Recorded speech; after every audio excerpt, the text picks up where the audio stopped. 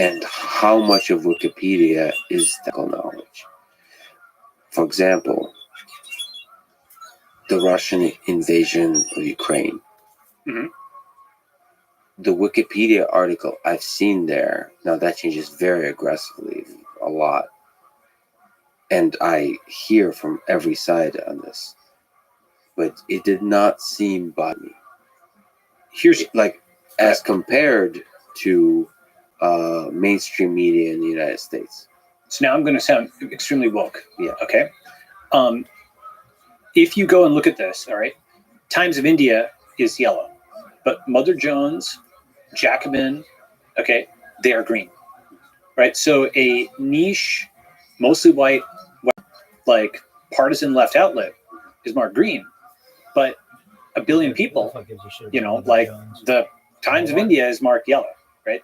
That's a structural bias towards Western media outlets and Western editors when much of the rest of the world hadn't gone online or whatever. I would just love to see, in terms of the actual article, what ideas are being censored, altered, shifted. Okay. I just think it's an open, I'm not sort of... so the edit logs are there. The edit logs are public. Yeah, okay, so it'd be fascinating. Yeah, is there a way to explore the way that narratives are shifted because of... Sure. So a very simple one is, if you were to pull all the edit logs of Wikipedia, you could see how many times are social media links disallowed. Okay. Like, first of all, think about it like this. How many, just the fact that social media is not allowed to like be cited on Wikipedia or inconsistent. You think that's a problem? It's a huge problem. You can't cite, let's say, Jeff Bezos' own tweet.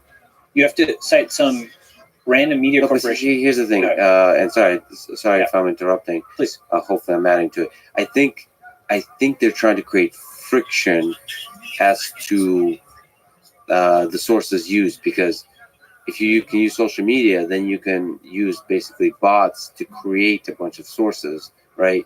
And then that you can almost automate the editor war, right? Like, here's the thing: is basically Wikipedia initially, said, "Oh, we'll only cite mainstream media as a way of boosting its credibility in the early 2000s."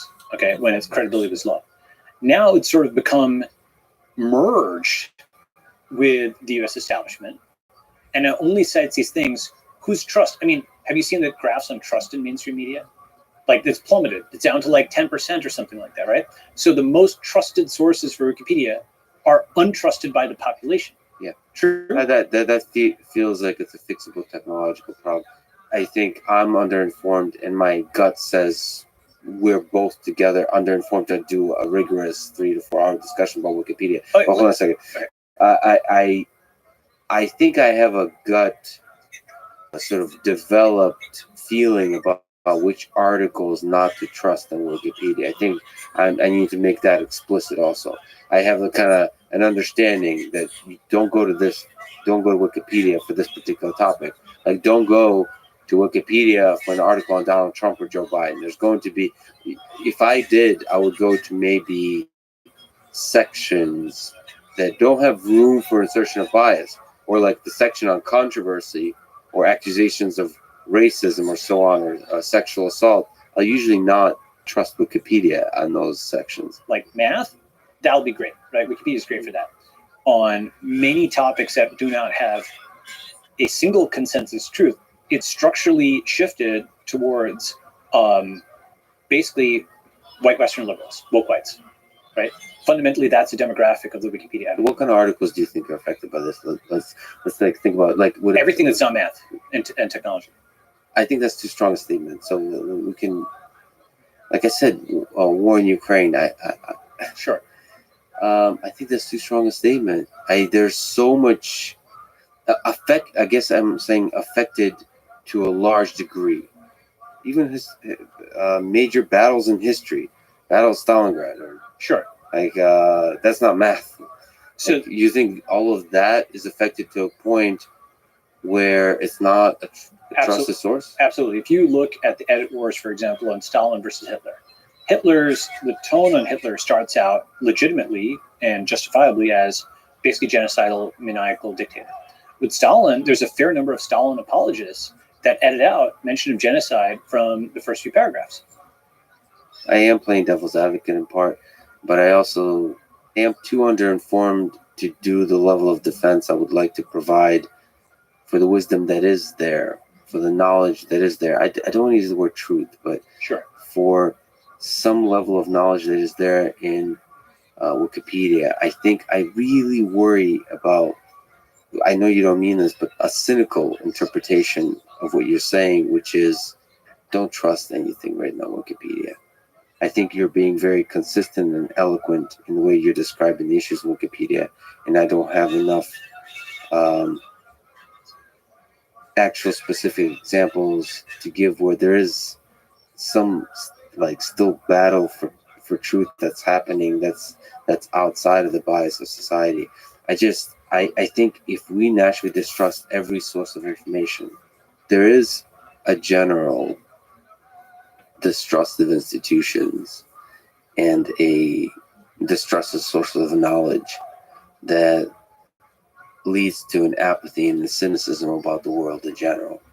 If you believe a lot of conspiracy theories, you basically tune out from this collective journey that we're on towards the truth. And that's like, if it's not even just Wikipedia. I just think Wikipedia was, at least for a time, and maybe I tuned out, maybe because I am too focused on computer science and engineering and mathematics. But to me, Wikipedia for a long time was a source of calm escape from the political battles of ideology. And as you're quite eloquently describing, it has become part of the battleground of political ideology. I just would love to know where the boundaries of that are. Glenn Greenwald has observed this. Lots of other folks, for example, I'm definitely not the only person who's observed that Wikipedia. Let me just state, because I'm sensing this, Sure. And because of your eloquence and clear brilliance here, that a lot of people are going to immediately agree with you. Okay. And this is what I am also troubled by. This is not you, Sure. but I often see that people will detect cynicism, especially when it is phrased as eloquent as yours, and will look at a natural dumbass like me and think that Lex is just being naive. Look at him trusting Wikipedia. Let me argue your side. Let me argue your side. Okay. Can you please do that, because you could do that better than me? No, Lex, I enjoy talking to you. And I'm doing devil's advocate a little Sure. bit, because I do really want to be. I am afraid about the forces that are basically editors of authority talking down to people and censoring information. Yeah. So let me first argue your side, and let me say something. Okay, which is what you are reacting to is, even those things I thought of as constants are becoming variables. Where is the terra firma? If we cannot trust anything, then everybody's it's anarchy and it's chaos. Like there's literally no consensus reality and anybody can say anything and so on and so forth, right? And I think that there's two possible deviations from, let's say that the mainstream, obviously people talk about like QAnon, for example, as like this kind of thing where people just make things up. They just go totally, quote, supply chain independent from mainstream media. And if mainstream media is a distorted gossamer of quasi-truth, these guys go to just total fiction as opposed to right? The alternative to QAnon is not Blue Anon, mainstream media, but Satoshi Anon, okay, which is an upward deviation, okay, not a downward deviation to say there is no such thing as truth, but rather the upward deviation is decentralized cryptographic truth, not centralized corporate or government truth. Okay. So how does the decentralization of Wikipedia look like? Great question. It's this concept of the ledger of record.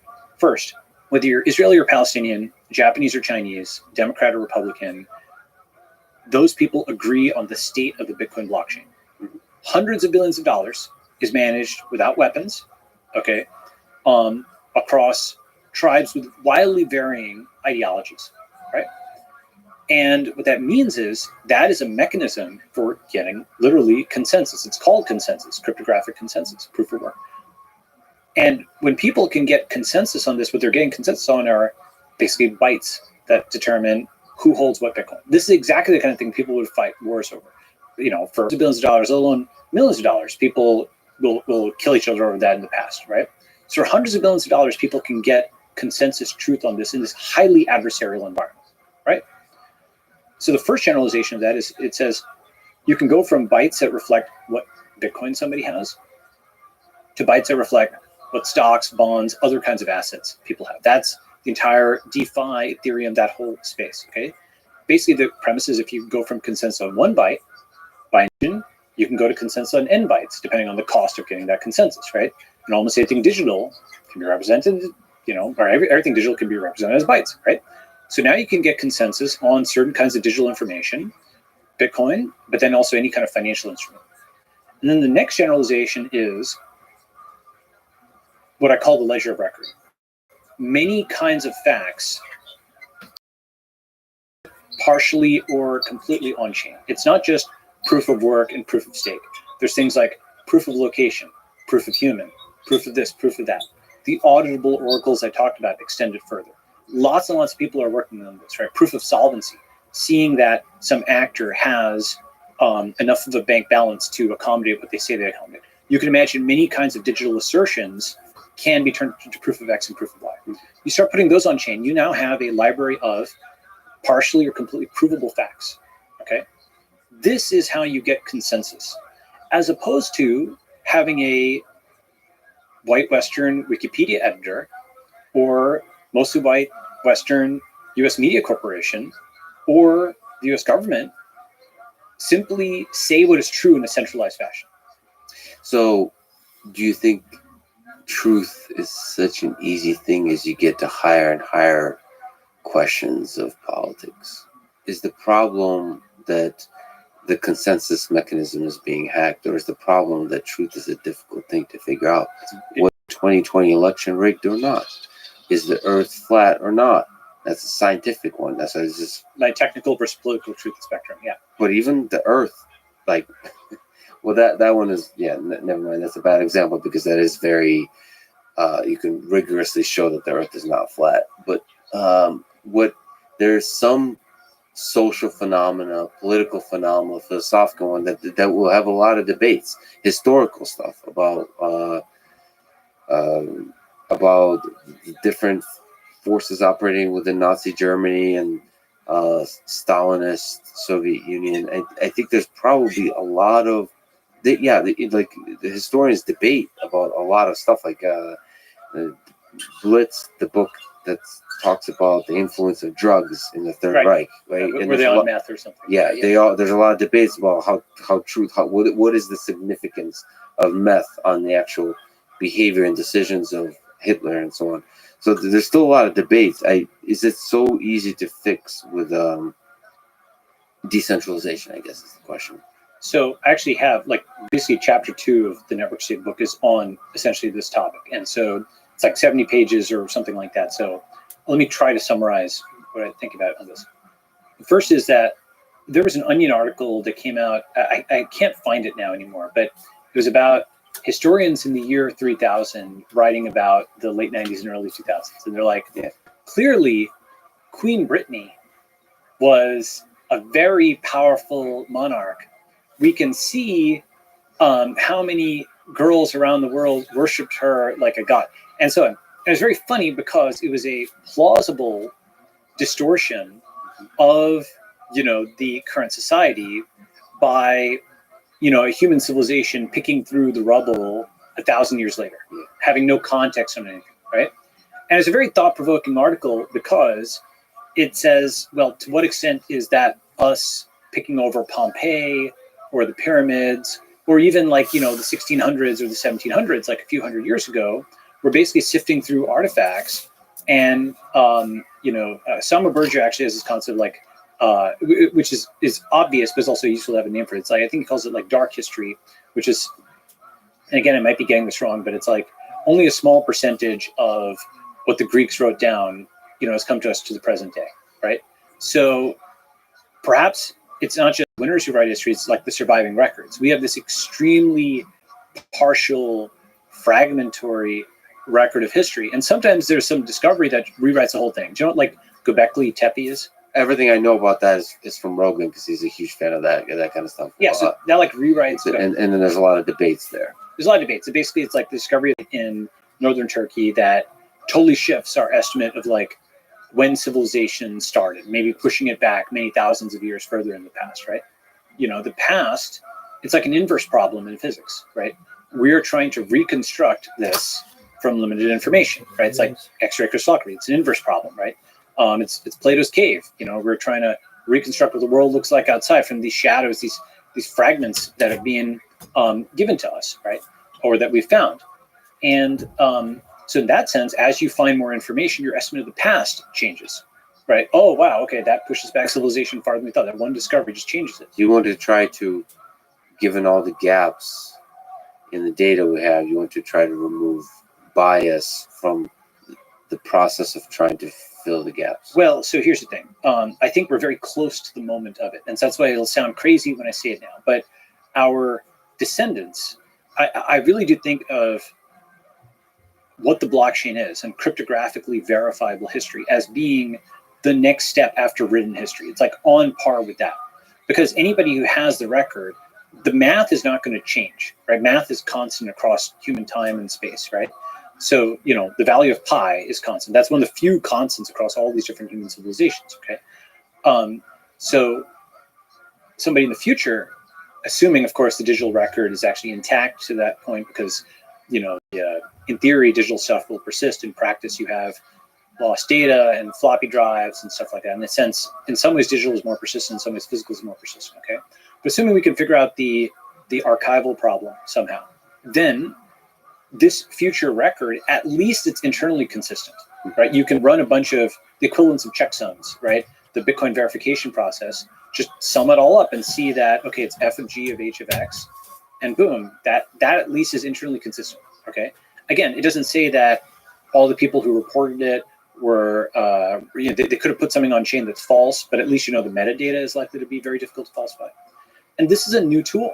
It's really a new tool in terms of a robust history that is expensive and technically challenging to edit and alter. And that is the alternative to the Stalin-esque rewriting of history by centralized power. Yeah, I'm going to have to do a lot of actually reading and thinking about, I'm actually, as you're talking, I'm also thinking about the fact that I think 99% of my access to Wikipedia is on technical topics. Because I basically use it very similarly to Stack Overflow. And even there, it doesn't have unit tests. For example, one thing, right? So one thing I remember, again, I might be wrong on this, but I recall that the Kelly criterion it's actually quite a useful thing to know. It's like how to optimally size your bets, okay?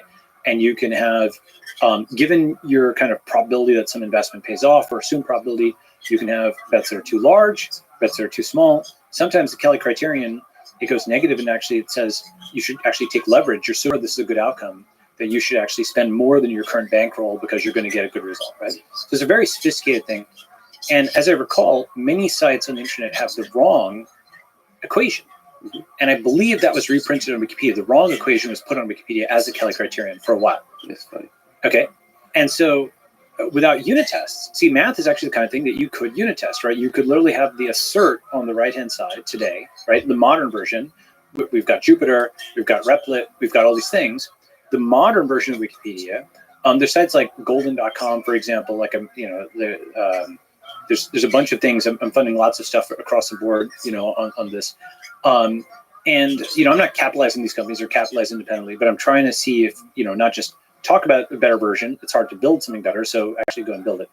And what you want is assertions that are actually reproduced. You don't just have the equation there. You have it written down in code. You can hit enter. You can download the page. You can rerun it. It's reproducible. Right? So the problem with that kind of reproducibility is that it adds friction. It's hard to put together articles that do that kind of stuff, unless you do an incredible job with UX and so on.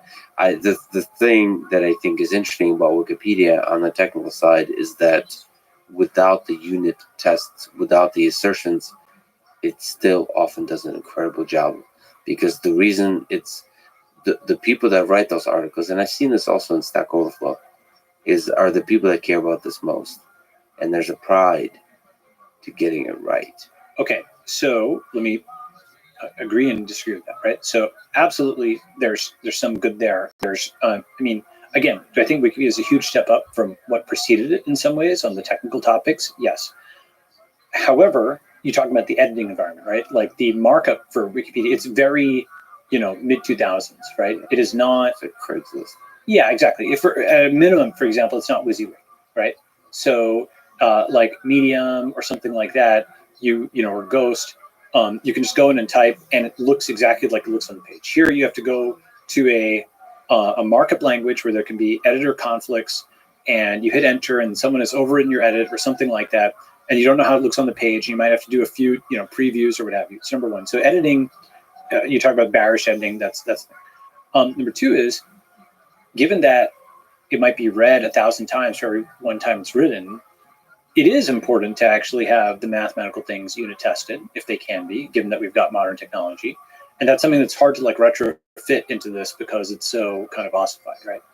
Right. There's the interface on every side for the editor, even just for the editor to check that say the editor wants to get it right, we want to make it really or not so easy, but easier to check their work. That's like right. Debugging, like a nice IDE for the that's exactly right. For the editing experience. That's right. And the thing about this is, as I said, because the truth is a global constant, but incorrectness, right? Go ahead. Every happy family. No, I love to think that truth will have a nice debugger.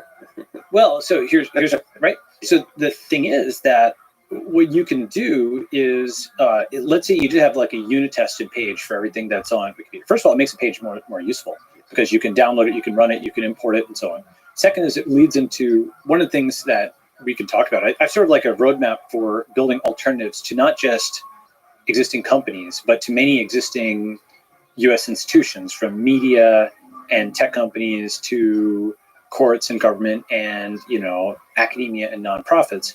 The Wikipedia discussion actually relates to how you improve on academia, right? And so academia right now, one of the big problems, this is kind of related to the, oh boy, okay, the current institutions, we don't have trust in them. Is that the answer to trust no one, right? And I think the alternative is decentralized cryptographic trust or verification. How does that apply to academia? First observation is we are seeing science being abused in the name of quote unquote science, okay? Capital S science is Maxwell's equations. That's a good one. That's a good one, right? Quote unquote science is a paper that came out last week. And the key thing is that capital S science, real science, is about independent replication, not prestigious citation. That's the definition. All the journal stuff, the professors, all that stuff is just a superstructure that was set on top to make experiments more reproducible.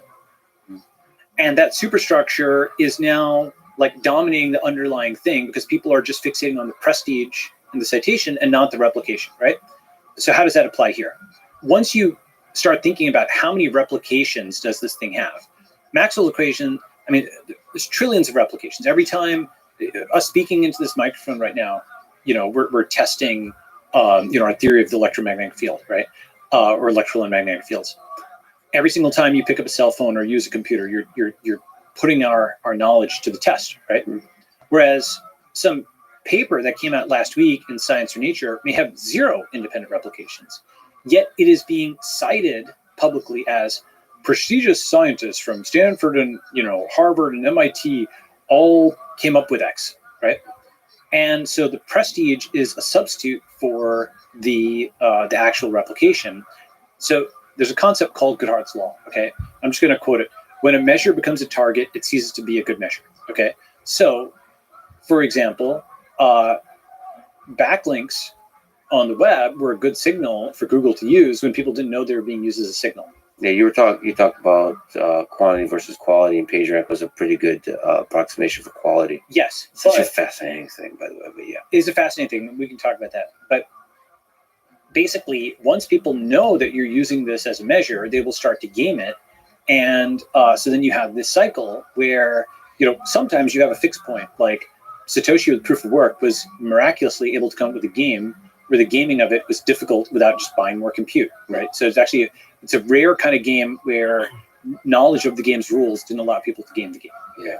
But a brilliant way to put it, yeah. really, Which is one of the reasons it's brilliant, is that it's you can describe the game and you can't mess with it. exactly. It's very hard to come up with something that's stable in this way. There's actually, on the meta point, there's a game where the rule of the game is to change the rules. Okay, it is. You mean human civilization or what? Yeah. It is called something. Gnomic. Okay. Nomic. Gnomic is a game where the rule of the game is to change the rules of the game. Yeah. At first, that seems insane. Then you realize that's Congress. Yeah. Right? Yeah. Literally, it is so meta because there are laws for elections that elect the editors of those laws, who then change the laws that get them elected with gerrymandering and other stuff, right? That's a bad way of thinking about it. The other way of thinking about it is this is what every software engineer is doing. You are constantly changing the rules by editing software and pushing code updates and so on, right?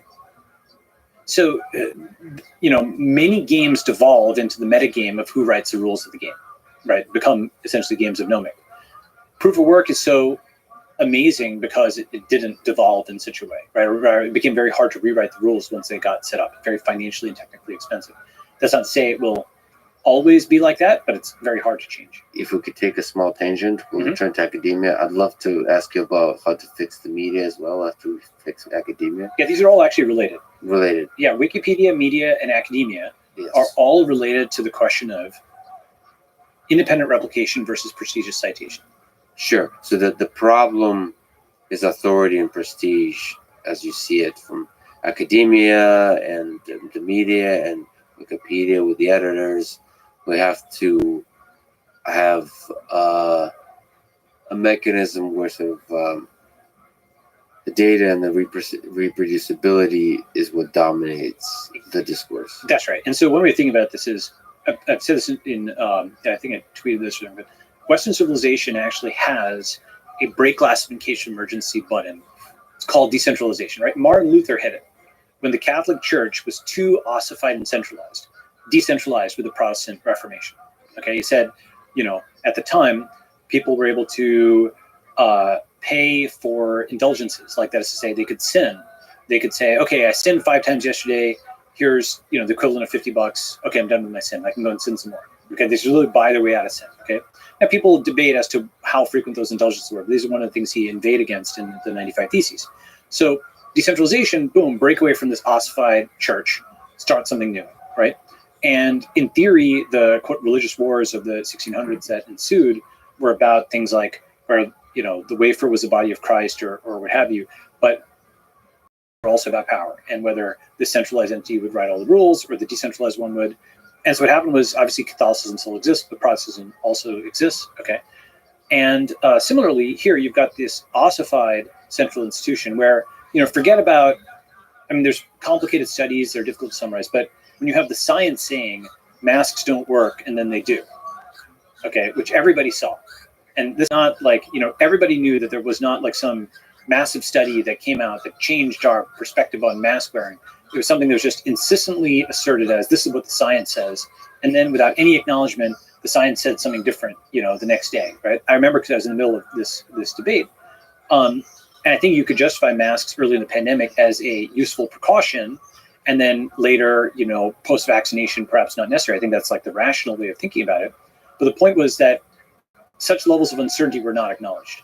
Instead, people, were basically lying in the name of science, and public policy wasn't public health; it was political health. Okay, so something like that, you're just spending down all the credibility of an institution for basically nothing. Okay, and so in such a circumstance, what do? Break glass, decentralized. What does that look like? Okay, so let me describe what I call crypto science. By analogy to crypto, just like there's fiat science, crypto science, right? Fiat economics. Okay, so in any experiment, any paper when it comes out, right? You can sort of divide it into the analog to digital and the purely digital. Okay, so the analog to digital is you're running some instruments, you're getting some data, okay, and then once you've got the data, you're generating figures and tables and text and a PDF from that data, right? Leave aside the data collection step for now. I'll come back to that, right? just the purely digital part. What does the ideal, quote, academic paper look like in 2022, 2023? First, there's this concept called reproducible research, okay? Reproducible research is the idea that the PDF should be regenerated from the data and code. Okay, so you should be able to hit enter and regenerate it. Why is this really important as a concept? John Clairbout and David Donahoe at Stanford 20 years ago pioneered this in stats because the text alone often doesn't describe every parameter that goes into a figure or something, right? You kind of sometimes just need to look at the code and then it's easy. And without that, it's hard, okay? So reproducible research means you regenerate the PDF from the code and the data. You hit enter, okay?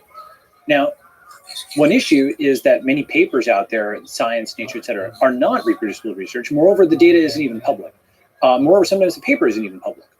The open access movement has been fighting this for the last 27 years. There's various levels of this, like green and gold open access, okay?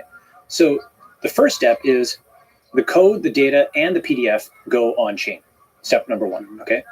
The second thing is once you've got, so you can, anybody who is, and that could be the Ethereum chain, it could be its own dedicated chain, whatever, okay? It could be something where there's just the URLs are on the Ethereum chain, it's stored on Filecoin, many different implementations, but let's call that on-chain problem, okay? Not just online, on-chain. When it's on-chain, it's public and anybody can get it. So that's first. Second is once you've got something where you can regenerate the code, or the PDF from the code and the data on-chain, guess what? You can have citations between two papers turn into import statements. Yeah, that's funny. That's cool, right? Very So cool. now you're not just getting composable finance, like DeFi, where you have like one interest rate calculator calling another. You have composable science. And now you can say this paper on this, especially in ML, right? You'll often cite a previous paper and its benchmark or its method, right? You're gonna want to scatter plot sometimes your paper, your algorithm versus theirs on the same data set.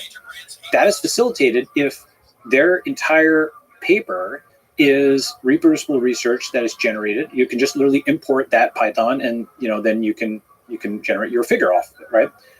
Moreover, think about how that aids reproducibility, because you don't have to reproduce in the literal sense every single snippet of code that they did. You can literally use their code, import it, okay? People start compounding on each other. It's better science, okay? Now, I talked about this, but actually there's a few folks who have been actually building this.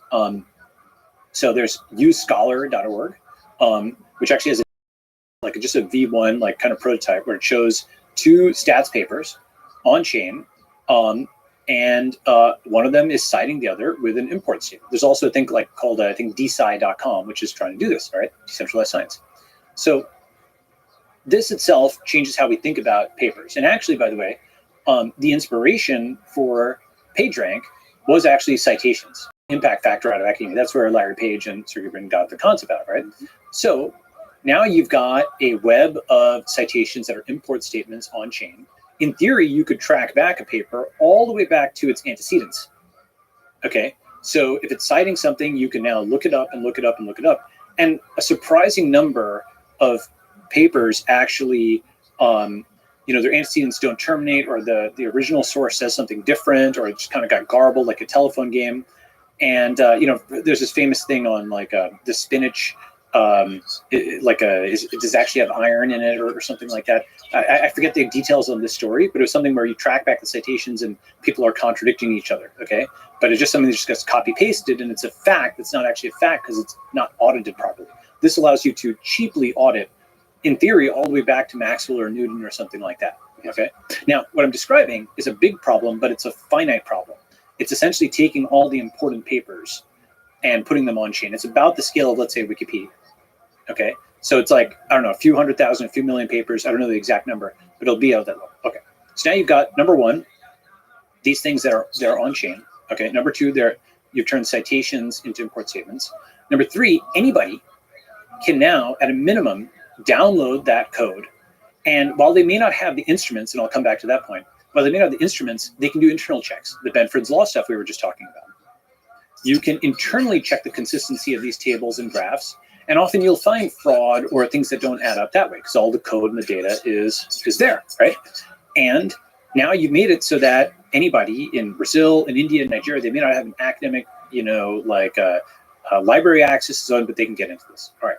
Now, how do you fund all of this? Well, good thing is crypto actually allows tools for that as well. Andrew Huberman and others have started doing things like with NFTs to fund their lab. I can talk about the funding aspect. There's things like researchhub.com, which are trying to issue tokens for labs. But a lab isn't that expensive to fund. Maybe it's a few $100,000, a few million a year, depending on where you are. Crypto does generate money. And so you can probably imagine various tools, whether it's tokens or NFTs or something like that, to fund. Finally, what this does is it is not QAnon, right? It is not saying don't trust anybody. Neither is it just trust the centralized academic establishment. Instead, it's saying trust because you can verify, because we can download things and run them. The crucial thing that I'm assuming here is the billions of supercomputers around the world that we have, all the MacBooks and iPhones that can crank through lots and lots of computation. So everything digital, we can verify it locally, okay? Now, there's one last step, which is, I mentioned the instruments, right?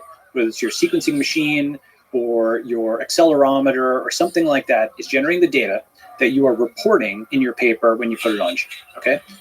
Basically, you think that's the analog to digital interface. We can cryptofy that too. Why? For example, an Illumina sequencing machine has an experiment manifest. And when that's written to, there's a website called NCBI, National Center for Biotechnology Information.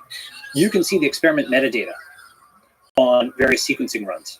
It'll tell you what instrument and what time it was run and who ran it and so on and so forth, okay? What that does is allows you to correct for things like batch effects. Sometimes you will sequence on this day and the next day, and maybe the humidity or something like that makes it look like there's a statistically significant difference between your two results, but it was just actually batch effects, okay? What's my point? Point is, if you have a crypto instrument, you can have, various hashes and stuff of the data as a chain of custody for the data itself that are streamed and written on chain that the manufacturer can program into this. For anything that's really, and you might say, well, boy, that's overkill, right? I'm saying actually not. You know why?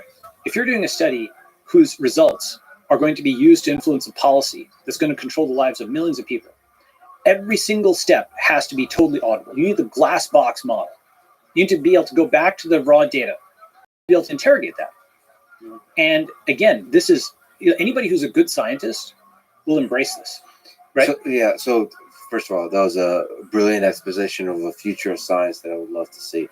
The pushback I'll provide, which is not really a pushback, is like what you describe is so much better than what we currently have, that I think a lot of people would say any of the sub steps you suggest are already going to be a huge improvement. So even just sharing the code, yes, or sharing the data, you said like I think it would surprise people how often it's hard to get data. It is like the actual data or specifics or a large number of the parameters. Not you'll share like one or two parameters that were involved with running the experiment. You won't mention the machines involved, except maybe at a high level, but the versions and so on, the dates when the experiments were run, you don't mention any of this kind of stuff. Right.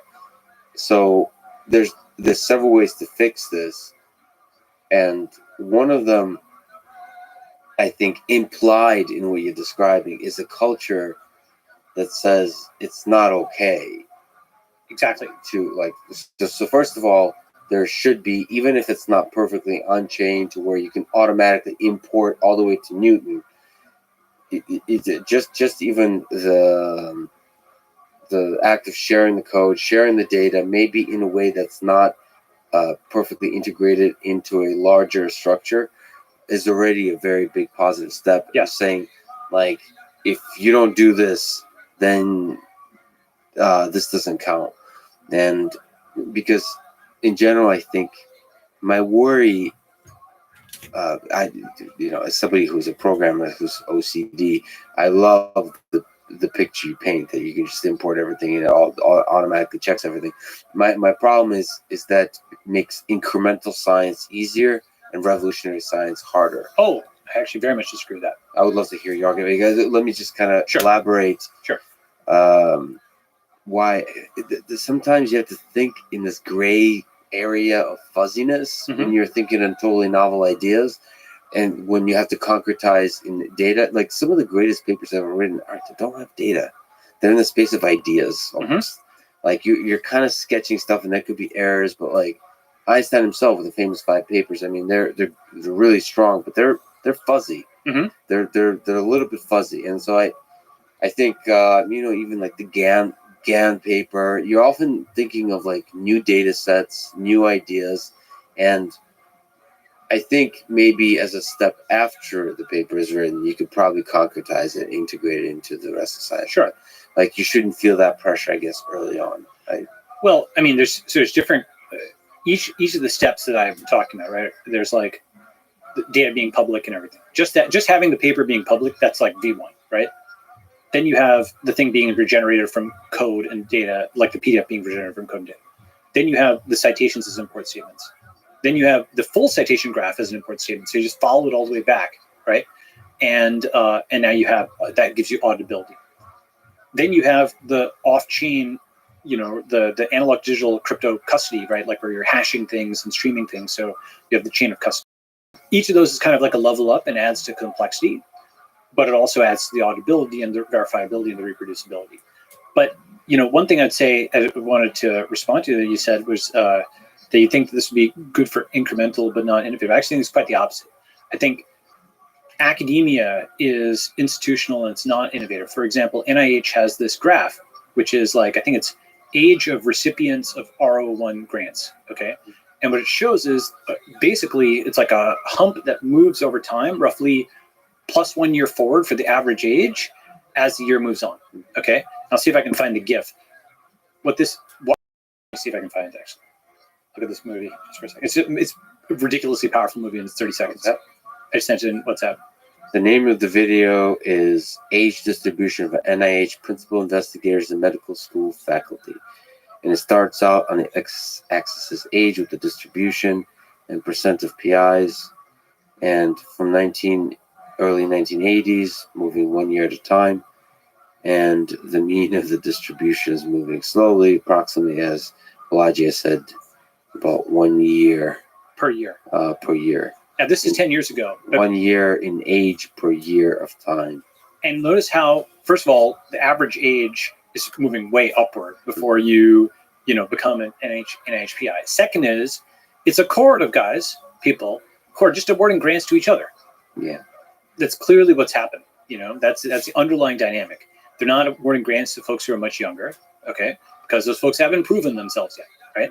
So it is this is what happens when you get prestigious citation rather than independent replication. The age just keeps creeping up. And this was 10 years ago, and it's gotten even worse. It's become even more gerontocratic, even more hidebound, right? And so the thing is, the structures that Vannevar Bush and others set up, the entire post-war science establishment, one thing I'll often find is people will say, Balaji, the government hath granted us the internet and self-driving cars and space flight and so on. How can you possibly be against the U.S. government? Kneel and repent for its bounty, And really, the reason they don't say it quite in that way, but that's really the underpinning kind of thing, because they've replaced God with GOV. They really think of the U.S. government as God. The conservative will think of the U.S. government as like the all-powerful military abroad, and the progressive will think of it as the benign, all-powerful, like nurturing parent at home. Okay, but in this context, they're like, how come you, as some tech bro, could possibly think you could ever do basic science without the funding of the U.S. government? Has it not developed all basic science, right? And the answer to this is actually to say, well, what if we go further back than 1950? Did science happen before 1950? Well, I think it did. Bernoulli and Maxwell and Newton, were they funded by NSF? No, they weren't, right? Were aviation, railroads, automobiles, gigantic, industries that arose and that both were stimulated by and stimulated development of pure science? Were they funded by NSF? No, they were not, right? Therefore, NSF is not a necessary condition for the presence of science. Neither is even the United States. Obviously, a lot of these discoveries, Newton was before, I believe is before the American. Oh, let me find the exact. It's actually less old than people think. Okay, so Newton died 1727, right? So I knew that, it was like in the 1700s. So Newton was before the American Revolution, right? Obviously, that meant huge innovations could happen before the U.S. government, before NIH, before NSF, right? which means they are not a necessary condition. Number one, that itself is crucial because a lot of people say the government is necessary for basic science. It is not necessary for basic science. It is one possible catalyst. And I would argue that mid-century, it was okay because mid-century was the time when the middle of the centralized century. 1933, 1945, 1969, you have Hoover Dam, you have the Manhattan Project, you have Apollo. That generation was acclimatized to a centralized U.S. government that could have great things, partly because technology favored centralization going into 1950 and then started favoring decentralization going out of it. I've talked about this in the book. Sovereign Individual has talked about this, but very roughly, you go up into 1950 and you have mass media and mass production and just centralization of all kinds, giant nation states slugging it out on the world stage. You go out in 1950 and you get cable news and personal computers and the internet and mobile phones and cryptocurrency, and you have the decentralization. And so this entire centralized scientific establishment was set up at the peak of the centralized century, and it might have been the right thing to do at that time, but is now showing its age. And it's no longer actually geared up for what we have.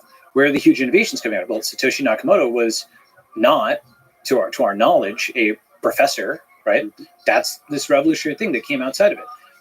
Early in the pandemic, there was something called project-evidence.github.io, which accumulated all of the evidence for the coronavirus possibly having been a lab leak, when that was a very controversial thing to discuss, right? Alina Chan, to her credit, Matt Ridley and Alina Chan have written this book, on whether the coronavirus was a lab leak or not. I think it's plausible that it was. I can't say I'm 100% sure, but I think it is a hypothesis worthy of discussion, okay? Though, of course, it's got political overtones. Point being that the pseudonymous online publication of project-evidence.github.io happened when it was taboo to do so. So we're back to the age of pseudonymous publication where only the arguments can be argued with. The person can't be attacked, okay? This is actually something that used to happen in the past, like, there's a famous story where Newton solved a problem. Someone said, I know the lion by his claw or something like that, right? People used to do pseudonymous publication in the past so that they would be judged on part by their scientific ideas and not the person themselves, right? And so I do disagree that this is the incremental stuff. This is actually the innovative stuff. The incremental stuff is going to be the institutional gerontocracy that's academia, where it's like, do you know who I am? I'm a Harvard professor. I think I agree with everything you said, but I'm not going to get stuck on technicalities. Sure. Because I think I was referring to your vision of data sets and importing code. Sure. And so that forces just knowing how code works. It forces a structure, and structure usually favors incremental progress. Like if you fork code, you're not going to, it decentivizes revolution. You want to go from scratch. Okay, so I understand your point there. Yeah. Okay, and I also agree that some papers like Francis Crick on the Claustrum or others are theoretical. They're more about like where to dig than the data itself and so on and so forth, right? So I agree with that. Still, I don't, the counter argument is rather than 1,000 people reading this paper to try to rebuild the whole thing and do it with errors, when they can just import, they can more easily build upon what others have done, right? Oh, yeah. And so the paper should be forkable. Well, yeah. So here's why. Python has this concept of batteries included for the standard library, right? Because it lets you just import, and just get to work, right? That means you can fly. Whereas if you couldn't do all those things and you had to rewrite string handling, you would only be able to do incremental things. Libraries actually allow for greater innovation. That's my counter. I think you create, I think that paints a picture. I hope that's a picture that fits with science. It certainly does. It fits with code. I just wonder how much of science can be that, which is you import, how much of it is possible to do that. Certainly for the things I work on, you can, which is the machine learning world, all the computer science world. But whether you can do that for, all right, you can think biology seems to, yes, I think so. Chemistry, I think so. And then you start getting weird stuff like psychology, which some people don't even think is a science. No, just love for my psychology friends. I think as you get farther and farther away from things that are like hard technical fields, it starts getting tougher and tougher and tougher to have like Well, importable code. okay, so let me give the strong form version, right? Mhm. So there's a guy who I think is a great machine learning guy, creator of actually Keras, who he disagrees with me on, Francois Chilly. Yeah, he's been on this podcast twice. Yeah, Okay, great. So he I disagrees. disagree with him on all that stuff. Yes, me too. I think we have mutual respect. Follow each other on Twitter or whatever. I Right? think he does respect and like you. Here's something which I totally agree with him on. And he actually got like trolled or attacked for this, but I completely agree. Within 10, 20 years, nearly every branch of science will be, for all intents and purposes, a branch of computer science. Computational physics, computational chemistry, computational biology, computational medicine, even computational archaeology, realistic simulations, big data analysis, and ML everywhere. That to me is incredibly obvious. Why? First of all we're doing every day is PDFs and data analysis on a computer, right? And so every single one of those areas can be reduced to the analog to digital step, and then it's all digital. Then you're flying, you're in the cloud, Did right? he put a date? Did he say how long? Or 10 to 20 years, this thing. 10 to 20 years. I mean, I think arguably it's already there, right? And here's the thing. You were saying, well, you might drop off when you hit psychology or history. Actually, I think it's the softer sciences that are going to harden up. Why? One of the things I talk about a lot in the book is, for example, with history, the concept of crypto history makes history computable. One way of thinking about it is, remember my Britney Spears example, right? Where Queen Britney, right? Yeah. Okay. So at first it's kind of a funny thing to say a computer scientist's term for history is the log files. Mhm. Until we realized that what would a future historian, how would they write about the history of the 2010s? Well, a huge part of that history occurred on the servers of Twitter and Facebook. So now you go from like a log file, which is just the individual record of like one server's action, to a decade worth of data on literally billions of people. All of their online lives, like arguably, that's why I say that's like actually what the written history was of the 2010s, was this giant digital history. As we go to the 2020s and the 2030s, more of that is going to move from merely online to on-chain and then cryptographically verifiable. So that soft subject of history becomes something that you can calculate things like Google Trends and Ngrams and stuff like that. Yes, beautifully put. Then I would venture to say that Donald Trump was erased from history when he was removed from Twitter and many social platforms, and all his tweets were gone. Yeah, someone who has an archive of it, but yeah, I understand your point. Yeah, well, as the flood of data about each individual increases, censorship, it becomes much more difficult to actually have an archive of stuff. But yes, for important people like a president of the United States, yes. Let me on that topic ask you about Trump. You were considered for a position as FDA commissioner in the Trump administration. And I think in terms of the network state, in terms of the digital world, one of the seminal acts in the history of that was the banning of Trump from Twitter.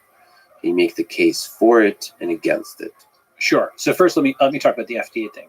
So I was considered for a senior role at FDA, but I do believe that, and this is a whole topic, we can talk about the FDA. I do believe that just as it was easier to create Bitcoin than to reform the Fed, right? Reforming the Fed basically still hasn't happened, right? So just as it was easier to create Bitcoin than to reform the Fed, it will literally be easier to start a new country than the FDA. Mm-hmm. It may take 10 or 20 years. I mean, think about Bitcoin, it's only about 13 years old, right? It may take 10 or 20 years to start a new network state with a different biomedical policy. But that is how we get out from this, perhaps the single worst thing in the world, which is harmonization, regulatory harmonization. Can you describe regulatory harmonization? Regulatory harmonization is a mechanism by which US regulators impose their regulations on the entire world. So basically you have a monopoly by US regulators. This is not just the FDA, it is SEC and FAA and so on and so forth. And for the same reason that a small company will use Facebook login, they will outsource their login to Facebook. A small country will outsource their regulation to the USA, okay, with all the attendant issues. Because, I mean, you know the names of some politicians. Can you name a single regulator at the FDA? No, right? Yeah, they will brag on their website that they regulate, I forget the exact numbers, I think it's like 25 cents out of every dollar, something along those lines, okay? It's like double digits, okay? That's a pretty big deal. And the thing about this is, people will talk about, quote, our democracy and so on. But many of the positions in, quote, our democracy are actually not subject to democratic accountability. You have tenured professors, and you have tax-exempt colleges. You have the Sulzbergers at the New York Times who have dual-class stock. You have, a bunch of positions that are out of the reach of the electorate, and that includes regulators who have career tenure after just a few years of not necessarily even continuous service. So they're not accountable to the electorate. They're not named by the press.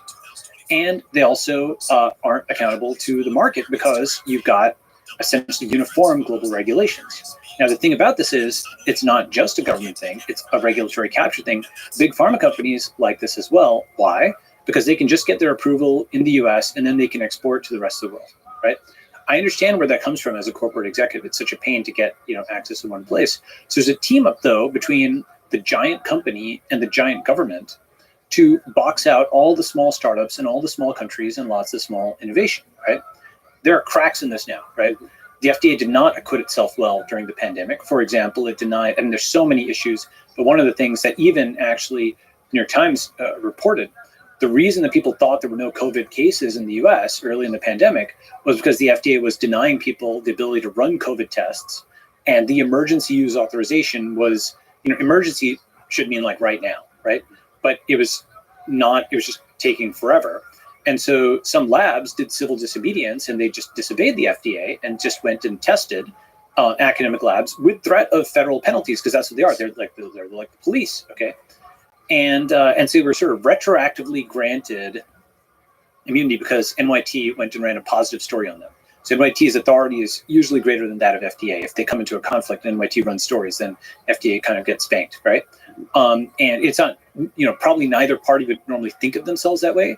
But if you look at it, when NYT goes and runs stories on a company, it names all the executives and they get all hit.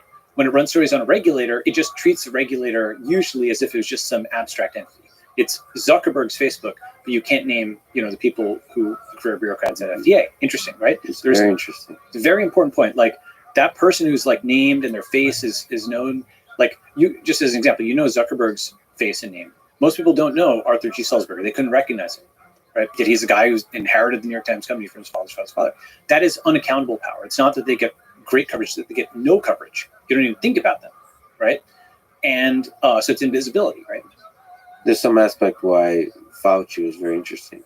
Because He was public facing. In my recent memory, there's not been many science policy.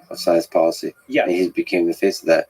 And as there's some of it is meme, which is basically saying that he is science, or to some people represent science. But or quote unquote science or whatever. The positive aspect of that is that there is accountability when there's a face like that. Right, but you can also see the Fauci example shows you why a lot of these folks do not want to be public, because they enter a political, and media minefield. I'm actually sympathetic to that aspect of it. What I'm not sympathetic to is the concept that in 2022, that the unelected, unfireable, anonymous American regulator should be able to impose regulatory policy for the entire world. We are not the world of 1945. It is not something where these other countries are even consciously consenting to that world. Just as, give an example, there's this concept called challenge trials. Okay, the Moderna vaccine was available very, very early in the pandemic. You could just synthesize it from the sequence, and challenge trials would have meant that people who were healthy volunteers, okay, they could have been soldiers, for example, of varying ages, who are there to take a risk, their lives for their country potentially. Okay, it could have been just healthy volunteers, not necessarily soldiers, just patriots of whatever kind in any country, not just the US.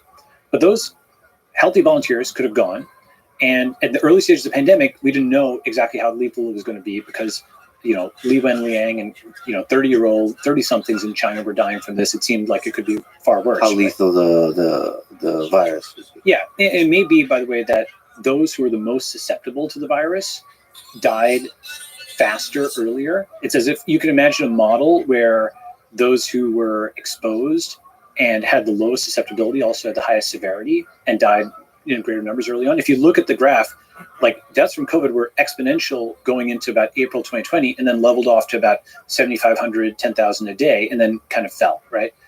But it could have gone to 75,000 at the beginning. So we didn't know how serious it was. So this would have been a real risk that these people would have been taking. But here's what they would have gotten for that. Basically, in a challenge trial, somebody would have been given the vaccine and then exposed to the virus and then put under observation. And then that would have given you all the data, because ultimately the synthesis of the thing, I mean, yes, you do need to scale up synthesis and manufacturing and what have you. But the information of whether it worked or not and was safe and effective, and like that could be gathered expeditiously with volunteers for challenge trials. Do you think there would be a large number of volunteers? Absolutely. What's the concern there? Is there an ethical concern of taking on volunteers? Well, so let me put it like this. Had we done that, we could have had vaccines early enough to save the lives of like a million Americans, especially seniors and so on, okay? Soldiers and more generally first responders and others, I do believe there's folks who would have stepped up, to take that risk. The heroes walk among us. Yes. Yeah, that's right. Like if military service is something which is a ritualized thing, people are paid for it, but they're not paid that much. They're really paid in honor, and in duty and patriotism.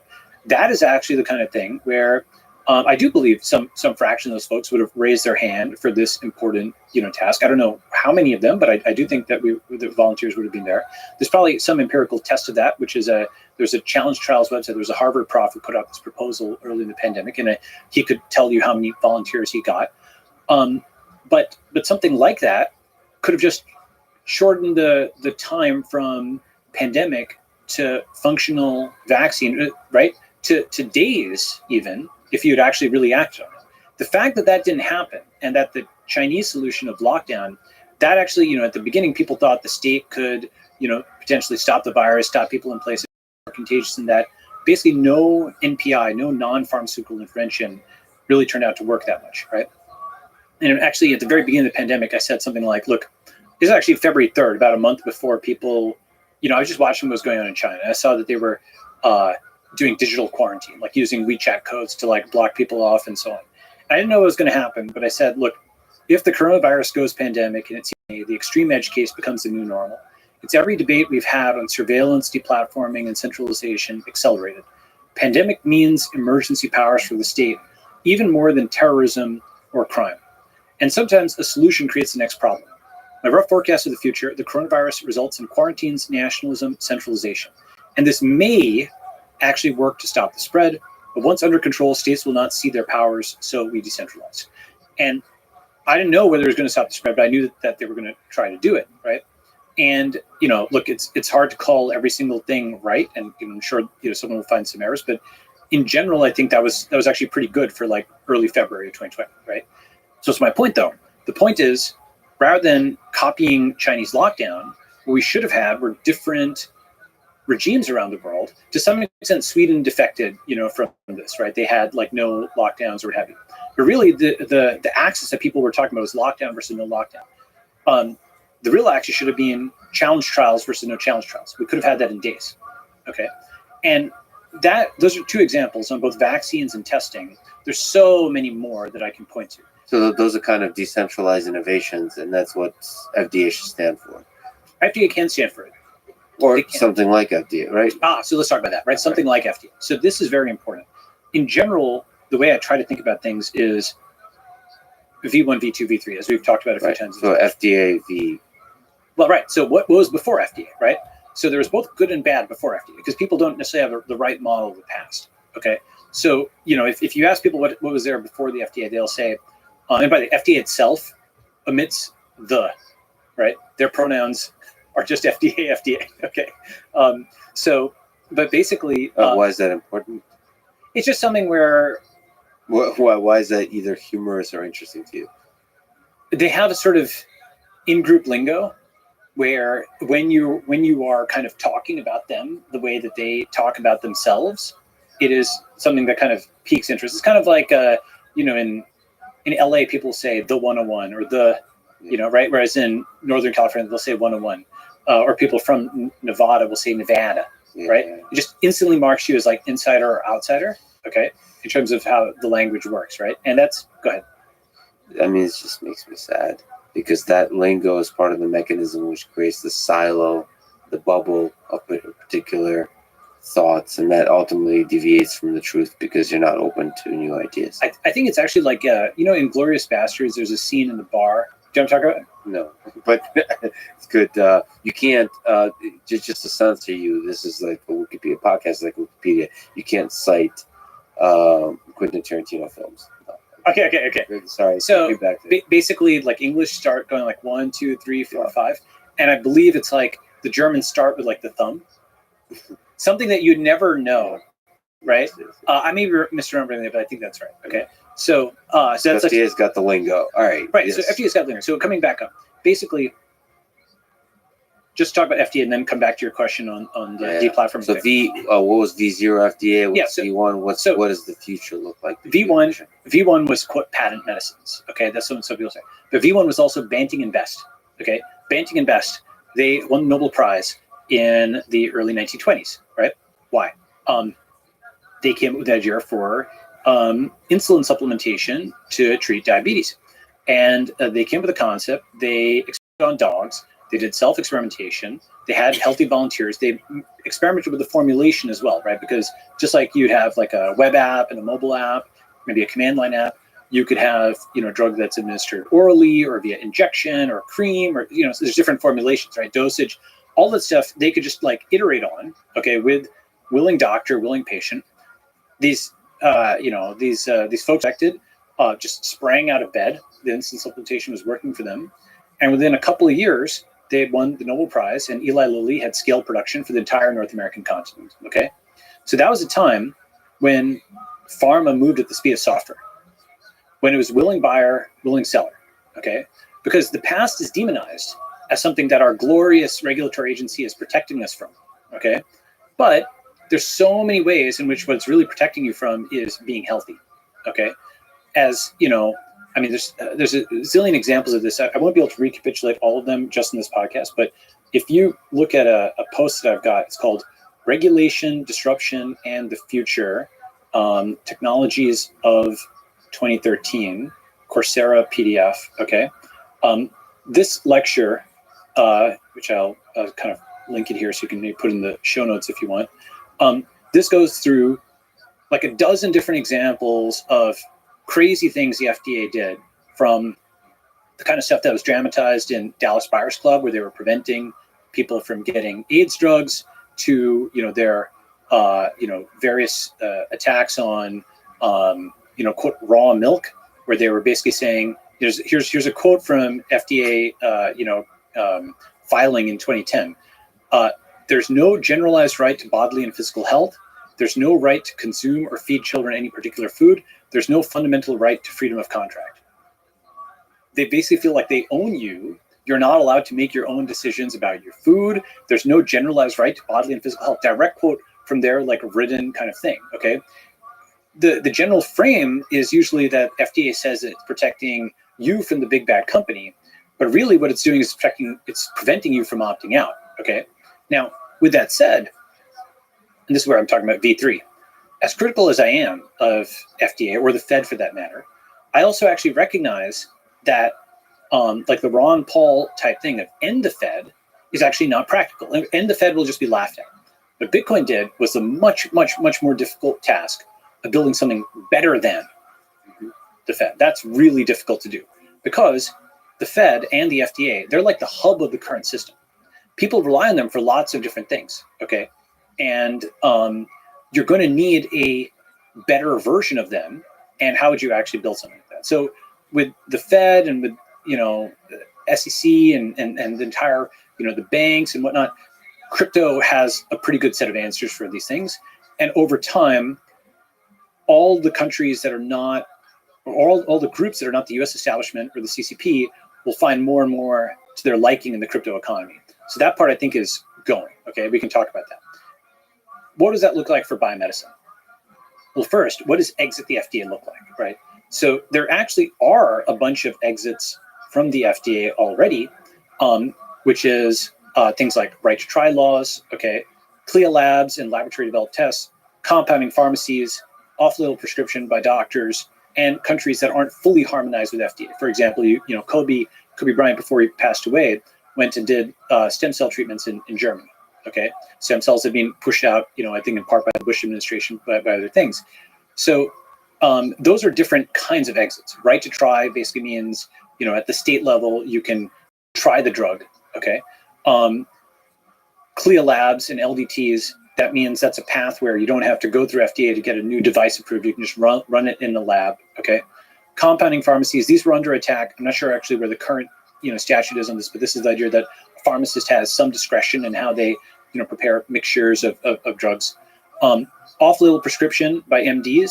So MDs have enough luck in the system that they can kind of push back on FDA. And off-label prescription is the concept that a drug that's approved for purpose A can be prescribed for purpose B or C or D without going through another whole new drug approval process. And then countries that aren't harmonized, right? So those are like 5 different kinds of exits from the FDA on different directions. So first, those exits exist. So for those people who are like, oh my God, we're all going to die, or he's going to poison us with non-FDA approved things or whatever, right? Like those exits exist. You've probably actually used tests or treatments from those. You don't even realize that you have, right? So it hasn't killed you, number one. Number 2 is actually testing for safety. There's safety, efficacy, and like comparative. Safety is it's actually relatively easy to test for. There's very few drugs that are like, there's TGN-1412. That's a famous example of something that's actually really dangerous to people, right, with an early test. So those do exist, just acknowledge they do exist. But in general, testing for safety is actually not that hard to do, okay? And if something is safe, then you should be able to try it, usually, okay? Now, what does that decentralized FDA look like? Well, basically, you take individual pieces of it, and you can often turn them into vehicles. And this is like 50 different startups. Let me describe some of them. First, have you got any drugs or something like that recently? I mean, like prescribed drugs, prescription drugs? And it was like, now that you clarify, the answer is no. Yeah. No. Prescribed drugs, no. Okay, so not long. Maybe antibiotics a long time ago, maybe, but right. No. So you know how you have like a sort of like a wadded up chemistry textbook, the package insert that goes in yes, right? Yes. Okay. Wadded up chemistry textbook. I love it. That's what it is, right? What a terrible user interface. We don't usually think of it that way.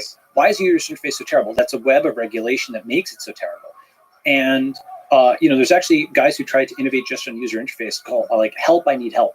That was like the name of the Nice. company a while back. And it was trying to explain the stuff in plain language, okay? Just on user interface, you can innovate.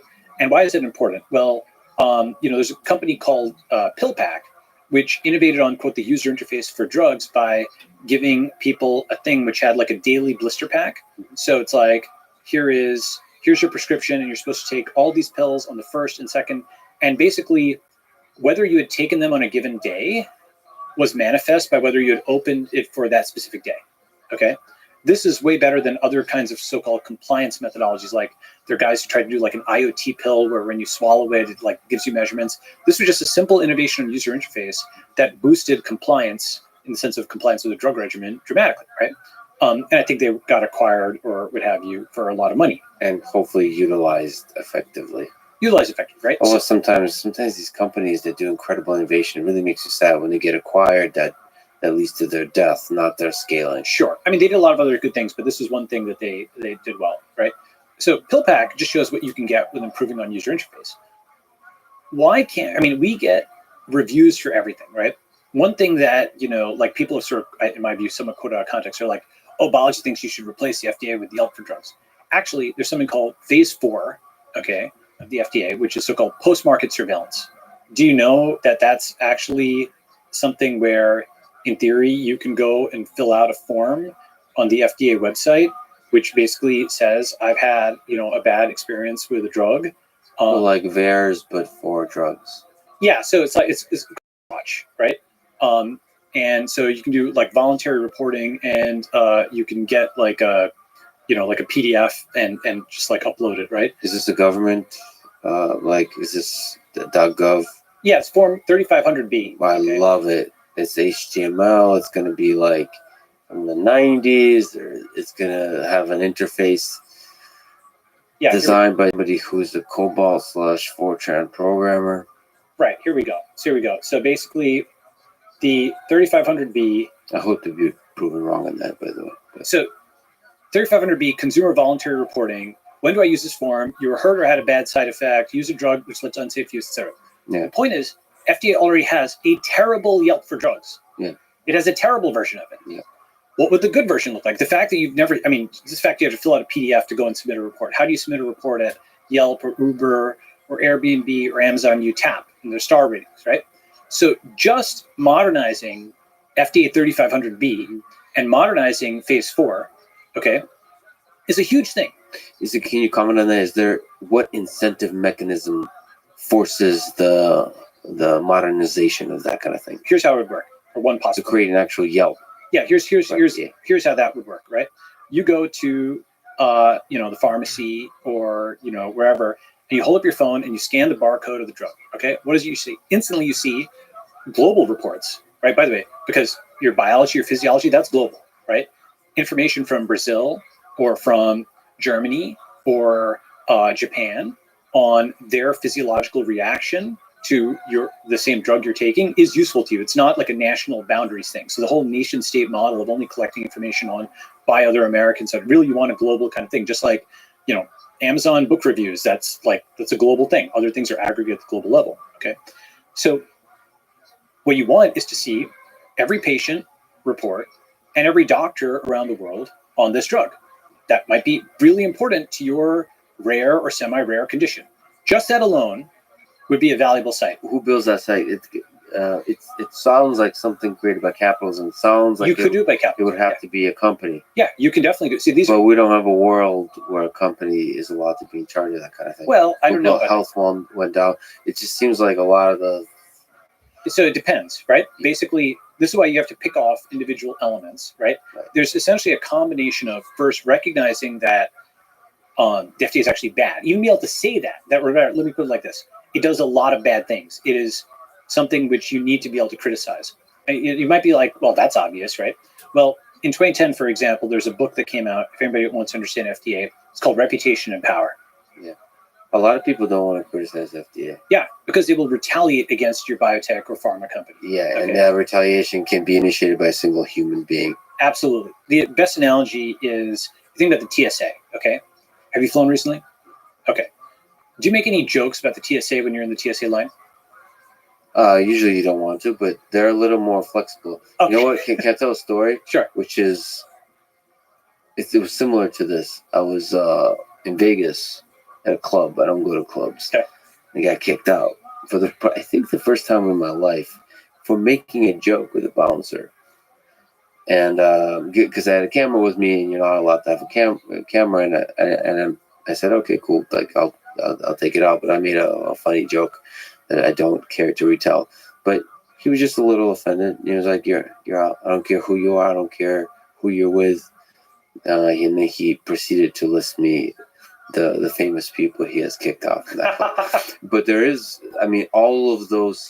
The reason I made the joke is I sensed that there was an entitlement to this particular individual, like where the authority has gotten to his That's head. my authority. Yeah, Right. I almost wanted to poke at that. Right. And I think the poking the authority, I quickly learned the lesson. Well, not you. I have now been rewarded with the pride I feel for having poked authority, but now I'm kicked out of the club that would have resulted in a fun night with friends and so on. Instead, I'm standing alone crying in Vegas, which is not a unique Vegas experience. Sure. It's actually a fundamental Vegas experience. But that, I'm sure that basic human nature happens in the FDA as well. That's exactly right. So just like with the TSA, just to extend the analogy, when you're in line at the TSA, Yes. right, you don't want to miss your flight. That could cost you hundreds of dollars. And so you comply with absolutely ludicrous regulations like, 3-ounce bottles. Well, you know what? You can take an unlimited number of 3-ounce bottles and you can combine them into a 6-ounce bottle through the terrorist technology called mixing. Yep. Okay? Yep. Advanced, Yes. right? And the thing about this is everybody in line, actually some fairly high, let's say call it influence or net worth or whatever, people fly, right? Millions and millions and millions of people are subject to these absolutely moronic regulations. It's all what, I think security theater is Schreier's term, right? A lot of people know this term. So millions of people are subject to it. It costs untold billions of dollars in terms of delays and whatnot. If you just walk up, right? It irradiates people. And this is another FDA thing, by the way. This is an FDA TSA team up, okay? in 2010, the TSA body scanners, there were concerns expressed, but when it's a government-to-government thing, see, a .com is treated with extreme scrutiny by FDA. When it's another .gov, well, they're not trying to make a profit, so they kind of just wave them on through, okay? So these body scanners were basically like applied to millions and millions of people, and this huge kind of opt-in experiment. It's almost, I think it's quite likely, by the way, that if there was even a slightly increased cancer risk, that the net, morbidity and mortality from those would have outweighed the deaths from terrorism or whatever that were prevented, right? You can work out the numbers, but you can just get the math under reasonable assumptions. It's probably true.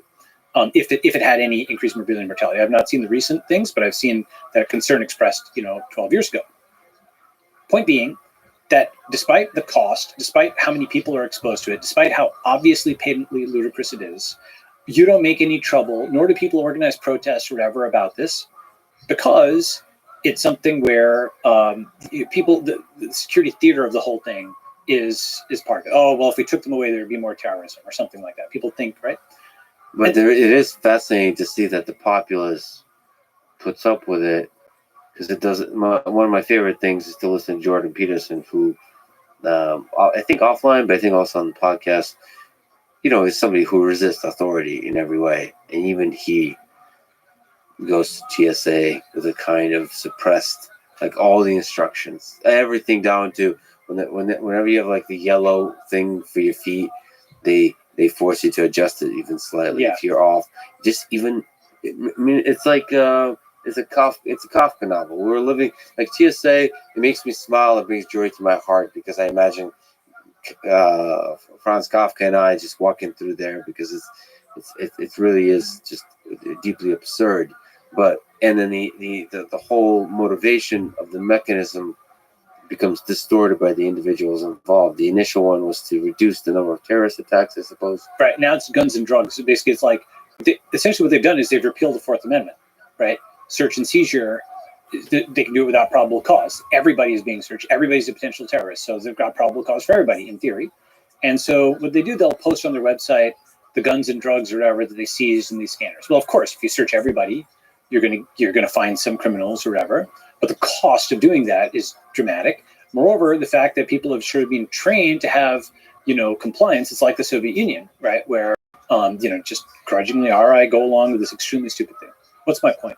The point is, this is a really stupid regulation that has existed in plain sight of everybody for 20 years. We're still taking off our shoes, okay, because some shoe bomber, whatever number of years ago, okay? All of this stuff is there, as opposed to, there's a zillion other things you could potentially do, different paradigms for airport security, but now apply that to FDA. Just like a lot of what TSA does is security theater, arguably all of it. A lot of what FDA does is safety theater. The difference is there's far fewer people who go through the aperture. They're the biotech and pharma CEOs, okay? So you don't have an understanding of what it is to deal with that, number one. Number two is the penalty is not a few $100s of missing your flight. It is a few $1 million or tens or hundreds of millions of dollars for getting your company subject to the equivalent of a retaliatory wait time. Just like that bouncer threw you out, just like the TSA officer, if you make a joke or, they can just sit you down and make you lose your flight, right? So too, can the FDA just silently impede the approval of something and choke you out financially because you don't have enough runway to get funded, right? So just impose more wait time. Guess what? We want another 6 months. Data is going to take another 6 months. Your company doesn't have the time, you die, right? If you live, you have to raise a round at some dilutive valuation, and now the price gets jacked up on the other side. That's the one thing that can give, by the way, in this whole process. When you push out timelines from days to get a vaccine approved or a vaccine evaluated rather via challenge trials to months or years, the cost during that time it just increases nonlinearly, right? Because you can't iterate on the product. All the normal observations, if it takes you 10 years to launch a product versus 10 days, what's the difference in terms of your speed of iteration, your cost, et cetera, right? So this is part of it's not the only thing. There's other things. There's AMA and CPT, there's other things. But this is one of the things that jacks up prices in the US medical system, okay? So now you have something where these CEOs, they're going through this aperture. They can't tell anybody about it, because if you read Reputation and Power, okay, I'm gonna just quote this because it's an amazing, amazing book, right? It's written by a guy, Daniel Carpenter, who's a smart guy, but he's an FDA sympathizer. He fundamentally thinks it's like a good thing or what have you.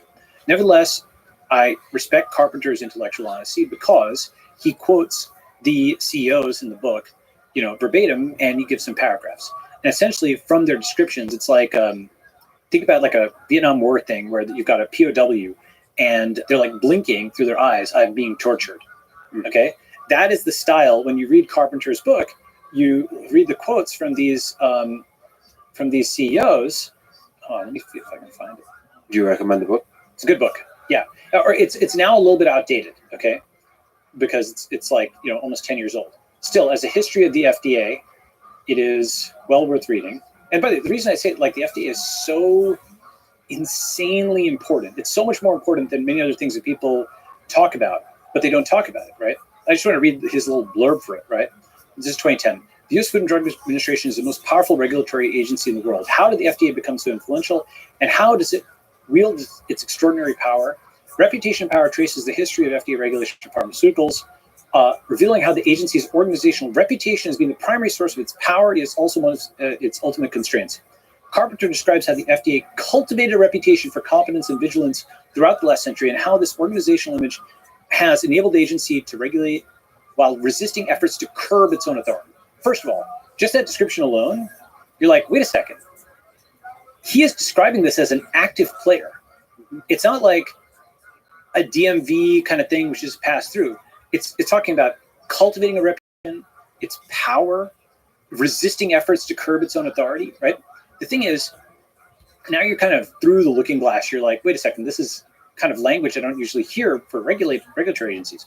The thing is, the kind of person who becomes the CEO of a giant company, what do they want to do? They want to expand that company. They want to make more profit. Similarly, the kind of person who comes to run an agency or one of the subunits, that person wants to expand its ambit. Okay. By the way, is that always obvious? And sorry to interrupt, but for the CEO of the company, I know that the philosophical ideal of capitalism is you want to make the thing more profitable, but we're also human beings. Do you think there's some fundamental aspect to which we want to do a lot of good in the world? Sure, but the fiduciary duty will push people to get the ambitious, the profit maximizing expansionist CEO is selected for, right? Basically, they believe, crucially, they're not just, this is important, they're not just, some of them are Grand Theft Auto, make as much money as possible, but they believe in the mission, okay? They've come to believe in the mission, and that is the person who's selected. Chomsky actually had this good thing, which is like, I believe that you believe what you believe, but if you didn't believe what you believe, you wouldn't be sitting here. Right. So they select for the kind of people that are able to make a lot of money, and in that process, those people are able to construct a narrative that they're doing good, even though what they were selected for is the fact that they can make a lot of money. Yeah, and they may actually be doing good, but the thing is, with CEOs, we have a zillion images in television and media movies of the evil corporation and the greedy CEO. We have some concept of what CEO failure modes are like. Okay. Now, when have you ever seen an evil regulator? Can you name a fictional portrayal of an evil regulator? Can you name an evil CEO? Yeah, tons. a lot. But that's so interesting. I'm searching for a deeper lesson here. You're right. I mean, there is portrayals, especially in sort of authoritarian regimes or the Soviet Union, where there's bureaucracy, Chernobyl. You can kind of see within that there's the story of the regulator, but it's not as plentiful, and it also often doesn't have a face to it. It's almost like bureaucracy is this amorphous thing that results, any one individual you see, they're just obeying somebody else. There's not a face to it of evil. That's right. The evil is the entire machine. That's right. That's what I call the school of fish strategy, by the way. It's something where you are an individual and you can be signaled out, but there's more accountability for one person's bad tweets than all the wars in the Middle East, right? Because it's a school of fish. Yeah. Right? So if the establishment is wrong, if the bureaucracy is wrong, they're all wrong at the same time. Who could have known? Whereas if you deviate, then you are a deviation who can be hammered down. Okay? Now, the school of fish strategy is unfortunately very successful because, truth is whatever. If you just always ride with the school of fish and turn when they turn and so on, unless there's a bigger school of fish that comes in, you basically can never be proven wrong, right? And this is actually, of course, someone who believes in truth and believes in, innovation and so on, just physiologically can't ride with a school of fish. You just have to say what is true or do what is true, right? Still, you've described correctly, how it's faceless, right? So I will give two examples of fictional portrayals of evil regulators. One is actually the original Ghostbusters. Okay. Did not expect that one, but yes. Yeah, so the EPA is actually the villain in that, where they flip a switch that lets out all the ghosts in the city. And essentially the guy is coming in with a head of steam as this evil regulator that's just totally arrogant, doesn't actually understand the private sector or the consequences of their actions. And they force and crucially, they bring a cop with them with a gun. So it shows that a regulator is not simply, some piece of paper, but it is the police, right? And that cop with the gun forces the Ghostbusters to release the statement, and the whole thing spreads. Yeah. The second example is Dallas Buyers Club, which is more recent. And that actually shows the FDA blocking a guy who with a life-threatening illness, with AIDS, from getting the drugs to treat his condition and from getting it to other people, right? Those are just two portrayals. But in general, what you find is when you talk about FDA with people, one thing I'll often hear from folks is why would they do that? Right? They have no mental model of this. They kind of think of it as, why would this thing, which they think of as sort of the DMV, they don't think of the DMV as this active thing, okay? Why would the FDA do that? Well, it is because it's filled with some ambitious people that want to keep increasing the power of the agency, just like the CEO wants to increase the profit of the company, right? I use that word ambit, right? Why ambit? Because these folks we know the term greedy, right? These folks are power hungry. They want to have the maximum scope. And sometimes regulatory agencies collide with each other, right? Even though FDA is under HHS, sometimes it collides with HHS and they've got regulations that conflict. For example, HHS says everybody's supposed to be able to have access to their own medical record. FDA didn't want people to have access to their own personal genomes. That conflicts, okay? And both of those are kind of anti-corporate statutes that were put out, with HHS's thing being targeted at the hospitals and FDA being targeted at the personal genomics companies, but those conflicted, right? It's a little bit like CFTC and SEC have a door jam over who will regulate cryptocurrency, right? Sometimes regulators fight each other, but they fight each other. They fight companies. They're active players. This Reputation and Power book, the reason I mention it is, I'm going to see if I can find this quote. So let me see if I can find this quote. Reputation and Power, Organizational Image and Pharmaceutical Regulation at the FDA. So Genentech's executive, G. Kirk Robb, right? Robb would describe regulatory approval for his products as a fundamental challenge facing his company, and he would depict the administration in a particularly vivid metaphor. I've told the story hundreds of times to help people understand the FDA. When I was in Brazil, I worked on the Amazon River for many months selling terramycin for Pfizer. I hadn't seen my family for 8 or 9 months. They were flying into Sao Paulo, and I was flying down from some little village on the Amazon to Manaus and then to Sao Paulo. I was a young guy in his 20s. I couldn't wait to see the kids. One of them was a year-old baby. The other was 3. I missed my wife. There's a Quonset hut in front of just a little dirt strip with a single-engine plane flying into Manaus. I roll up, and there's a Brazilian soldier there. The military revolution happened literally the week before. So this soldier is standing there with his machine gun, and he said to me, "You can't come in." I was speaking pretty good Portuguese by that time. I said, "My God, my plane, my family, I got to come in." He said again, "You can't come in." I said, "I got to come in." And he took his machine gun, took the safety off, and pointed at me and said, "You can't come in." And I said, "Oh, now I got it. I can't go in there." And that's the way I always describe the FDA. The FDA is standing there with a machine gun against the pharmaceutical industry. So you better be their friend rather than their enemy. They are the boss. If you're a pharmaceutical firm, they own you body and soul. Okay, that's the CEO of a successful company, Genentech. Mm-hmm. He said he's told the story hundreds of times, and regulatory approval is a fundamental challenge facing his company, because if you are regulated by FDA, they are your primary customer. If they cut the cord on you, you have no other customers. And in fact, until very recently, with the advent of social media, no one would even tell your story. It was assumed that you were some sort of, corporate criminal that they were protecting the public from, that you were going to put poison in milk, like the melamine scandal in China. I'm not saying those things don't exist, by the way, they do exist. That's why people are they can immediately summon to mind all the examples of corporate criminals, right? That's why I mentioned those fictional stories, those templates.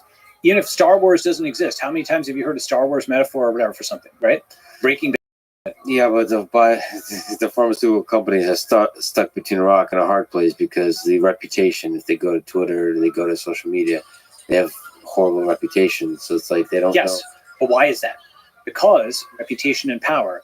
FDA beat down the reputation of pharma companies, just like EPA helped beat down the reputation of oil companies.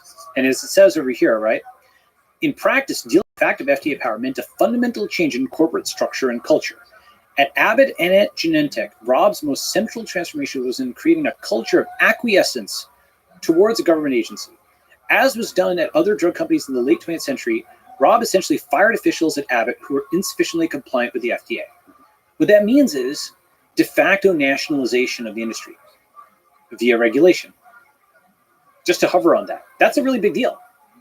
Because if their primary customer is this government agency, then it has nationalized it just indirectly, right? This is partially what's just happened with Microsoft, Apple, Google, Amazon, the other MAGA, okay?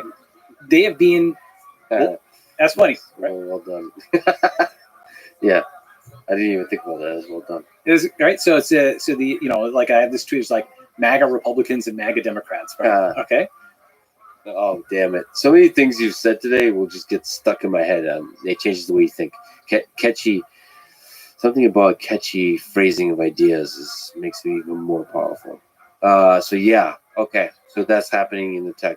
It's happening in tech. So Facebook is the outlier because Zuck still controls the company. But just like, I mean, why had tech had a good reputation for a while? Because there wasn't a regulatory agency whose justification was regulating these corporate criminals, right? Once that is the case, the regulatory agency basically comes back to Congress each year. And if you look at its budget approvals, it's saying, we find this many guys, we found this many violations, right? They have an incentive to exaggerate the threat in the same way that a prosecutor or, policeman has a quota, right? Like, these are the police. One way I describe it also is like, like a step-down transformers. You have high voltage electricity that's generated at the power plant, and it comes over the wires, and then there's step-down transformers that turn it into a lower voltage that you can just deal with out of your appliances, right? Similarly, you have something where the high voltage of like the US military or the police, and that is transmitted down into a little letter that comes in your mailbox saying, pay your $50 parking ticket, where it's a piece of paper, so you don't see the gun attached to it. But if you were to defy that, it's like Grand Theft Auto, where you get 1 star, 2 star, 3 stars, 4 stars, 5 stars, and eventually, you have some serious stuff on your hands, okay?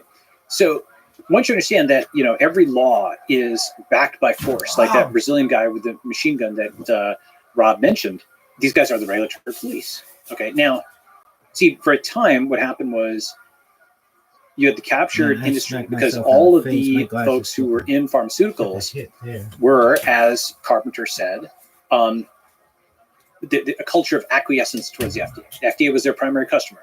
So just like, in a sense, it's rational.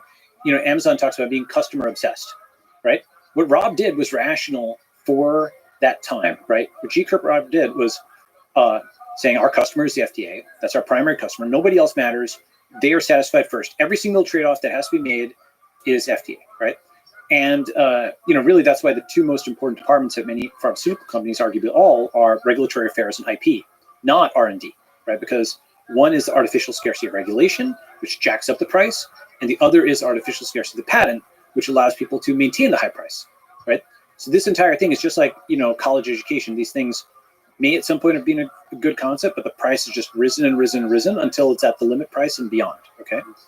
So what has changed? What's changed is in the 2010s, the late 2000s and 2010s and so on, with the advent of social media, with the advent of a bunch of millionaires who are independent, with the advent of Uber and Airbnb, right? With the advent of cryptocurrency, with the diminution of trust in institutions, it used to be really taboo to even talk about the FDA as potentially bad in 2010, 2009, okay?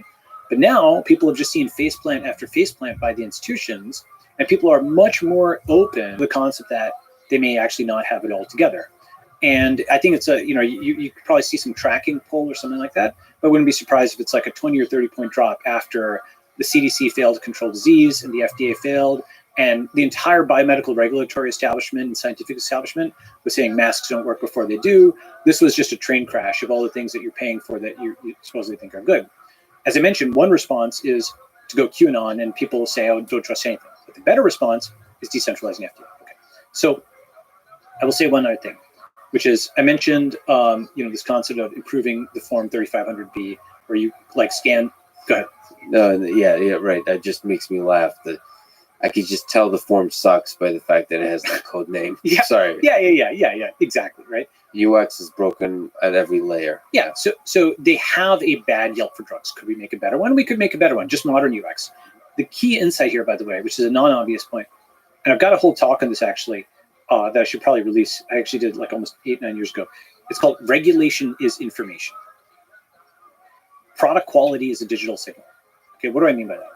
Basically, when I talk about exit the Fed, that's the crypto economy, right? What does exit the FTA look like? Well, one key insight is that many of the big scale tech companies can be thought of as cloud regulators rather than land regulators. What do I mean by that? Well, first, what is regulation? People do want a regulated marketplace. They want A, quality ratings, like on a 1 to 5 star scale, and B, bans of bad actors, like the 0-star frauds and scammers and so on. And these are distinct, right? Somebody who's like a low quality but well-intentioned person is different than a smart and evil person. Those are two different kinds of failure modes you could have in a marketplace, right? Why is it rational for people to want a regulated marketplace, especially for health? Because they want to pay essentially one entry cost, and then they don't have to evaluate everything separately where they may not have the technical information to do that, right? You don't want to go to Starbucks and put a dipstick into every coffee to see if it's poisoned or something like that. You sort of want to enter a zone where you know things are basically good, and you pay that one diligence cost on the zone itself, right? Whether it's a digital or physical zone, and then the regulator's taking care of it, and they've baked in the regulatory cost into some subscription fee of some kind, right? So the thing is, the model we've talked about is the land regulator of a nation state in a territorially bounded thing. But the cloud regulator, what's a cloud regulator? That is Amazon star ratings, that's Yelp, that is eBay, that is Airbnb, that is Uber and Lyft, and so on and so forth. It's also actually Gmail and Google. Why? Because you're doing spam filtering, and you are doing ranking of emails with priority inbox, right? With Google itself, they ban malware links, right? So the bad actors are out, and they're ranking them, right? How about Apple, the App Store, right? They ban bad actors and they do star ratings. When you start actually applying this lens, PayPal, they've got a reputation there. Every single web service that's at the scale of like tens of millions or hundreds of millions of people has had to build a cloud regulator. And the crucial thing is it scales across borders. So you can use the data from Mexico to help somebody in Moldova or vice versa, right? Because it's fundamentally international, right? Those ratings, you have a network effect. And there's another aspect to it, which is these are better regulators than the land regulators. For example, Uber is a better regulator than the taxi medallions. Why? Every ride is GPS tracked. There's ratings on both the driver and the passenger side. Both parties, know that payment can be rendered in a standard currency, right? If you have below a certain star rating on either side, you get deplatformed and so on to protect either a rider or a driver, and on, right? What does that do? Think about how much better that is than taxi medallions. Rather than a 6-month or annual inspection, you have report every single rider. Okay. Before Uber, it was the taxi drivers and taxi regulators were in a little monopoly locally. Okay, because they were the persistent actors in the ecosystem. Taxi riders had nothing in common, didn't even know each other. Some, New York, some guy gets in a taxi, another guy, they had no way to communicate with each other. So the persistent actors in the ecosystem were the regulators and the drivers, and they had this cozy kind of thing, and medallion prices just kept going up, and this was this sort of collaboration on artificial scarcity. Afterwards, with Uber and Lyft and other entrants, you had something interesting, a different kind of regulator driver fusion. If you assume regulatory capture exists and lean into it, Uber is the new regulator, and Uber drivers are the drivers. Lyft is the competing regulator, and Lyft drivers are the new drivers. Okay, so you have a regulator-driver fusion versus another regulator-driver fusion. You no longer have a monopoly; you have multiple parties. Okay, you have a competitive market. This is the concept of like polycentric law, right? Where you have multiple different legal regimes in the same jurisdiction overlapping that you can choose between with a tap of a button, right? All these concepts from like libertarian theory, like polycentric law or catalytic, all these things are becoming more possible now that the internet has increased microeconomic leverage. and because that exit is now possible. Now, you may argue, oh, well, Lyft and Uber, they're not profitable anymore. And there's two different criticisms of them. One is, oh, they're not profitable, or, oh, they're charging too much. And I think part of this is because of certain kinds of, the regulatory state has caught up to try to make them uncompetitive. For example, they don't allow people in some states to identify themselves as independent contractors, even if they are part-time, okay? There's various other kinds of rules and regulations. In Austin for a while, Uber was even banned, what have you, right? Net, though, like Uber, Grab, Gojek, Lyft, Didi, like ride sharing as a concept is now out there. And whatever the next version is, where it's self-driving, like while it's like a very hard-fought battle and the regulatory state keeps trying to push things back into the garage, this is a fundamentally better way of just doing regulation of taxis. Similarly, Airbnb for hotels. I mean, it's basically the same thing, okay? And now, Airbnb could use competition. I think that it would be good to have, like competition for them, and there are other kinds of sites opening up. But the fundamental concept of the cloud regulator now, let's apply it here. Once you realize regulation is information, the way you would set up a competitor to FDA or SEC or FAA or something like that is you just do better reviews. You just start with that. That's pure information. You're under free speech. That's like still, the most defended thing. Literally just publishing reviews. And not just reviews by any old person. It turns out that FDA typically will use expert panels. Where there's expert panels, it's like professors from Harvard or things like that. So what that is this concept of a reputational bridge. What you want to do is you want to have folks who are, let's say, biotech entrepreneurs, or they're profs like Sinclair or what have you. You do want to have the reviews of the crowd, okay? But you also want to have, especially in medicine, you want to have the reviews of experts of some kind. So there's going to be defectors from the current establishment. Okay, just like, there are profs who defected from computer science academia to become Larry and Sergey and whatever, they weren't profs, they were grad students, right? In the same way, you'll have defectors who have the credentials from the old world, but can build up, just like there's folks from Wall Street who have come into cryptocurrency and helped legitimate it, right? Just like there's folks who left Sulzberger to come to Substack, okay? We have these folks who, by defecting, they help. And then they're also supplemented by all this new talent coming in, right? That combination of things is how you build a new system. It's not completely by itself, nor is it trying to reform the old. It's some fusion, okay? So in this new system, who do you have? You have like the most entrepreneurial and innovative MDs. You have the most entrepreneurial and innovative professors. And you have the founders of actual new products and stuff. And they are giving open source reviews of these products. And they're also building a community that will say, look, we want this new drug, or we want this new treatment, or we want this new device, and we're willing to crowdfund 10,000 units. So please give us the thing, and we'll write a very fair review of it, and we'll also all evaluate it as a community and so on. So you turn these people from just passive patients into active participants in their health. That's a community part, and they've got the kind of biomedical technical leadership there. Now, what is the kind of prototype of something like this? Something like VitaDAO is very interesting. Things like Molecule DAO are very interesting. It'll start with things like longevity, right? And why is that? Because the entire model of FDA, this 20th century model, is wait for somebody to have a disease and then try to cure them, okay? Versus, saying an ounce of prevention is worth a pound of cure, right? Why are we not actually tracking folks and getting a constant dashboard on yourself so you can see whether things are breaking? And then you deal with it just like you've got server uptime things. You don't wait necessarily for the site to go down. You start seeing, oh, response rates are spiking. We need to add more servers, right? You have some warning, okay? Even 10 years ago, there's this article called The Measured Man in The Atlantic, where this guy, physicist, Larry Smarr, okay? What he was doing is he was essentially doing a bunch of measurements on himself.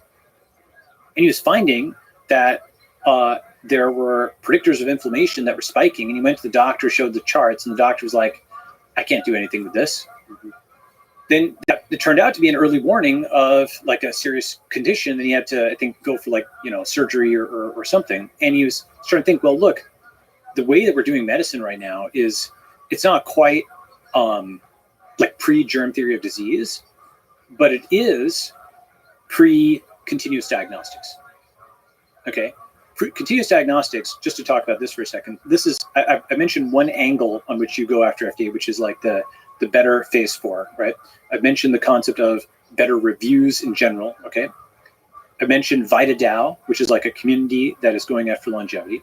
Let's talk about continuous diagnostics. So basically, we know better what is going on in Bangalore or Budapest than in our own body. That's actually kind of insane to think about. This stuff that, it's all the way on the other side of the world, 10,000 miles away, but, a few millimeters away, you don't really know what's going on, right? And that's starting to change with all the quantified self devices, the hundreds of millions of Apple Watches and Fitbits and stuff, right?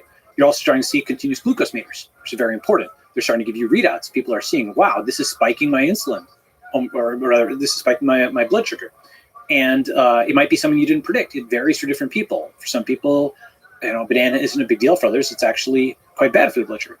What happens when you extend that? Well, about 10 years ago, a guy, Mike Snyder, professor at Stanford, did something called the Integral, where he just threw the kitchen sink of all the diagnostics he could at himself over the period of, I think, a few weeks or a few months. I forget the exact duration. He's able to do things where he could see during that period, he got a cold or something. And he could see in the expression data, the gene expression data, that he was getting sick before he felt sick. He could also see that something about that, like viral infection, made him develop diabetes-like symptoms, if I'm remembering it accurately. So you can see in a second, these are things that are that I can see in my readouts that I would only have the vaguest interpretation of as like a human being, right? And moreover, he could take, I don't think he did this, but if you took treatments, if you took drugs, right, you could actually show what your steady state was if you tracked over time, show what your disease state or sick state was, and then this drug pushes you back into non-disease state. You can actually get a quantitative readout of what, steady state was, right? So that, and that steady state, your expression levels across all these genes, your small molecules, basically everything you can measure, that's going to vary from person to person, right? What's healthy and natural for you may be a different baseline than for me. For example, people who are South Asian or have dark skin tend to have vitamin D deficiency. Why? Because we need a lot of sunlight. So often inside you're tapping on your screen. So what do you do? Take actually significant vitamin D infusions. Okay. That's a small example of where baselines differ between people. Okay. So continuous diagnostics, what could that mean? That could mean, things like the continuous glucose meter, it's quantified self, it's like continuous blood testing, right? So you have a so-called mobile phlebotomist. This is something which phlebotomist takes blood, right? Mobile phlebotomy would come to your office, come to your remote office. This is a great business for people. I think, you can revisit this in 2022. People tried this in the 2010s, but I think it's worth revisiting. Mobile phlebotomist comes every week or every month, takes blood, runs every test, right? Maybe that's, a few $1,000s a year, maybe eventually gets to a few $100s a year. And that's expensive in some ways, but boy, that's better health insurance in other ways. Yeah, it's amazing. So there's a bunch of companies that do this, and I actually would love to learn more about them. One of them is a company called Inside Tracker that sponsors this podcast. They do that, but the reason I really appreciate them, they're the first ones that introduced me to how easy it is, but it's also depressing how little information, exactly as you beautifully put once again, how little information we have about our own body in a continuous sense. Yes. And actually, also sadly, even with Inside Tracker, as I collect that data, how not integrated that data is with everything else. Right. If I wanted to opt in, I would I can't just riffing off the top of my head, but I would like Google Maps to know what's going on inside my body. That's right. Maybe I can't intuit at first why that application is useful, but there could be incredible, that's where the entrepreneurial spirit builds, is what can I do with that data? Can I make the trip less stressful for you and adjust the Google Maps and kind of thing? That's right. Yeah. So, one of the things about this, by the way, is because there are so many movies made about Theranos, okay, that's one of the reasons why people have sort of been scared off from doing diagnostics to some extent, okay? Why? Because VCs are oh, is this another Theranos? And the diligence and everything, everyone's looking at it, oh, blood testing, 1 drop of blood, huh? Hurts with recruiting. Essentially, a lot of the media and stuff around that basically has pathologized the thing that we want to have a lot more entrance in, right? Now, one way of thinking about it is FDA has killed way more people than Theranos has, all right? Way more. Just take drug lag alone, okay? Whenever you have a drug that works and reduce morbidity and mortality after it was actually generally available, but was delayed for months or years. The integral under that curve is the excess morbidity and mortality attributable to FDA's drug lag. You could go back and do that study across lots and lots of different drugs, and you probably find quite a lot. Alex Tabarrok and others have written on this, right? Daniel Henninger has written on this, okay? That's just like one example. I mean, I gave the pandemic example, the fact that they held up the EUAs for the tests and didn't do challenge trials.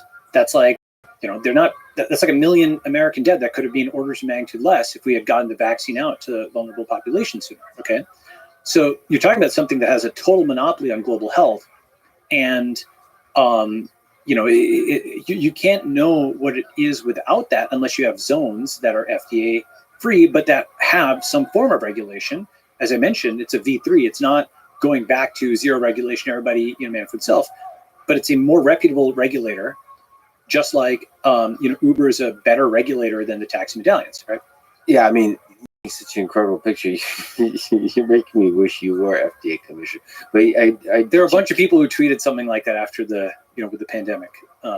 Whatever, go ahead. Yeah. Is that possible? Like, if you were just given, if you became FDA commissioner, could you push for those kinds of changes, or is that really something that has to come from the outside? The short answer is no, and the longer answer, meaning, that'd be funny if you're like, the short answer is no, the long answer is yes. So basically, see, a CEO of a company, it's very difficult. They can hire and fire, right? So in theory, they can do surgery on the organism, and Steve Jobs took over Apple and was able to hire and fire, raise money, do this, that. He basically had root over Apple. That he was a system administrator, right? He had full permissions. Okay. As FDA commissioner, you do not have full permissions over FDA, let alone the whole structure around it, right? If you're FDA commissioner, you are not the CEO of the agency. Okay. Lots of these folks there have career tenure. They can't be fired. They can't even really be disciplined. There's something called the Douglas factors. You ever heard the Douglas factors? It's like the Miranda rights for federal employees. Okay, the right to remain says it. So basically, if you've heard that federal employees can't be fired, the Douglas factors are how that's actually operationalized. When you try to fire somebody, it's this whole process where they get to appeal it and so on and so forth. And they're sitting in the office while you're trying to fire them, and they're complaining to everybody around them that this guy's trying to fire me, he's such a bad guy, blah, blah, right? And everybody around, even if, they may think that guy is doing a bad job, they're like, wait a second, he's trying to fire you, he might try to fire me too. And so anybody who tries to fire somebody at FDA just gets a face full of lead for their troubles. What they instead will do is sometimes they'll just transfer somebody to the basement or something so they don't have to deal with them if they're truly bad, okay? But the thing about this is there is only one caveat, Douglas factor number 8. The notoriety of the offense or its impact upon the reputation of the agency. There's that word again, reputation and power. So the one way you can truly screw up within a regulatory bureaucracy is if you sort of endanger the annual budget renewal. Think of it as this mini Death Star that's coming to dock against the max Death Star for its annual refuel. And it's talking about all the corporate criminals that it's prosecuted, the quotas, the police quotas, the ticketing, and if they don't have a crisis, they will invent one. Just like TSA, just like other agencies you're more familiar with, you can kind of map it back. Look at the guns and drugs we've seized there. And so you have an incentive for, creating these crises or manufacturing them or exaggerating them. And if you endanger that refueling, that annual budget renewal or, what have you, then the whole agency will basically be like, okay, you're bad and you can be disciplined, or sometimes, with rare except, you can be booted. But what that means is that FDA commissioner is actually a white elephant. It's a ceremonial role, really, right? The term white elephant's basically, the Maharaja gives you a white elephant as a gift. Seems great. Next day, it's eaten all of your grass. It's pooped on your lawn. It has just put a foot on your car and smashed it, but you can't give it away. It's a white elephant. The Maharaja gave it to you, right? That's what being FDA commissioner is. It's the kind of thing where and a lot of people are drawn in like moths to the flame for these titles of the establishment. I want to be head of this. I want to be head of that, right? And really what it is, it's becoming head of Kazakhstan in the mid-1980s. in the Soviet Union, the Kazakhstan SSR, right, Soviet Socialist Republic, before the thing was going to like crumble potentially, right? In many ways, it's becoming, folks who are just totally status obsessed getting these positions, but like a lot of the merit, all the folks with merit are kind of leaving the government and going into, tech or crypto or what have you, right? So even if these agencies were hollow before, in some ways, they're becoming hollower because they have less talent there, right? So A, you can't hire and fire very easily. You can hire a little bit, you can't really fire. B, a lot of the talent has left the building but was there. C, we're in the decentralizing era. And D, like, be like Satoshi. Satoshi founded Bitcoin because he knew you could not reform the Fed. Everybody is trying to go and reform. The reason they're trying to reform is we haven't figured out the mechanism to build something. And now perhaps we have that. So I've named a few of them, right? I'll name one more. Related to deliverance. Fitness is actually the backdoor to a lot of medicine. Okay, why is that? You go to any, conference, it could be neurology, it could be cardiology. You'll find somebody who's giving a talk that says something along the lines of fitness is the ultimate drug. Maybe not today when people are saying, a fat phobic, whatever, but not too many years ago, you would see somebody, people saying fitness is the ultimate drug. If we could just prescribe fitness in a pill, that would improve your cardiovascular function, your neurological function, deals with depression. By the way, in that case, the use of the word drug means medicine. So medicine, sure. Fitness is the ultimate medicine, Yeah, the ultimate medicine, right? So if they could just prescribe the effects of it, it's just like, boom, just massive effect, right? Like you're fit enough, you do the resistance training, it helps with, preventive diabetes, every kind of thing in the world, you see a significant treatment effect. Yet your fitness is your own responsibility. You go to some gym, 24-hour fitness. What do they have? They have on the wall exhortations like your body is your responsibility, right? Am I right? Yeah. And go ahead. But no, it's hilarious. Yes. It's funny, but it's true, right? Yeah, it's funny because it's true. And so your fitness, your diet, that's your responsibility. But when you go into a doctor's office, suddenly it becomes lie back and think of England. Okay, suddenly you become passive. Suddenly, your doctor is Dr. Google. Well, your doctor must be a moron. You're going and trying to take care of yourself. You're Googling symptoms. Oh, how stupid you are. I have a medical degree. And that doctor, see, the thing is, if you come in and you've self-diagnosed or you've done some of your own research, if you're right, and if they've got an ego about it, they're undermined. And if you're wrong, they're like, arrogant. But either way, if they've got this kind of mindset, they have an incentive to resist the patient taking care of themselves. Isn't that the doctor's job, right? And they're kind of taught to behave like this, many of them. So what that means then is that intervention of that 15 or 30-minute appointment with the doctor, whatever drug they prescribe, better hit you like Thor's hammer to put you back on the straight and narrow. Because that's only with you for like a few seconds, a few minutes or whatever. The doctor's only with you for a few minutes. The drug is only, some drugs are very powerful, so they actually do work like this, okay? But your fitness is your own responsibility, and that's a continuing forcing function every day. And again, we get back to decentralization, right? The decentralization of responsibility from somebody thinking of themselves merely as a patient to an active participant in their own health, who's doing their own monitoring of their own health, right? And logging all of their stuff, who's eating properly and looking at the effect of their diet on things like their, continuous glucose monitor as a V1, but other things, right? Who is, as fit as they can possibly be. Like, these are kind of obvious things, but why is this the backdoor to medicine? Because since the FDA only regulates those things that are meant to diagnose and treat a disease, all the stuff that is meant to improve an otherwise healthy person is potentially out of their purview. Supplements are one interesting aspect that they were carved out in the mid 90s, and that's why the supplement industry is big, because FDA doesn't have as tight a rein on that. But all of the Fitbit, CGM, continuous glucose meter type stuff, you can crank out all kinds of things that help people get fitter, that will also actually have just general health value, but you're not marketing them to diagnose or treat, a disease. See what I'm saying? You're marketing them for the purpose of fitness. This is a market. Why?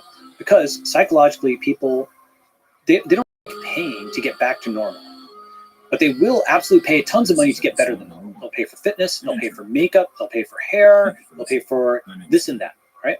So that's actually the back door, and you can do tons of things there where obviously being healthier is also protected. You can actually show the studies on this. So this way you build out all the tooling to get healthier, and that actually helps on this axis. few other things which kind of the U.S. medical system while I'm on it, because you got me on this topic. I right? love this. Okay, so This is the most eloquent exploration of the U.S. medical system and how to improve it, how to fix it, and what the future looks like. yeah, so Love it. So basically, so part of it is decentralizing control back to the individual, right? Now, I have talked about FDA at length, but let me talk about some other broken parts of the U.S. system, right? There's like AMA, there's CPT, there's CPOM, there's this, like all these regulations, which, see, normally in capitalism, you have a buyer and a seller, right? Duh. In medicine, you have third-party regulation and fourth-party pricing and fifth-party payment. Okay, so third-party regulation, FDA is regulating it. Fourth-party pricing, it is the CPT codes, right? Fifth-party payment, it's the insurance companies, right? And just to discuss these bits of the system, first, why are some people against capitalism in medicine? I actually understand why they're against it, because they are visualizing themselves on a gurney when they're being wheeled in, and now somebody at their moment of vulnerability is charging this insane price for their care. And many people in the US have had this horrible experience where they're bankrupted or scared of being bankrupted with medical bills. Therefore, the concept of adding more capitalism to medicine scares them, and they think it's horrible, and you're some like awful, greedy, tech bro kind of thing. All right. Let me say I understand that concern, and let me tease that apart a little bit, right? Basically, the most capitalistic areas of medicine are the most functional areas of medicine. So that's the places where you can walk in and walk out, okay? Whether that's dentistry, dermatology, plastic surgery, even veterinary medicine, which is not human, okay? Where you can make a conscious decision, say, okay, I want this care or I don't want this. I see a price list. I can pay cash, right? If I don't like it, I go to another dermatologist. There's few dermatological emergencies, that's why dermatologists have a great quality of life, okay? By contrast, when you're being wheeled in on a gurney, you need it right now, okay? And you're unconscious or what have you, or you're not in the capacity to deal with it, right? And so these are the two extremes. It's like ambulatory medicine, you can walk around and pick, and like ambulance medicine, okay? And what that means is the more ambulatory the medicine, the more legitimate capitalism is in that situation. People are okay with a dermatologist basically turning you down because you don't have enough money and you go to another dermatologist because you can comparison shop there. It's not usually an emergency, right? Whereas if you're coming in with an ambulance, then people don't want to be turned down, and I understand why, okay? What this suggests, by the way, is that you should only have insurance for the edge cases. Insurance should only cover the ambulance, not the ambulatory. And most people are losing money on insurance, right? Because most people are paying more in premiums than they are getting out. It's just that this huge flight of dollars through the air that no one can make heads or tails out of. Oh, the other aspect that's obviously broken, is employer-provided health insurance, which just started after World War II. So, auto insurance is in a much more competitive market. You don't whip out your auto insurance card at the gas station to pay for your gas, right? You only whip it out when there's a crash, right? That's what health insurance should be. And the Singapore model is actually a pretty good one for this, where they have sort of a mandatory HSA. You have to put some money in that, and that pays for your healthcare bills, but then it's cash out of that. It's like a separate pocket, sort of forced savings to pay for Health savings account. Health savings account, right? The thing about this is, once you realize, well, first, ambulatory medicine is capitalist medicine. Ambulance medicine is socialist medicine, okay? You want to shift people more towards ambulatory. Guess what? That's in their interest as well. Now that brings us back to the monitoring, right? The continuous monitoring, whether eventually it's Mike Snyder's Integron, the V1 is Apple Watch and the continuous glucose meters, and the VN is the Mike Snyder Integron. There's the site called Q.bio, which is doing this also, right? Eventually this stuff will hopefully just be in a device that just measures tons and tons of variables on you, right? There's ways of measuring some of these metabolites and without breaking the skin. So it's like, it's not, you don't have to keep breaking the skin over and over. There's various ways of doing that. So now you've got something where you've got the monitoring, you've got the dashboards, you've got the alerts, and just like this Larry Smarr guy that I mentioned, the Measured Man, you might be able to shift more and more things to ambulatory. And one of the things about this also is the medical system is set up in a bad way, where the primary care physician is the one who is like not the top of their class, but the guys who are at the bottom of the pinball machine, the surgeons and the radiologists, once your stuff is already broken, okay, they're the ones who are paid the most. So a lot of the skill collects at the post-break stage, Right. Where you actually want Doogie Howser MD is at the upstream stage, okay? So you want this amazing doctor, right? How could we get that? I mentioned the app that doesn't exist, which is like a better version of the 3500B, right? Here's another app that doesn't exist, and this is one that FDA is actively quashed. Why can't you just take an image of a mole or something like that? You know, with the incredible cameras we have, a huge amount of medical imaging should be able to be done at home, and it goes to doctors, whether it's in the US or the Philippines or India. I mean, teleradiology exists, right? Why can you not do that for dermatology, for everything else? You should be able to literally just hold the thing up, and with a combination of both AI and MDs, just diagnose. That should exist, right?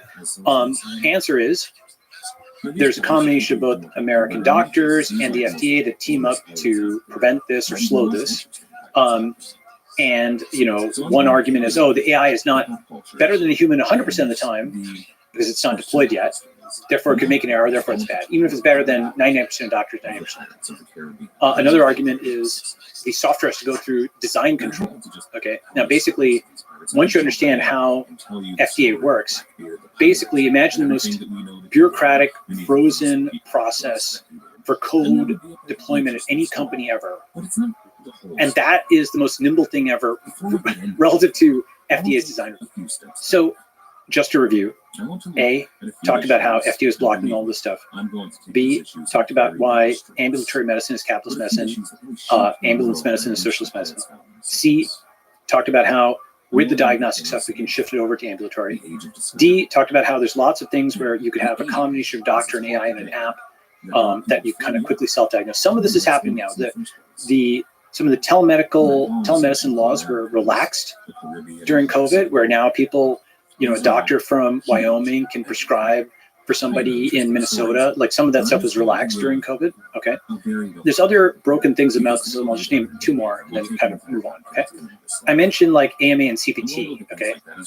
Those are two regulatory bodies. AMA, American Medical Association, CPT, current procedural terminology. Okay. Basically, you know, Marx's labor theory of value, where people are supposed to be paid on their effort, right? Of course, the issue with this is that you'd be paying a physicist to try to dunk, and you know they'd be trying, but they wouldn't actually probably be able to do it. They'd be trying real hard, whereas you actually want to pay people on basis of results, right? Cheaply attained results are actually better than expensively attained non-results. Perhaps obvious, okay? Nevertheless, the way that the U.S. medical system has payouts is based on so-called relative value units. And this is something where there's a government body that sets these prices, and it is in theory only for Medicare, but all the private insurers key off of that. And AMA basically publishes a list of these so-called the CPT codes, which is like the coding, the biomedical coding of this, and what each medical process is worth and whatnot. So it's like, I don't remember all the numbers, but it's like a 5-digit code, and it's like, okay, I got a test for cystic fibrosis, or a test for this, or a test for that. God help you if your medical billing is erroneous. Why? The insurance company will reject it because it doesn't pay for that. This is this giant process of trying to encode, you know, every possible ailment and condition into these CPT codes, and you can literally get degrees in medical billing just for this. Okay, this is enormous, inefficient industry. Okay, like literally medical billing is a whole field. Okay. Now, what do you want to do when you grow up? I want to work in medical billing. In medical billing, okay, where everybody's mad at you at all times. Yeah. Part of what happens is when you give a treatment, when a doctor gives a treatment to a patient, they can't like repo the treatment. Okay, like a car, you sell a car, you can in theory repo the car. So the patient has a treatment. Now, what happens? Well, the insurance company, you know, that treatment is perhaps provided, look, it's a lab test provided by a company, right? The company bills the patient. The company is supposed to charge a high price. Why? The insurance company wants it to try to collect from the patient. The patient is scared. Oh my God, they see this huge price. They sometimes don't pay. Sometimes the insurance company doesn't pay either. And when a company is stiffed by an insurance company, when a diagnostic company is stiffed by an insurance company, it has to jack up the price on everybody else, right? Everything boils down to the fact that you don't have, a buyer and a seller. The doctor doesn't know the price of what is being sold. The buyer doesn't know the price of what is being bought at the time it's being bought. Neither party can really even set a free price because there's this RVU system that hovers above. The buyer feels they've already bought it because they bought insurance. The insurance company doesn't want to pay for it. Everybody is trying to push the price onto somebody else and, not actually show the sticker price of anything and hide everything and so on and so forth. Oh, the other thing about it is obviously lawsuits are over everything. Everybody's mad about everything. It's health. People are dying. Okay. So everything is just optimized for optics as opposed to results, right? Similarly, actually, many drugs are optimized for minimizing side effects and optics rather than maximizing effects, which are totally different criteria, right? You might have, for example, a drug that only cures 1,000 people but doesn't have any side effects versus one that cures 1 million people but that has 10 really serious side effects a year, right? And the second one would probably not happen because those side effects would be so big. Okay. How do you attack this? I name a few examples, but I actually think the reform is going to come in part from outside the system. In particular, India is coming online. Okay. Why is that important? Well, you may have encountered an Indian doctor or two. Okay. Maybe an Indian programmer, one or two. All right. And I do think telemedicine could explode, right? Where you could have an Indian doctor in India, and there's a U.S. doctor, okay, who's like a dispatcher. You see what I'm saying? Yeah. They've got all these other Indian doctors behind them. They've got a telemedical app, and you are now doing something where these relatively inexpensive Indian doctors who are vetted by the American doctor or the doctor in the jurisdiction license become the back-end doctors of the world. To some extent, this will be there with teleradiology and other kinds of things, right? But now that you've got literally like 1 billion Indians who've just come online, okay, you have this huge pool of folks who have a different attitude towards medicine. For example, it's a lot more cash payment over there. For example, India is big on generic drugs. For example, during COVID, it had something called Arogya Setu, which is a national telemedicine app. Okay, the U.S. wasn't able to ship that. In some ways, India's digital infrastructure. Again, you'll have to read a post called "The Internet Country" by tigerfeathers.substack.com, and you'll see that actually India's national software infrastructure is surprisingly good. It's not as good as China's in some ways, but it's like better than the US's, which is like healthcare.gov and like non-existent. It's like kind of impressive how good some of India's software is. The fact that it exists is good. So you have all these new doctors coming online. India cranks out generics, right? Telemedicine is now more legal in the US. And you have cash payment in India, right? And in a lot of other places. You don't have the whole insurance, employer health thing. And this market is growing. So you could have a sort of parallel market that starts evolving, right? Which is, and people are already doing some medical tourism, and I think that's another exit from the FDA. You have a parallel market that starts evolving that just starts from fundamentally different premises. Just cash for everything, right? There's downsides with cash for everything. There's a huge upside with cash for everything. Cash for everything means you get customer service from the doctor. It means the prices are actually visible. It ideally pushes you, again, towards more ambulatory medicine rather than ambulance medicine. It is monitoring, constant monitoring with the quantified self and whatnot, as opposed to just let your system fail and then wheel you in, right? There's a reputational bridge because now we've had a couple of generations almost of Indian doctors in the US, so people know that there's some very competent Indian doctors. They're a good chunk of AMA, and so they can sort of lobby for this. And you have plenty of Indian engineers. Now, I'm not saying India alone is a panacea, but I do think that this is a large enough parallel market to start doing interesting things. And you could see sort of medical tourism, medical migration to where it gives India an opportunity to basically let go of the constraints of the FDA. Yeah, because and innovate aggressively and I mean, it's just such a huge opportunity to define the future of medicine and make a shit ton of money from a market that's desperate for it in the United States because of all the over the regulations. That's right. And I think basically something where the reason it needs And that would fix the FDA, sorry to interrupt. yes, we fix the FDA by exiting the FDA, Yeah. right? And then the FDA would dry out, and then it would hopefully. It might reform, it might dry out, right? And this is, why people are, for example, they're traveling across borders, they're getting orders from Canadian pharmacies. A lot of this type of stuff, we can start to build alternatives, right? I mean, India's generic industry is really important because it just doesn't enforce American IP there. So generic drugs are cheaper, right? And it's quite competent. It's been around for a while. So there's enough proof points there where, again, I'm not saying a panacea. It's going to be something which will require like American and Indian collaboration. I think there's going to be a lot of other countries and so on that are involved. But you can start to see another pole getting set up, which is a confident enough civilization that is willing to take another regulatory path, right?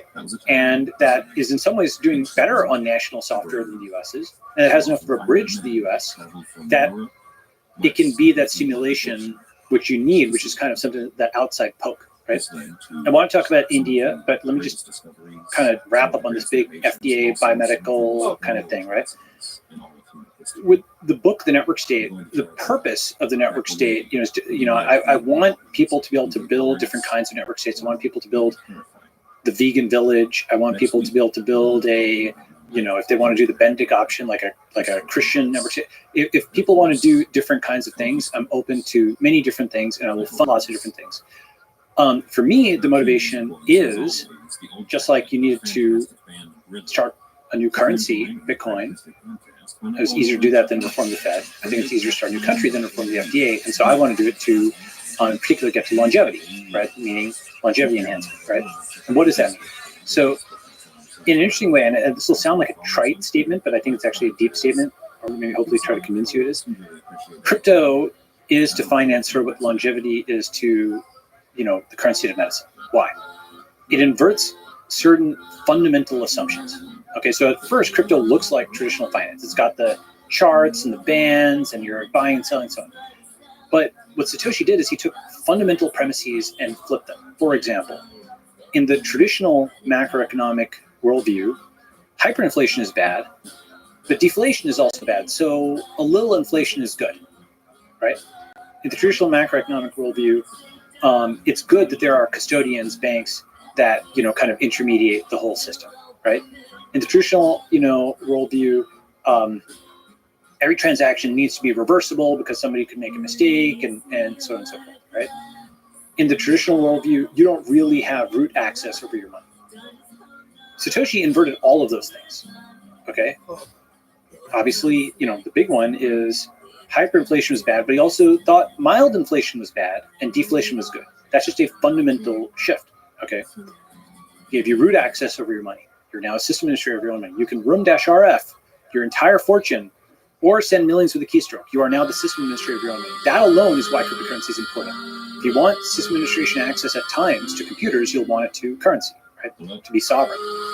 There's other assumptions where, like, the assumption is every transaction is private in the existing system by default, or it's visible only to the state, whereas at least the initial, the Bitcoin blockchain, everything is public, right?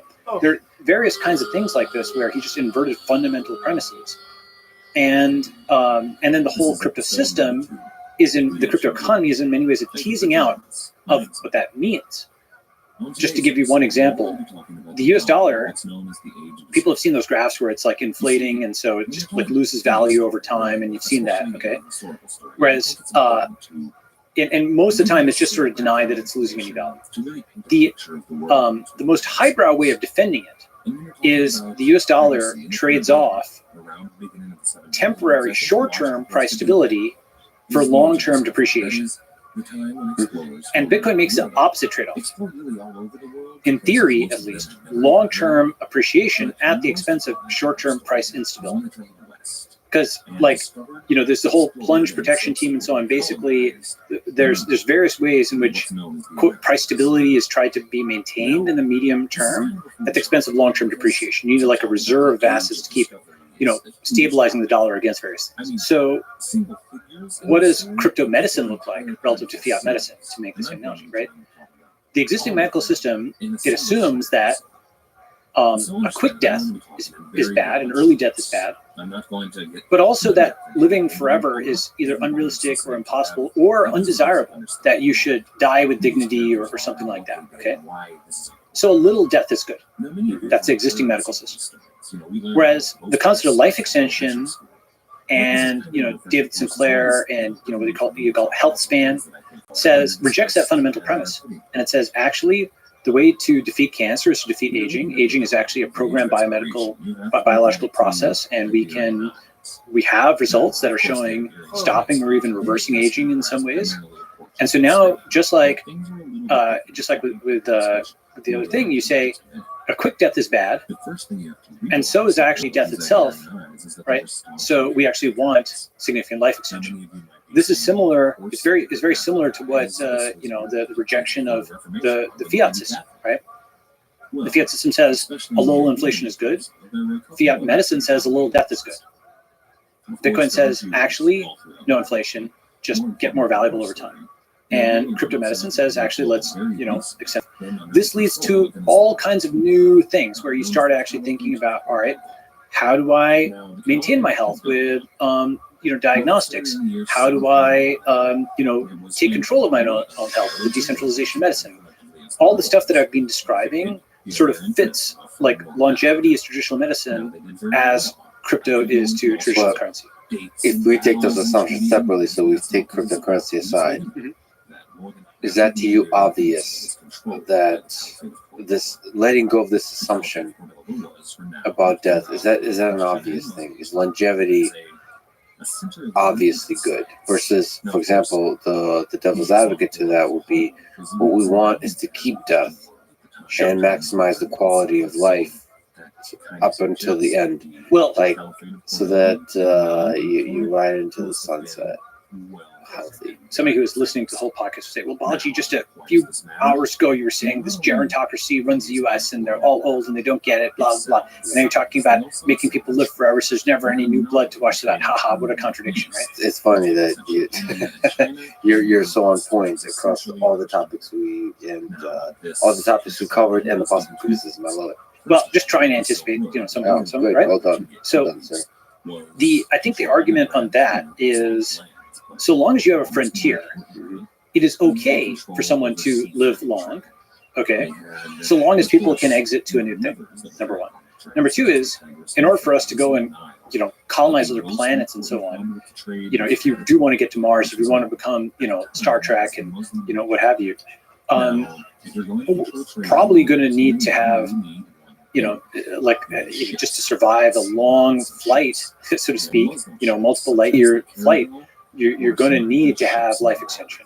So to become a pioneering, interstellar kind of thing. I know that it's the kind of thing which sounds like, okay, yeah, when we're on the moon, we're going to need shovels. It sounds like a piling a fantasy on top of a fantasy in that sense, but it's also something where if you're talking about the vector of our civilization, where are we going? Well, I actually do think it's either anarcho-primitivism or optimalism/transhumanism. Either we are shutting down civilization, it's degrowth, it's Unabomber, etc., or it's the stars and escaping the prime number maze. It's like, to me, it's obvious that we're going to, if we're to survive, expand out into space. Yes.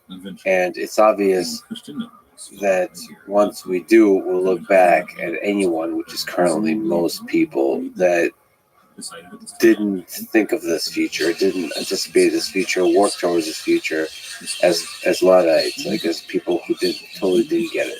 It will become obvious. Right now it's impossible, and then it will become obvious. So Yes. it seems like, yes, longevity in some form. I mean, there could be a lot of arguments as to the different forms longevity could take, but in some form, longevity is almost a prerequisite for the expansion out into the cosmos. That's right. Expansion of longevity. There's also like a way to bring it back to Earth to an extent, which is how were societies used to be judged. You may remember people used to talk about life expectancy as a big thing, right? Life expectancy is actually a very, very, very good metric. Why? It's a ratio scale variable. There's like 4 different class of variables statisticians talk about. Ratio scale is like years or meters or kilograms, okay? Then you have interval scale, where plus and minus means something, but there's no absolute zero. Then you have ordinal, where there's only ranks and plus and minus to a mean thing, and then you have categorical, like the Yankees and the Braves are categorical variables. They're just different, but all you have is the comparator operator, whether you have a call, you don't have a rank. Okay. So ratio scale data is the best because you can compare it across space and time. If you have a skeleton that is like, 2 meters tall, you can compare the height of people from many, many years ago, different cultures and times, right? Whereas their currency is much harder to value. That's not like a ratio scale variable. Other things are harder to value across space and time, right? So life expectancy is good because as a ratio scale variable, it's a very clear definition, right? Like when someone born and died, those are actually relatively clear. But most other things aren't like that. That's why murder or death, it can be scored. It's unambiguous. It's done when it's done. Whereas when did somebody get sick?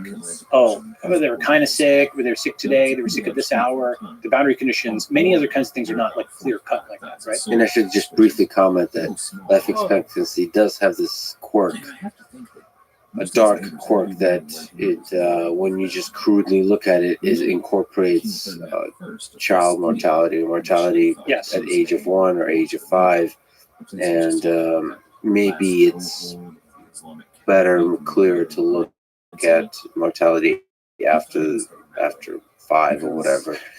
And that's still, those metrics still hold in interesting ways and measure the progress of human civilization in interesting ways. Yeah. That's right. You actually want longevity biomarkers. A lot of people are working on this. There's this book called The Picture of Dorian Gray, right? And the concept is sell your soul to, ensure that the picture rather than he will age and fade, right?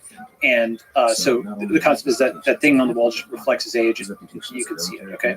So there's a premise that's embedded in a lot of Western culture that to gain something you must lose. If you're Icarus and you try to fly, then you will, you'll fly too high and they'll melt your wings. But guess what? We fly every day, commercial airflight, right?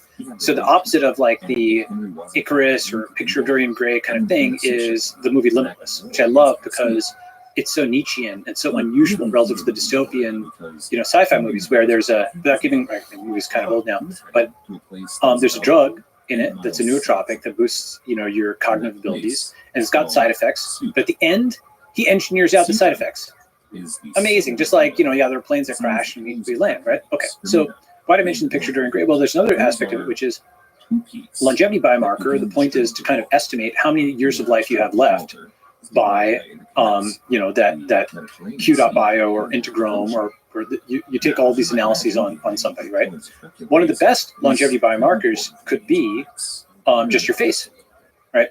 You image the face and you can sort of tell, oh, somebody looks like they've aged, oh, someone looks younger, et cetera, et cetera. And this is actually data that you've got on millions and millions of people where you could probably start having AI predict, okay, what is somebody's life expectancy given their current face and other kinds of things, right? Because you have their name, they have your birth date, you have their, date they passed away if they've already passed away, right? And you have photos of them through their life, right? So just imaging might give a reasonably good longevity biomarker, but then you can supplement that with a lot of other variables. And now you can start benchmarking every treatment by its change in how much time you have left. If that treatment, that intervention boosts your estimated life expectancy by 5 years, you can see that in the data. You can get feedback on whether your longevity is being boosted or not, okay? And so what this does, it just fundamentally changes the assumptions in the system. Now, with that said, life extension may be kind of thing. I'm not sure if it'll work for our generation. We may be too late. It may work for the next generation. Wouldn't that make you sad? Well, I've got something. If you're the last generation. Could be, but I've got something for you, which is, I call it genomic reincarnation. Okay, this one you probably haven't heard before. I've tweeted about it, okay? So, by the way, good time to mention that your Twitter is one of the greatest Twitters of all time, so people should follow. Well, Lex Friedman has one of the greatest podcasts of all time. You guys should listen to the Lex Friedman podcast, which you may be doing, right? Which you may be doing right now. Yes. Yeah. Well, thank you. So, what was the term again? Sorry, genomic. So I call it genomic, not resurrection, but genomic reincarnation. Okay. So here's the concept. You may be aware that you can synthesize strands of DNA. Okay. There's sequencing of DNA, which is reading it, and synthesizing DNA, which is like creating strands of DNA. What's interesting is you can actually also do that at the full chromosome level for bacterial chromosomes. Remember that thing I was saying earlier about the minimum life form, that Craig Venter made? So people have synthesized like entire bacterial chromosomes, and they work. Like they can literally essentially print out a living organism. All right. Now, when you go from bacteria to eukaryotes, which are the kingdom of life that we're part of, right? Yeast are part of this kingdom, so it becomes harder because the chromosomes are more complicated.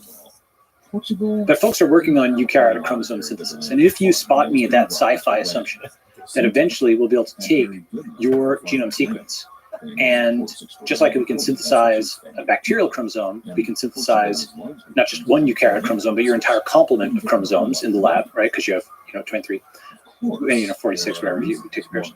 What you can do is potentially print somebody out from disk, reincarnate them. Insofar, if your sequence determines you, and you can argue with this, there's epigenetics and other stuff, okay? But let's just say at a first order, your DNA sequence is Lex. You can sequence that, okay? You can do full genome sequencing and log that to a file. Then, here's the karma part.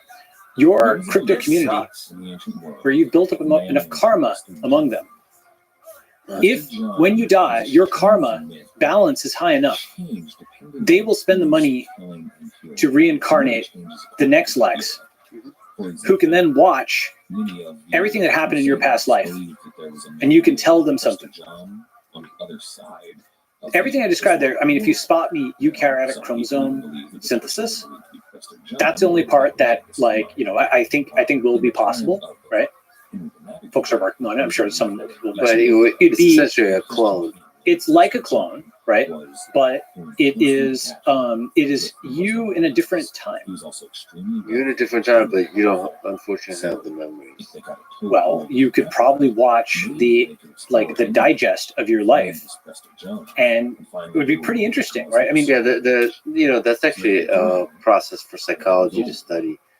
If you create a blank mind, what would you need to show that mind to align it very well with the experiences, with the fundamental experiences that define the original version, such that the resulting clone would have similar behavior patterns, worldviews, perspectives, feelings, all those kinds of things. Potentially, right? Including, sadly enough, traumas. Or what have you, right? But basically, just like in a very simple version of it, by the time one is age 20 or 30 or something in your 20s, you'll sort of learn your own personal operating system. You're like, oh, alcohol really doesn't agree with me, or something like that. You just trial and error, things that are idiosyncratic to your own physiology. You're like, oh, I'm totally wrecked if I get 7 hours of sleep versus 9 hours or whatever it is, right? People will have different kinds of, things like this. That manual can be given to your next self, so you can know, don't do this, don't do this, right? To some extent, personal genomics already gives you some of this, where you're like, oh, I'm a caffeine or a slow metabolizer. Oh, that explains X or Y, or I have a weird version of alcohol dehydrogenase. Oh, okay, that explains, my alcohol tolerance. So, this is part of the broader category of what I call practical miracles, right? So it's longevity, it's genomic reincarnation, it is restoring sight, and it is curing deafness with, the artificial eyes and artificial ears. It is the super soldier serum. Did I show you that? So myostatin melt. I tweet about this. Basically, X-Men are real. So here is a study from NEGM from several years ago. Okay. When is this? It was the mid 2000s. This was in 2004. Okay, so it's now 17 years later. This is almost certainly a teenager by now. So this kid basically was just totally built. Yeah. Okay. Extraordinarily muscular. Very muscular at a very young age. Yes. So the child's birth rate was in the 75th percentile. He appeared extraordinarily muscular, with protruding muscles in his thighs. Motor and mental development as being normal. Now, at 4.5 years of age, he continues to have increased muscle bulk and strength. And so, essentially, myostatin mutation is associated with gross muscle hypertrophy in a child. So this is like real life X-Men. Okay, and there's pictures of animals. yes, so there's a company called Variant Bio that is looking at people who have exceptional health-related traits, and it is looking for essentially this kind of thing, but maybe more disease or whatever related, right? For example, people who have natural immunity to COVID, understanding how that works. Perhaps we can give other people artificial immunity to COVID, right? If you scroll up, you see my kind of tweet, Super Soldier Serum is real, where it's like wild type mouse and a myostatin null. And look at the chest on that thing. You see the before and after. Wow. Okay, this is what's possible. You know, this could be us, but you regulate. You know, right? You know the thing, like this could be us, but you play. This could be us, but the FDA regulating, right? All this. Okay. Oh yeah, on steroids. But it's not. That's the thing is. It's not steroids. Well, that's the thing is people again, you go back to the Icarus thing. They think, oh, steroids. Well, that's definitely going to give you cancer, screw up your hormones, et cetera, et cetera. And it could, but you know what? Like, have we actually put in that much effort into figuring out like the right way of doing testosterone supplementation or the right way of doing this? Obviously, we've managed to put a lot of effort into marijuana, increasing the potency of it or what have you. Could we put the effort into these kinds of drugs, right? Or these kinds of compounds? Maybe. I think that would actually be a really good thing. The thing about this is I feel this is just a massively underexplored area. Rather than people drinking caffeine all the time, that's a very mild enhancing drug, okay? Nicotine is also arguably kind of like that. You know, some people will have it even without the cigarettes, right? Why can't we research this stuff? One way of thinking about it is, you know, Lance Armstrong, the cyclist. Yes, he violated all the rules. You know, he shouldn't have won the Tour de France or anything like that. But his chemists, and I say this somewhat tongue-in-cheek, but also, you know, his chemists are candidates for like the Nobel Prize in Chemistry because they brought a man back from like testicular cancer to like winning Tour de France's against a bunch of guys who probably, you know, a bunch of them were also juiced or whatever, right? Whatever was done there, take it out of the competition framework. There's a lot of testicular cancer patients or cancer patients, period, who would want some of that. And we should take that seriously. We should take that pursuit really, really, really seriously. Yes, except, again, just like the Theranos stuff, all this pathologized. Oh, it's a Balco scandal. Oh, it's this. Oh, my God. You know, and yes, of course, within the context of that game, they're cheating. In the context of life, you want to be cheating death, right? So it's just a kind of a reframe on what is good, right?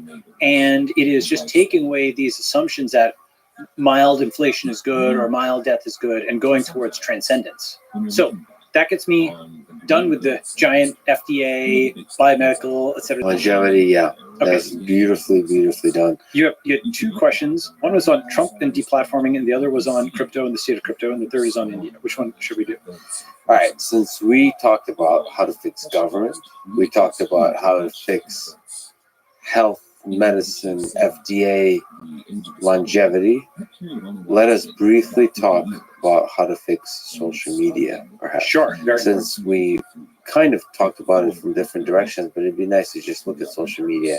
And if we can perhaps first, as an example, maybe it's not a useful example, but to me, it was one that kind of shook me a little bit, is the removal of Trump. And since then, other major figures, but Donald Trump was probably the biggest person ever to be removed from social media. Do you understand why that was done? Can you steelman the case for it and against it? And if there's something broken about that, how do we fix it? Steelman the case for is kind of obvious in the sense of you are seeing a would-be dictator who's trying to run a coup against democracy, who has his supporters go and storming the seat of government, who could use his app to whip up his followers across the country to reject, the will of the people. And so you're an executive, and you will take actions that, while perhaps controversial, are still within the law. And you will make sure that you do your part to defend democracy by making sure that at least this guy's megaphone is taken away, and that his supporters cannot organize more riots. Right? That's basically the case, for the deplatforming. Okay. Would you agree with that? So it's like really steel manning it. I'm giving, you asked the steel man, so I'm giving the 4 case. Yeah. Well, I guess I would like to separate the would-be dictator.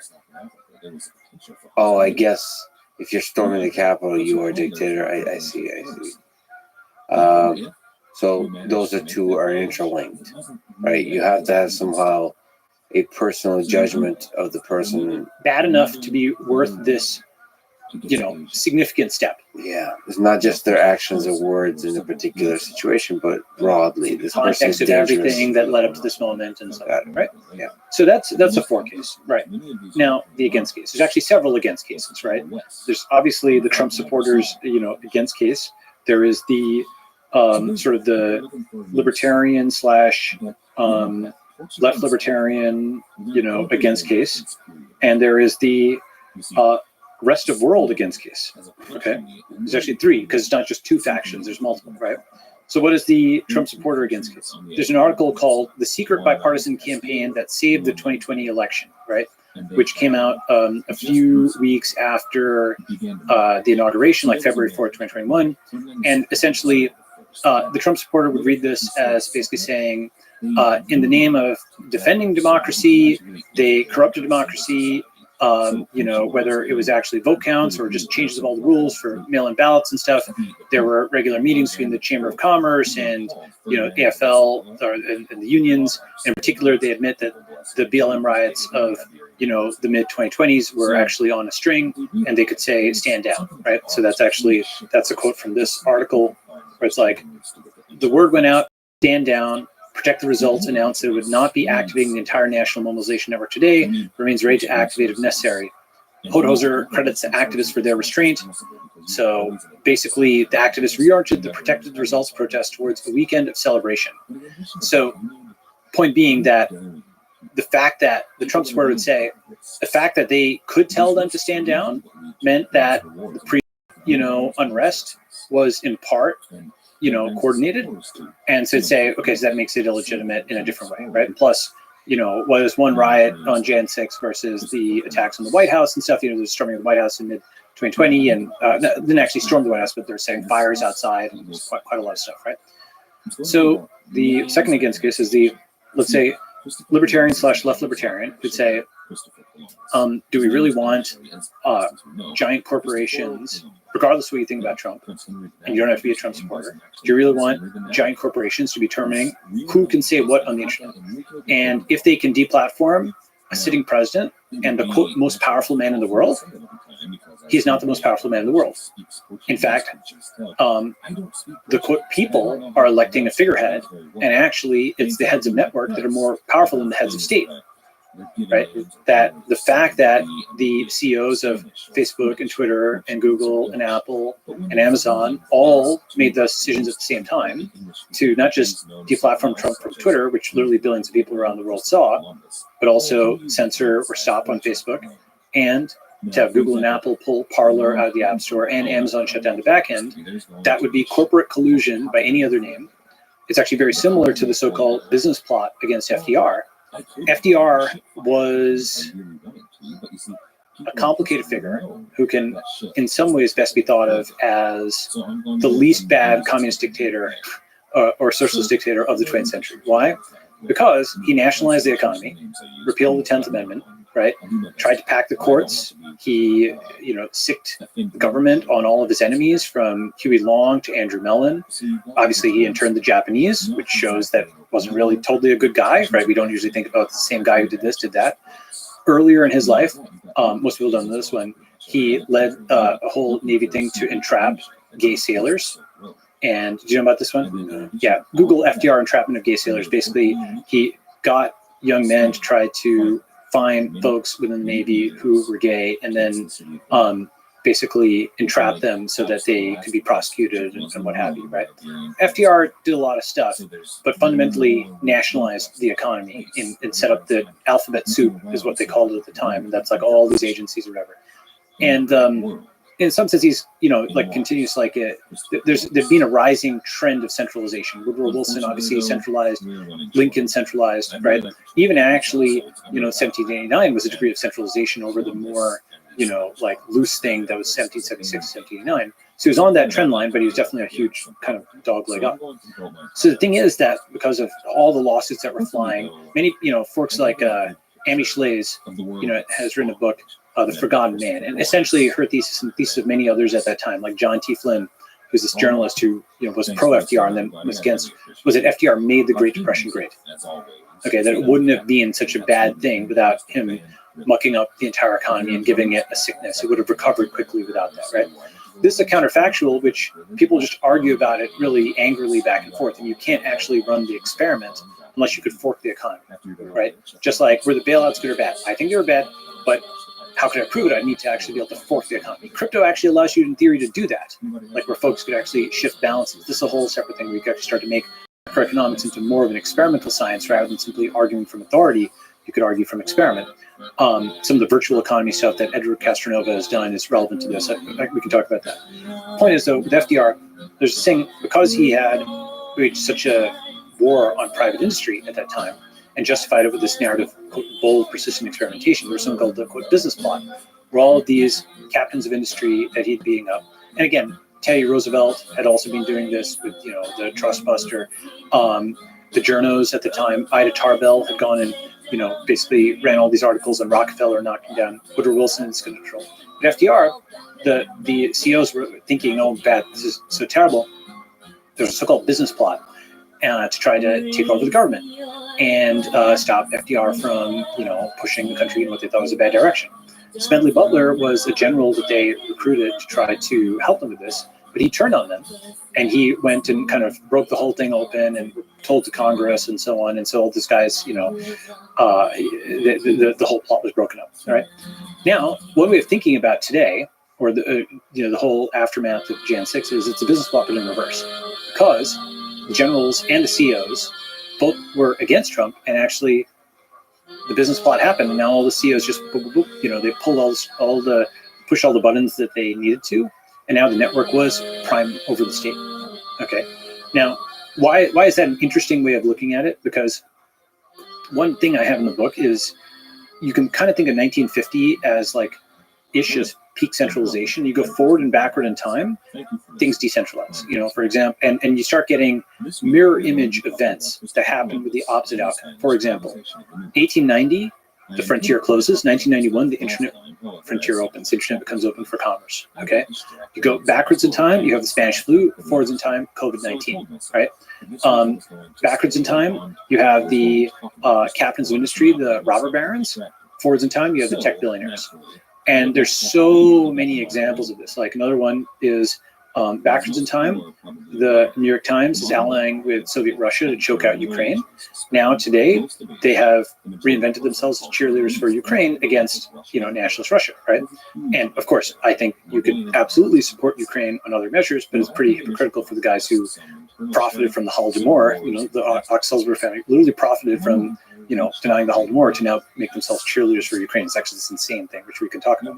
A tiny tangent on that. Yeah. You put it brilliantly. And a reminder for anyone who listens to me talk about Ukraine, it is possible to have empathy for a nation and not be part of the machine that generates the mainstream narrative. Yes, that's right. Like basically, I was actually one of the first 3 Estonian EU residents. Okay, and I completely understand why Estonia and the Baltics and all these countries, including Ukraine, that just recently, within living memory, got their independence from the Soviet Empire, would not want to be forcibly reintegrated into a place that they just escaped from, And so that is something which is sort of outside the American left-right, tired kind of thing, where when you understand it from that point of view, right, then there's like a fourth point of view, which is like India's point of view, or like much of the developing world, or what I call, parts of it are ascending, parts are descending, whatever. But much of the rest of the world outside of that border region says, look, we're sympathetic to the Ukrainians, but we can't allow our people to starve. So we're going to maintain trade. And guess what? Actually, we've got a lot of wars in our neck of the woods and human rights crises that Europe just didn't even care about. So it can't be that Europe's problems are the world's problems, but the world's problems are not Europe's problems, right? So that's like a fourth point of view. And a fifth point of view is China, which is like, guess what? We're going to be the Iran of the Iraq War. You know, where like who won the Iraq War? Iran, arguably, right? Because they extended their influence in Iraq, right? So China's like, guess what? We're going to turn Russia into our gas station and build a pipeline. They're building. There's a Power Siberia is like the name of the Eastern Russia pipeline, just like Nord Stream is, you know, Nord Stream 1 and Nord Stream 2. I think they're building a new pipeline, you know, through Mongolia. So Xi Jinping and Putin and the Mongolian head of state were all photographed kind of thumbs upping this pipeline. We'll see if it goes through, but it's ironic that, you know, Russia wanted to make Ukraine their, you know, colony, but the outcome of this war may be that Russia becomes China's colony, you know? So that's at least like 5 different perspectives, right? There's like the U.S. establishment perspective. There's the, you know, Tucker MAGA perspective. There's the Baltics and Ukrainian perspective. There's like the Indian and like poor countries perspective. And then there's Chinese perspective. And then of course there's the Russians, right? So just respect to that, by the way, that's another example of history happening in reverse. This is the Sino-Soviet partnership, except this time, China's the senior partner and Russia's the junior partner. And this time they're both nationalists rather than communists. And there's so many flips like this. And, you know, I'm going to list a few more actually, because there's so many of them. Do you have an explanation why that happened? Yes. Let me just list a few of them. This is in the Never Say book. It's in the chapter called Fragmentation, Frontier, Fourth Turning, Futures Are Past, right? So I give this example of like a fluid unmixing. Right, just watch this for a second. Right, This is from Smart Everyday Unmixing Color Machine, Ultra Laminar Reversible Flow Smart Everyday 217. and so you can mix something, and then like this thing that you don't think of as reversible, you can unmix it, which is insane, right? That it works. Okay, the physics of that situation, it just works, right? So for people just listening, that there is whatever the mixture this is ultra laminar reversible flow. So this probably has to do something to do with the material. We're used to mixing not being a reversible process. Exactly. And that's what that shows. And then he then reverses the mixing and is able to do it perfectly. That's right. So that's like the futures are past. It shows that free will is an illusion. Just kidding. Well, basically, there's you know some environments where you know the equations are like time symmetrical. So right, and this is one model. Sort of, it's an interesting visual model for what's happening in the world as we re-decentralize after the centralized century, right? So basically, you know, I mentioned the internet frontier reopens. Back then, the Western frontier closed. Today, we experience COVID-19. Back then, we experienced the Spanish flu. Tech billionaires and the other capital industry, right? Today, founders like Elon and Dorsey are starting to win against establishment journalists. Back then, Ian Tarbell demagogued and defeated Rockefeller. I think net founders win this time versus the journos. Back then, the journos won over the founders. Okay. Today we have cryptocurrencies. Back then, we had private banking. Today, this is an amazing one. We have a populist movement of digital gold advocates. Back then, because Bitcoin maximalism and so on, where gold has become populist because it's against the printing money and so on and so forth. Back then, we had a populist movement against gold in the form of William Jennings Bryan in the Cross of Gold speech. Gold was considered a tool of big business. Now, gold is the tool against big business and big government, right? Digital gold, yeah. Digital gold, right. Today we have the inflation and cultural conflict of Weimar-like America. Back then we had the inflation and cultural conflict of Weimar Germany. Today in Weimar America, we have right and left fighting in the streets. Same, unfortunately, in Weimar Germany. Peter Turchin has written about, you know, today we have what Turchin considers antebellum, like polarization, like pre-war polarization. Back then, you know, if you go further back in time, we had what we now know to be antebellum polarization, right? Today we have Airbnb. Back then we had flop houses. Today we have Uber. Back then we had Gypsy. You know, so today we see the transition from neutral to yellow journalism. Back then we saw the transition from yellow to quote neutral journalism, right? And you know, today figures like Mike Moritz, he wrote about China's energetic and America's laconic. But back then, Bertrand Russell actually wrote this whole long book. Actually, you know, the mathematician Bertrand Russell, right, wrote this whole long book, which I didn't even realize he wrote about these kind of topics. About the problem of China, and one of his observations was, again, I'm not saying this is, I'm just saying he made this observation. He was saying that America was energetic and China laconic at the time because everybody was in opium dens and so on and so forth. Okay, more examples. The one I just mentioned, where the Chinese and Russians are again lining up against the West, except this time the Chinese are the senior partner in the relationship rather than the junior partner. Today, I think in the second Cold War, there will also be a third world, but this time I think that third world might come in first because it's not the non-aligned movement; it's the aligned movement around Web3 protocols. That's fascinating. Yeah, that's where India comes in. By the way, something we haven't mentioned, Africa, that there could be very interesting things in Africa as well. Nigeria's has its first tech unicorn, and I'm investing there. And I think, it's one of these things where China's risen, India's like about 10 years behind, China, but I think this is the Indian decade in many ways. We can come back to that point. But there's absolutely, sparks of light in Africa. I mean, it's a huge continent. It feels like the more behind, sorry to interrupt, the more behind you are, the more opportunity you have to leapfrog. Sometimes, that's right. And M-Pesa is a classic example where they did this in East Africa, but I think there's more possibility there. So what is the fact that this, there's a kind of symmetry, history, right? What is that? How did that take us from Trump? The different perspective you took, the libertarian perspective of it doesn't really matter. Yeah, because the libertarian perspective or the left libertarian perspective would say, is it really a good idea to have total corporate power against the quote elected government, even if you may disagree?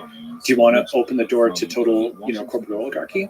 And it's like the opposite. That's what I mentioned. It's like the opposite of the business plots, and they pulled on that thread. Okay, so the macro explanation that I have for this future is our past thesis, and there's more. It also gives some predictions, right? If you go backwards in time, the U.S. federalizes into many individual states. Like before the Civil War, people said the United States are, and after they said the United States is. Before FDR, the 10th Amendment reserved rights to the states. Afterwards, it was just federal regulation of everything. As we go forwards in time, you're seeing states break away from the feds on gun laws, drug laws, right? Sanctuary cities, okay, many other kinds of things, And now Florida, for example, has its own guard that's like not a national guard, but like a state guard. Other cities, other states are doing this. And that's the force of decentralization, saying that parallels in reverse. In reverse, right? So you're having before. Make America states again. Nice. Okay, that's what I think happened, right? I'm not saying I think there's aspects of that are good, there's aspects that are bad, but just like that's kind of the angle, right? But then that's, I mean, from your perspective, that's probably not enough, right? That's not. It's part of the future. Let's just say. I think you suggested all kinds of ways to build different countries. I think that's probably one of them. You said like start micro countries or something like this. I forgot the terminology. Micronations. Yeah, that's how I actually think of them as the better term is microstates because they're actually not nations. That's why they don't work. But microstates are better, right? Coming back to the difference between the nation and the state. The nation is like the nation state is a term that people use without expanding it. But nation comes from the same root word as like natality. So it's like common descent, common birth, right? Common origin, like the Japanese nation. That's a group of people that have, come down, right? That's nationalism. Yeah. Whereas the state is like the administrative layer above that. It's like labor and capital, like labor and management. Okay. The American state stood over the Japanese nation in 1946 after the right. Oh, so you weren't talking about tradition, that doesn't matter. In terms of like, I thought you meant nation is a thing that carries across the generations. There's a tradition, there's a culture, and so on. And state is just the layer. I mean, that's also another way of thinking about it, right? There's reversal there as well. Okay. Yeah. So I mean, one way of thinking about it is, one nation under God, indivisible, is no longer true. It is. America is at least two nations, the Democrat and Republican, in the sense of their own cultures, where I can show you graph after graph. You've seen the polarization graphs. I can show you network diagrams where, there's this graph of polarization in Congress where there's red and blue, they're separate things. There's this article from 2017 showing how, shares on Facebook and Twitter are just separate subgraphs. They're just separate graphs in the social network. They're pulling apart. Those are two nations. They're not under God because people in the U.S. no longer believe in God. And they're very much divisible because 96% of Democrats won't marry Republicans and a high percentage the other way. And what that means is in one generation, ideology becomes biology. These become ethnic groups. It takes on the character of Hutu and Tutsi or Protestant and Catholic, Sunni and Shiite. It's not about ideology. If you think about all the flips during COVID, right, where people were on one side versus the other side, it's tribal. It's just tribe on tribe. And so it's not universalist. The identity of American makes less sense than the identity of Democrat and Republican right now, or perhaps the identity of individual states. But I think that's a good or bad thing. I think that's unfortunately, whatever it is, the arrow of history, right?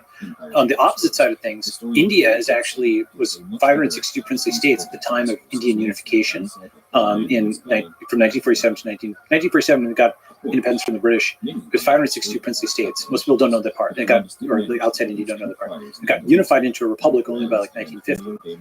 And India is like actually a modern India is like Europe. It's kind of like the European Union in the sense that we didn't have a unified India in the past. It was a lot of different countries, like North and South India, or like Gujarat and Tamil Nadu, are as different as Finland and Spain.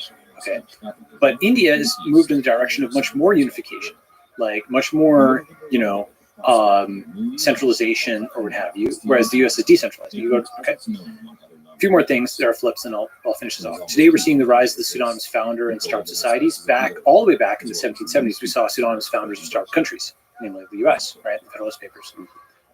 Today, we're seeing so far unsuccessful calls for wealth seizures in the U.S. Back then, we saw FDR's Executive Order 6102, which was a successful seizure of gold.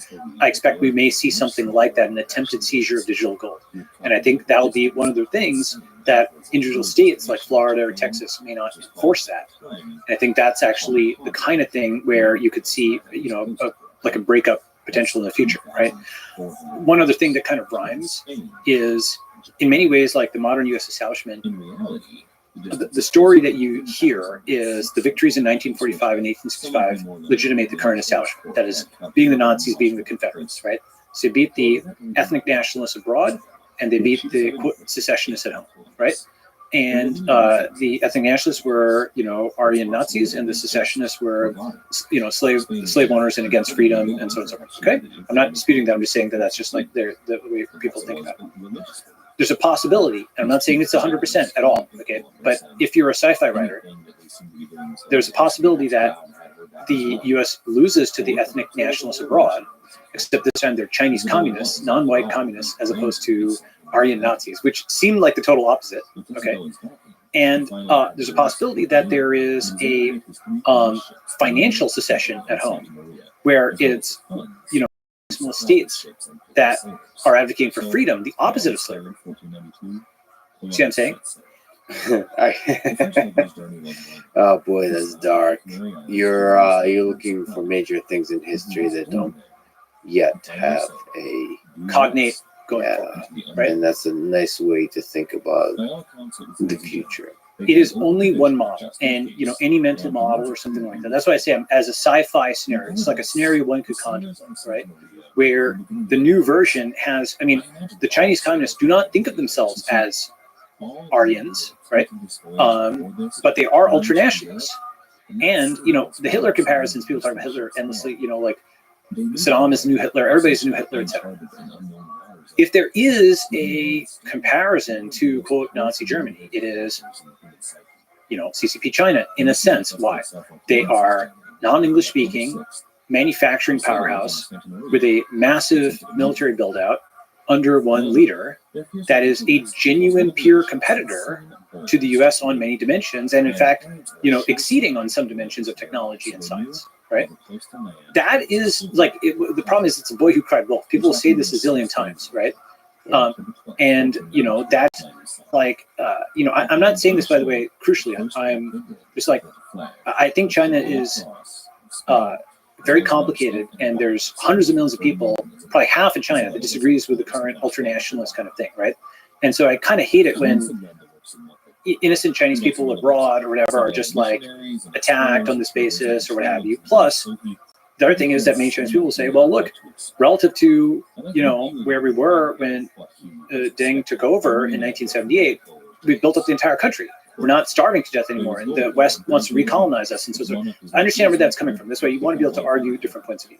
With that said, there's one huge difference, right? Which is Nazi Germany was like 70 million people, and the US was 150 million, and the Soviet Union was 150 million, and the UK was like 50 million. So they were outnumbered like 5 to 1. China outnumbers the US 4 to 1. This is going to be a fun century.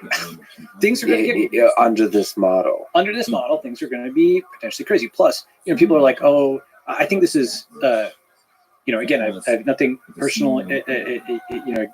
This guy Peter Zeihan, he writes these books, right? I probably agree with about 20 or 30%, but I disagree with a lot of the rest. And a bunch of it is basically about how China's really weak and America's really strong, and the rest of the world is screwed. And I think there's absolutely problems in China, and like the current management is actually messing a lot of things up. We can talk about that. But I do think that the U.S. is like fighting its factory. So one thing Zion will talk about is how America has this blue water navy, all the aircraft carriers, and China has nothing. It's got Bubkas, etc. Well, China ships things all around the world, right? It probably has one of the most active fleets out there in terms of, its commercial shipping.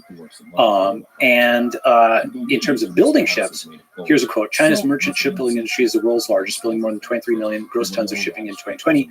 U.S. yards built a mere 70,000 tons the same year, though they typically average somewhere in the 200,000s. That is a 100 to 300x ratio just in shipbuilding. Pretty much everything else you can find in the physical world is like that. Okay, we're not talking like 2x. We're talking they can put together a subway station in 9 hours with prefab, and the U.S. takes 3 years.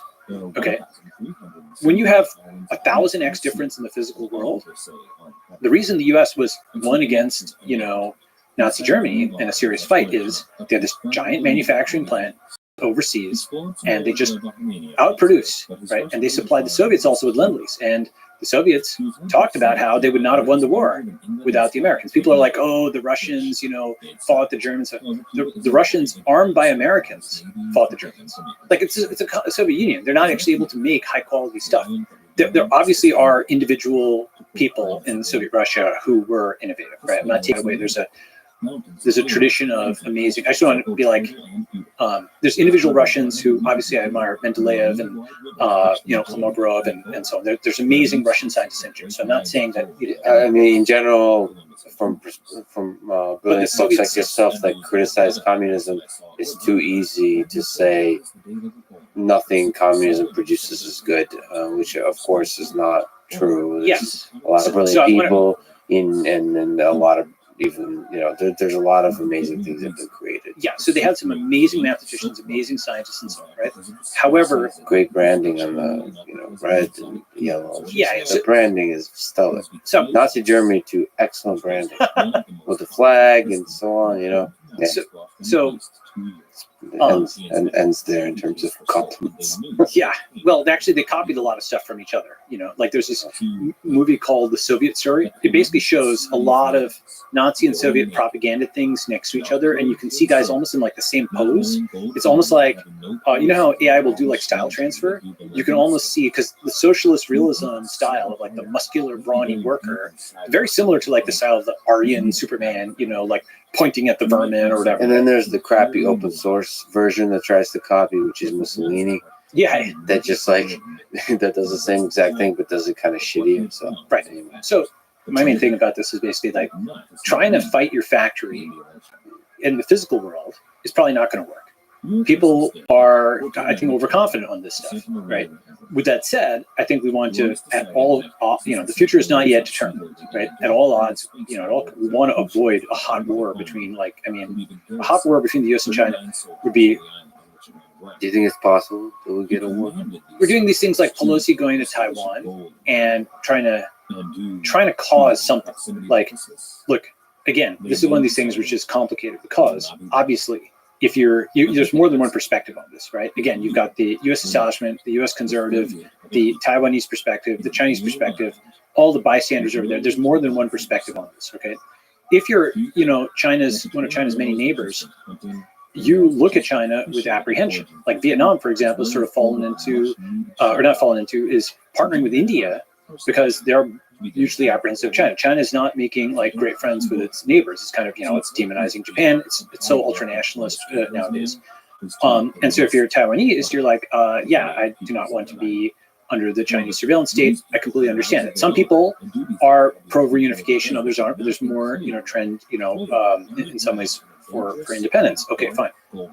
But there's also an increasing temperature across the entire world. As we sit here today, there's speeches by Vladimir Putin about the serious possibility of a nuclear war. And that escalates kind of the heat in the room of geopolitics. It escalates the heat in the room, of course, right? And the thing is, people have this belief that because something hasn't happened, it won't happen or it can't happen. But like, there were a lot of measures people took during the Cold War to make sure a nuclear exchange didn't happen. The whole mutually assured destruction thing and communicating that out, and like the balance of terror. There were smart guys on both sides who thought through this, and there were near misses, right? There were, like there's that story about like the Soviet colonel who didn't order a nuclear strike because he thought it was just like an error in the instruments, right? Okay, what's the point? Point is, for example, Pelosi going to Taiwan, that didn't strengthen Taiwan. That didn't like that. If you're going to go and provoke China, I thought Scholar Stage, his Twitter account, had a good point, which is you should, if you're actually going to do it, then you strengthen Taiwan with like huge battalions of like arms, material, and you make them a porcupine and so on and so forth. Instead, her kind of going and landing there and mooning China and then flying back in the middle of a hot war with Russia, that's absolutely, in the middle of an economic crisis or what have you. It just, can you pick battles or whatever, right? It's like, you don't have to fight Russia and China at the same time. It's like kind of insane to do that, okay? Plus, even with Ukraine, some people are like, oh, this was like a victory for the U.S. military policy or something. There's a guy who, I'm not trying to beat him up or anything, he's like, this is in March, thread on U.S. security assistance to Ukraine. It's working. Ukraine might be one of the biggest successes of U.S. security assistance. And the reason is, U.S. didn't focus on some high-end shiny objects, but on core military tasks. That focus should remain. And it's like, how is this a success? The West gave massive arms to Ukraine only after the invasion, but not enough before to deter. And now Ukraine is like this Syria-like battleground with, 1 million refugees or whatever the number is, right? Their country is blown to smithereens, thousands of people dead, whatever $1,000 gas in Europe with like 10x energy, radicalized Russians, the threat of World War III or even nuclear war, shooting somebody that's not like the point of the military. The point is, there's a million ways to smash Humpty Dumpty into pieces and, unleash the blood-drenched tides, right? And have people all shooting each other and killing each other. It's really hard to maintain stability. That's what competence is deterrence and stability, right? There's not like a success in any way. It's like an absolute tragedy for everybody involved, right? Yeah, I mean, deterrence, of course, is the number one thing, but there's a lot to be said there. But I'm a huge not fan of declaring victory, as we've done many times when it's the wrong. Yeah, I mean, the other thing about this is the whole mission accomplished thing during Iraq. Mission accomplished is what I meant, yeah. Exactly. Mission accomplished was obviously, the thing is, Russia lives next door to Ukraine. And so, just like Iraq lives next door to Iran, and Afghanistan is next door to Pakistan and China.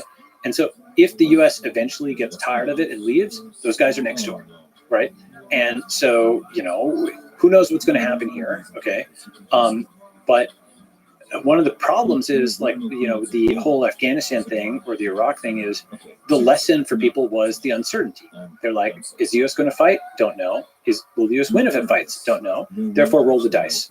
That uncertainty is itself like tempting to folks, like Putin, right? So the point is, coming all the way back up, we were talking about how history, futures are past, and FDR, like the business plot for FDR failed, but like the tech companies were able to deplatform Trump, right? And the left libertarian would say, do we want that much corporate power? Okay. And so we gave the 4 case for Trump deplatforming, protecting democracy, the Trump supporter case against, which is on the secret history of the shadow campaign that saved the 2020 election, basically that article. The left libertarian or libertarian case against. And then to me, what is, I am more sympathetic to the libertarian / left libertarian against, and then also maybe the 4th group, which is the non-American case, right? Which is to say, every AMLO, he was the head of state of Mexico, I think at that time. Okay, AMLO, Macron, other folks, everybody who's watching this around the world, basically saw, let's say, U.S. establishment or Democrat aligned folks just decapitate, the head of state. from digitally, right? Like just boom, gone. Okay. And they're like, well, if they can do that in public to the US president, who's ostensibly the most powerful man in the world, what does the Mexican president stand against that? Nothing, right? Like these US media corporations, these US tech companies are so insanely powerful. Everybody's on Twitter or what have you, other than China, leaving them aside. They've got their own root system. If somebody tried to deplatform Xi Jinping off of Sina Weibo, they'd probably just fall through a trapdoor, their whole family, right? But for the rest of the world, it's on that is hosting their business, their politics on these US tech companies. They're like, regardless of whether it was justified on this guy, that means they will do it to anybody. Now the seal is broken. Just like the bailouts, as exceptional as they were, and at first everybody was shocked about them, then they became a policy instrument. And now there's bailouts happening. Every single bill is printing another whatever $1 billion or something like that, right? Can I ask on your thoughts and advice on this topic? If I or anyone were to have a conversation with Donald Trump, first of all, should one do so? And if so, how do you do it? And it may not necessarily be Trump. It could be other people like Putin and Xi Jinping and so on. Let's say people that are censored, right? Like people that platforms in general see as dangerous. Hitler, you can go. We keep bringing it up. Of course, that's the ultimate edge case, right? In the sense of that saying like something must be done. This is something, therefore this must be done, right? I've heard that one before. No, right? No, but I love it. Yeah. So this is just. Can I just use that as an explanation with confidence for everything I do? Yeah, sure. There you go. Right. Something must be done. This is something. Therefore, it must be done. Therefore, this must be done. So that is the two. All kinds of regulations, all kinds of things are kind of justified on that basis, right? And there's a version of that which is punch a Nazi. I decide who's a Nazi. You're a Nazi. Therefore, I punch you, and that's just. Yeah, and like people say, oh, how many people are calling Israelis? Like these things, right? And so the problem with argumentum ad Hitlerum is it just. I mean, people will say Obama's a Nazi. Everybody will say everybody's a Nazi, right? But there is a social consensus about who. Let's set Nazis aside, but who is dangerous to society. Okay, but now let's talk about that. All right. So basically, I think a more interesting example than Hitler in this context is Herbert Matthews. So Fidel Castro, before he became the communist dictator of Cuba, was on the run. He was like Osama bin Laden at the time. He was like a terrorist that the Cuban regime had seemingly defeated. And what Herbert Matthews did is he got an intro to him. He went to the, place where he was hiding out. He gave an interview and he printed this hagiography in the New York Times with this photo of Castro looking all, mighty and so on. And he's like, Castro is still alive and still fighting. Okay. And there's this book on this called The Man Who Created Fidel. Okay. Where basically NYT's article was crucial positive press that got Castro's point of view out to the world and helped lead to the communist revolution that actually impoverished Cuba, led to gay people being, discriminated against there, led to people fleeing, and drowning, trying to escape, right? That's an example of where platforming somebody led to a very bad outcome. In fact, many of the communist dictators in the 20th century had their own personal journalists, right? For example, there's a guy, John Reed. He's an American. He's buried, if I get this right, I think he's buried at the Kremlin Wall, okay? Why is an American buried there, okay? Because he wrote a book called 10 Days That Shook the World that whitewashed the entire Soviet Revolution and the Russian Revolution in 1917, October Revolution, and made these guys out to be the good guys when they were actually genocidal psychopaths. Okay, he got their point of view out to the world, and it was a totally misleading point of view. Right? Do you think? What do you think he was thinking? He's think he saw the psychopathy. Sometimes it's not obvious. Well, the French Revolution had already happened, so people kind of knew that this sort of psychopathic, killing in the name of equality could produce bad results, right? And but it's more than that, right? So it's John Reed, it's Herbert Matthews, it's Edgar Snow. Okay, so these are all people who should be extremely famous, right? So Edgar Snow is Mao's journalist. Okay, so he wrote, there's actually an article in this how 1930s reporter of Zuri became China's ideal journalist. Okay, and he wrote various books, including like Red Star over China. Okay, and it's just a hagiography of Mao, right?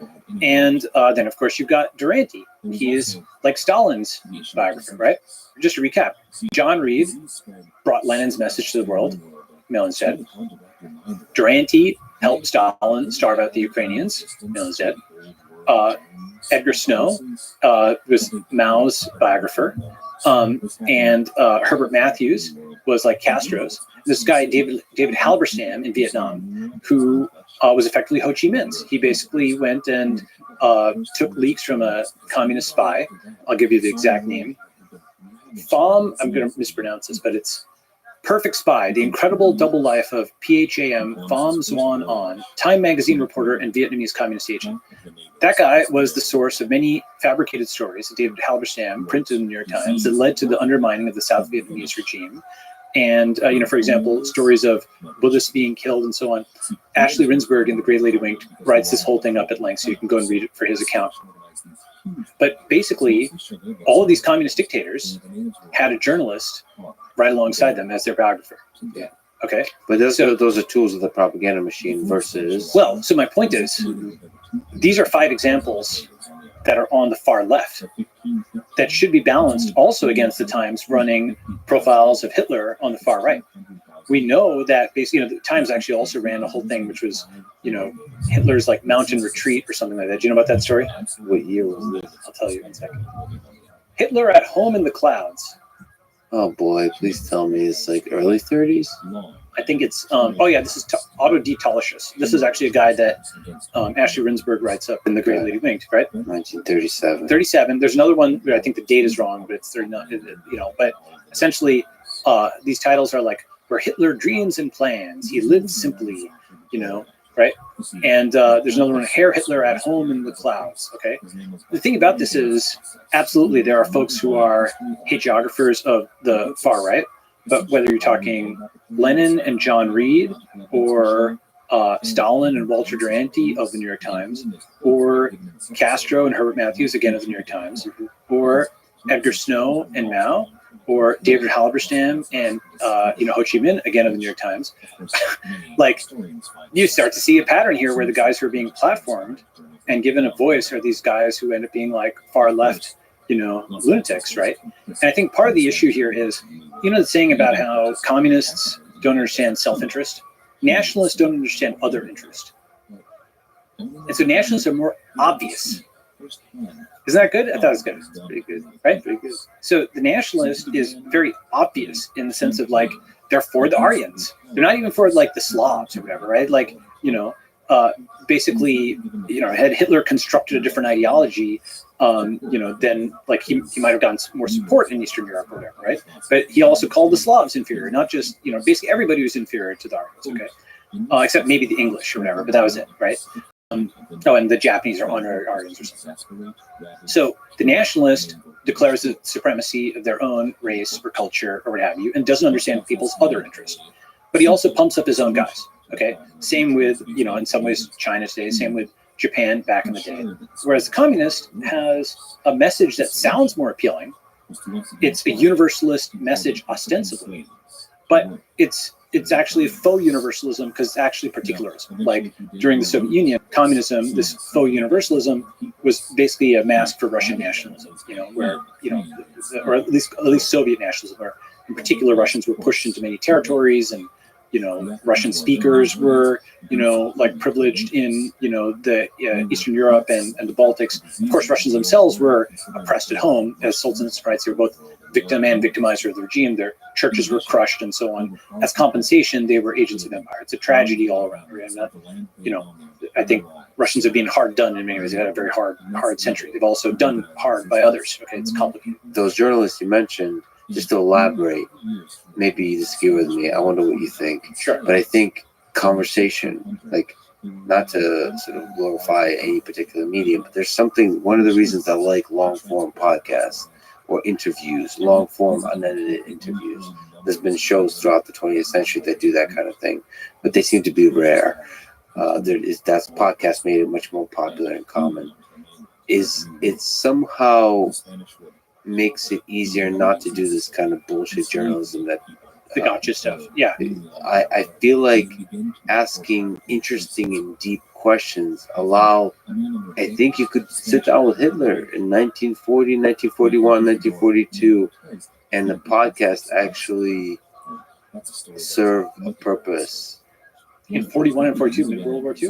Amid World War II, a purpose of one, which is very important, get good information for the future, so history can study it, and two, reveal to the world the way a man thinks that is beyond the propaganda.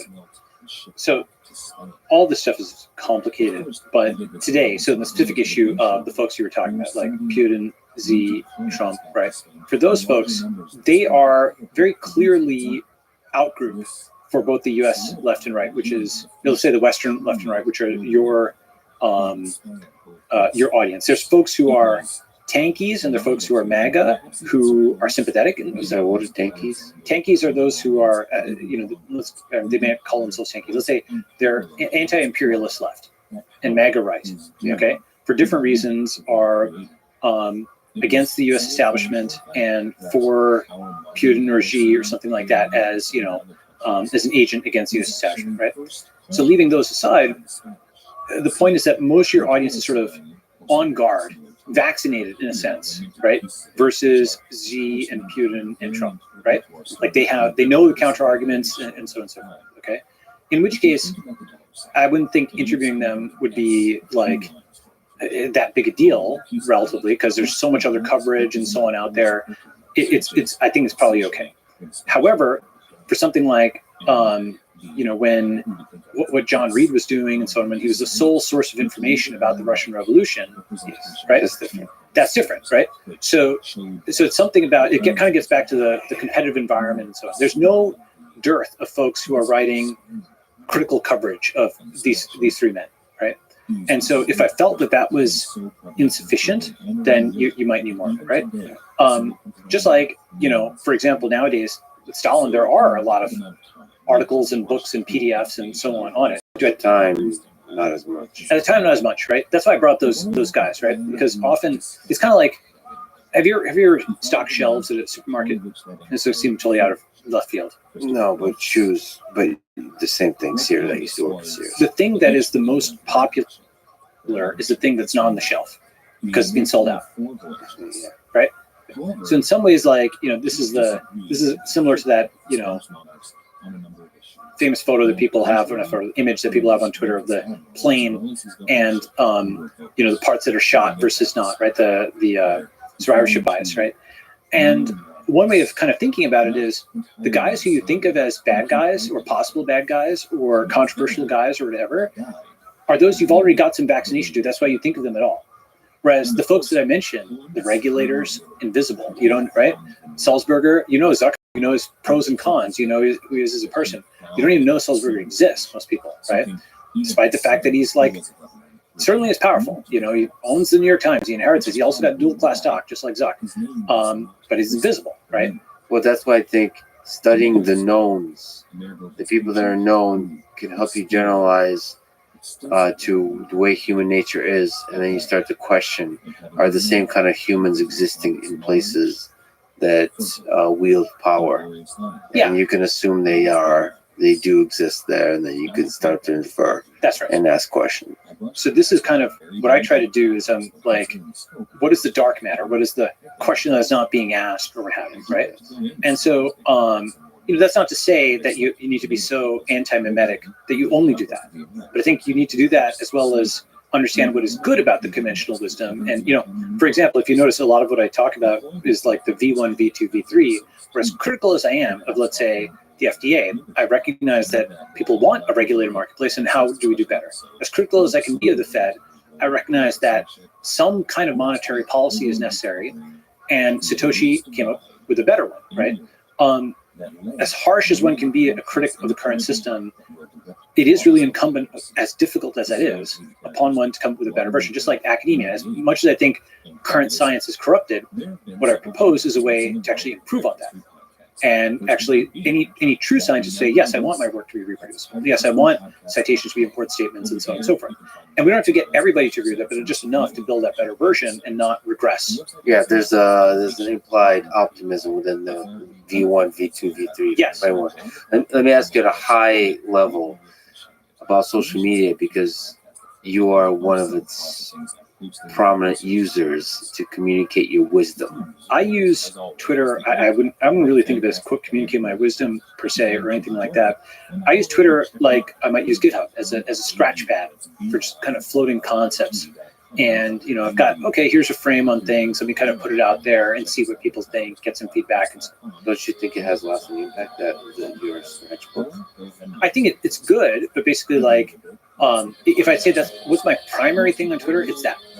It's a scratch pad for me to kind of put some concepts out there, iterate on them, get feedback on them, and so on and so forth. Do you think it's possible that the words you've tweeted on Twitter is the most impact you will have On the world? I don't. Is So, that possible? is it possible? Well, my tweets is a good question. I think the network state will be, I think, important, or I hope it. Well, the book. The book is a concept. Good question. Just to clarify. The movement, The movement. right? In the sense that Zionism shows that it is possible to have a book, and then a conference, and then a fund, and eventually, in the fullness of time, with a lot of time and effort, to actually get a state, right? And, as I mentioned earlier, a lot of countries are small countries. But I didn't mention there's a guy who's the head of Kazakhstan, and he made a remark. He's like, if we allow every nation that wants to have self-determination to have a state, we'd have 600 countries rather than 190. Because the option, there's many opposites of a nation state, but one of the opposites is the stateless nation. And so where the network state is popular? In places like Catalonia. Catalonian nationalists. In Catalonia, guys who are committed Catalonian nationalists. So Catalonia, this region of Spain, right? The thing is that, again, V1, V2, V3, the nation state is V2, and it beat the city state, which is like V1. And the network state I think of as a potential V3, which combines aspects of V1 and V2. So Catalonia or the Basque region, these are underneath the quote nation state of Spain, but many Catalonians think of themselves as part of a separate nation. Not all, except many, okay? And so they want a state of their own. Who doesn't? If you're a nation, meaning that they've got a legitimate claim from history, language, culture, all this stuff, right? The Basques do as well. The Kurds do as well, okay? Lots of ethnic groups around the world do. So in the game of musical chairs, that was the formation of current national borders, they lost out, right? So what did they do? Well, one answer is they just submit to the Spanish state and they just speak Spanish and their culture is erased and their history is erased and so on. The second is they do some sort of Ireland-like insurgency, the Troubles, to try to get a thing of their own, which is obviously bad for other kinds of reasons, right? Violent, etc. What this Catalonian nationalist said, he's like, look, well, we can't give up on our existing path. The network state is a really interesting third option. I mean, by the way, I hadn't talked to this guy, V. Partal, okay? And he's got this site called Via Web, and or VILA, Villa Web, sorry. It can be, meaning the network state, can be especially appealing to us. Catalans are now embarking on the task of having a normal and current state in the old way, and this is a project that we cannot give up. But this does not mean that at the same time we are not also attentive to ideas like this, and we do not try to learn and move forward, right? Meaning, the network state, right? Because that's the third way, which says, okay, maybe this particular region is not something where you're going to be able to get, a state. But just like there's more Irish people who live outside of Ireland, right? Just like, the Jewish people, didn't actually get a state in Poland or what have you. They had one in Palestine. Perhaps the Catalonians could crowdfund territory in other places and have essentially a state of their own that's distributed, okay? Now, again, what people are immediately going to say is, well, that's going to lead to conflict with locals necessarily, and so on and so forth. But if you're parallel processing, you don't have the all-in-one bucket aspect of I must win here, and the guy on the other side is like I must win. You have optionality. You can have multiple different nodes around the world, just like there's multiple Chinatowns. You could have multiple Catalonian towns, right? And some places you might be able to just buy an island, and that becomes the new Catalonia, right? Just like I think there's a region called New Caledonia.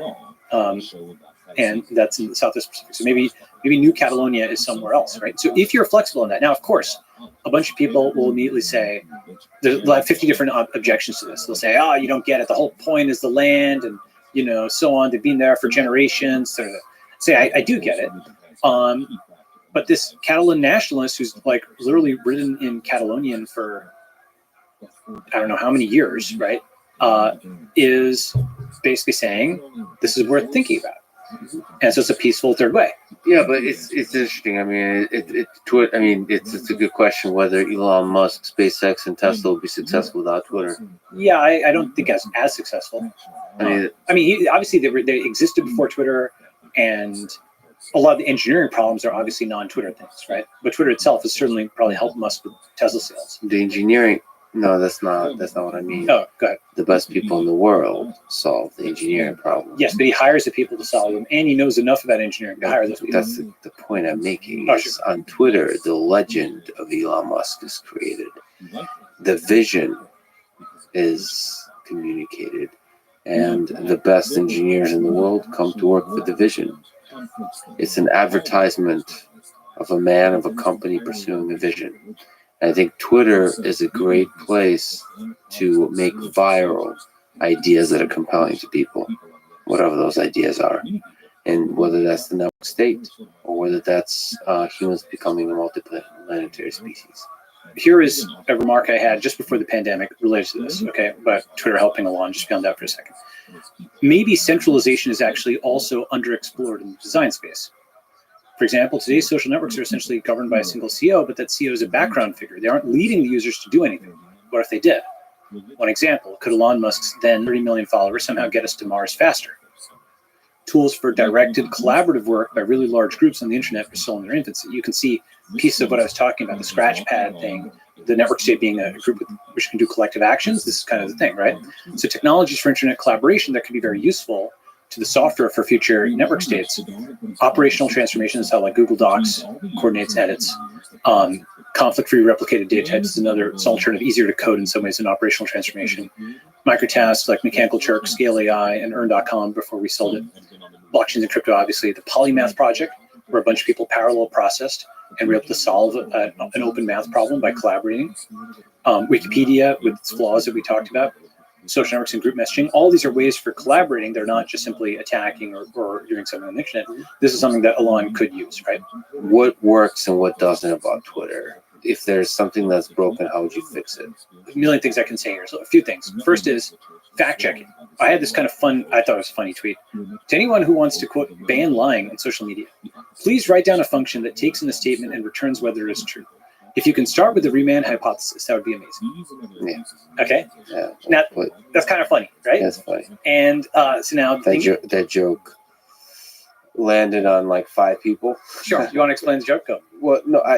There's a lot of problems with decidability where the truth. That's what proofs in math is. The truth of the thing is actually exceptionally difficult to determine, and that's just a really nice example.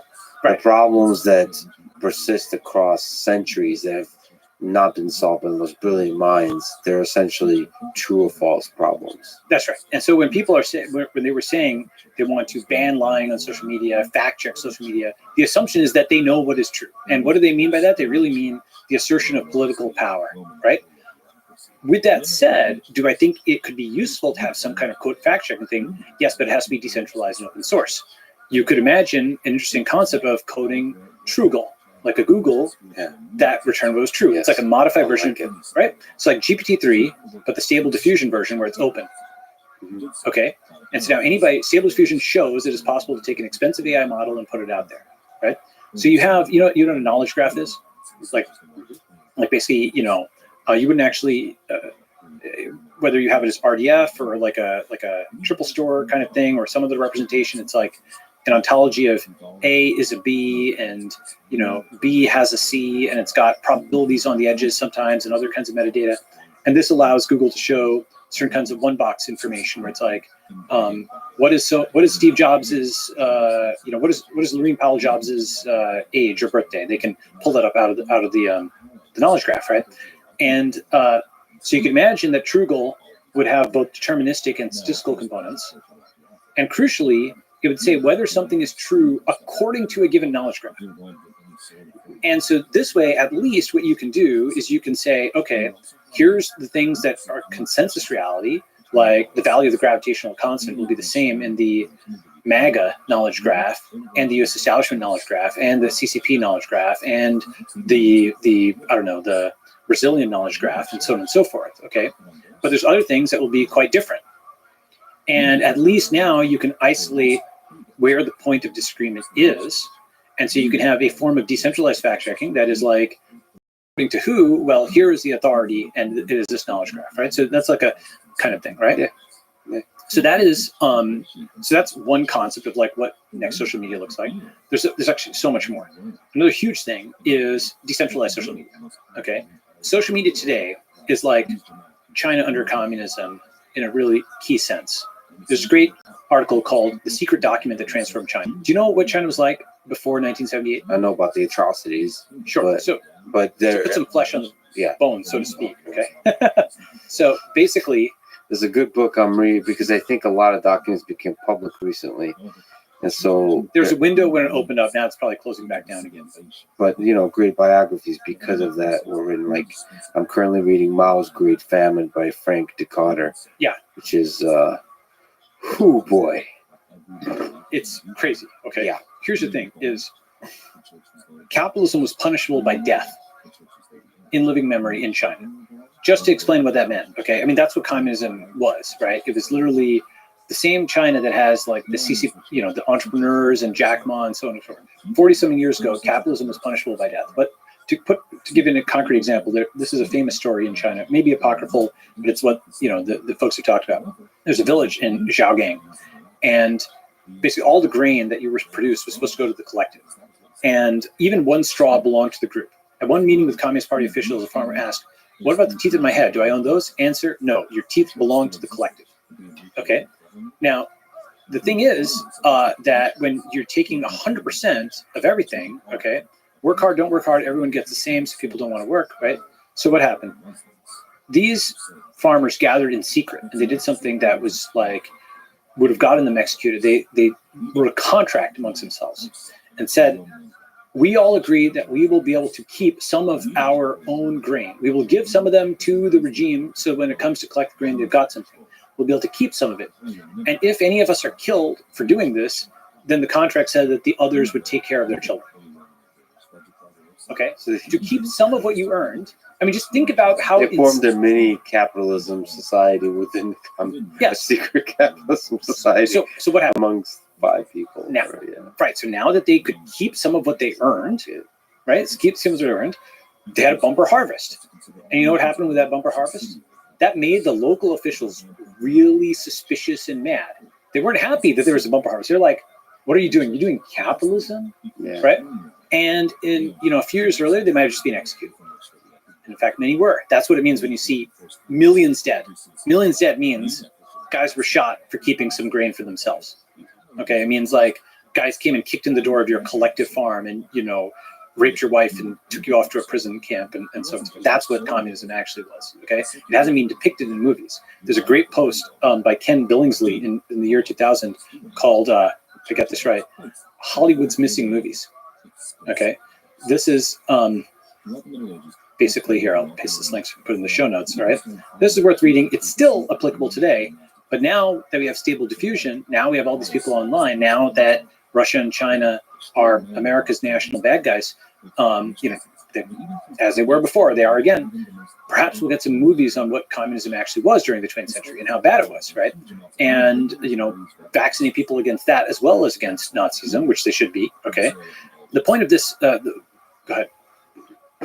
No, because I'm congratulating myself on the nice, because you're sending me excellent links on WhatsApp, and I just saw that there's an export chat feature. Yes, great. Because we also have disappearing messages on, so I was like, all right, this is great. Great. I'll be able to get it. Your ability to reference sources is incredible, so thank you for this. Anyway. Otherwise, if I say something, it sounds too surprising. So that's why I want to make sure I have this talk. Yeah. So like, yeah, people would be like shot for holding some grain. So what happened though was Deng Xiaoping said, okay, we're not going to kill you. In fact, we're going to actually set up the first special economic zone in Shenzhen. He didn't try to flip the whole country from communist to capitalist in one go. Instead, he's like, we can reform in one place. And in fact, he fenced it off from the rest of China. And it did trade with Hong Kong. And he spent his political capital on this one exception. It grew so fast that gave him more political capital. You know, some people think actually that the, you know, Sino-Vietnamese War was Deng's way of just distracting the generals while he was turning China around to get it back on the capitalist road.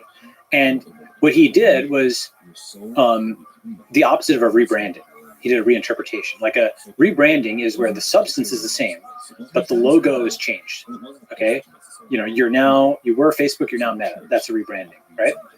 Reinterpretation is where the logo and the branding is the same. They're still the CCP, they're still the Chinese Communist Party, but they're capitalist now. The engine under the hood, it's deniable.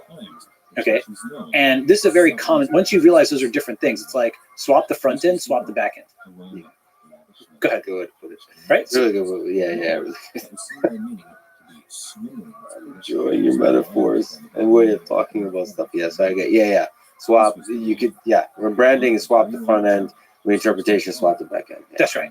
Once you realize that, you're like, okay, I can, just like as an engineer, you can kind of, okay, sometimes I want to do this on the front end, sometimes I want to do the back end, sometimes it's explicit, and sometimes the user doesn't need to see it, and it's on the back end.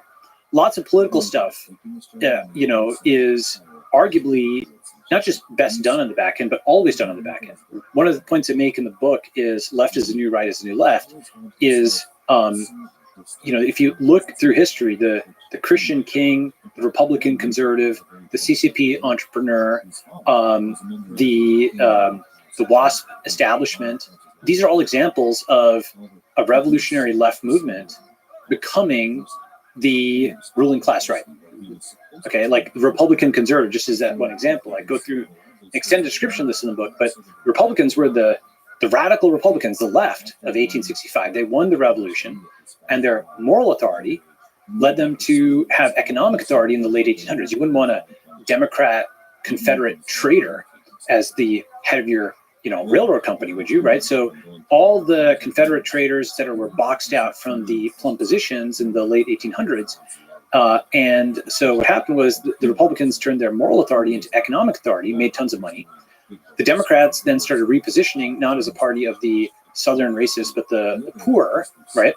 And, you know, the Cross of Gold speech by William Jennings Bryan was part of that. There's a gradual process that reaches let's say a crucial mark with the election of FDR, where it's actually not the 1932, but the 1936 election that black voters switched over to FDR. Okay. That was actually the major flip to like 70%, you know, to the Democrats. Now they've repositioned as the party of the poor, not the party of the South. Okay. And Republicans had lost some economic authority, or rather, they had moral authority, they turned into economic authority. They started to lose some moral authority. The loss of moral authority was complete by 1965. That was actually MAPA.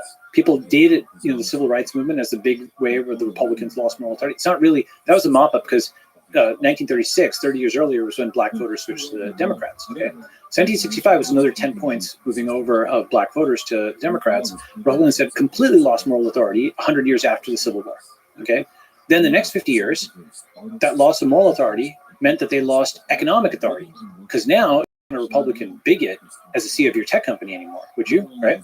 So by 2015, 2020, now you have, it's like two sine waves that are staggered, right? Moral authority leads to economic authority, leads to loss of moral authority, leads to loss of economic authority. And so now you have the Democrats, you know, have, you know, completed a 155-year arc from the defeated party in the Civil War to the dominant party in the U.S. establishment. And all the woke capitalists are now at the very top.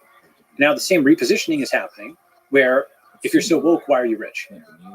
You get it, right? Like, you know, if you're so smart, why aren't you rich is the normal kind of thing, right? If you're so woke, if you're so holy, why is, like, for example, the BLM founder, why do they have this $1 million mansion, right? If you're so woke, and it's all about being good and you're anti-capitalist, how come you seem to be raking in the money, et cetera, right? This is an argument which I'm not sure how long it will go. It might take years to play out. It might take decades to play out. I think probably on the order of a decade. You're going to see, in my view, the repositioning if the Democrats are the woke capitalists, the Republicans will eventually are becoming the Bitcoin maximalists. Why? Because, if one guy picks left, the other guy picks right. It's literally like magnets kind of repelling. They're sort of forced into the other corner here, right? And the Bitcoin maximalists will essentially, where this guy says centralization, they say decentralization, where they defend the right of capital to do anything. The maximalists will say, actually, you're all cantillionaires. You're all benefiting from printed money. You don't have anything that's legitimate. You don't actually own anything. It's all a handout from the government, and so on and so forth, right? And so that's counter-positioning that will basically attack the wokes by how much money they're making. They're not contesting the ideology. So when one guy signals economics, you signal culture. When the other guy signals culture, you signal economics. That's a whole thing I can talk about. Should I talk about that for a second? Sure. Is this integrated into the forces that you talk about? You've talked about the three forces, the trifecta of forces that affect our society, which is the wokes, let's say. Woke capital, communist capital, woke capital. You talk so fast. It's and I think so slow. No. Woke capital, communist capital, and crypto capital. Can you explain each of those three? We actually talked about each of the three in part, but it'd be nice to bring them together in a beautiful triangle. And then I'll also come back up and I'll talk about how the CCP sort of relates to social media and decentralized social media. Okay. All right. So NYT, CCP, BTC is woke capital, communist capital, crypto capital. And communist capital is the simplest. It is you must submit. The Communist Party is powerful. CCP is powerful, and you are not. If you're in China, you just submit. CCP is an embodiment of communist capital. Well, yeah. So basically, and in China they call it CPC. So basically they don't like it usually if you say CCP, right? So like Communist Party of China as opposed to Chinese Communist Party. Basically, that is capitalism. That is a Chinese pool of capital, that billion-person pool.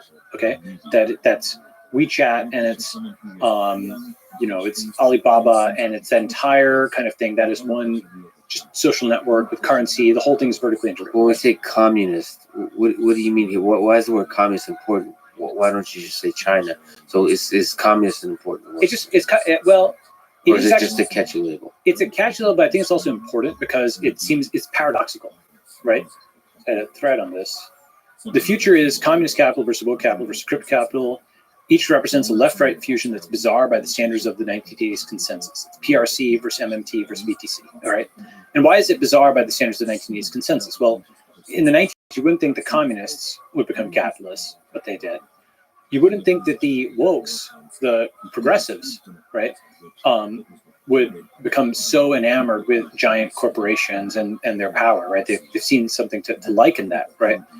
And you also wouldn't think that the non-Americans or the post-Americans or the internationalists would be the champions of capital because you think it's the American nation, right? So rather than the conservative American nationalists being the defenders of capital, you have the liberal Americans who are with capital, you have the communist Chinese who are with capital, and you have the internationalists who are with capital. And it's the conservative American nationalists who are in some ways against that, which is kind of funny, right? So it's like this weird ideological flippening that if you take the long lens, you have these poles that kind of repel each other. Okay, so just on the CCP NYT BTC thing. NYT, by the way, is woke capital. Yeah, what is NYT? So its formula is a little interesting. If CCP is just you must submit because they're powerful, okay, and then you bow your head because the Chinese Communist Party is strong. Woke capital is you must sympathize. Why do you bow your head, Lex? Oh, because you're a white male. Therefore, you're guilty. You sympathize. You must bow your head because you are powerful. Yet, notice it ends in the same place, in your head looking to the ground, right? In China, it's because they are powerful, so therefore you must bend your head. For the wokes, it's the left-handed version where you are powerful and it's shameful, so you should bow your head. Right? Okay. But it ends in your head bowed. It's an ideology of submission. It's not that subtle, but it's like somewhat subtle. And then finally, crypto capital is head held high. You must be sovereign. Okay. And one of the things I point out in the book is each of these poles is negative in some ways when taken to extreme, but also negative in its opposite. For example, obviously just totally submitting to total surveillance is bad, but a society where nobody submits is San Francisco, where people just rob stores and walk out, in the middle, shoplifting, all these goods, and nothing happens, right? A society where you have the woke level of sympathy, where you get to the kind of insanity of math is white supremacist and whatever nonsense is happening today is terrible. But a society that's totally stripped of sympathy is also not one that one would want to be part of, right? That's just like whether it's 4chan's actual culture or it's feigned culture or something like that, or some weird combination. That's also not good. It's like Russia in the 90s, like nobody trusts anybody. That's also bad. And being totally sovereign, that sounds good, and there's a lot that is good about it, and I'm sympathetic to this corner. But being totally sovereign, you go so capitalist, so sovereign that you're against the division of labor. You don't trust anybody, so you have to pump your own water and so on. So you actually have a reduced standard of living over here, okay? And conversely, like survivalist or whatever, survivalist type stuff, right? And you just kind of you just go kind of too crazy into that corner. And then, of course, though, the other extreme of having no sovereignty is you will own nothing and be happy. Everything's in the cloud. It can be deleted at any point, right?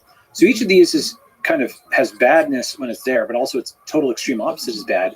And so you want to kind of carve out like an intelligent intermediate of these three poles, and that's the decentralized center or the re-centralized center, I call it. Now, with that said, I think there is a repositioning in particular of woke capital that is happening. And I think if the 2000s was the global war on terror, and then the channel just changed to wokeness in the 2010s. And when I mean channel change, have you seen Paul Graham's graph, or actually David Rosado's graph that Paul Graham posted?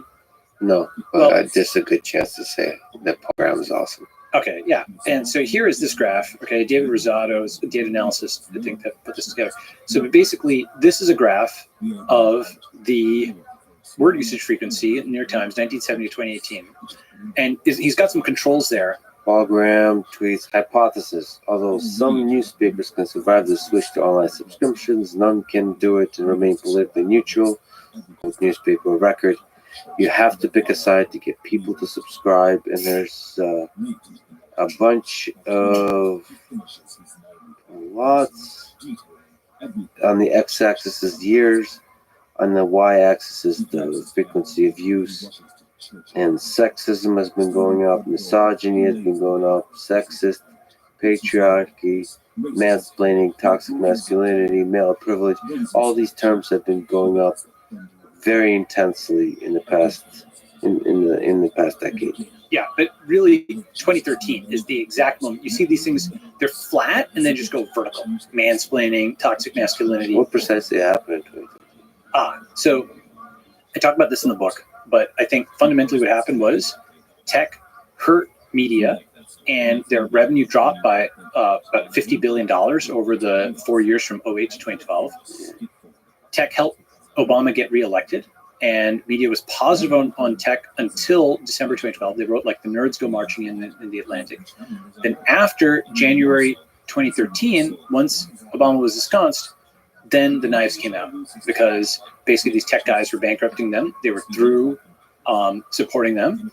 And so the journals got extremely nasty, and just basically they couldn't build search engines or create social networks, but they could write stories and shape narratives. So a clear editorial direction went down that, essentially took all these weapons that had been developed in academia to win status competitions in humanities departments. Yeah, and then they just deployed them, right? And essentially somebody observed that wokeness is the combination of Foucauldian deconstruction and civil rights, where deconstruction takes away, the legitimacy of the old order, and then civil rights says, okay, the only thing that's good is this, right? Which says the old order was also bad in a different way, but this is what's good. And that is the underpinning ideology that all these words have embedded in them, like an ideology, right? Another way of thinking about it is, this is not my reference, but I'll cite it anyway. The glossary of the Greek military junta, right? The creation and or use of special terms that are employed by the junta as propaganda tools, because essentially the word itself embeds a concept. You can Russell conjugate something one way or the other, right? Russell conjugation is this concept that I sweat, you perspire, but she glows. You can always take something, you are uncontrollably angry, but he is righteously indignant, okay? You have a thin skin, they clap back, right? So once you kind of realize that these words have just been chosen in such a way as to delegitimize their target, and they all went vertical in 2013, and they were suddenly targeted against their erstwhile allies, in tech, but also just across the country, you can see that this Great Awakening, that's what Iglesias called it by play on words, the Great Awakening, right? This kind of spasm of quasi-religious extremism. I wouldn't call it religious because it's not God-centered, it's really state and network-centered, so I call it a doctrine, which is a superset of religion and political doctrine. These words went vertical, and all the terrorism stuff you just noticed kind of fell off a cliff. That was the obsession of everything in the 2000s, and just channel change, right? It's amazing how that happened. Yeah. It's not like any of the pieces got picked up. Some of those wars are still raging, of course. And there's victims to this wokeism. And but in a weird way, even though some parts of it, just like Syria, like there's wars in the Middle East that still keep raging. There's certainly active fronts of wokeism, but in a sense, the next shift is already on. You know why? It's a pivot from wokeism to statism. In many ways, NYT is sort of, and more generally the U.S. establishment is sort of kind of coming, you may not believe this, they're kind of coming back to the center a little bit. In the same way that Lenin, after the revolution, implemented the new economic policy, which you may be aware of, right? Which was just like X% more capitalism. You kind of boot on the neck, take control, but then ease up for a bit. And the so-called net men during the 20s were able to eke out something. There was like, okay, fine, he's going to be easier on us. Then it intensified again because basically by loosening up, they were able to consolidate control. They weren't putting as much pressure on, right? Then it went extremely intense again, right? Similar to like Mao's like 100 flowers thing, let 100 flowers bloom, and everybody came out, and then he found out all the people who were against him, and he executed a bunch of them, right? So what's happening now is NYT is, and more generally the establishment is somewhat tacking back to the center, where they're not talking BLM and abolish the police. They're saying fund the Capitol Police, right? They've gone from the narrative of 2020, which was meant to win a domestic contest. They said America's a systemically racist country, tear down George Washington, we're so evil, to the rhetoric of 2022, which is we're the global champion of democracy and every non-white country is supposed to trust us. Now, obviously those are inconsistent, right? If you're in India or you're in Nigeria and you just heard that America's calling itself, the same guys, by the way, saying it's so institutionally racist, systemically racist, and now you're saying, well, we're the leader of the free world and the number one. Obviously, there's an inconsistency between the domestic propaganda and the foreign propaganda, right? There's a contrast between abolish the police and put $2 billion for the Capitol Police. You can reconcile this and you can say the U.S. establishment is pro-federal and anti-local and state.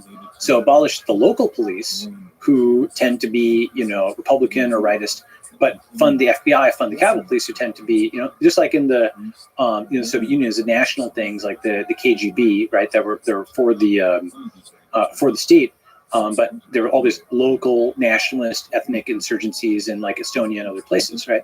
So you can reconcile them, but nevertheless, on its face, those are contradictory.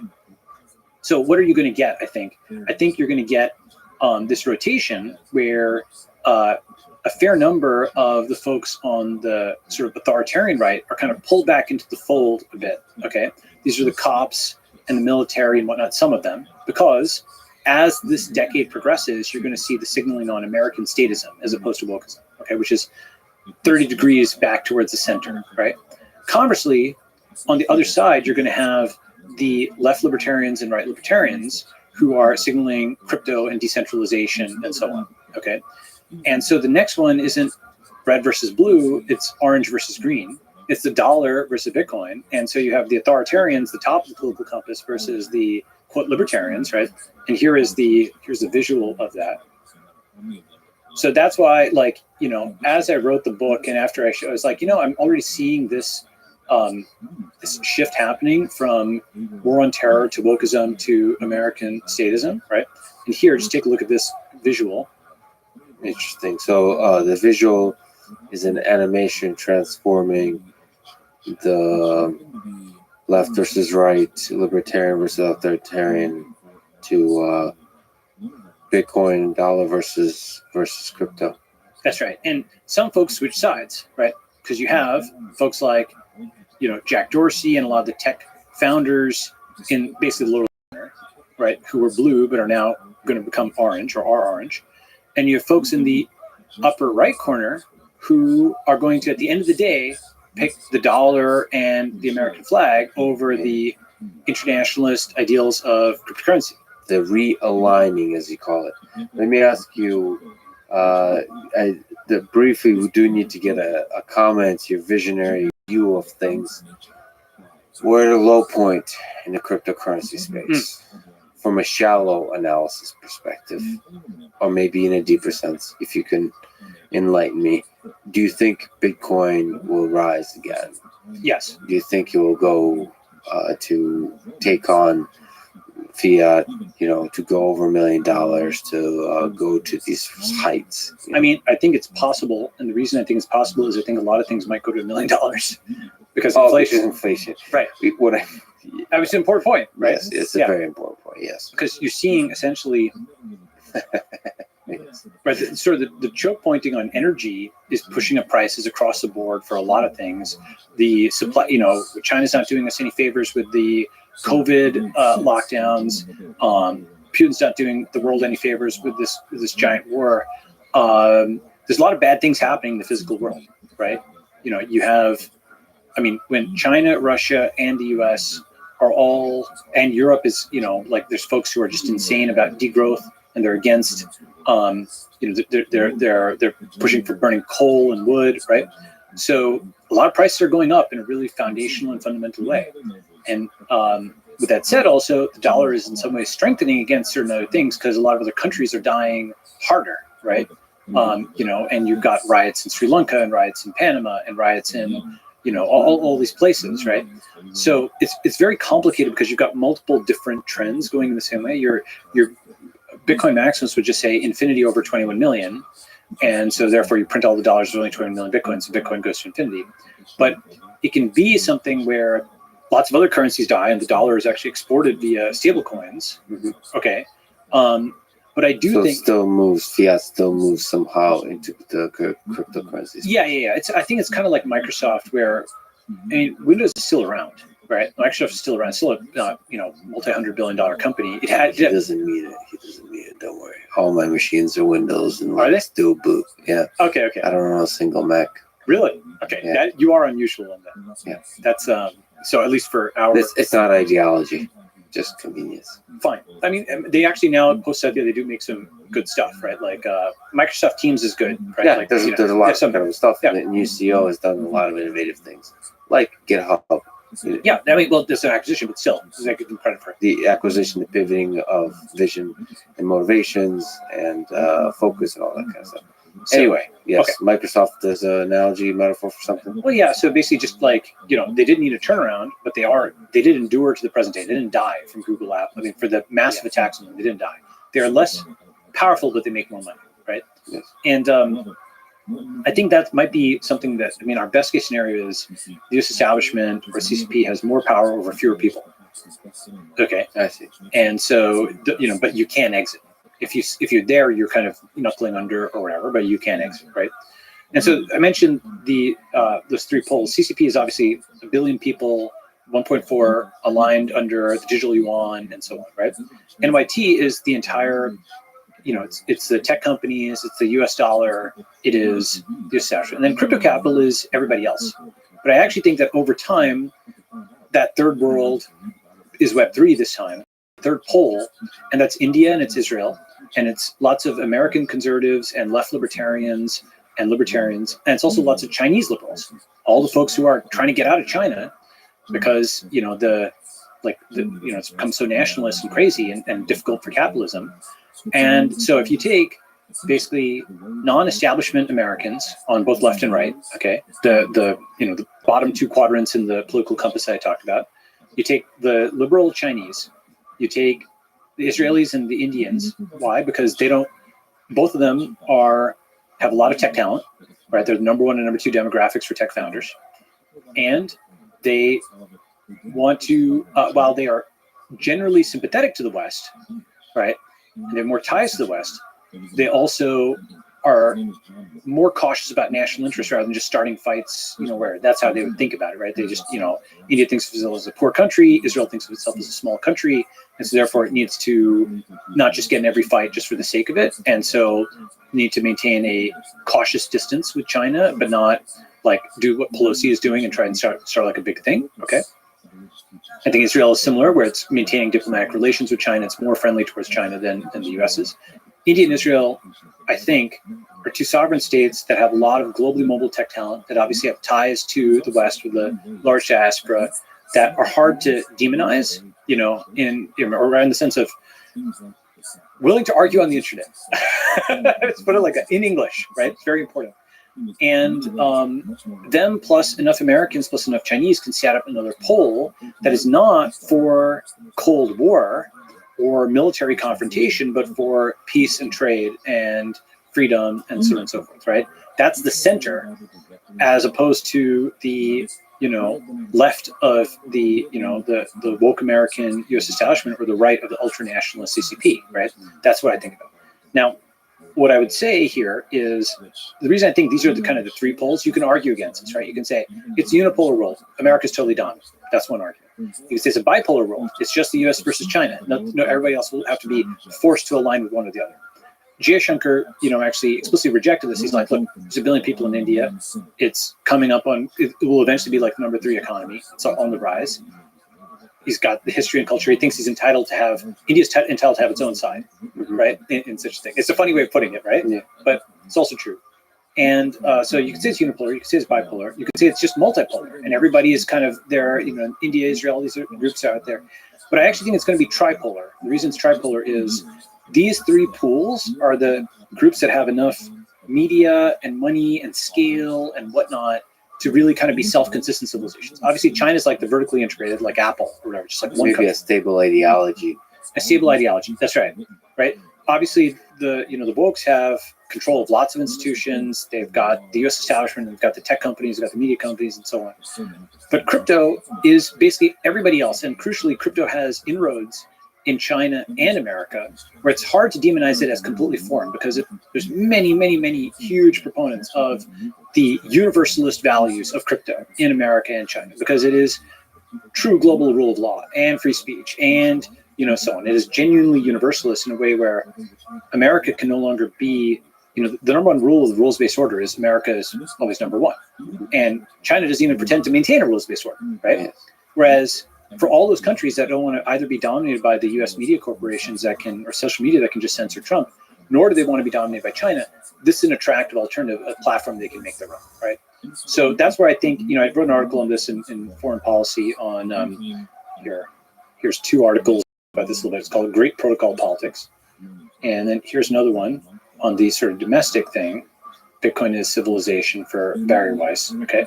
But I want to just come up the stack a little bit and just return to that original point, which I diverged on, which was why I gave the whole example of how we got into China, because I talked about how China had gone from communist to capitalist, and people have just a share of what they own, right?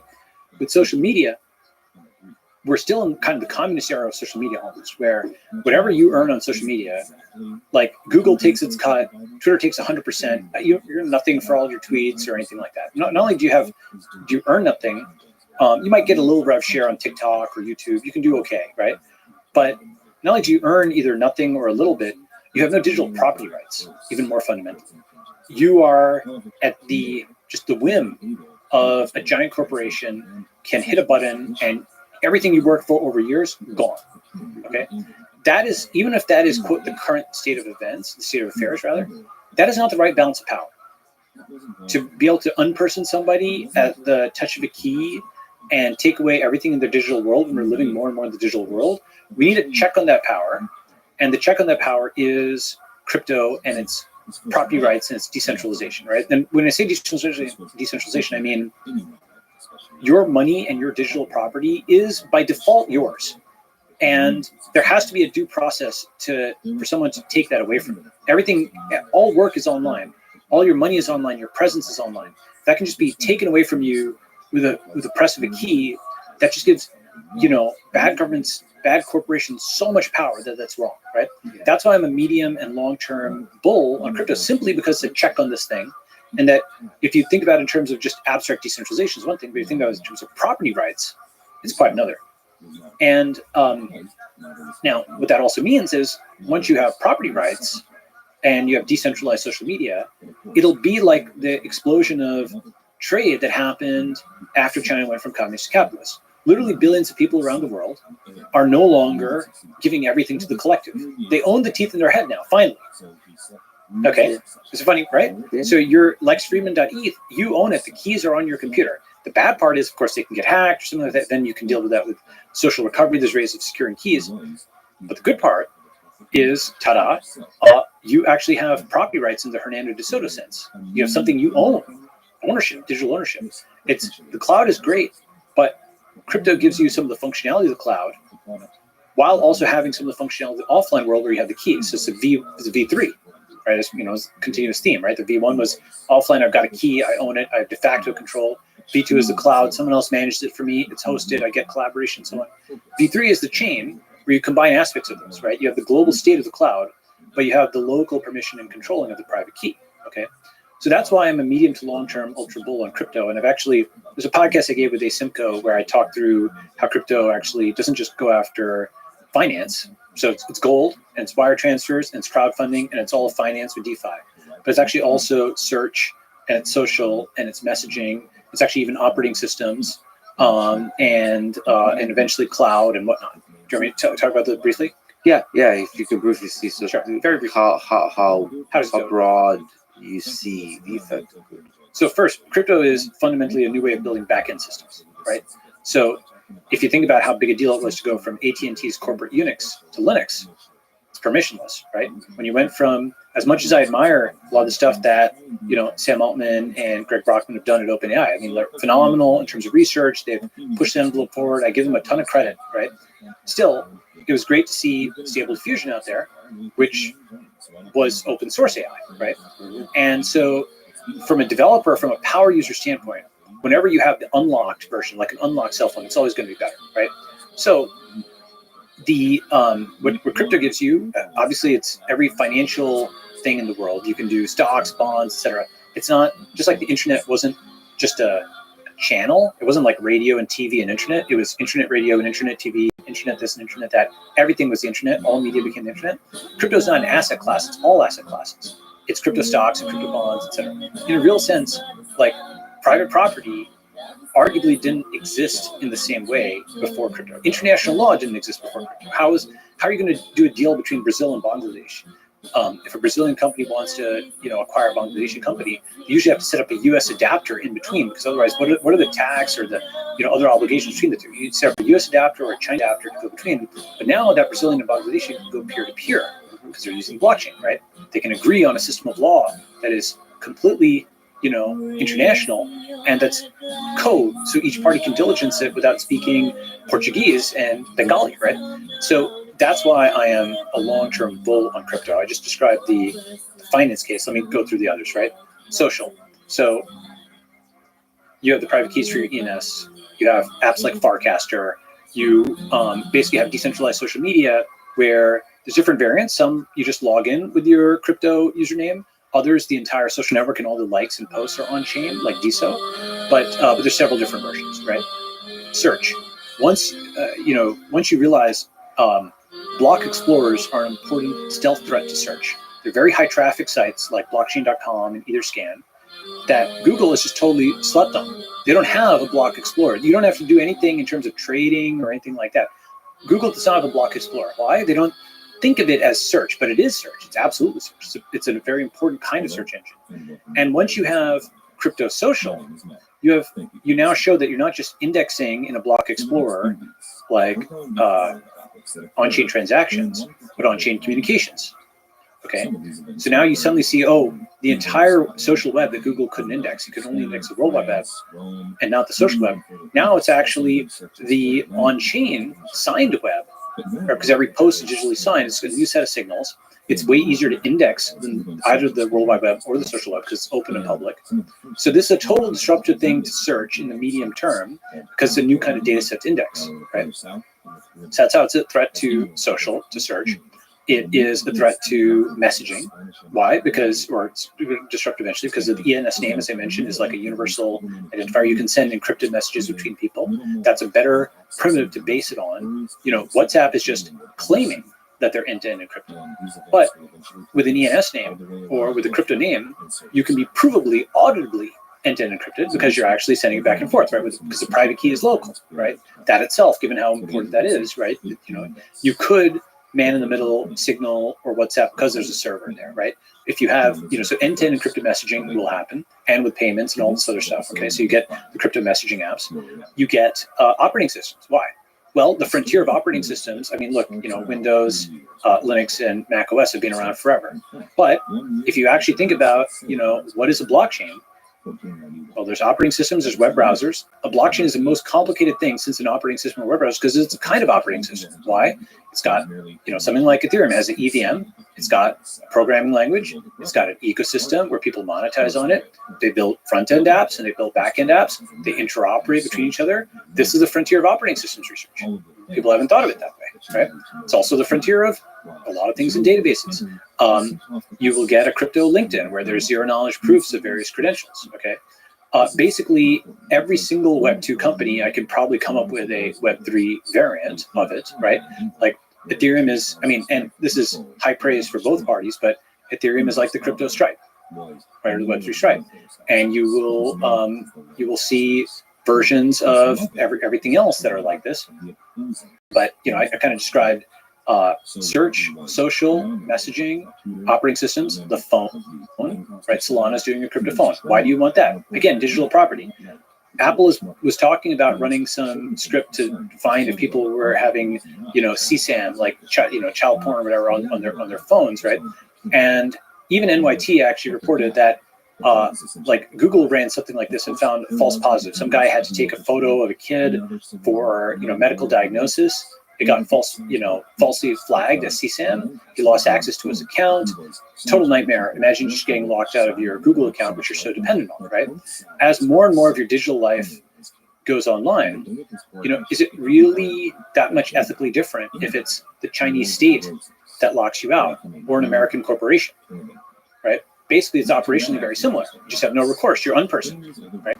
So the crypto phone becomes insanely important, because you have a local set of private keys. Those are the keys to your currency and your passport and your services and your life, right? So becomes something you just hold on you with your person at all times, like your normal phone. You might have backups and stuff, but the crypto phone is an insanely important thing, okay?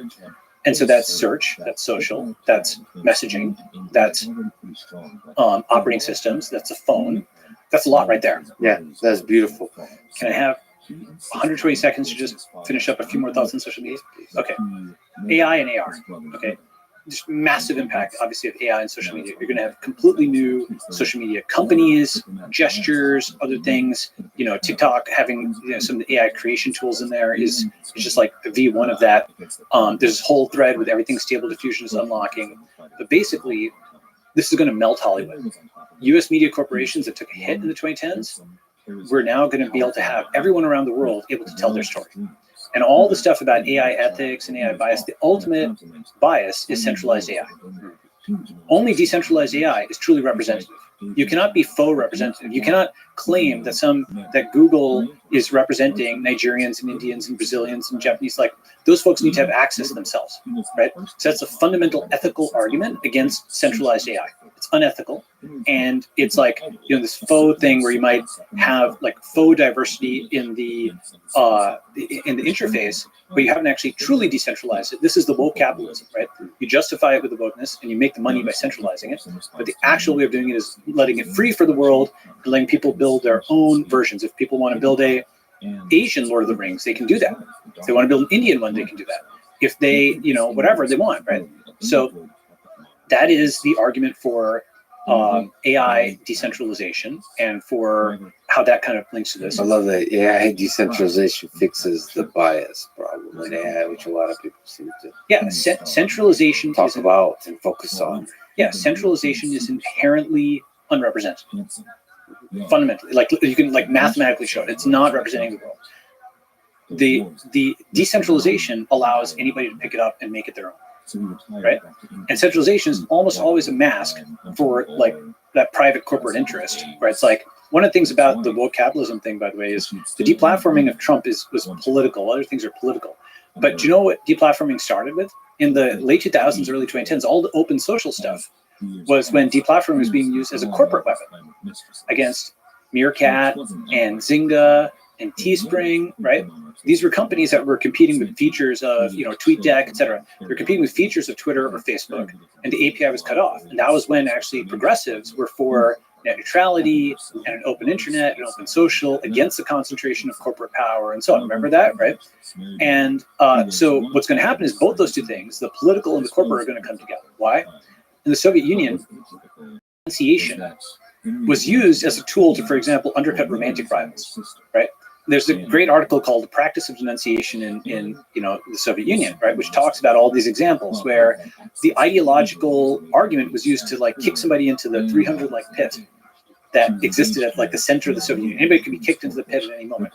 And ta-da! Well, Ivan's out, and now hey Anna, or whatever, right? Okay, that same thing is going to be used by woke capitalists. Is being used by woke capitalists, where the woke argument is used to justify pushing their competitor out of the App Store or downranking them in search. Well, again, you wouldn't want a bigot to be in search who could compete with us or whatever, right? And conversely, so the wokeness is used to make money, and the money is used to advance the ideology. It's like this kind of back and forth. Sometimes, right now, you think of those as independent things, but then they fuse. Okay, and so that's very clear with the AI bias arguments, where it just so happens that it's so powerful, Lex. This technology is so powerful in the wrong hands, it could be used. So we will charge you $9.99 for every use. How's that? How altruistic is that? Is that amazingly altruistic? It's really good, right?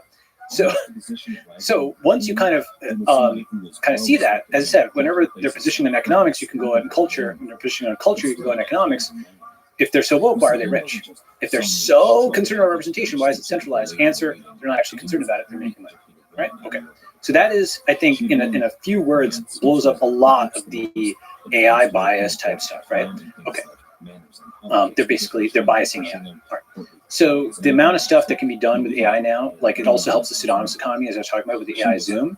So you have totally new sites, totally new apps that are based on that. I think it may, it changes. You're going to have new Google Docs, all these kinds of things. You might have, once you can do things with just a few taps, you might have sites that are focused more on producing rather than just consuming, because, you might, with AI, you can change the productivity of gestures. You can have a few gestures, like for example, the image-to-image thing with the Stable Diffusion, where you make a little cartoon third graders painting and it becomes a real painting. A lot of user interfaces will be rethought now that you can actually do this incredible stuff with AI. It knows what you want it to do, right? So, and I saw this funny thing, which was a riff on Peter Thiel's line, which is AI is centralized and crypto is decentralized. And then somebody was saying, actually, it turns out crypto is centralized with the CBDCs and stablecoin and so on. But AI is getting decentralized with Stable Diffusion, haha, right? Which is funny. And I think there's centralized and decentralized versions of each of these, right? And finally, the third pole that actually, Thiel, he talks about AI and crypto, but the third pole is actually that's sort of underappreciated because people think it already exists, is social. That just is keeping on going, right? And obviously the next step in social is AR and VR. Why is it so obvious? Because it's Meta, it's Facebook. Now, I saw this very silly article that's like, oh my God, Facebook is so dumb for putting $10 billion into, virtual reality, right?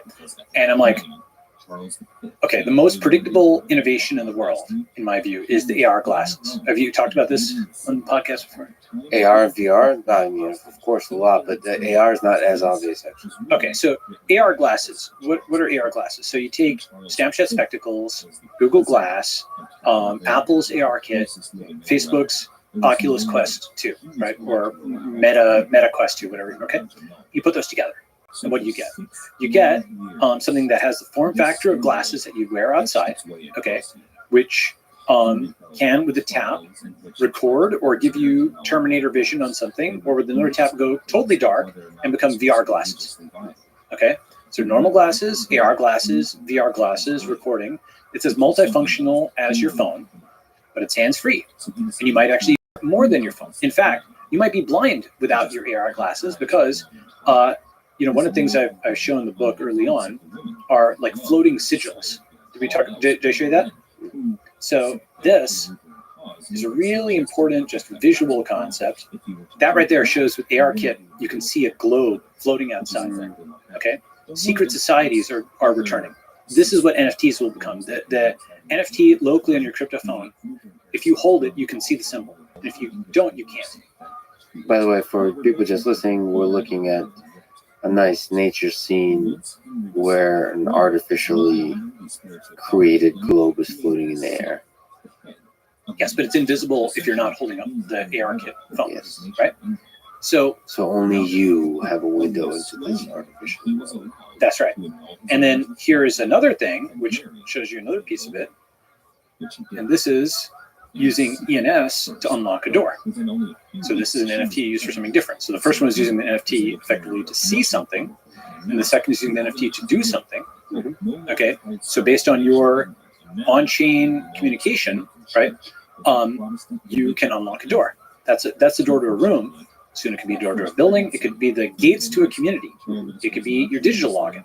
Okay, and so Amazing. what this means is basically a lot of these things, which are like individual pieces, get synthesized, right?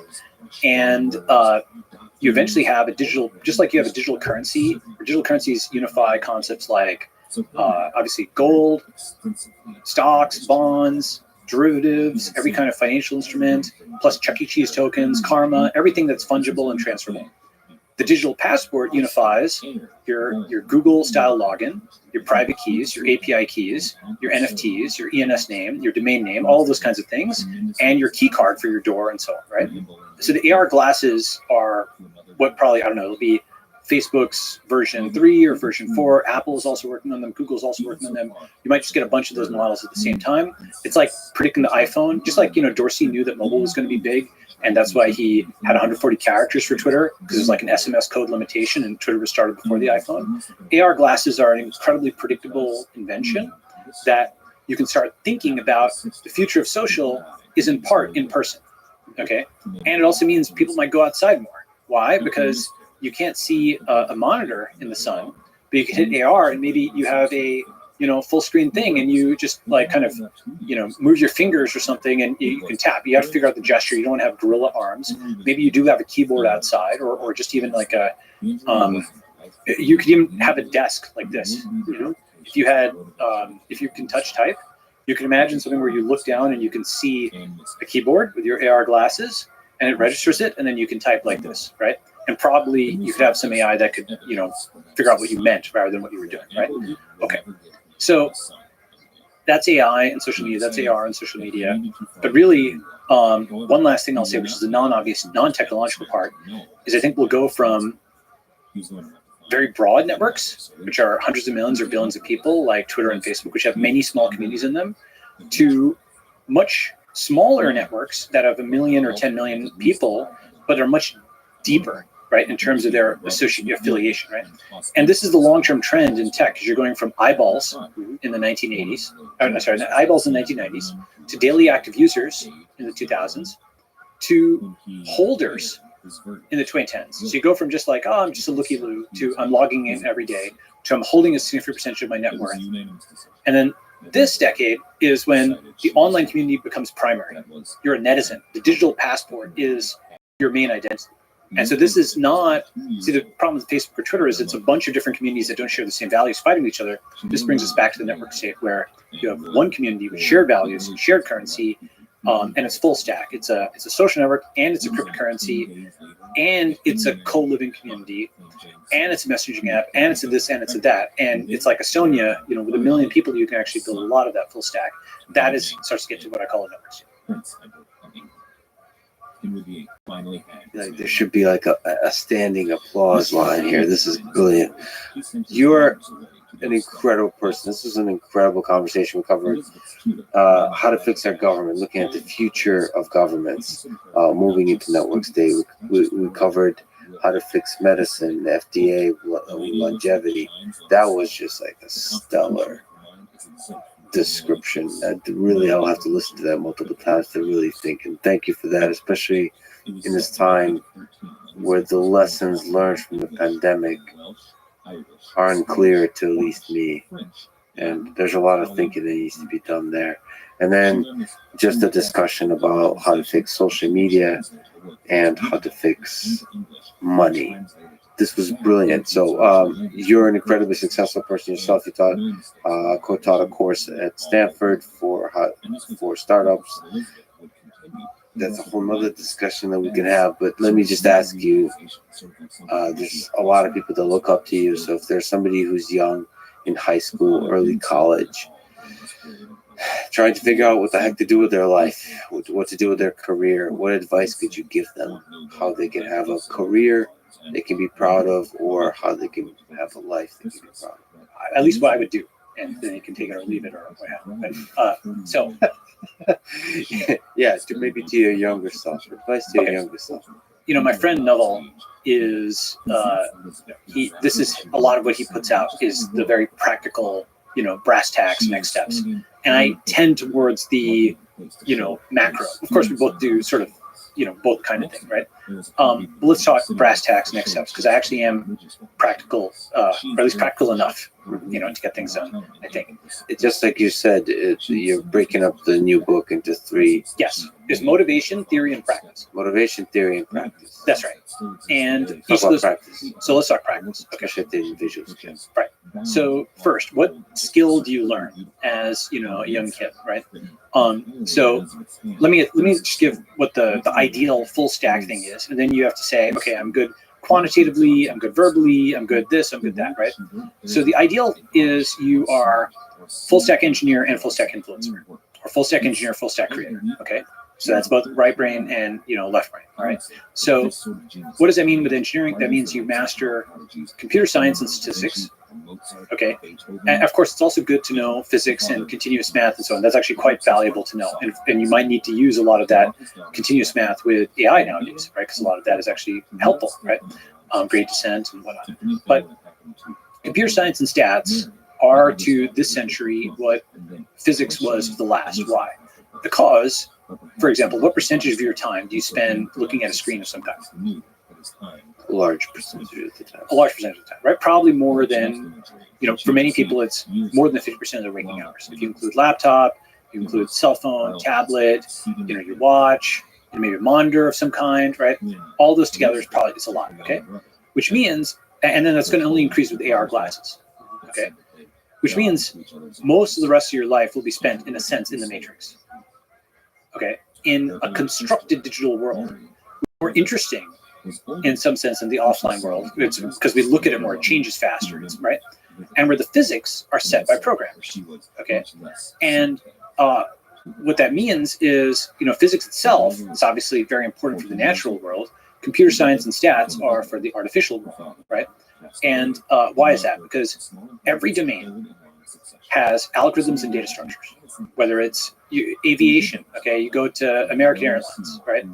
They're going to have, planes and seats and tickets and so on. So it's data structures, and you're going to have algorithms and functions that connect them. You're going to have tables that those data is written to. If it's Walmart, you're going to have SKUs, and you're going to have shelves. You're going to have data structures, and you have algorithms to connect them. So every single area you have algorithms and data structures, which is computer science and stats. And so you're going to collect the data and analyze it, right? And so that means if you have that base of CS and stats where you're really strong and you understand, the theory as well as the practice, right? And you need both, okay? Because you need to understand, obviously the basic stuff like big O notation and whatnot, and you need to understand all your probability distributions, okay? A good exercise, by the way, is to go from the Bernoulli trials, right, to everything else. Because you can go Bernoulli trials to the binomial distribution, to the Gaussian. You can also go from, Bernoulli trials to the geometric distribution, and so on. You can drive everything from this, right? And computer science includes not just big O, but software engineering. Well, computer science is theory, software engineering is practice, right? Yeah. You could argue probability and stats is theory, and then data science is practice, Sure. right? Yeah. And So you include all of that together. I include all that as a package. That's theory and practice, right? I mean, look, it's okay to use, libraries once you know what's going on under the hood, right? That's fine, but you need to be able to kind of write out the whole thing yourself. I mean, it's that could be true, could not be true. I don't know. Are you sure about that? Because Well, you should you might be able to get quite far standing on the shoulders of giants. You can, but it depends. Like you couldn't build. Well, okay. Somebody, Maybe if you it, could. However, you were going to finish that sentence, I could push back. you could probably push back, right? But here's what I was going to say. I was going to say you couldn't build Google or Facebook or Amazon or Apple without somebody at the company who understood like computer architecture and layout of memory and theory of compilers. But you might want to see. The thing is, if you just look at libraries, you might be able to understand the capabilities, and you can build up the intuition of like what a great specialized engineer could do that you can't. Like for example, at least a while back, Facebook.com was literally, it's just a single C++ compiled binary, or so. It's not C++. It was like hip hop. They had a PHP compiler where they had just one giant binary. I think I may be getting this wrong, but that's what I recall, right? Yeah. I mean, that's it should be simple. It should be simple. And then you have guys like John Carmack who comes in and does an incredibly optimized implementation that actually. Well, yeah, more than that, right? Like yes, right. Go ahead.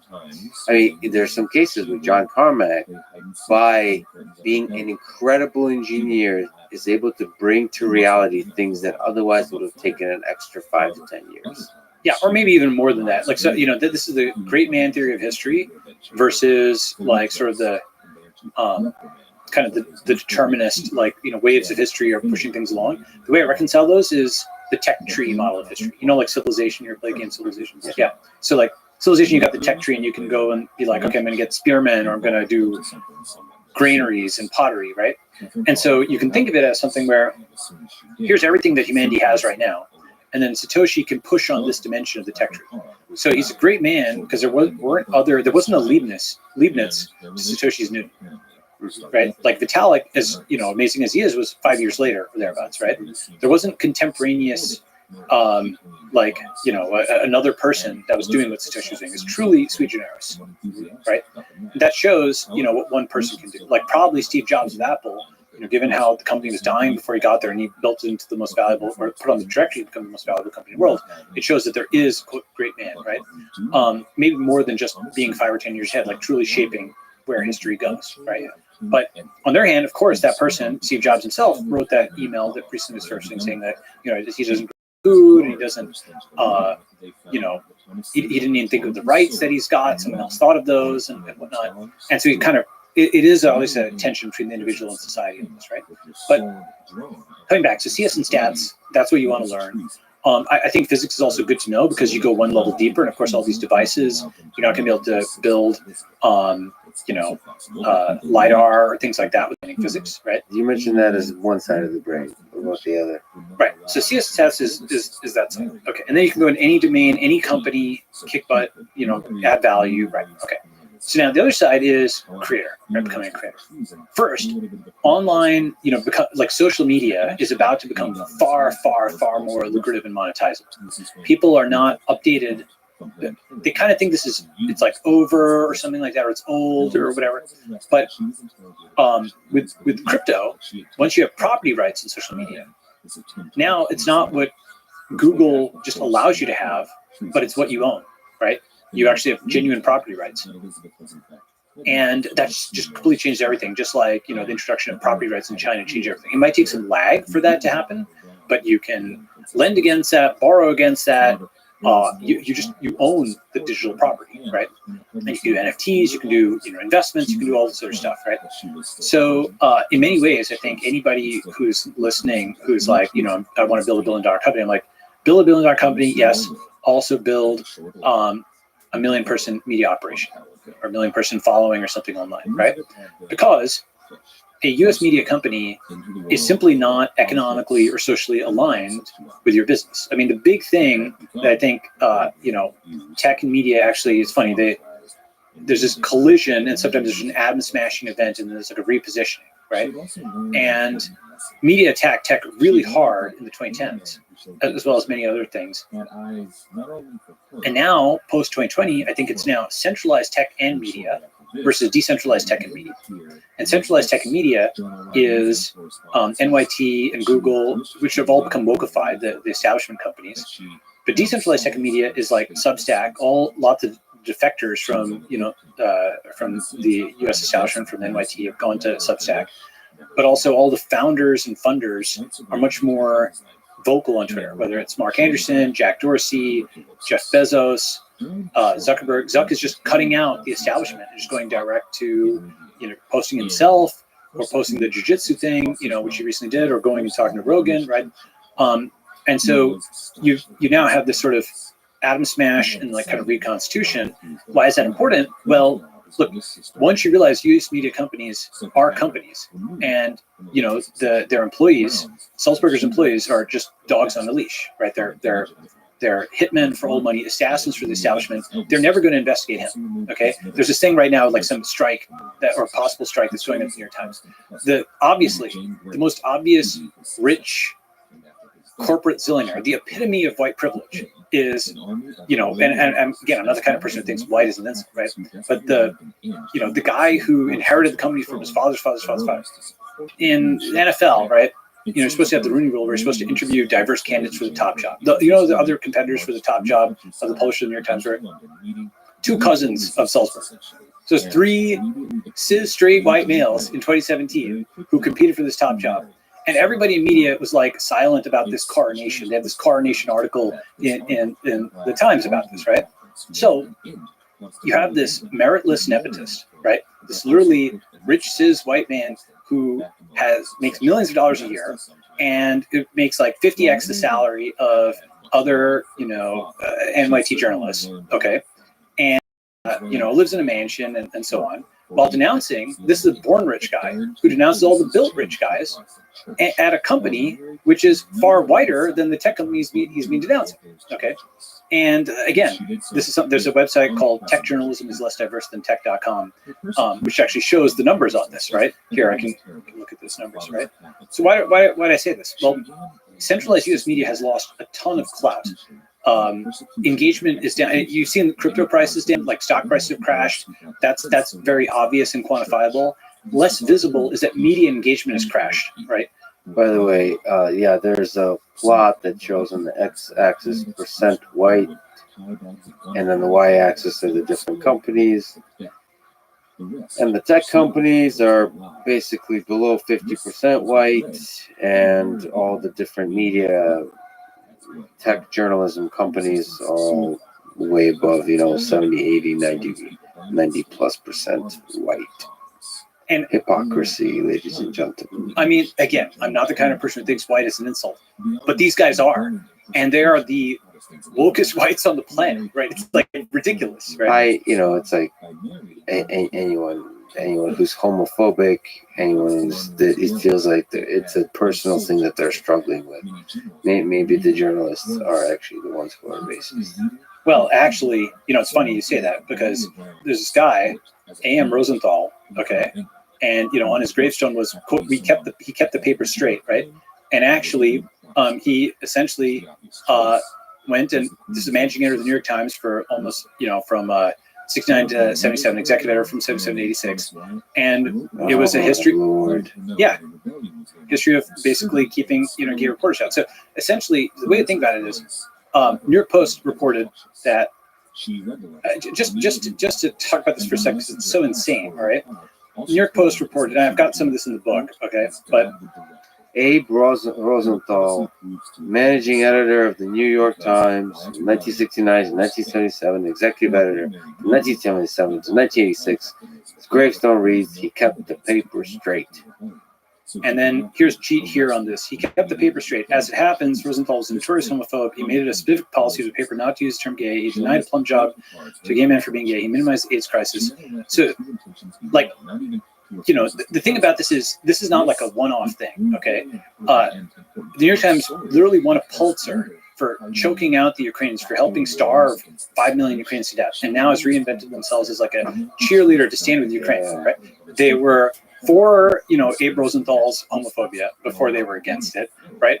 They were like, if you saw the link I just pasted in, okay, during BLM, it's credibly reported that, and I haven't seen this refuted, the family that owns the New York Times were slaveholders. Somehow that stayed out of 1619 and BLM coverage, right?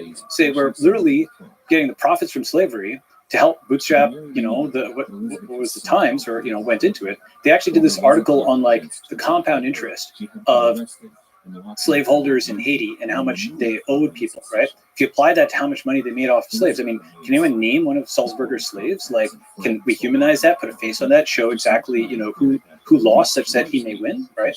And so you stack this up, and it's like, for the Iraq War, before they were against it, and it's like, yeah, sure, Bush, did a lot of bad stuff there, but they also reported a lot of negative, not negative coverage, like false coverage, right, about WMDs, like, the whole military.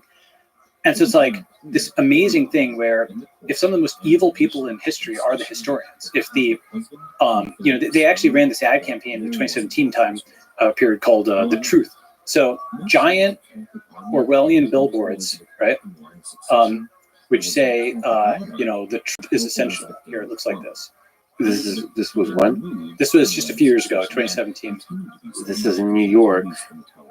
A billboard by the New York Times reads, "The truth is hard to know. The truth is hard to find. The truth is hard to hear. The truth is hard to believe. The truth is hard to accept. The truth is hard to deny. The truth is more important now than ever." And this is like, this is 1984 type of stuff. Yeah, now here's the thing. Do you know what other...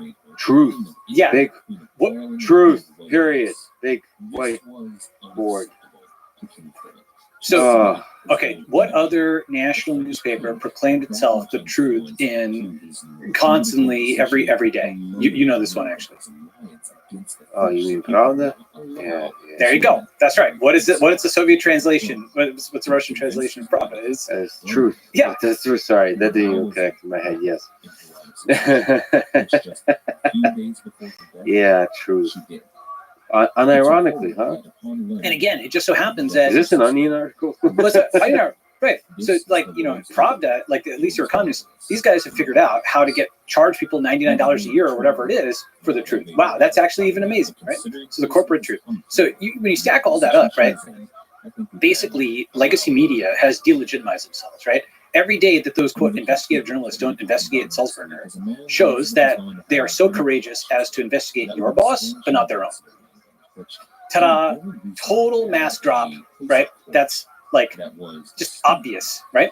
Now, once you realize this, and every influencer who's coming up, every creator realizes, okay, well, that means I have to think about these media corporations as competitors.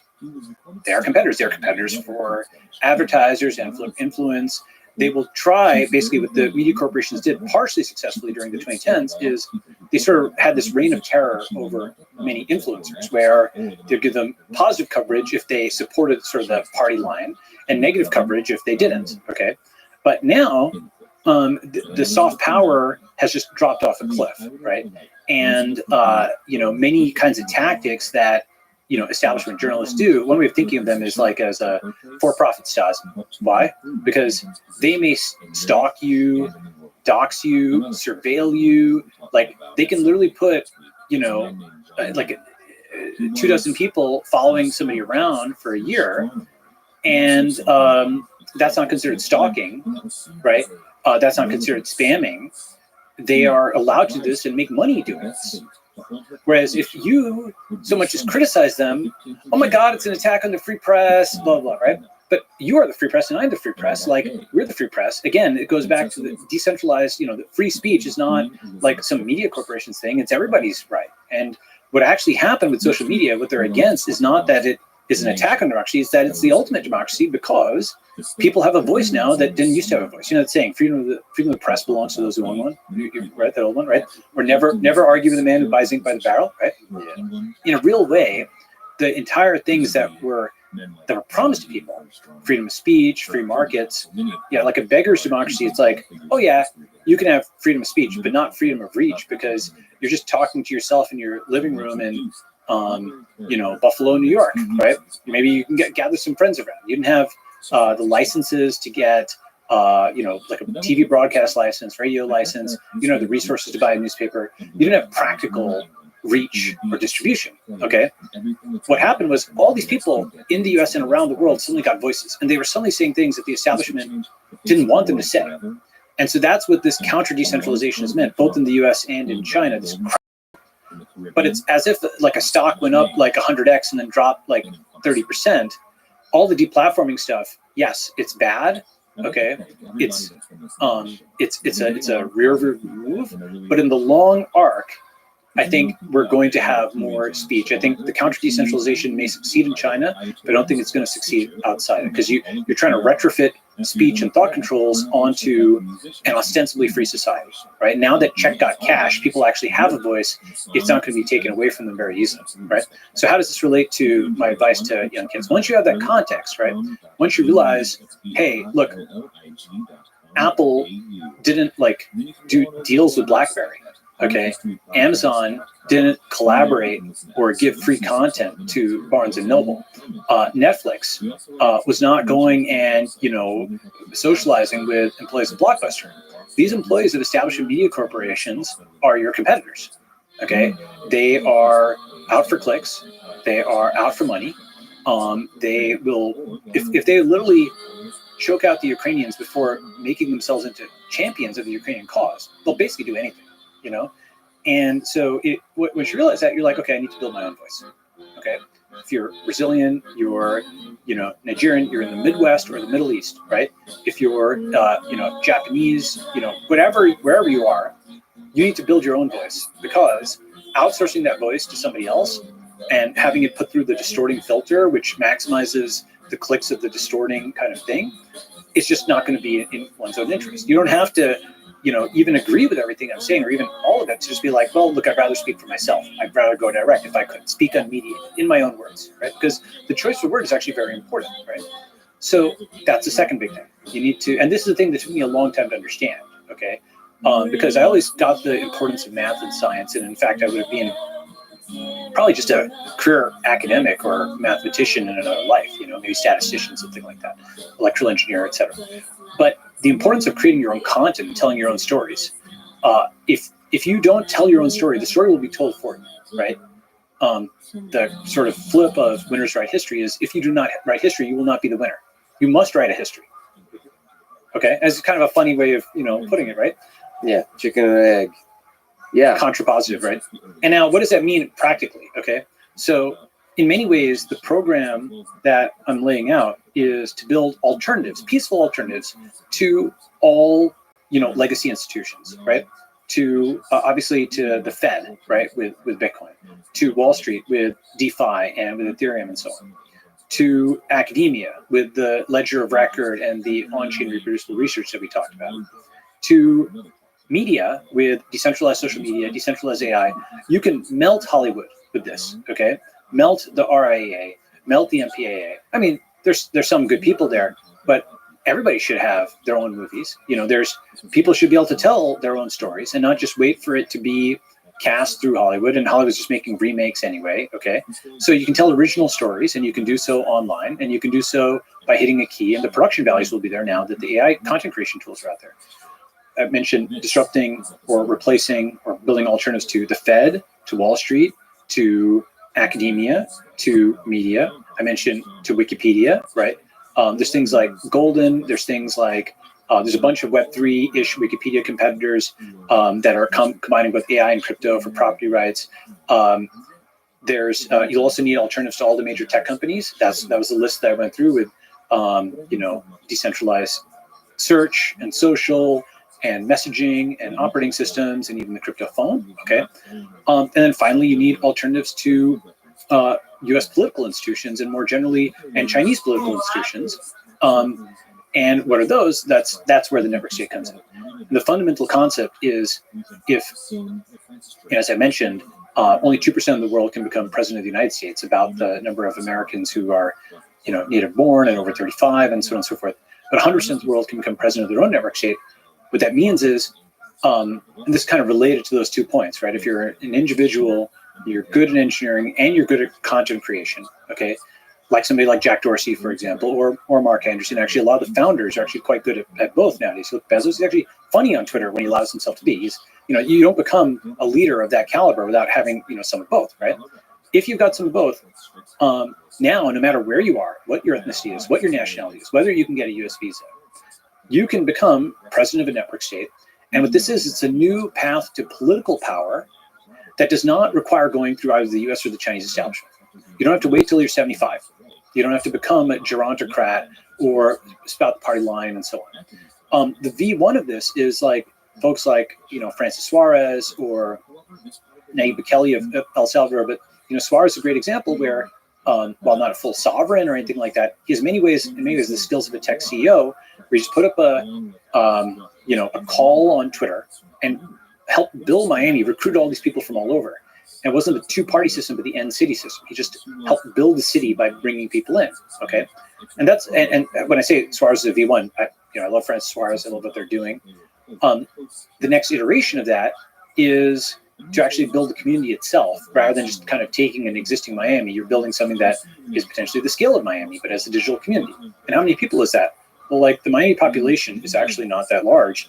It's like 400-something thousand people. You could build a digital community like that. So if you have the engineering and you have the content creation and you build your own distribution, you own your own thing, you can become essentially a new kind of political leader, where you just build a large enough online community that can crowdfund territory, and you build your vision of the good. And anybody can build the vision of the good. Talking about 8 billion people. I mean, there's no more inspiring. I mean, sometimes when we look at how things are broken, there could be a cynical paralysis.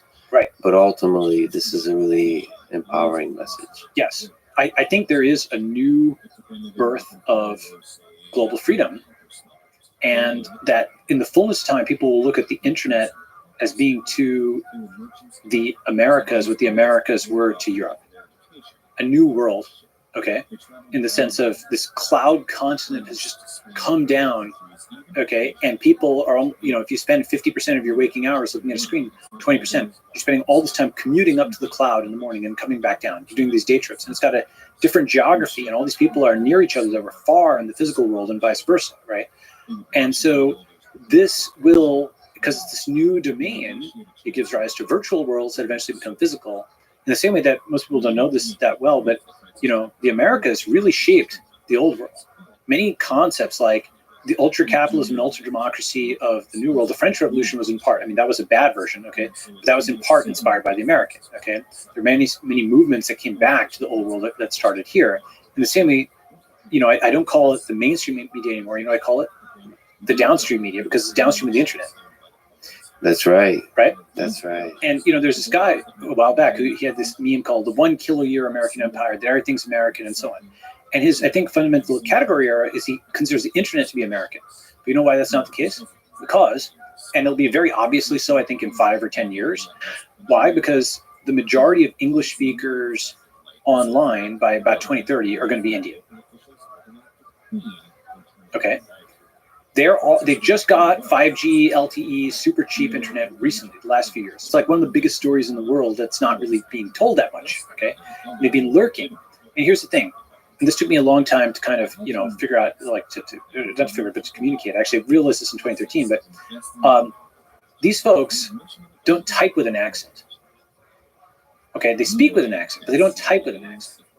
And all the way back in 2013, when I taught this Coursera course, I was like, who are these folks? I had hundreds of thousands of people from around the world sign up. It was a very popular course even then, okay? And hundreds of thousands of people signed up. I was like, who are these folks? And there were like Polish guys and, like this lady from Brazil. And they knew Scumbag Steve and Good Guy Greg. But they didn't know the Yankees or hot dogs or all the offline stuff of America. They didn't know physical America. They knew the digital conversation, the Reddit conversation, and what became the Twitter conversation. For example, I just saw this this YouTube video where there's a Indian founder, and he just said, just casually, like, "Oh, I slid into his DMs like this," right? It was kind of a joke, but he said it in an Indian accent, and everybody laughed. Everybody knew what he meant. And you're like, wait, that is a piece of what people think of as American internet slang. That's actually internet slang which will soon be said mostly by non-Americans.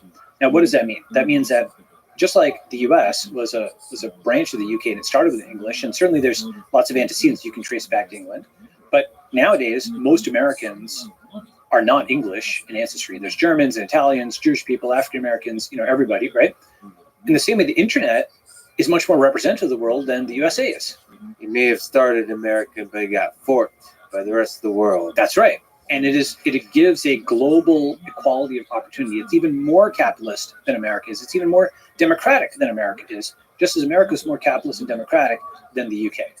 The meme has escaped the cage of its captor. And by the way, that doesn't mean so I want to be very clear about something. When I say this kind of stuff, people will be like, "Oh my God, you hate America so much," and that's not at all what I'm saying. It's like, first, take Britain. Okay, would you think of the U.S. or Israel or India or Singapore as being anti-British? Not today. They're post-British, right? In fact, they're quite respectful to. Look at the Queen and so on. People respect the UK and so on. Everyone's coming there to pay their respects. That might not be the greatest example, but yes, go on. Well, let's put it like this. Yes, broadly speaking, they're not like burning the British flag and effigy or anything. Right? Essentially, the point is each of these societies is kind of moving along their own axis. They're not defining every action in terms of whether they're pro-British or anti-British, right? Like once you have kind of a healthy distance, people can respect all the accomplishments of the UK while also being happy that you're no longer run by them, right? And then you can have like a better, kind of arm's length relationship, right? And so that's what post-British means. It is not anti-British, not at all. In fact, you can respect it while also being happy that you've got your own sovereignty, right? And you're happy that Britain is doing its own thing. I'm glad they're doing that, right? Okay. And they're actually doing some special economic zone stuff now. And in the same way, if you think of it as not being pro-American or anti-American, because that's the with us or against us formulation of George Bush, like rather than just everything must be scored as pro-American or anti-American, you can think of post-American, that not everything has to be scored on that axis. Like, there are certain things around the world which should be able to exist on their own, and you should be able to move along your own axis. Like, perhaps obvious example, like is longevity pro-American or anti-American? No, it's like it's on its own axis. It's moving on its own axis. And new states and new countries should be able to exist that do not have to define themselves as anti-American to do so. They're just post-American, friendly to, but different from. That is totally possible to do, and we've got examples of that, right? So when I talk about this, what I'm talking about is really in many ways U.S. and Western ideals, but manifested in just a different form. Right. And also, crucially, integrative of global ideals. These are, in a sense, they're global human rights, they're global values, which is freedom of speech, private property, protection from search and seizure. And actually, so that's all the Bill of Rights type stuff. And I saw something that I thought was really good recently. That's a good first cut. That's something that I might want to include. I credit him, of course, in the V2 of the book, a digital Bill of Rights. Okay. And so this was a really good, decent first cut at a digital Bill of Rights. Okay, and he talks about the right to encrypt, the right to compute, the right to repair, the right to portability. Right, so encrypt is perhaps obvious, e-commerce and everything. Compute, like your device, it's not like you can't just have somebody intercept it or shut down your floating points. That might sound stupid, but in the EU they're trying to regulate AI, and by doing that they have some regulation that says like logic is it self-regulated? Did you see this? No, it's hilarious. Hold on. I'll click the tweet that I sent you just before this one, right? So it was like, in woke America, they're abolishing accelerated math because math is, quote, white supremacist. Not to be outdone, Europe seeks to regulate AI by regulating logic itself. You can't reason without a license, right? Article 3, for purposes of this regulation, the following definitions apply. AI system is software that's developed with one or more of the techniques and approaches listed in Annex 1. And you know what's in Annex 1? In Annex 1, logic and knowledge-based approaches. So step away from the if statement. Right. Okay? And the thing is, if you've dealt with these bureaucracies, the stupidest possible interpretation. I mean, think about, if you think, oh, no, that wouldn't make any sense. They wouldn't do that. The entire web has been uglified by this stupid cookie thing that does absolutely nothing, right? The actual way to protect privacy is with user local data, meaning like decentralized systems, right, where the private keys are local. No, I'm just laughing at the layers of absurdity in this. Step away from the if statement. I mean, it's hilarious. It's very, very clumsy. They wanna It's be- us struggling how to define, the digital bill of rights, I suppose, and doing it so extremely clumsily. It's funny, the Europe. Like I heard this thing, which is like Europe's like, well, look, the U.S. and China are way ahead of us in AI. We're going to be a leader in AI regulation. Oh, yeah. And something we haven't mentioned much of in this whole conversation, I think maybe implied between the lines, is the thing that was in the Constitution of the pursuit of happiness, and the thing that is in many stories that we humans conjure up, which is love. Oh, yeah. I think the thing that makes life worth living in many ways. But for that, you have to have freedom. You have to have stability. You have to have a society that's functioning so that humans can do what humans do, which is make friends, make family, make love, make beautiful things together as human beings. Balaji, this is like an incredible conversation. Thank you for showing an amazing future. I think really empowering to people, because we can all be part of creating that future. And thank you so much for talking to me today. This was an incredible, obviously the longest conversation I've ever done, but also one of the most amazing, enlightening. Thank you, brother, for everything you do. Thank you for inspiring all of us. Well, Lex, this is great, and we didn't get through all the questions. We didn't. just for the record, we didn't get. I would venture to say we didn't get through 50%. This is great. And I had to stop us from going too deep on any one thing, even though it was tempting. Like those chocolates, those damn delicious looking chocolates that was used as a metaphor about 13 hours ago, or however long we started the conversation. This was incredible. It was really brilliant. You're brilliant throughout on all those different topics. So, yeah, thank you again for talking. This is great. I really appreciate it. Sure. Thanks for listening to this conversation with Balaji Srinivasan. To support this podcast, please check out our sponsors in the description. And now, let me leave you with some words from Ray Bradbury. People ask me to predict the future, when all I want to do is to prevent it. Better yet, build it. Predicting the future is much too easy anyway. You look at the people around you, the street you stand on, the visible air you breathe, and predict more of the same. To hell with more. I want better. Thank you for listening, and hope to see you next time.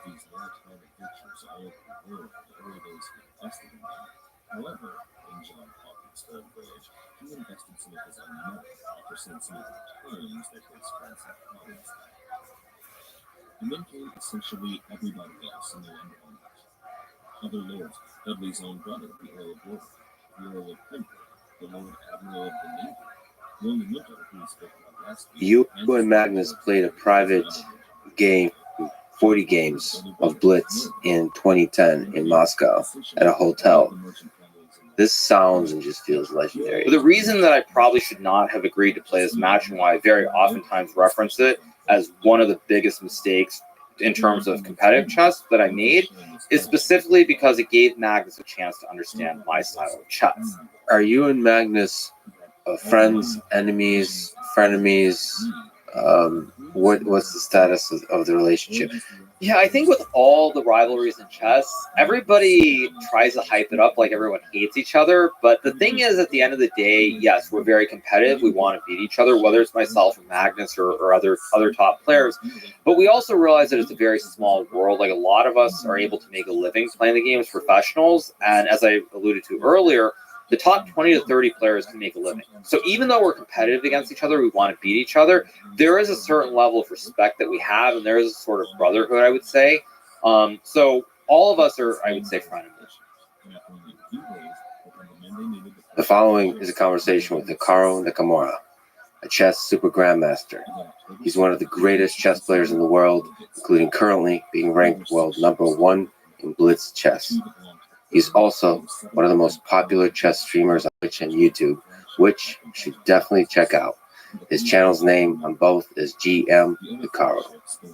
This is the Lex Friedman Podcast, The Supported. Please check out our sponsors in the description. And now, dear friends, here's Hikaru Nakamura. You and Magnus played a private game, 40 games of Blitz in 2010 in Moscow at a hotel. This sounds and just feels legendary. Final score was 24.5 to 15.5 for Magnus. Where did you find out the score? I'm actually curious. I don't think it was publicly said, or it was very briefly said, but it wasn't ever like mentioned in a serious way. So I think it's a deep dive based on a few links that started as at a subreddit, which is how all great journeys start. yeah, so this is kind of a crazy story. This was not pre-planned at all. I remember this quite well. I went out to dinner that final night with someone who's actually very high up within the Internet Chess Club at that time. I went out for a nice dinner. I think I had like a couple of drinks. Maybe it was wine, beer. I don't know what it was. And I think towards the end of the dinner, somehow they got word of this and they relayed the information to me that Magnus wanted to play a private match. Now, I agreed to play this match. Probably I should not have. And actually, it has nothing to do with like the state of having been out, had a few drinks, anything of that nature. But the reason that I probably should not have agreed to play this match, and why I very oftentimes reference it as one of the biggest mistakes in terms of competitive chess that I made, is specifically because it gave Magnus a chance to understand my style of chess. And at the time, I actually had pretty good results against Magnus. I think maybe he was up 1 or 2 games, but there were many games where I had been pressing close to winning against him prior to that match.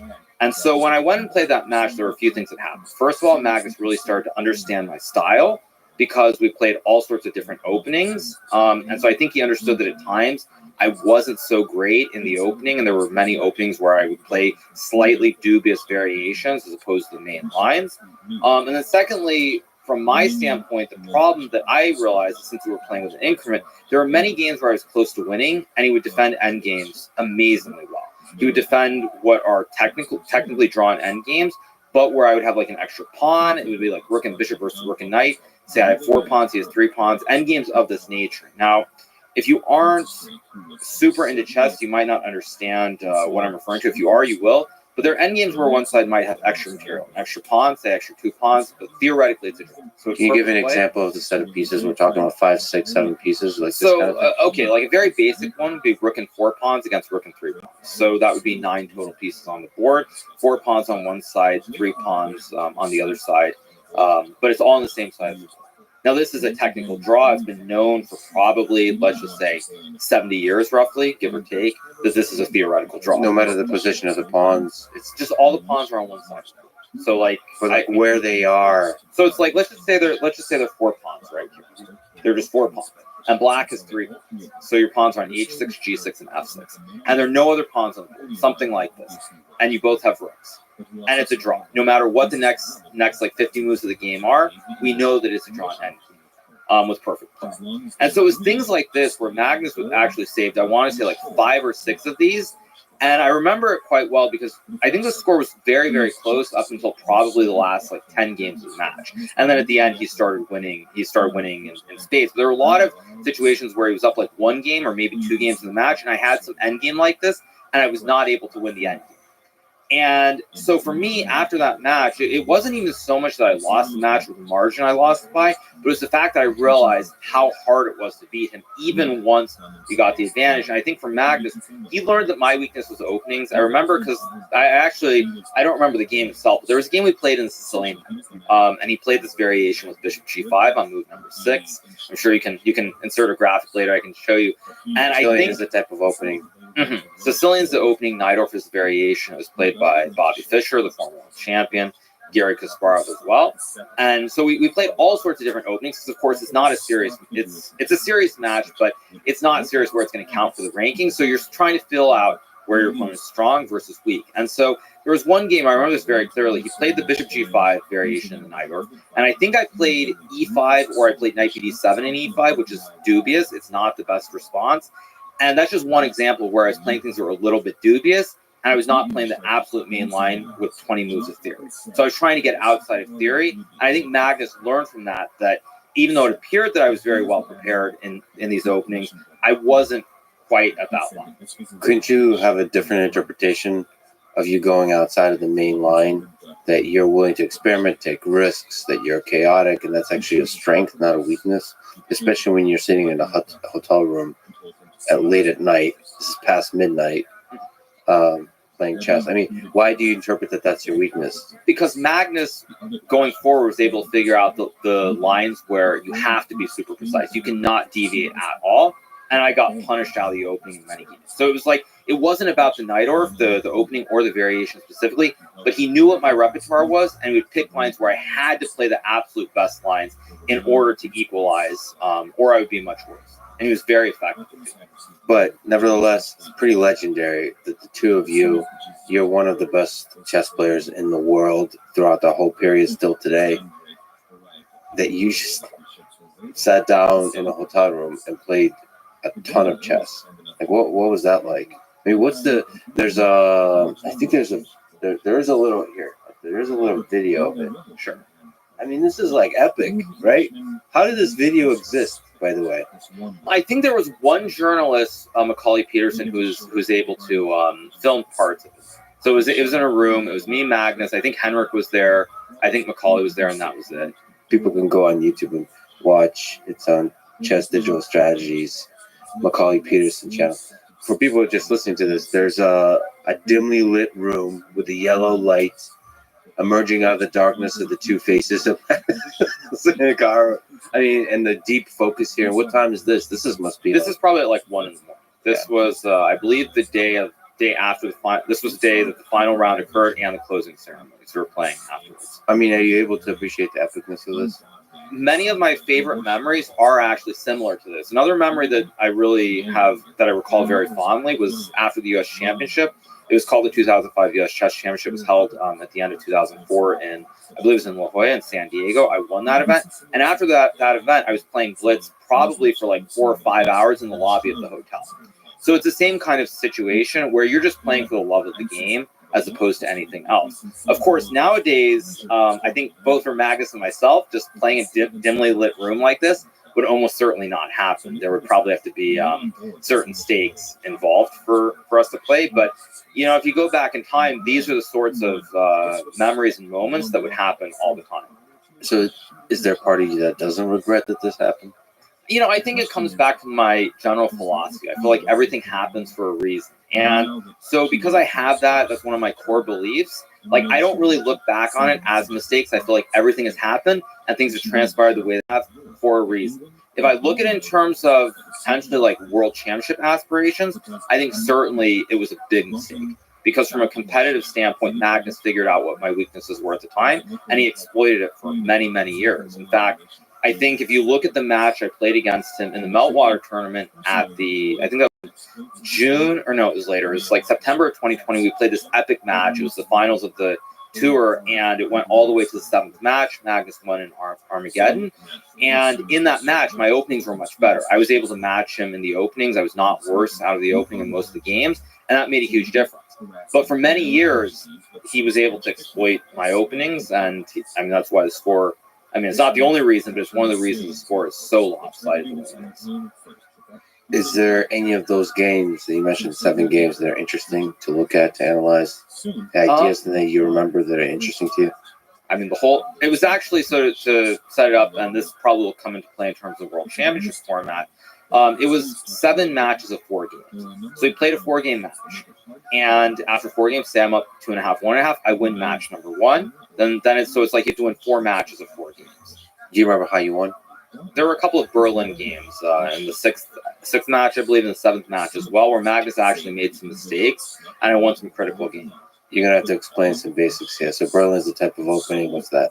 The Ruy Lopez, or Spanish opening.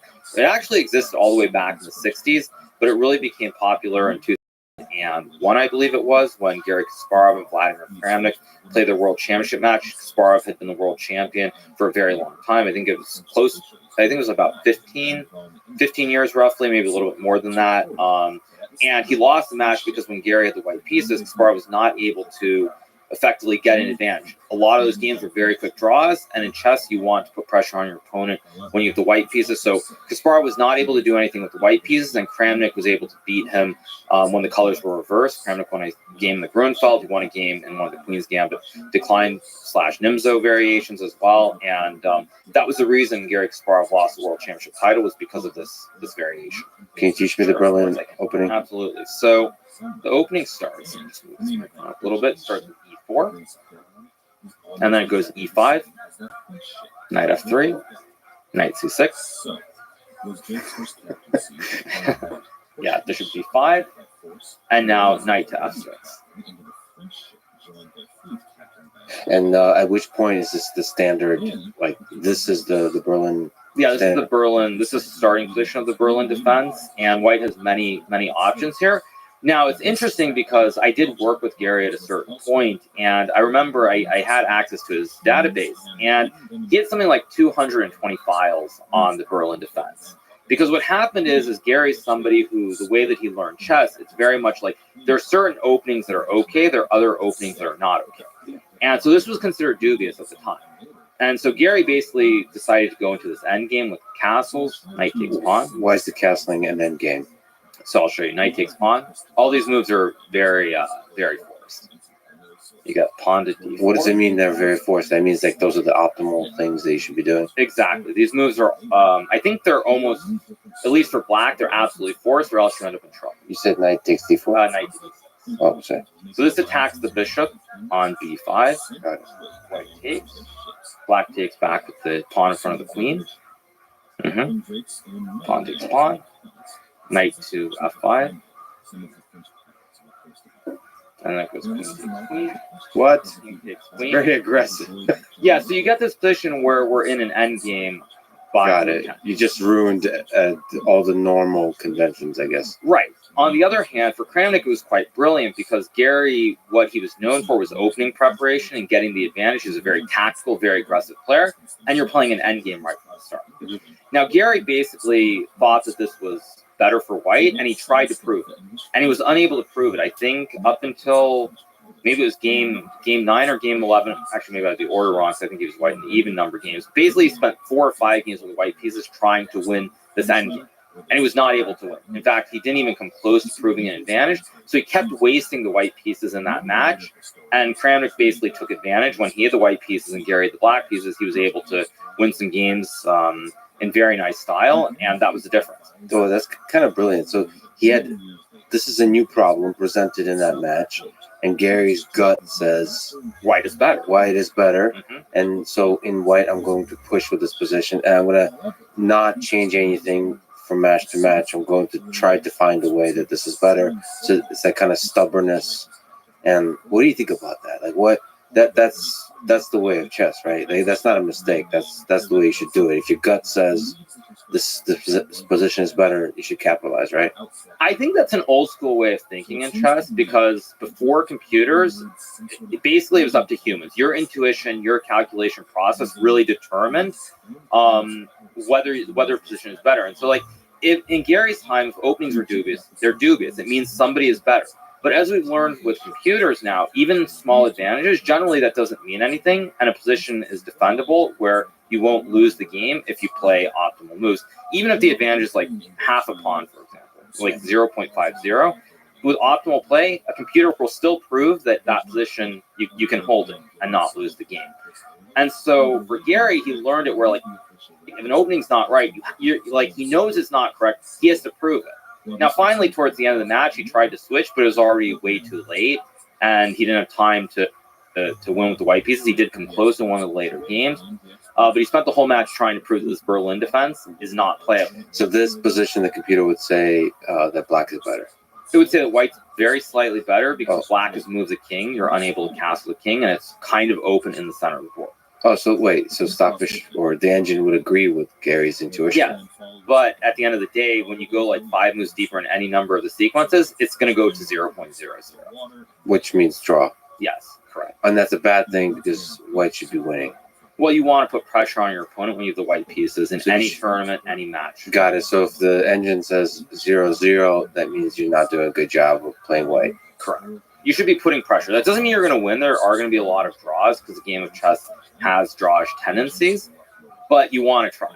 Normally, the general approach these days, because of computers, is you try to put pressure on your opponent when you're white, and when you're black, you try to be solid, make a draw. That's the general approach. Now, when Gary was actually at his peak, it was quite the opposite. Gary was trying to win games with the black pieces as well by playing openings like the Sicilian Knight. But with modern technology, and I did a podcast recently where I also spoke about this, computers are so good and players can memorize so many lines that nowadays trying to take risks with the black pieces, it almost always backfires. Or if you're very lucky, you might make the draw, but you never get the winning chance. So from a risk-reward standpoint, you have to play almost perfectly just to make the draw. But you're never going to have any winning chances. Where in the old days, generally you might lose the games, but you're going to have chances to win as well. But now it's very much one-sided. So a lot of players try to be very solid. This is, by the way, the C Squared podcast. Correct, yes. Yeah, this is an amazing podcast. So shout out to those guys. I'm glad that they started a thing that seems to be a good thing. And I hope they keep going with this good thing. That was a great interview that I did with you. In that podcast, I talked about the Sicilian Knight. Very aggressive opening. The problem is white is the one who has the choices. After the first 5 to 6 moves, white has the choice. What do you want to do? Mm-hmm. Can you show me that? Sure. So it's, for example, that would be E4. I'll set it up. E4. C5. Now we get knight to F3. Pawn to D6. Pawn to D4. Trade. Knight to F6. Knight to F6. And now pawn to E6. So this is the knight. Bobby Fischer really popularized it and run up to becoming the world champion. Gary played it for probably the last 15 to 20 years of his career. So it's a very solid opening defense. Sorry to interrupt. What's interesting about this? So there's for people listening on the white side, there's a couple of knights out. And so black has many options. Black can play for B5 here to develop the bishop to B7 because the pawn on A6 guards the pawn on B5. Mm-hmm. You can also play other setup like potentially G6 and putting the bishop on G7. Okay, so bringing doing different things and bringing out. You can also push the pawn to E5 or push the pawn to E6. Okay. So there are many different setups and it's very, very flexible. But white is the one who has the choice here in terms of what to play. And there are many moves. There's this move that I mentioned before, bishop to G5, which Magnus played against me. There's also bishop to E3, bishop to C4. And now there are also moves like H3, H4, rook G1, even moves like A3 and A4. So there basically are 9 or 10 moves that white can play here. But the move that white plays sort of dictates the direction of the game, and you have to be extremely precise if you're black. So if white plays something like bishop G5, this is very sharp and aggressive, but you can also play something like bishop to E3, pawn to E5, and something like knight to F3 here, and it goes in a positional direction. So again, this is very advanced. These are very advanced sort of setups, and what I'm explaining is not at a basic level. But white is the one who chooses the type of game. So very aggressive, very sharp, where both sides have chances. This is something very positional, where if you're black, you're probably okay, but you have to play the best moves in order to equalize, or you can end up worse. Okay, so you're always responding as black in this situation. Correct. So how different are all those different variations? So like with the bishop, with the different, said you bring out the bishop to this position, or to that position. Like, how are those fundamentally different variations? Like, I just wonder from a AI computational perspective, like a single step. Yeah, well, I'll make it even simpler. If you put the knight here, it's very positional. If you put the knight on this square, it's very aggressive because normally white is going to push this pawn from F2 to either F3 or F4 and potentially a pawn to G4 later. So even here, based on where you go, it changes whether it's a positional game or it's a very tactical. Just those little, and those are the choices you're constantly making. Am I going to be standard, basic, and positional, or am I going to be aggressive? Right. And I can actually give you another example. So psychology plays a big role. And in the candidates tournament, which I played in June of this past year in Madrid, Spain, I had the white piece against Alireza Firouzja, who is a rising junior, originally from Iran, representing France. And I knew that he wanted very aggressive games. He doesn't normally play this Sicilian Knight, and he chose to play it in this one tournament. So I knew that he wanted these very sharp positions where he can lose, but he can also win. And so when I played him, I intentionally played this variation because I knew that he was going to be unhappy. He wanted these sharp, exciting games.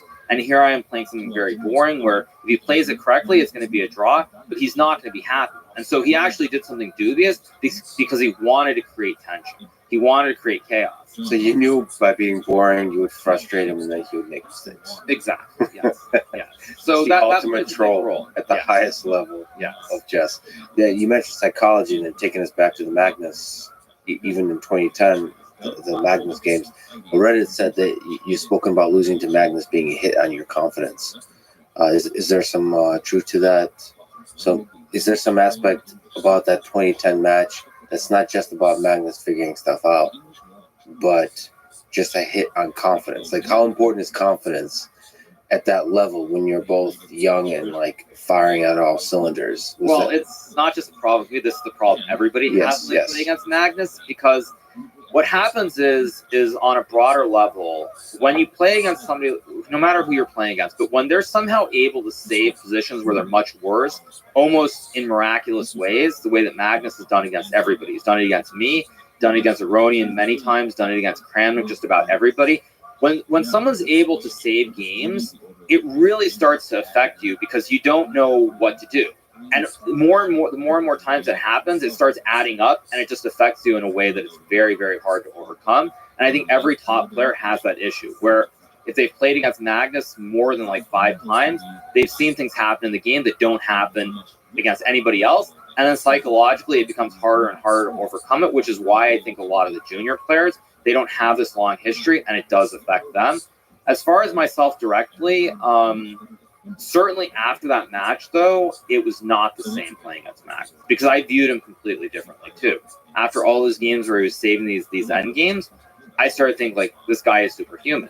But you can't really have those thoughts when you're playing competitively. But in the back of your mind, it's always there. And I think every top player has that issue. Is there a way to overcome that? Because you have to.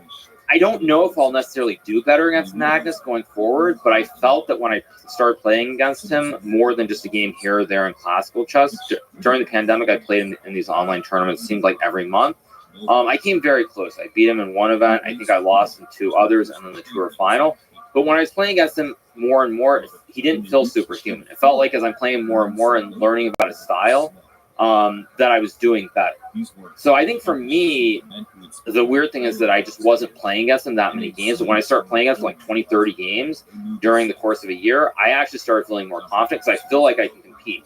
Whereas when I was only playing him like 3 or 4 times in classical chess in the previous couple of years, I wasn't doing great. And then you don't have those glimpses of, you don't have those moments where you feel like you're going to be able to win against him. But when you start playing 20, 30 games and you get these opportunities, even if you don't convert, you feel like you have the chances. When you play 3 or 4 games and you might lose 1, draw 3, you never have those opportunities, and so you feel very negative about what's going on. When you were able to beat him, or not necessarily win the game, but win positionally something, what was the reason? Like, technically speaking, the matchup between the two of you, where are the holes that you were able to find? I mean, the answer I think is actually quite simple. I think it's all psychological, actually, more than anything else. Because I didn't feel like I was doing anything differently, but I was also not making the mistakes that I was making before. So I think it was more psychological than On your part versus his part. It's very weird because when you think about chess, it's a mental game. But we all are capable of beating Magnus, all of us.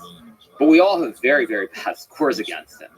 And I think people underestimate how much of a role that plays. And for me, when I played him in these online events in 2020 specifically, I felt like there was really nothing to lose, which also ties into everything else that happened during the pandemic as well. But I just felt like there was nothing to lose, and I felt like I was playing very freely, unlike before. Now, that's not to say that Magnus isn't a better player, that like somehow I expect to beat him, but I felt like I wasn't making the same mistakes that I was making in the previous years. If we dig into the psychological preparation, is there something to your mental preparation that you do that makes you successful? Like, what are the lessons over all these years that you learned? What works, what doesn't? Do Do you drink a bunch of whiskey the night before? Is there some small hacks or major ones about how you approach the game? It's really hard, sort of in a way, because I feel like I'm two different people. I was one person up until the pandemic as a professional chess player solely, where I earned all my income. Everything was derived from that. And from the pandemic on, I'm sort of a different person because that is not where I'm making my income from. And so the whole psychological profile that I had before is completely different from now. There's this joke about the "I literally don't care" phrase that I've used, and in a sense, what that means is not that I don't care. Obviously, I'm competitive. I want to do well. But if I lose a game or I don't do well in a tournament, it's not the end of the world in the same kind of way that I felt it was before, because that pressure of needing to always perform was very, very high. And so I think before the pandemic, what I would try to do more than anything is just not think about the previous game for the most part. Like, say I had a bad game, I'd go out for a walk that evening, just clear my mind. These sorts of things. Now, they aren't really hacks per se, but it's trying essentially to have short-term memory. So I literally don't care. It's not just a meme. It's a philosophy. In a sense, It's a way of being. I mean, it's basically that. Yes, like I do want to perform well. I'm going to give it my all, but it's not like if I lose a game, it's not the end of the world. That should be the title of your autobiography, and it should be like I know you're probably immortal, but if you do happen to die, that should also be on your tombstone. Charles Bukowski has "Don't Try" on his tombstone. Yes, which I think emphasizes a similar concept, but slightly different, more in the artistic domain, which is well, a lot of people have different interpretations of that statement, but I think it means don't take things too seriously. Yeah, I mean, I agree with that completely. I think that if you look at my career prior to the pandemic, I put huge amounts of pressure on myself because I really wanted to be as good as I could be, but it was the way I was earning a living. And one thing that's very difficult about chess is that only the top 20, maybe 30 players in the world make a living from the game. Now, you make a very good living. In no way am I diminishing chess, but the problem with it is it's not secure at all. So if you don't get invitations to the absolute top tournaments, which have prize funds from anywhere from maybe $100,000 up to potentially $500,000, if you don't get those invitations, it's very, very hard to earn a living. You can go from earning maybe $200,000, $300,000 a year to earning like $50,000. So it's very, very unstable. And I think for myself, I really put a lot of pressure on myself in a way that it affected me, and not in a good way. So in part, it was also financial pressure. So like once you're able to make money elsewhere, it makes you more free to take risks, to play the pure game of chess. Yeah, exactly. It took all that pressure off, and I'm just trying to play as well as I can, and I don't really worry. Like if I lose a game, it's not the end all be all. And maybe that's just like psychological stuff that I should have tried to sort out before. I mean, I did at some period of time, like do certain things along those lines, but I became free. And I think it definitely, it was not about the chess. And that's one of those things that's also very hard, because when I look at myself and when I had these periods where it seemed like I played better or improved, one of these periods was in 2008, where I dropped out of college. I was about 2650 ELO, so I was roughly top 100 in the world. And for the first probably half part of 2008, I played very little, almost not all. I went up to Vancouver. I was living on my own for the first time, and I was not studying that much. And then after that period, I started playing, and I actually improved very quickly, and I broke 2700 shortly thereafter. So it had nothing to do with chess. When you moved to Vancouver and weren't doing much, what were you doing exactly? Oh, I was enjoying nature. I was going outside, hiking mountains, like going and kayaking, all these things that I was not that I had not done for many years. I'm glad I asked, because I was imagining something else. I was imagining you like in a dark room drinking and playing video games. And okay, cool. That's good. That's an interesting break. So dropping out of college and then taking a break and then giving everything to chess in terms of preparation and so on.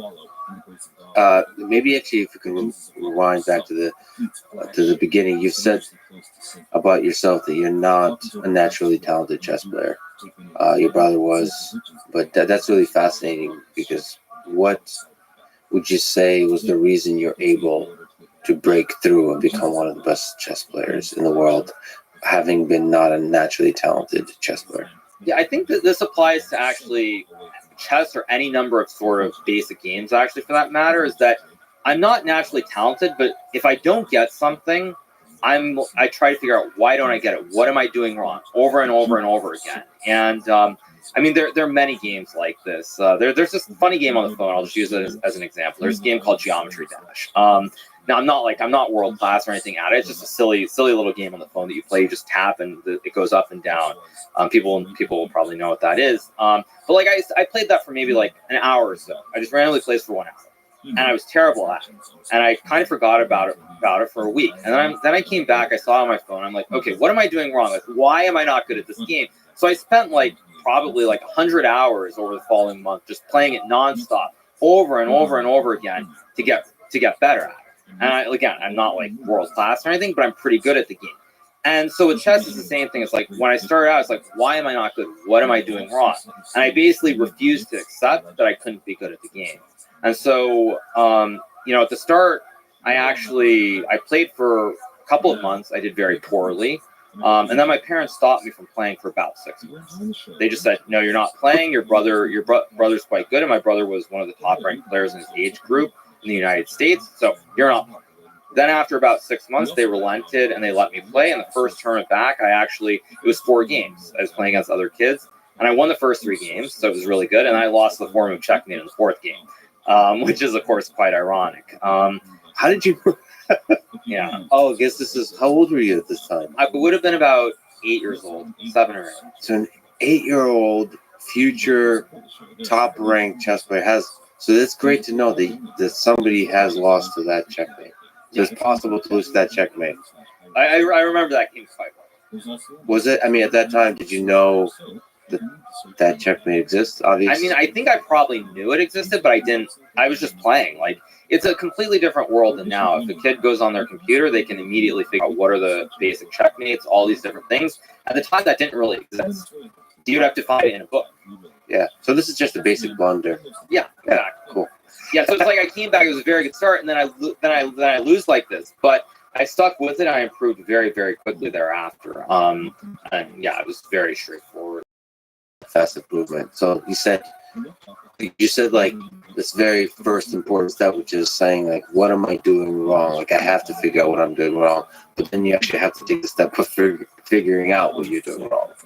Yeah, I think it was just I played as much as I could. Like it wasn't like I was consciously thinking about it. As an 8-year-old, you're not really thinking about those sorts of things or the big picture. So I just basically kept playing as much as I could, whether it was online, whether it was against my brother, reading these chess books as much as I could. I just devoured as much information as I could. So you were studying chess books. You were. I wasn't studying them cover to cover. It's like you just study certain diagrams, certain positions. So openings and stuff like that. You were mostly tactics, actually. Openings were not, other than top level chess, openings were not a probably. I want to say for players below maybe master level in serious way until maybe like the early 2000s. So for people who don't know chess, what kind of tactical ideas are interesting and basic to understand? And once you understand, you take early leaps in improvement. Yeah, so it's things like forks, for example, where you attack 2 pieces at the same time, discovered attacks like checkmates, and again, winning like a queen or other material. Those are probably the 2 most important ones. Batteries and pins, things of that nature. How rich is the world of? And by the way, discovered attacks are when you move a piece, and you put a king in check to win like a rook, for example, or other material. And forking pieces is when you're attacking 2 pieces. So obviously the other person can't move 2 pieces at a time. They're gonna have to lose one of them. Okay, so how big is the world, the universe of forks and discovered attacks? Like, I myself know. So there's knights attacking like what is their forks knight attacking like a queen and a rook, for example, Queen or and like a a rook. pawn attacking a queen and a rook, or like a rook and a bishop. It's innumerable. But I will say that I think that with chess, the more of these patterns you see, the quicker you catch them. And that's how you improve, I think, the most is by learning these basic tactical themes at the beginner level. Are you, when you're discovering those patterns, are you looking at the chessboard, or are you looking at some like higher dimensional representation of the relative position of the pieces? So basically something that's disjoint of the particular absolute position of the piece, but like you're seeing patterns like this kind of pattern but elsewhere on the board. Yeah, Are you thinking in patterns or in like absolute positions of the pieces? both. I think that at the higher levels, you're always thinking about like you're thinking about the patterns on one side of the board specifically, but then also what happens is you play more and more. If you're a very strong player, you will be able to remember, say, pawn structures where the pawns are on certain squares from games that you've played like 15, 20 years ago, even potentially. So it's a mix. I think a lot of it is more subconscious than actively thinking about it and like figuring it out like that. The only thing for me that I definitely am doing very frequently when I play is trying to look at my pieces. Are they placed on the optimal squares? Are there better squares? And then once I get past that, like using the basic logic, I start to think about, okay, what pure calculations, like what are the moves that make a lot of sense, and start calculating direct moves. But one of the most basic things that I think that I do that a lot of people actually should do that they don't do is looking at the piece placement and trying to figure out what pieces look like they're on good squares versus bad squares. So am I, for each piece asking a question, am I in my happy place? Am I in my like optimally happy place? Yeah, I think that's very important. Like if we look at this position on the board right now, it's a good example. Who is not in their happy place on the board right now? I think both sides are actually pretty happy right now. But the thing is, if you're playing with the black piece, there's what is a move that sticks out to you to like follow basic principles? Basic principles probably bring out the bishop, And then castle the king. castle the king. Right, exactly. That's correct. And that's what you should do. That's the best way to play the position. Now, once you do that, though, By the way, I have a vibrating device that's happening right now, so I need that. right, And so my rating's 3,400, which is what I believe Stockfish is. Anyway. higher. It's like 3,800 actually. Is it 38? I think it is. I'm using an earlier version of Stockfish. Okay. Anyway, sorry, you were saying. So, like that's very basic. But then, if you move the bishop out and you castle the king, well, let's just say bishop e7. Play this. You castle. Okay, so now you've done everything with the piece on the king side. So, what would be the next set of what's the next way to try and develop the pieces?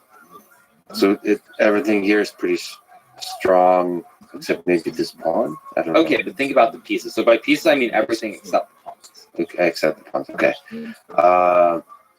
Probably either bishop or knight Right. on the other side. Yeah, that is correct. You want to bring out the bishop and the knight. Let's say you go bishop e6. E6, yeah. Castle. Now you can move the knight to either square. It's somewhat irrelevant. But just move the knight. I'll just play it. Knight to c6. What was your random move? Bringing the I just bishop move my up. rook to the center. Okay. Oh, well, what's your unhappy place? Okay, so let me move the queen to just follow some basic principles. Okay, because I want to bring my rooks to the center of the board. Yes. So like in this position, you've pretty much developed all your pieces. There are only two pieces that you haven't brought into the game. The queen and the rook.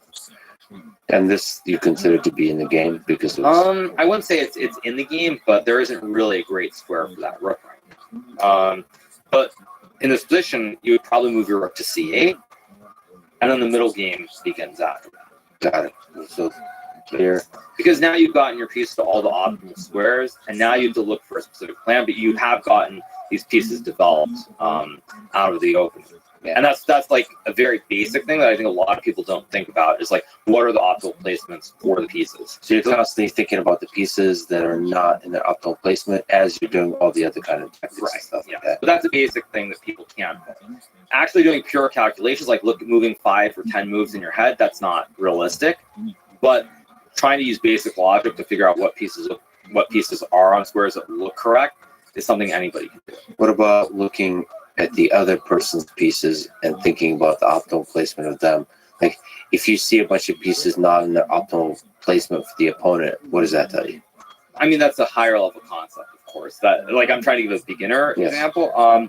That is something that I do think about as well. Like, I try to think about my opponent's pieces. Like, that is basic logic. I think a lot of people these days at the upper levels of chess, they look at the game as something of pure calculation, and you lose that human element. You're trying to just calculate all these different sequences of moves, and you don't think about the basics. And it's something, it'll be interesting to see what happens with the next generation of kids who become very strong. because that is really how they approach the game. They learn with computers. Whereas like I learned with computers at a certain point, but I did not start off with computers from the get-go. So a human element still exists in my game. Actually, Magnus, I think, has said this too, where he did not use a computer, I think, until he was maybe like 11 years old, something around there. And so we have that human element to our game that I think the newer generation won't have. Now, it doesn't mean they aren't going to be better than us, but it's going to be a completely different approach. What do you mean by human elements? Just basic logic versus raw calculation. So it's like anybody now will use a computer from the time they start the game. And you use the computer, you look at the evaluations after the game to see how you're doing. But if you don't really ever have those moments where it's you. Yeah. Or it's just you and your opponent. One thing that was great in the old days before computers simply became too strong is that you would actually do analysis with your opponent after the game. And that's very much this two humans analyzing the game. It's you and your opponent, two peers, and you come up with these human ideas. It's not automatically run back to your room, look with the computer, and, I should have played this move, and it's just like winning the game. So that is kind of something that no longer exists in the game of chess because, as I said, there's no reason to analyze with your opponent after the game. Are there ideas that the engine tells you that you can't reverse engineer with logic why that makes sense, and you start to just memorize it? That's good. Yes. So in the opening, for sure, there's certain positions where moves are playable, and I can even give you an example. Actually, in this Najdorf, we can just set the position up a few moves earlier. Yeah, knight over on b8, bishop on c8,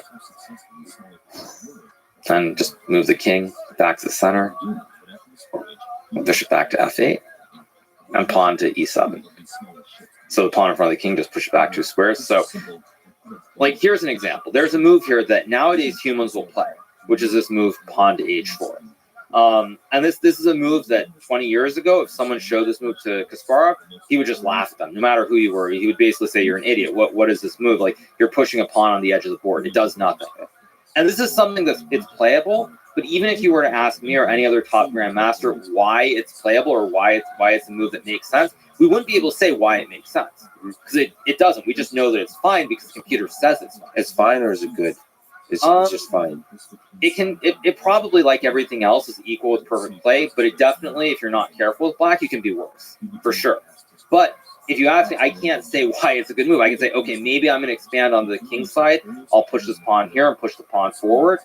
Maybe I can put the bishop on g5, and in some position the pawn guards the bishop. But I can't give like an actual good explanation for why it's a move that makes sense, because it doesn't make sense. It's fascinating that young people today, kids these days, will probably do that move much more nonchalantly. You'll see that a lot more because they know it's safe, at least.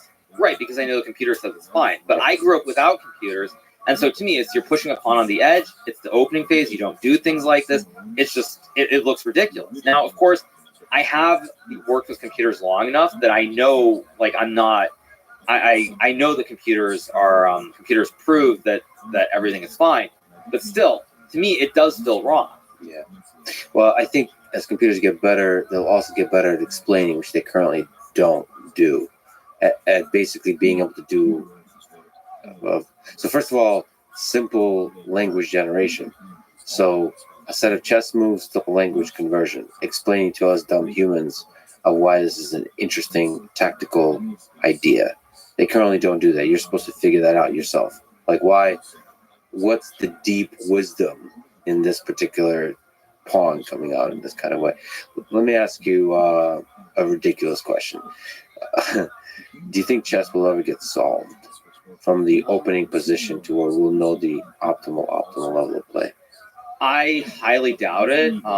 Without major advances in quantum computing, I don't think it's realistic to expect chess to be hard solved. I don't think that will happen.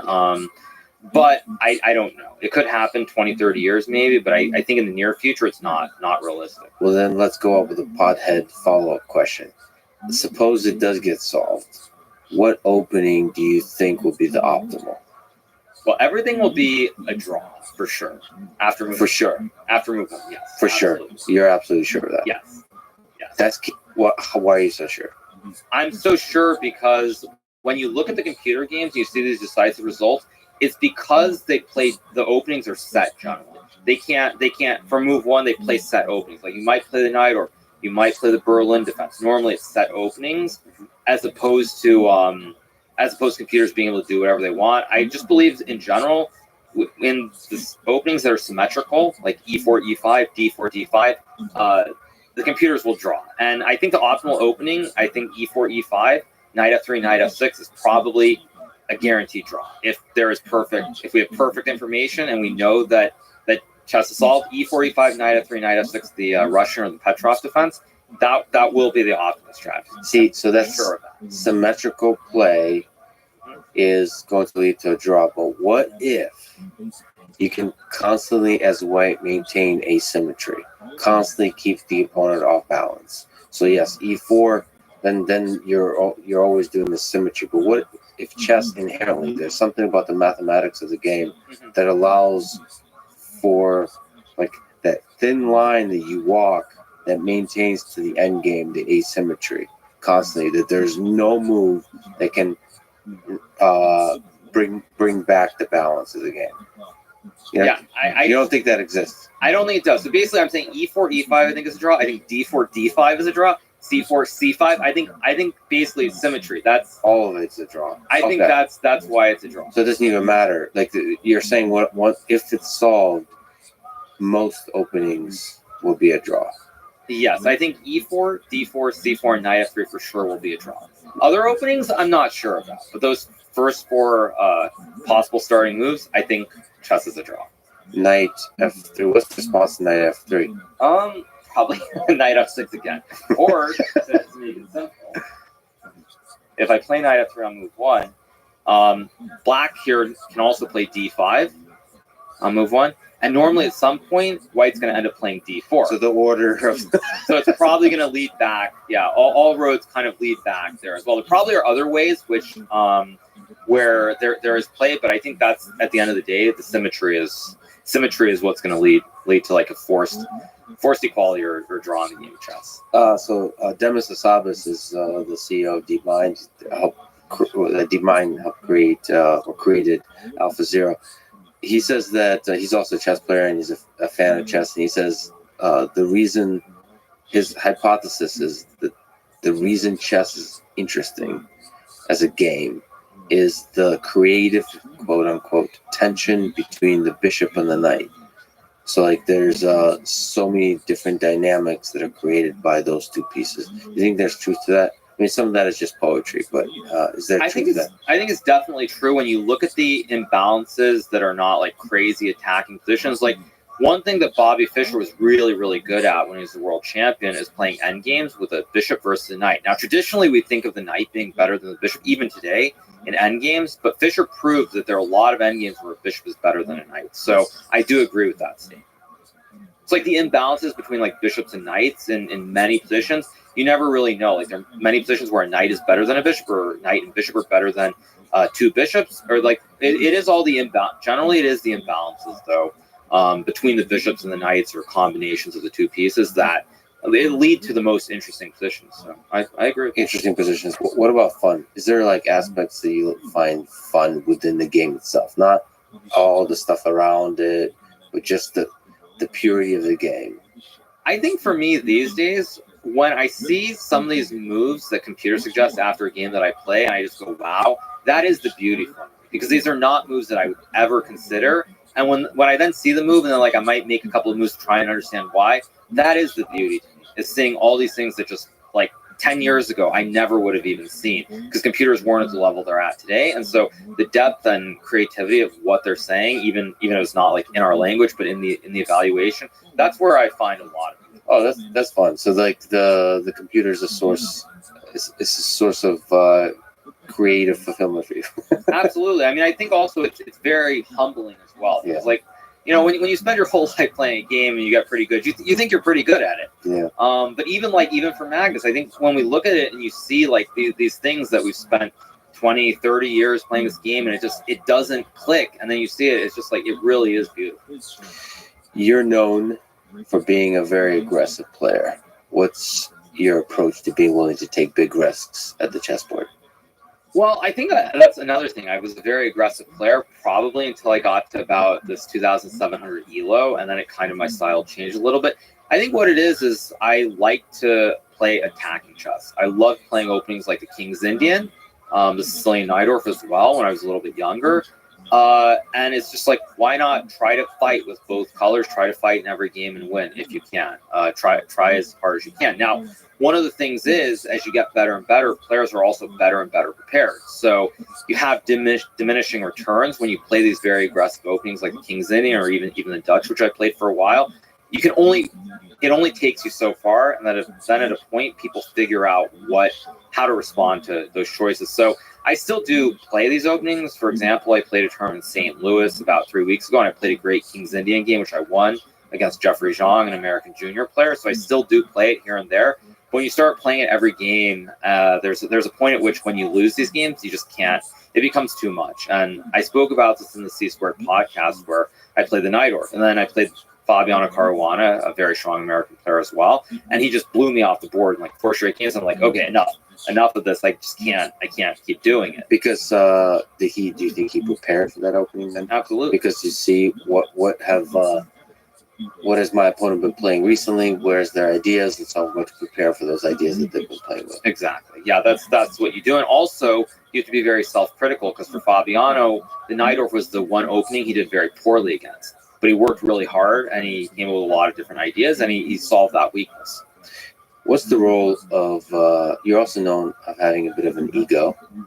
What's the role of ego in chess? Is it helpful or does it get in the way? I think it's a mix. I think there's a fine line. I think you have to be very confident in order to get to the top. I know some players are very expressive, like myself, like Kasparov and others. There are other people like Anand who don't express it, but then there was a book that I think was released fairly recently where he basically said like he was really angry in his room and he was like banging walls or doing something with chairs. I don't remember the exact story, but like he was able to, in public he kept it very buttoned up, but then in private he wasn't. I think you have to have that edge. If you don't have that edge and you don't get upset when you lose games, because you will lose games along the way, then it's impossible to get anywhere near the top. So I think every top player has that ego or extreme confidence that is necessary. If you don't have that, you'll never, I think, get to the top, probably in almost any field. Do you have to believe you're the best to have the capacity to be the best in the world?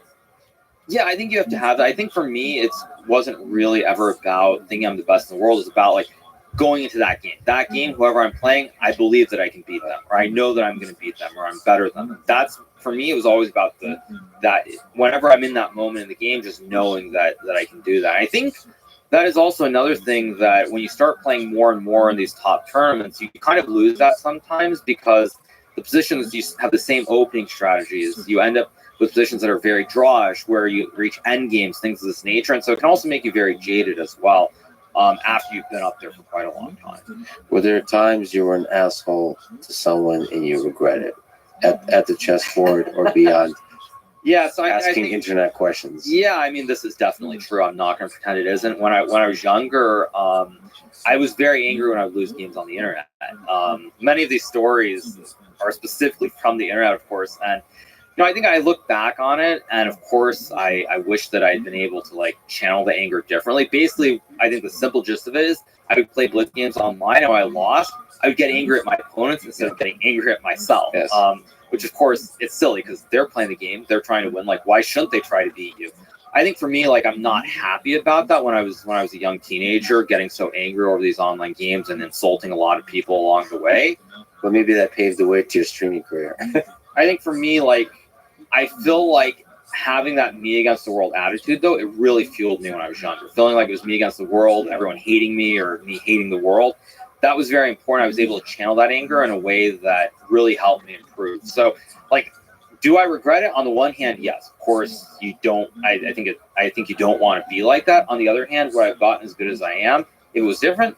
I'm not so sure. So, next. Well, then I'll ask you to empathize with somebody else who's currently has a me against the world attitude and it's helping him, which is Hans Niemann.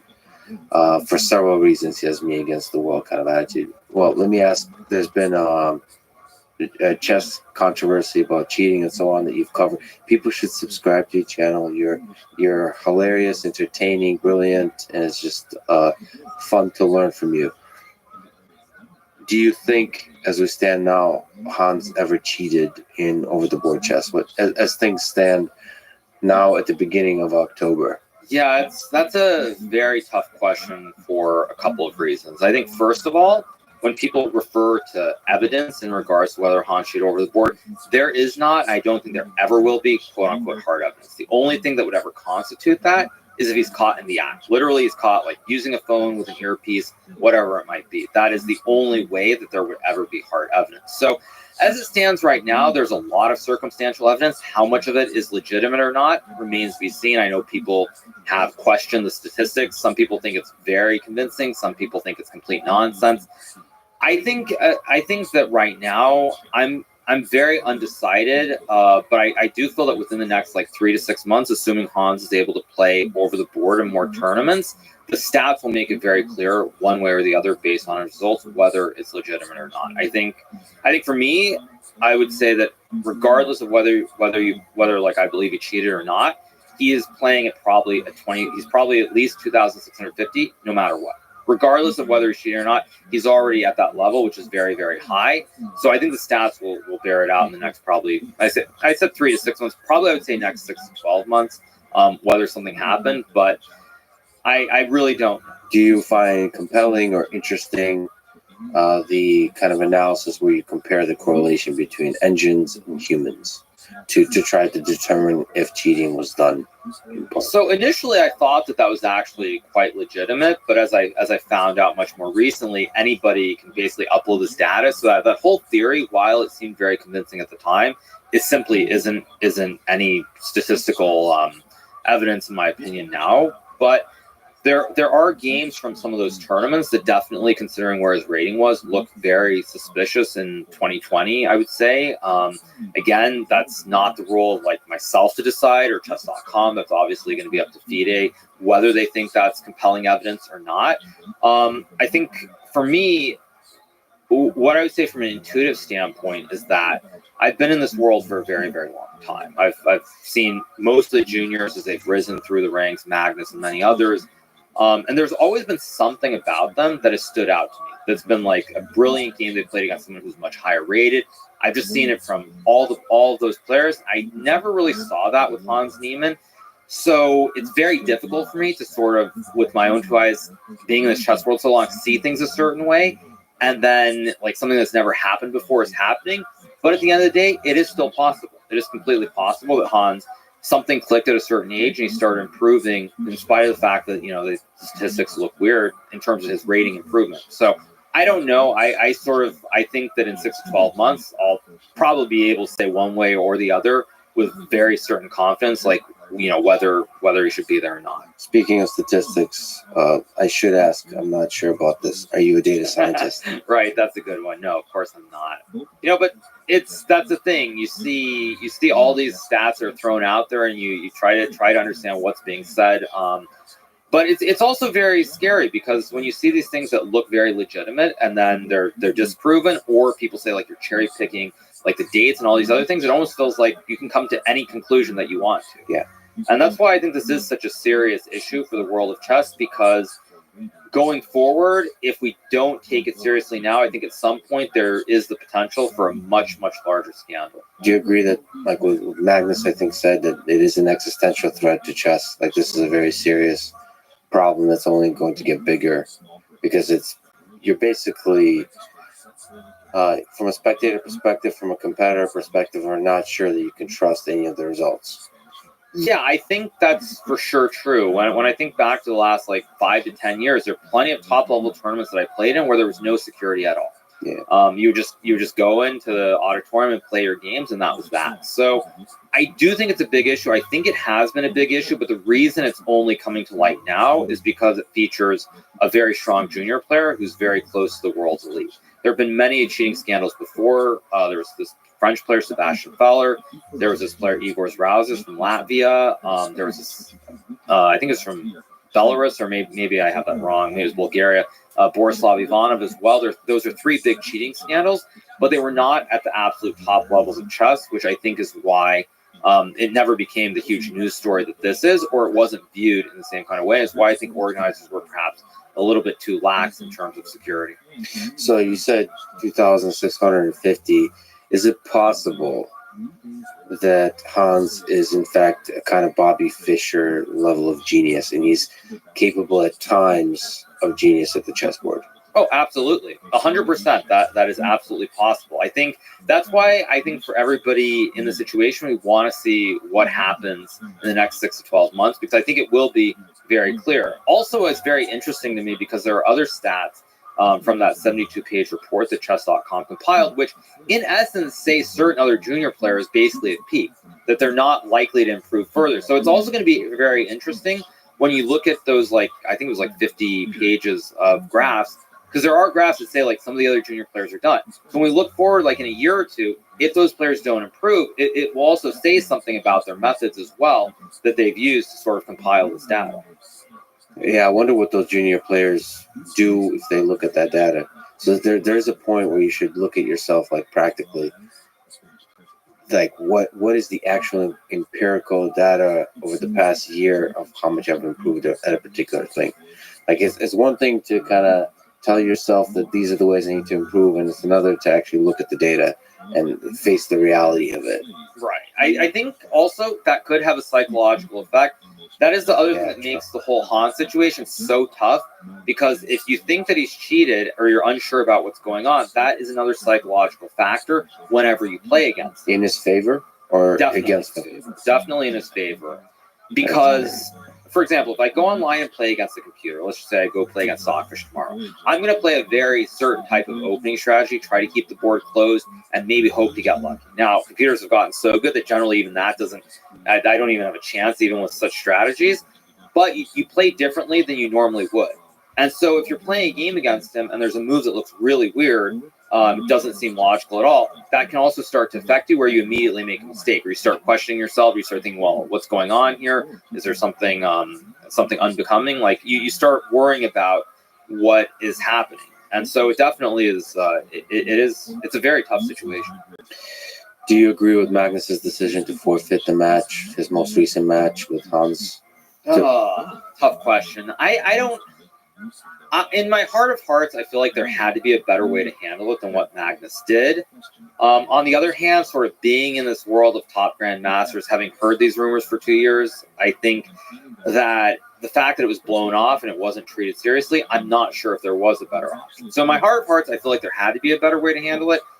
But in practicality, like in the practical world, I think he might have made the only decision where it became a big issue. Yeah, I mean, I guess I would have loved to see just where 100% it's certain that there's no cheating involved, that they play a bunch of games.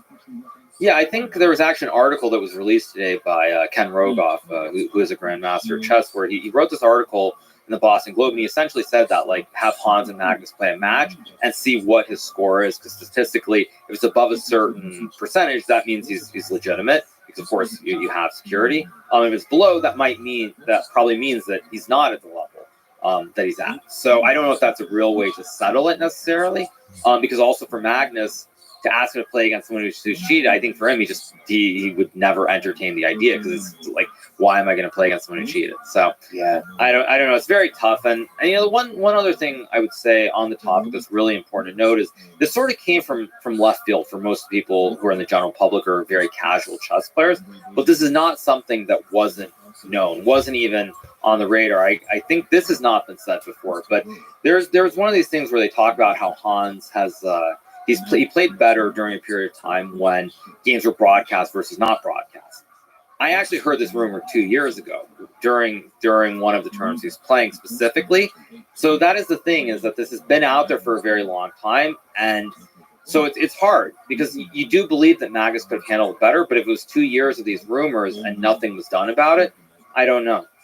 And for people who don't understand, when it's broadcast, it's easier to cheat, because you can have it removes one of the challenges of cheating, which is the one-way communication from the board to the engine. Here, the engine can just watch the broadcast, and then all you have to do is send signals right back.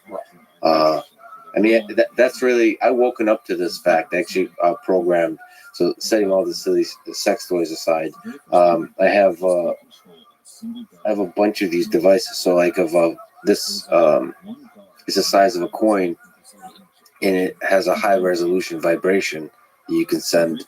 You can just have this in your pocket. It's basically your smartphone has ability to vibrate. You can do programmatic communication through anything. Bluetooth is the easiest. So like this made me wonder, like, wait a minute, how often does this happen? Like at every level of play. And you said this only became a huge concern for at the highest level of play. But then how much cheating is going on at like the middle level of play, especially when more money is involved. So in the game of poker, when like it really made me think like the future will have devices like this much easier to, like, you will engineer smaller and smaller and smaller devices that have onboard compute that like this is the future. I mean, it makes me I think probably with all kinds of cybersecurity, that means the defense would just have to start to get better. Even with chess, it seems like the security is very clumsy. Just looking the scanning of the recent tournament. One thing you'll see is that a lot of people are talking about whether Hans is cheated or not. Yeah. The one thing that almost nobody is doing is actually like trying to show how it can be done. Yeah. Everyone's basically avoiding that. I think the single biggest reason for that is simply because it can be done very easily at like a weekend tournament. You play a weekend tournament where the top prize is $100 and the players are maybe master level. Somebody could already do this, because even in St. Louis now, where they have the security, my understanding is the non-linear junction device they bought cost about $11,000. And organizers, if you have a weekend tournament at the local club, you don't have $11,000 to spend on such a device. And so that is why a lot of people have been talking about it, but I think it is very, very serious. And that's why it is good, even if, aside from Hans, even, it is a very important question or debate to be having at the present moment. Well, I think it's good to talk about it, right? To make it so that the defenses will really step up. I think you could do pretty cheap, like the security, pretty cheaply. But you have to take it seriously. Right, of course. And again, we'll see what happens. I think that's going to end up being on FIDE more than anyone else to try and do that. I don't think asking the organizers to do it. I mean, I feel like FIDE, they are the governing body. It will be on them at the end of the day to figure it out. But it's going to be interesting to see what happens in the next couple of months. Will you play Hans if the opportunity arises? Well, right now that's not in the near future for me. I think fortunately. Why not? Well, because there's maybe only one tournament that I'm playing in that he could be playing in potentially, and it's not even set to be happening at the end of the year. There might be like a World Blitz and Rapid Chess Championship. So I don't think I'm going to have to make that decision for what at least about 6 months. Challenge match? You're one of you're the most famous Super Grandmaster in terms of online. Mhm. So it makes sense. In terms of chess is going through a kind of like a serious controversy, since it's not just like the drama or something like this. This is in part an existential threat to the game in terms of how the public perceives the game. Yeah. So if the story that lingers from this is chess is full of cheaters, like you never know who's cheating or not, that's not good for the game. So it makes sense for a high profile person to go head to head. How do you think you do against us? I mean, I think I would probably beat him in Blitz and Rapid. Classical is a whole different question altogether. I think in Blitz and Rapid I would. I mean, one thing actually that was very telling in both the report and also Hans's interview for all the other stuff that was said is the one thing he did say and seemed very adamant about was the fact that he had never cheated against me. Which so that was the one thing he did say that, at least according to the report, was truthful. So it's something possibly down the road to consider. But I do want to see what happens with everything else first, with FIDE and their whatever they choose to do in regards to Hans and Magnus, and then see where the smoke stands. But I think also one other thing that is potentially very dangerous about the whole situation is that I'm not convinced that FIDE actually is the ultimate say in this, in that the top players, if they feel that he has cheated over the board, even if there's a report that says that Hans has not cheated, top players can still decide not to play him and sort of override whatever ultimate decision FIDE comes to. So that's also why it's very unclear. This tournament, the US Championship, Hans qualified. He's playing the tournament. But beyond this, there are no tournaments where he's automatically qualified to. And so it also is on the top players to sort of have to reach some conclusion on their own, separate of FIDE. So to flip that, is there some part of you that regrets that the chess community, and you included, implied that Hans cheated early on? And I think without having evidence and that kind of thing, as we learn now, can stick, right? And it kind of divided the chess community in part, but like, I guess I do want to empathize from your position. Can you empathize with Hans that his reputation is essentially in part or in whole destroyed at this point? Yes, I absolutely can. Again, I think it comes down to the specifics of how it was handled. Now, as far as I go, I was covering the news. And this is what makes it so difficult for me versus, say, some of the other content creators, is that I do, in a sense, have that inside knowledge. Again, this is also not really public knowledge, but when I went to St. Louis to play this Rapid and Blitz tournament before the Sinquefield Cup happened, where Magnus and Hans were playing, there were people who told me very specifically that they thought he was cheating. Other players in the event, they even gave me like actual theories about like things in his shoes, things of this nature. Yeah. So I'm in a very awkward spot there as well, because I know why. I was like 99% sure why Magnus dropped out. It would have come out regardless, though. It would have come out no matter what, because Magnus was not going to back down on his stance about Hans, and others would have brought it up anyway. So it's very tough. I think if you want to look for blame, I think probably it would be on chess.com ultimately, because they were the ones who probably could have nipped all this in the bud at a much earlier stage, and it wouldn't have gotten to where it got to. Because they could have released the online cheating, and that would have... I think they could have released that. I think also they could have probably not let him play after it happened the second time as well, because it seems like it happened like, I think it was like at least like 4 or 5 different times. I haven't looked very, very closely at that, but it wasn't just an isolated incident. And so I think if there is blame for that, it's definitely on chess.com, which should stop people from thinking that that I'm in some way influenced by. Yeah, are you biased because are you supported in part by chess.com? Yes, I am. Okay. So does that affect your bias? No, it doesn't. I'm actually quite independent of them. One thing that's interesting to note is that a lot of people are under the assumption that when I do like broadcasts, tournaments, or things of this nature, that chess.com is actively helping me. They are not helping me. I'm an independent contractor, and so my opinions are my own. And there are no lists given to me about like cheaters, anything of this nature. That has always been completely separate. Do they have compromising video of you that forces you to if you don't follow the main narrative, that they will release that video publicly? No, they definitely don't. All right. But yeah, I think when I look at it all, I feel like if people are looking for someone to blame, I don't think it's actually Magnus. At the end of the day, I think it's on chess.com very squarely for not handling it soon. So you're okay with like Magnus being silent for long periods of time? Well, I don't know why Magnus is still silent, because my read of the situation was that there was some sort of NDA or there was some information that chess.com had that was they could not release. And so my read of it was Magnus was essentially saying the same thing chess.com said, where like, I can't say anything about it because of whatever or whatnot. But then chess.com releases what I perceive to be the stuff that they could not talk about anyway, and Magnus still isn't saying anything. So I don't really understand why Magnus has not said anything further on. There could be legal implications of accusing somebody of cheating over the board. That could be like lawsuits that he just doesn't want the headaches. He just wants to focus on the game and have fun playing the game and not get bogged down into lawyers and all that kind of shit. It's definitely possible. But Magnus could also take the other route and just say, well, he cheated online in 100 games. Like, I'm not going to play against a cheater. That's very easy to say. That's factual. It's proven. and that doesn't have to go into the speculation role for the board. So I find it a little bit odd that Magnus hasn't said anything further. At the same time, it's also kind of peculiar because Magnus's reputation is also kind of in tatters in a sense. Like, a lot of people are not happy with him for what he's done.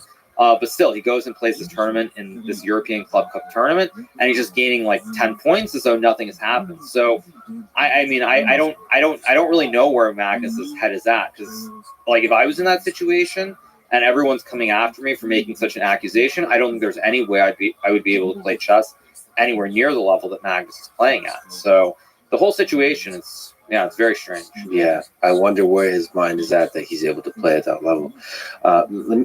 Before I forget, let me ask you a technical question about cheating at your level, not your level, but at a very high grandmaster level. How much information do you need? This is a technical question. It's like, so for me, in terms of Morse code and all those kinds of things, I would need the full information. So I would need probably, in order to make a move, just let's think about a very simple representation. I would need 2 squares. The first to designate which piece, and the second where the piece is moving. That's probably the easiest. What's the smallest amount of information you need to help you? Basically, like a buzz in a critical position. That would be. And what would the buzz say? It would be something like 1 buzz means the position is great, and 2 buzzes means the position is completely equal, or there's nothing special in the position. Oh, that's simple. Just to know that it's great will tell you what? It will tell me that, like, with my intuition, like, there are many times I've played Blitz online. I'll say something along the lines of, I can feel like there's something here. Like, intuitively, I feel like there has to be a good move, or I'm probably winning. There's something there, but I don't know that. And most of the time, I'm actually right about it. Like, after the game, when I look with the computer, usually it's like, oh, I should have played this move, and it would have given me a big advantage, or I would have outright won the game. So if I just know whether there's something there, that's good enough. That means it's worth it to calculate here. Yes, and I can follow that intuition probably because what normally is going to happen in such a situation is there probably are 2 moves or 3 moves max that you're going to consider in a really critical position. Like, if I feel like there's something there are 2 to 3 moves. So if I know something is there, I'll be able to figure it out if I know that the position is very good. Okay. 1 buzz for a good position for the current position. So I just need to know. I just need to know whether like there's something really good, the position's really good, or it's just like an equal position, or it's just normal. That's all I need to know. Current position, not even future moves, just the current position. There is a lot of problems here. Yes. Okay. What about the reverse? Like, something's bad. So you're saying if I'm in trouble in a game, yeah, and I'm in the same situation. If I'm in trouble in a game, it's probably a little bit more. It's probably, like, I would say 2 to 3 times where I would need to know the source of the trouble. Yeah, I would need to know. Yeah, I would need to know, like, is there like 1 move that's good, or there's more than 1 move, and how you extrapolate that. Well, wouldn't it be useful to know the information that you're now in a position where the other person could create a lot of trouble for you? So find that. Like, it's out there, find it. Like, if you look at Magnus's games, there are a lot of situations where the position is equal, but it's equal with 1 move, but only 1 move. If you don't find that 1 move, you're significantly worse. A lot of times that's the case. So, like, if I can somehow know that there's like only 1 move where I'm okay, I could figure it out. Yeah. Yeah, that's 1 move is significantly better than the rest. I mean, I could give you a perfect example is I played a game in the Canada's tournament last round against Ding Liren from China. And there were many times where it was completely fine for me, but it started drifting. I started making some mistakes, and I was worse. But there was one last moment where I think I had 1 move where I would have been able to draw the game quite easily, and every other move I was significantly worse. And I did not find that move, and I lost the game. But if I had known, it would have been nice to have a buzz. Right? Yes, I would have known. Who do you think is the greatest player of all time? You've talked from different angles on this. Magnus Carlsen, Garry Kasparov, Bobby Fischer, many others. Can you make the case for each? Can you make the case for you? No, I mean, I can't make the case for me. Be serious. Right. I know there are a lot of people who want that kind of, like, me to give off some kind of ego like that, but no. Obviously, I'm nowhere near the conversation. I actually, on that note, I would say also, I know people wanted to know if I'm the greatest player to never have played for the World Championship or to have not become world champion, I don't think that I'm actually anywhere near the top of that conversation. I actually think Levon Aronian tops that conversation by a big margin, simply because he was number 2 in the world for a very, very long time, and he never even got to the match. So as far as world champions and who's the GOAT, I think Magnus is the GOAT simply because he's playing the best chess by a bigger margin. He has the highest ELO of all time. On the other hand, chess is a game where you build upon the giants of the past. We learn from them, and so you can definitely make the case for Gary as well. I mean, he was the number 1 player in the world for 20 plus years. A lot of opening strategies he came up with, and people still play them today. Bobby, I'm not so sure you can really make that case because he shot up really quickly, but he was the world champion for a very short window of time. And then he quit the game as soon as he became world champion. So I don't really feel like you can put Fischer in that conversation simply because he didn't have that longevity at all. He was up there for a couple of years. So I would say it's probably Magnus, but I understand people can also say Gary's the best player ever. Remains to be seen. But I think Magnus is number 1 for probably another 3 to 4 years. I don't think there's any debate at all. Can you break down what makes him so good? We've already talked about different angles of this, and I would also try to get the same from you because we talked about early Hikaru. Like I'd like to talk about that fully. But first, Magnus. What makes Magnus so good? What are the various aspects of his game that make him so good? I think for Magnus, he just that in the end games, if you get there, he's not going to blunder. That's the first thing. So if you reach an end game, he's not going to make a mistake. He obviously plays great openings, and there's just really no defined weakness that he has. There's no weakness that I can think of very specifically. There are many times where players actually out-prepare him in the opening phase, but as soon as they're on their own and they have to think, very oftentimes they'll make mistakes.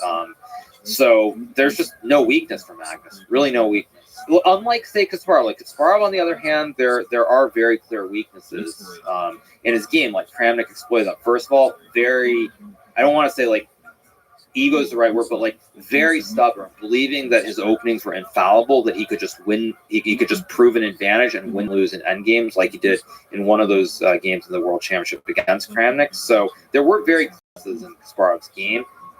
Whereas like Magnus, there are no clearly defined weaknesses. Maybe he doesn't like being attacked. Maybe that's the one thing. He doesn't like being attacked, but that's not something that you can easily do. Whereas say if someone's very tactical and they're not as strong positionally, that is something you can that will happen quite frequently in games. You can steer games a certain way. Doesn't mean you'll always get there, but that is something tangible. Whereas king safety, that's not something tangible at all. It's very, very hard to attack someone based on, unless they play certain style of openings. Do you think Garry Kasparov, reflecting in your comment, would agree? Like, what is it about his relationship with Kramnik that was so challenging? I mean, I think it's because Kramnik understood him. Actually, one thing that's funny, speaking of Kasparov, is that I think it got under his skin. Like when I worked with him, Kramnik actually played a certain style, very aggressive, very sort of risky open during the time when I was working with Gary. And I know that it annoyed Gary because he's like, why couldn't Kramnik play like this against me? Because I think Gary felt if Kramnik did that against him, he would have just blown him off the board and had many great victories. So I think it's Kramnik understood Gary. They had worked together, I think, during the late 90s. I think Gary actually was very useful or very helpful in terms of Kramnik getting a spot on one of the Russian chess Olympiad teams in the mid 90s. So I think it's just Kramnik understood him very well, and Gary just could not. He couldn't figure it out. I think also another thing, coming back to the psychological part, is that Kramnik actually beat Kasparov in many games in the King's Indian defense. Kasparov played the King's Indian defense for many years, and then he started losing like 4 or 5 games in a row in it to Kramnik, very similar to what I mentioned about the Sicilian Najdorf and Fabiano. And Gary gave it up. He started switching to playing the Grunfeld defense. And so I think that also instilled some psychological fear as well, because Gary was the boss. In openings, no one could compare to him. What makes you so good? What's the breakdown of the strengths and weaknesses of Hikaru Nakamura? So I think probably my biggest strength is that I'm a universal player. I can play pretty much any opening strategy. It doesn't really matter. Beyond that, I think it's mainly that I don't really make many blunders. I don't make blunders unless I'm under a lot of pressure generally. So that, I mean, I know I'm oversimplifying. It's not as simple as that. Does this apply to Blitz as well? I think it's much more applicable to Blitz in particular because my intuition is very good. So when I'm making less blunders with limited time on the clock, my opponents actually make a lot more blunders. That's why I think it's much more pronounced in Blitz than it is in classical chess, because in Blitz, when you're down to like 10 seconds in the game, both players at 10 seconds, my intuition is just better than theirs. I mean, Magnus maybe not so clear, but like if you look at other players, say Fabiano Caruana, a very strong player, when he gets down to 10 seconds or in these situations, he almost always makes a blunder, almost always. So I'm just more precise. I make less blunders, and that really the effect is much more dramatic in Blitz. What do you think that intuition is? Like, sorry for the kind of like almost philosophical question. What is that? Is that calculation, or is it some kind of weird memory recall? What is that? Like being able to do that short line prediction. I think that's just playing so many games online, and there's some kind of subconscious feel that I have.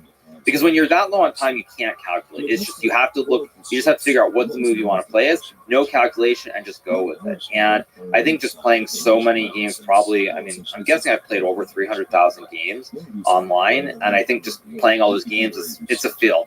There's no tangible way that I can't put that really into words. It's just a feel. What do you vision? And we should say that you're, I think, currently the #1 ranked Blitz player in the world.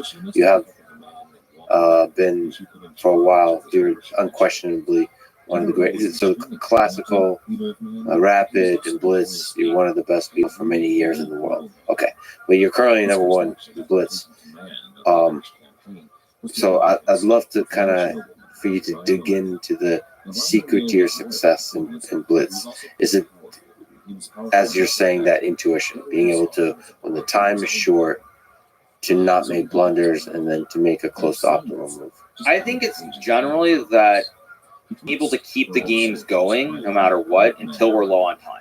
I'm always able to do that. Yeah. Like if we play a game with 3 minutes, like there are games I will just win very quickly, but a lot of games between top players have to think, you have to use time, and in those final critical stages, I just don't blunder. I just don't blunder really at the end of the day. That's really the only difference, because everybody's very, very strong, but it's sort of like who is the better like brain, who is the better like CPU, or for lack of a better way of putting it, it's like who makes a split second decisions the best. And I do think that I'm extremely good at that in a way that almost nobody else is. That really is the only difference, is that the split-second decisions. Because you can get a worse position, but again, if you keep the game going, players have to use the time. When you get down to those final 10, 15 seconds, I almost always end up winning in those situations. What are you visualizing? Like when you're doing the fast calculations, what is it?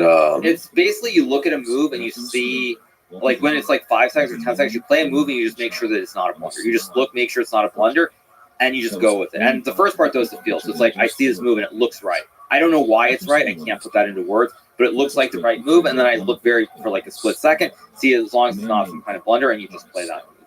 Is there a bit of a tunnel vision? Are you able to understand the positions of all the other pieces on the board, or are you just focusing on a very specific interaction? It's just feel. It's really just feel. It's like this move feels right, and so I play it. When you're at that stage of the game, it's like, as long as it's not a blunder, and it's just that feel. There is no way for me to put that in. And that feel, like empirically, does result in low probability of blunder for you. Yeah. So like you don't blunder.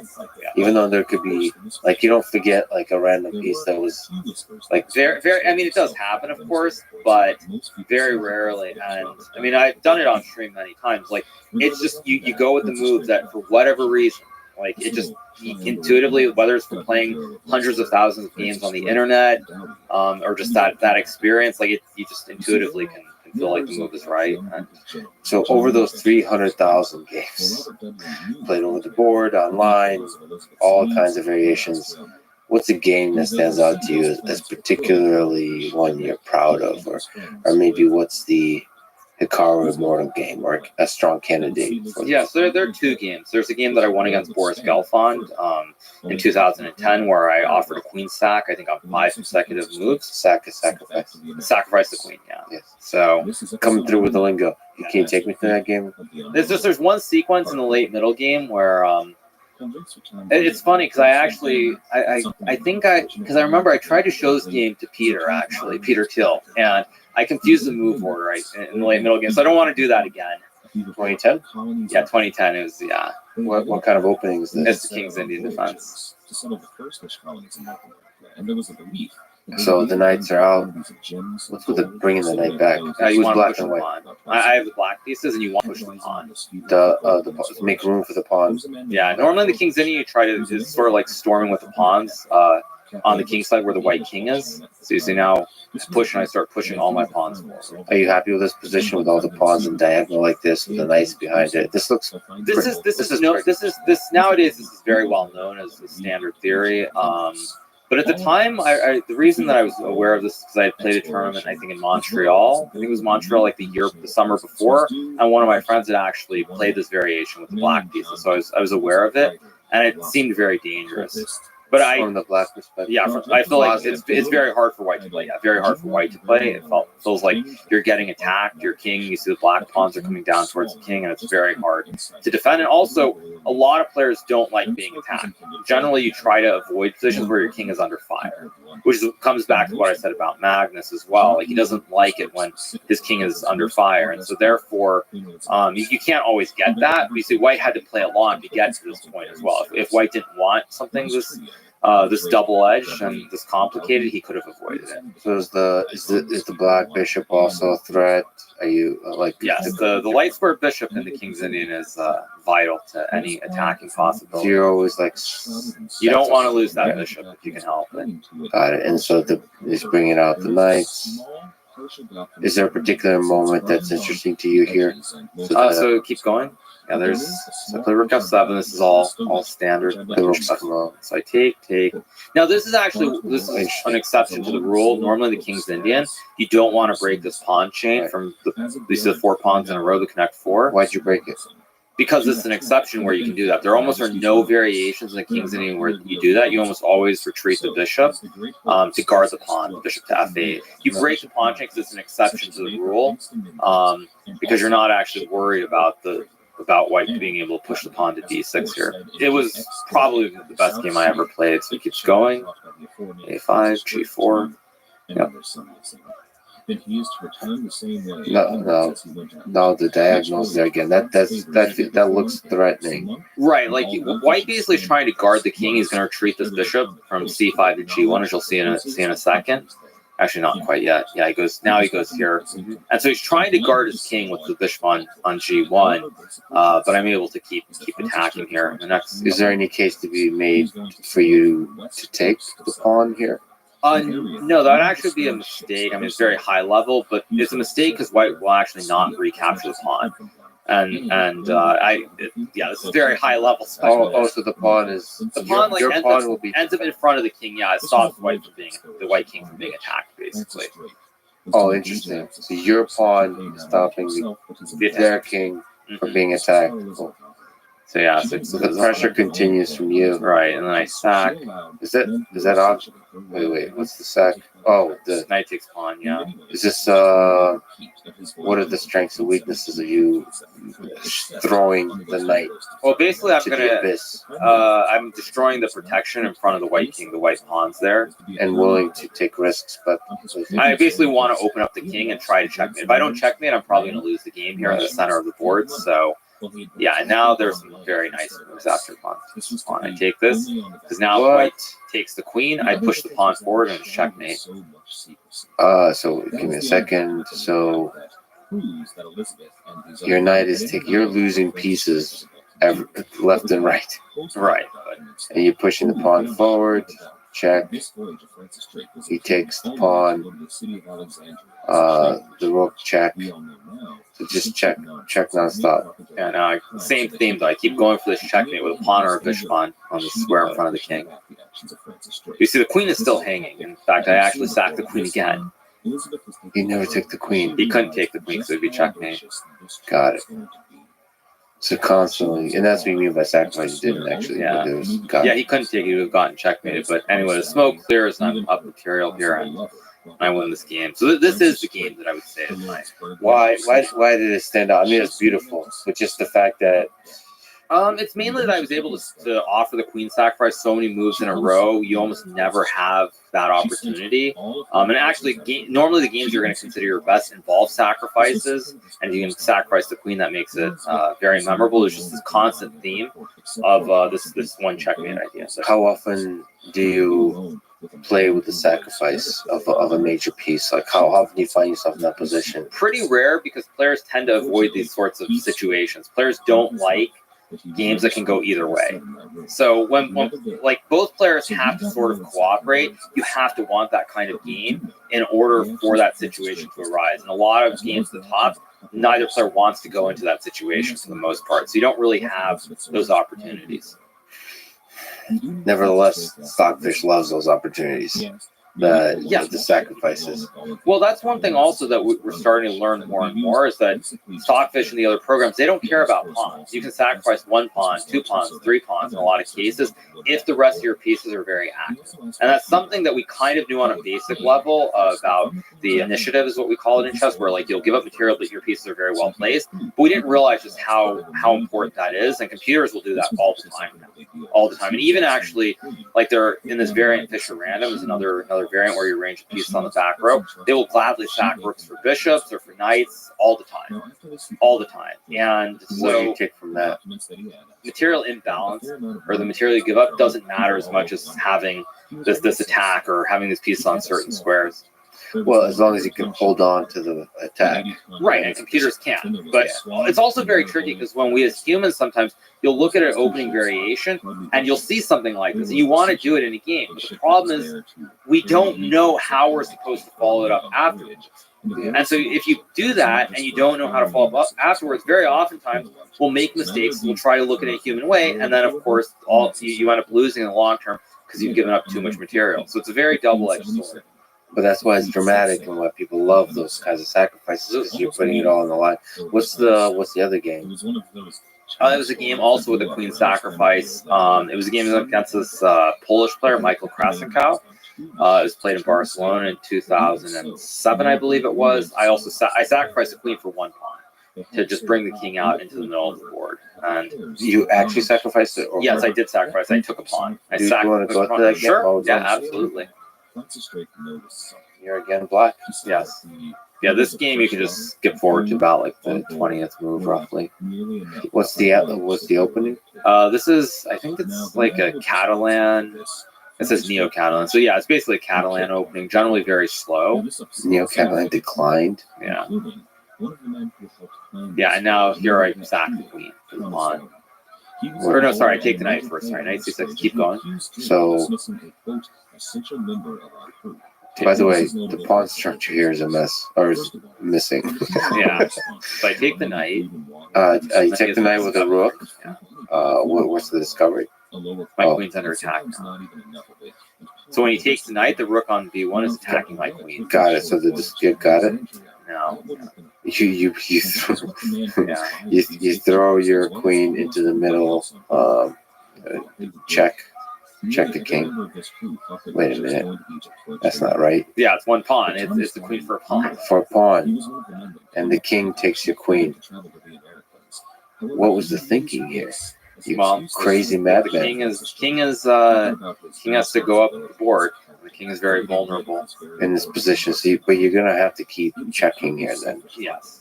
Bishop checks, king, rook checks, knight checks. Did you see all of this ahead of time? Yeah, I mean, not all of it, but I figured there had to be some way to win here with the king. Too many attacking pieces on your end that could do. Well, it's just basically the king. The only piece that can sort of guard the king is the queen on d1. That's the only piece. If I can just keep checking, I'm gonna be able to win here. So he goes there, and now I think I played this move. Ooh, no check. Because I'm threatening to move the rook over 1 square and make a checkmate. Got it. And then the rook. What was that? The rook takes your knight, and then you take it right back. with a check. No, I still want to scoot the rook over to check on the h6 square, the dark square. I think, did he resign here or did he make a move? Oh, he resigned. Yeah. He did resign here. Yeah, because I just moved the rook over to that dark square in front of the pawn, and that would be checkmate. Dark square in front of the pawn. So h6, yeah. Because now the bishop covers the light square. Is there something he can do to mess with? Not really. I don't think there's anything Nothing with a queen? checkmate. Nothing with the queen. I guess he's going to lose the queen. Yeah, I think it's just actually forced checkmate here in a couple of moves. I don't think there's any way to stop it. Even if he loses his queen. Yeah, it's a forced checkmate. Fascinating. So like that, you can't purely calculate, but you can have some intuition. Also, I think what it is in such situations, you know that there is at least a draw. I could always just check him with my rook if I wanted to make a draw. So that also gives me some margin where if I calculate after I play the move and I calculate it doesn't work out, I can still make the draw.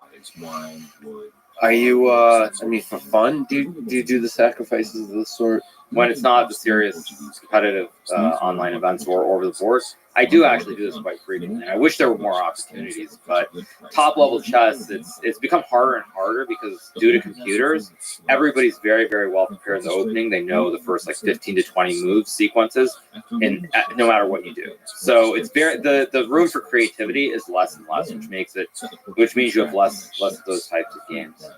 I think you played Levy Gotham chess without a queen.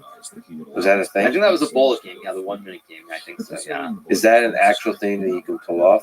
Like, would you be like Levy? Or yeah, get somebody like Levy. In bullet, maybe I can win like 50%. It'll probably What's bullet? What's the timing? 1 minute for the whole game. 1 minute for the whole game. Okay. What about? I mean, how much do you miss the queen if it's gone against the international master? In a bullet game, like I said, maybe in bullet I can maybe score 50%. In a blitz game or anything slower, maybe 10%, maybe 1 out of 10 I can win. Maybe 1 out of 10. Yeah. On the topic of GOAT, let me ask about Paul Morphy. How good was he? Reddit asked me to ask you about this, and why is he a tragic figure in chess? Yeah, so Paul Morphy was the best player in the world by a bigger margin, probably than anyone else in recent modern history. He was, I would say, roughly, using today's ratings, around like 2,400 in my opinion, and the other best players were maybe around 2,000 or 2,100 at best. So he's the best player by a bigger margin. Fischer, for example, I think he was about 170-ish points better than Boris Spassky, but Morphy was 300 plus at least. Now, by modern standards, he would probably be a very strong IM, which isn't saying a whole lot, but at the time, no one was even close. So I don't think you can put him in that category of like best ever, simply because he was not the best player for a long enough period of time. As far as why it's tragic, it's very tragic because he essentially quit chess. There was no competition for him. If you think about like Magnus talking about the World Championship and feeling like it's not competitive enough, for Morphy, there was no one who could even beat him probably in individual games. So he ended up quitting chess. I think he was sort of like a lawyer kind of, but he spent probably the last 15, 20 years of his life just doing nothing. Now, I have actually seen his grave in New Orleans. I have been to where he lived. I think it's now Brennan's, if I'm not mistaken, or it's something like that. So it's very tragic because there was no one who was competitive with him at the time. As far as best ever, I don't think you can say he's the GOAT, but I still think he's in the top 10 if we're using a criteria of players who were better than their peers by a big, big margin. So what do you think about the World Championship? And what do you think about Magnus stepping down? Do you still see it as the height of chess? I still think that there is merit in having the World Championship the way it is. At the same time, the game is always evolving. And one of the things that has changed a lot in recent times is you now have a lot more blitz tournaments and also rapid tournaments. In the past, classical chess was the golden standard. That was the only thing that mattered. But in the last probably 10 years, slowly but surely, there probably are as many rapid / blitz tournaments as there are classical tournaments now. Maybe it's not quite 50-50, but at the top level at least, it feels like it's getting very close to 50-50. And in terms of the World Championship, I feel that the biggest issue is you have too many draws. The games can be exciting, but the games inevitably end in a draw. And single biggest reason is because players have about 6 months or more to prepare for the match. So, for example, the Canada's tournament, which I just played, it was in June and July. It ended, I think, around July 5th. The World Championship match will probably be in February, March. So that's 9 months. And when players have that much time to prepare, they are not going to have any weaknesses in the opening phase of the game. And so both players are likely going to be very solid. You'll have a lot of draws. And in many cases, it might come down to tiebreaks. Magnus, in fact, in 2 of the matches, both against Karyakin and against Caruana, he had to win in rapid tiebreaks. So I think for Magnus, he just doesn't feel like the format is right. I think he feels that it's too long, too many draws. He doesn't get to play creative or exciting chess, and that's why I think he pushed so hard for a change in the format. I don't know what the right change would be, but I do think that the format is becoming a little bit antiquated with all these classical games. If you don't want to change the format, the one suggestion that I've mentioned before, and I think is probably still valid, is that the match should be held maybe 1 month after the Canada's tournament to determine the challenger. It's held 1 month after that event. That's probably the only way to keep the format as it is, where I think both players have time to prepare, but it's not something crazy. Because when you compare the candidates to other classical tournaments, let's just say St. Louis. I played there recently. I played the Rapid Blitz. There was the Sinkfield Cup. This was, I think, like September 10th, something like that. The point is, players probably came in and had a week or two to prepare for that tournament. Now there's the U.S. Championship. Players had a little bit of time to prepare. You play the event. Normally, players don't have these long breaks where they can prepare for very long periods of time. So they are very well prepared, but you still have a lot of exciting games because that window of preparation is so much smaller. But you're pretty close, given how things rolled out, to having the opportunity to compete for the World Championship. Hence the Copian meme, which I still don't quite understand. Are you and Magnus friends, enemies, frenemies? What's the status of the relationship? Yeah, I think with all the rivalries in chess, everybody tries to hype it up like everyone hates each other. But the thing is, at the end of the day, yes, we're very competitive. We want to beat each other, whether it's myself or Magnus or other top players. But we also realize that it's a very small world. Like, a lot of us are able to make a living playing the game as professionals. And as I alluded to earlier, the top 20 to 30 players can make a living. So even though we're competitive against each other, we want to beat each other.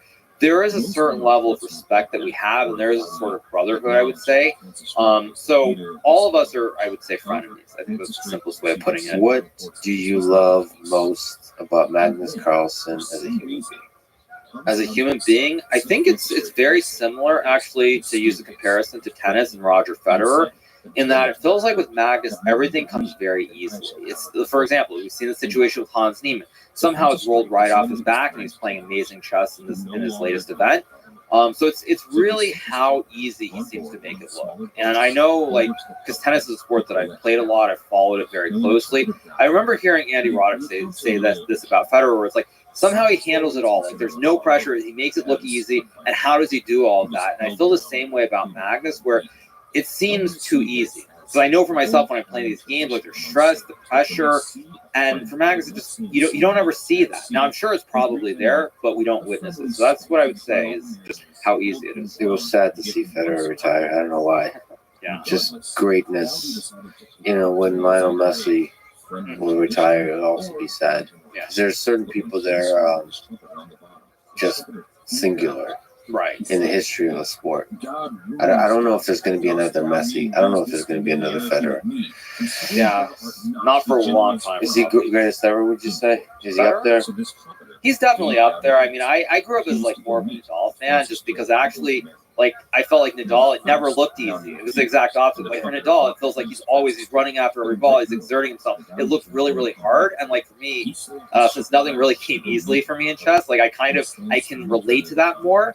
But at the same time, especially when Federer started losing more and he seems more human, I started really liking him more as well. But I think Federer, he changed the game. I know you say he's the greatest ever, but the game changed forever because of that. Yeah, there's certain people who said lasting impact. Sampras, Agassi, everybody. Okay, who wins in a chess boxing match between you and Magnus? Probably Magnus, just because he's taller than me. I think. Also reach. He's taller. He's more reach. Yeah. But I think he would win. Question from Reddit: in what sport do you think you can beat Magnus 10 out of 10 times? I think I could beat Magnus 10 out of 10 times in tennis. I mean, I took lessons for 8 years. I try to go out and hit 2 or 3 times every week. I think I could beat him in tennis 10 out of 10. Backhand, forehand. What's your style of tennis play?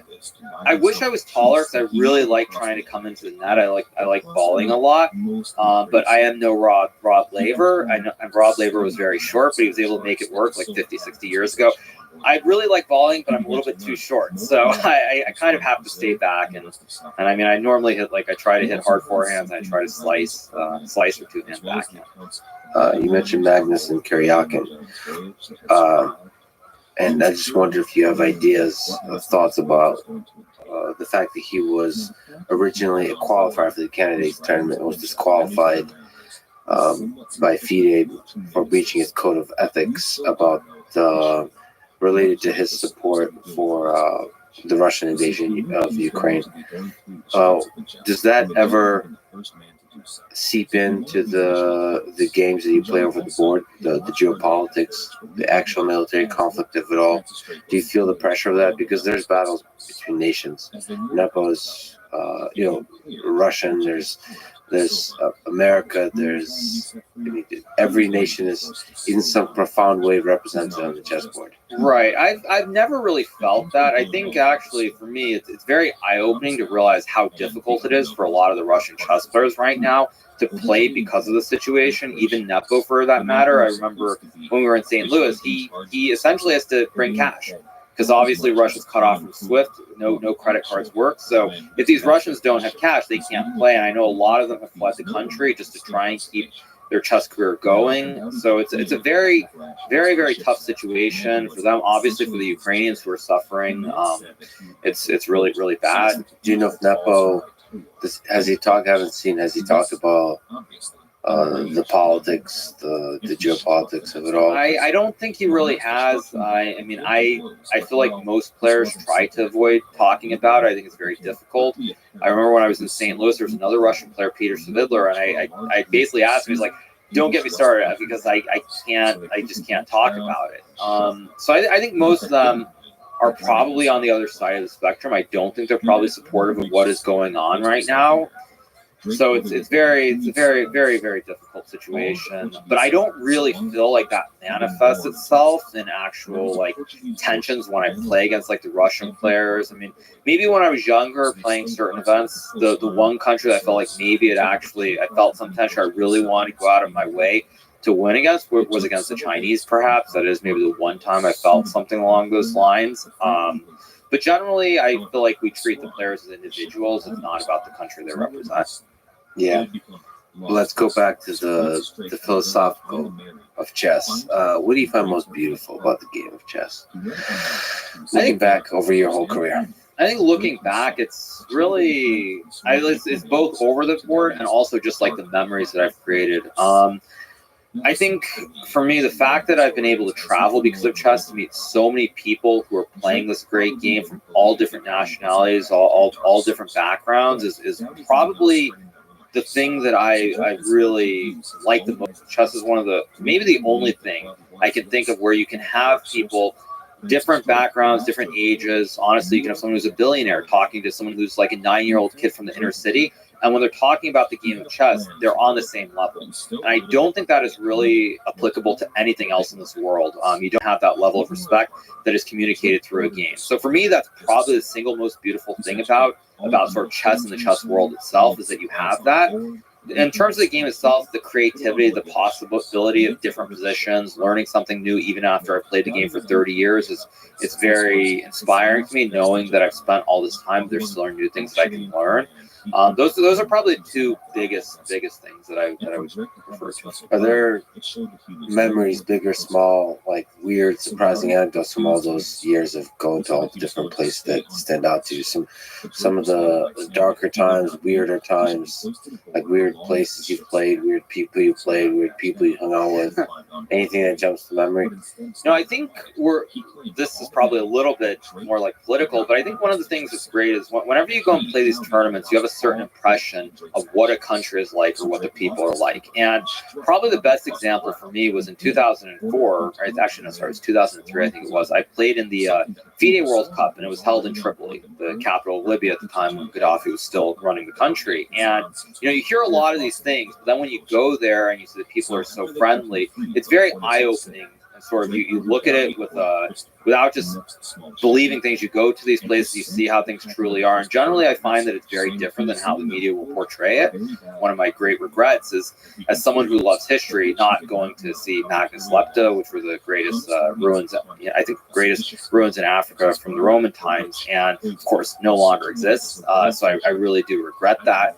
I think another thing that's very unique about chess is that all of us, even when we compete as children, like there are a lot of people like Nepo and others who I've known for a very, very long time. There are a lot of people who no longer play chess competitively, but inevitably you end up talking to these people many years down the road. And so you never truly lose touch with the game or the people that you grew up playing it with. And there's so many of these people that like I connected with in the last couple of years who I knew when I was a kid, and then they went off, did something else, but they still end up, you still end up talking to them and being able to share these old memories. So you said you're a bit of a student, a fan of history, even ancient history.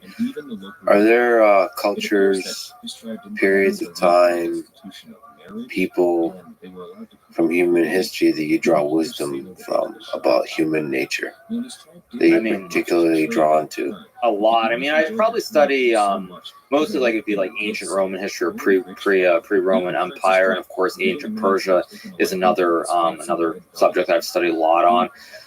If you ask me, I would say, I mean, there's it depends. You're talking like military generals, you're talking like philosophers, and there's so both, right? So philosophers is how people thought about the world. Mhm. Of course, military has to do with how the how people sort of conquered lands. Both are interesting because, in part, it seems so far away from what we are today, and it's cool to see that people were kind of the same in their ability to invent amazing things, and maybe the same and different in their willingness to go to war. So I think, I mean, one of my favorite books that I've read in the last couple of years is The Histories by Herodotus. I mean, basically considered the father of history.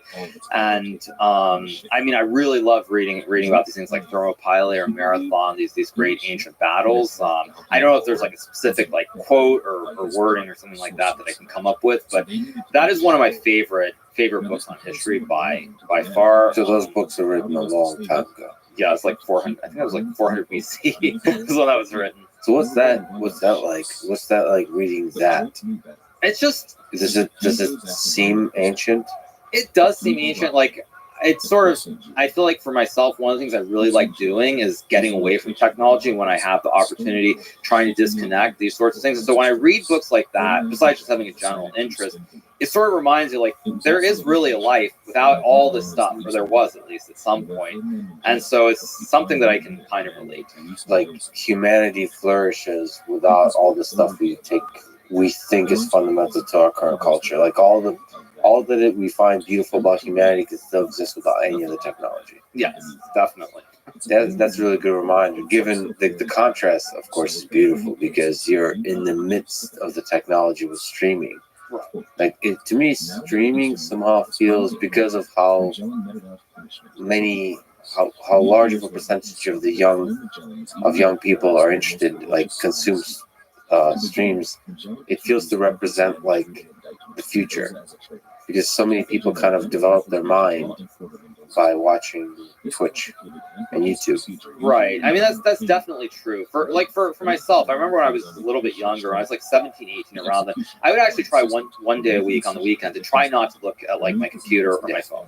Now, phones weren't where they are today, obviously, but I was able to do that pretty easily. Now it's very hard. Like when I try to go one day, recently I tried to do that. Like I actually just pulled some books out of my garage and I started reading, and it was a very foreign concept. I do read a lot, but it's always on an iPad, so or a Kindle. Yeah, both of those actually. So it's very, very weird. But I do try when I can to get away from it all. I mean, another thing, like I said, I really like going out into nature when I have the opportunity. I've spent a lot of time in Colorado, for example, hiking some of the 14ers. That is one of those life goals that I have, to go and get to the top of every single one of them. So I try to disconnect when I can, but of course it's very hard. So whether it's disconnecting or not, can you take me through a perfect day in the life of Hikaru Nakamura on a day of a big chess match? Well, actually, multiple days, right? We'll take one where it's a big chess match and one that's just like your representative average day. A perfect chess day, although I cannot do this, it would start like the night before. I would get like 9 hours of sleep, like a consistent 9 hours, like say 12 a.m. to 9 a.m., for example. Let's just say the round starts at like 2 o'clock, and then 9 to say 12 o'clock, I do preparation, and then 12 to 1, I go eat lunch.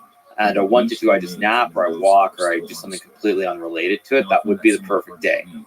When are you doing everything except the preparation? Are you thinking about chess at all, or are you trying not to think about trying not to think about chess, definitely not. And what do you do? Is there any tricks to that?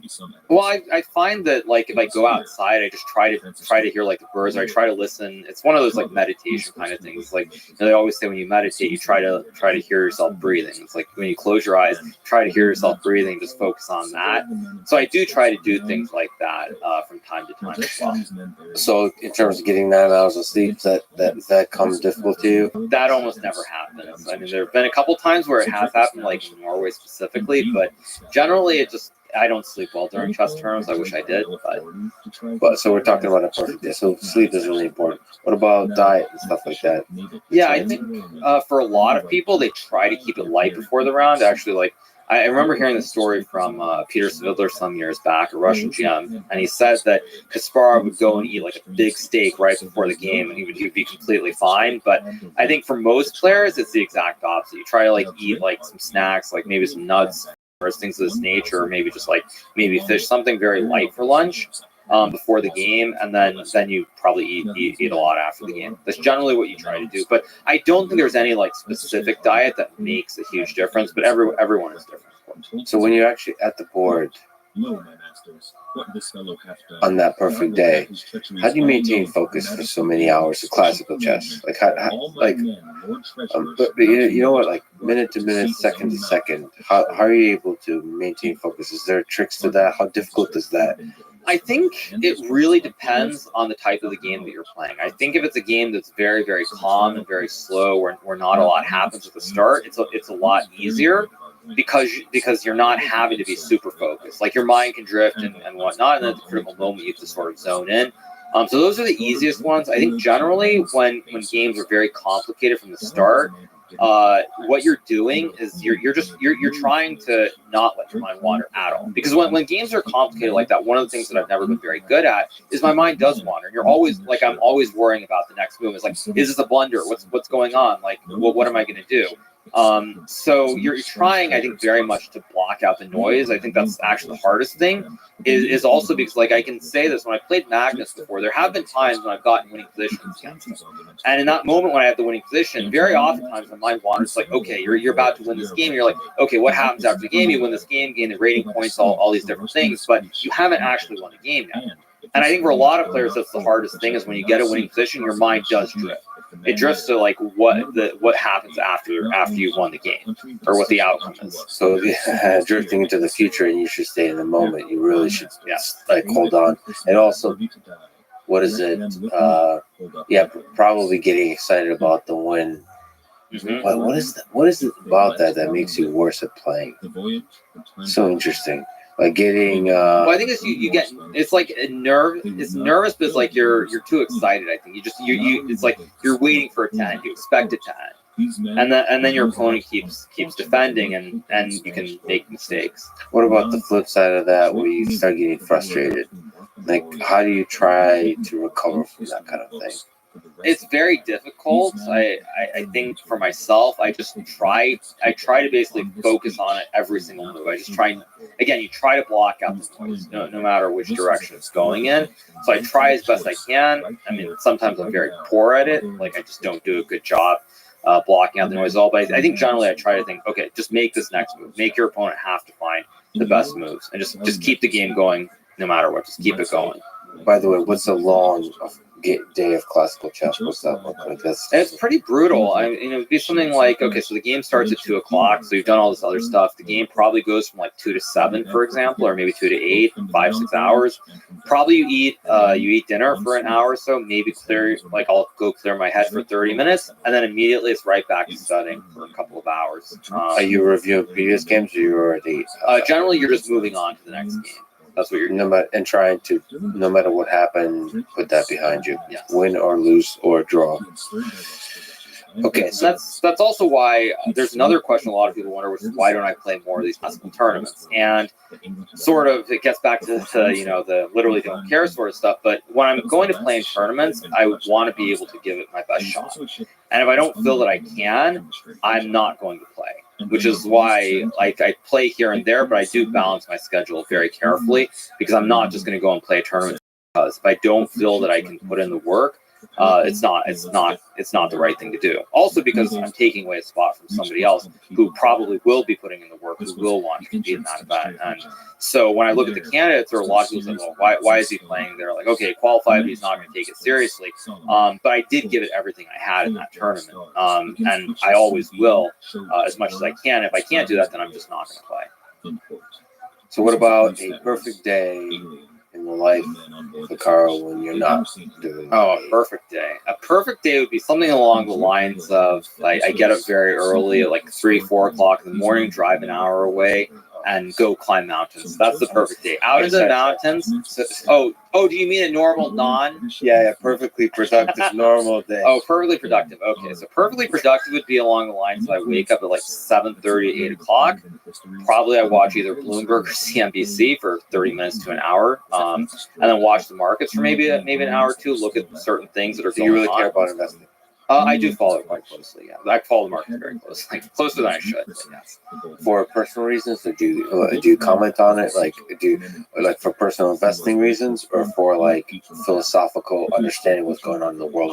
It's sort of everything. I think first of all, obviously, I'm interested in investing. I have been for many years. I've done investing trading for at least a decade now.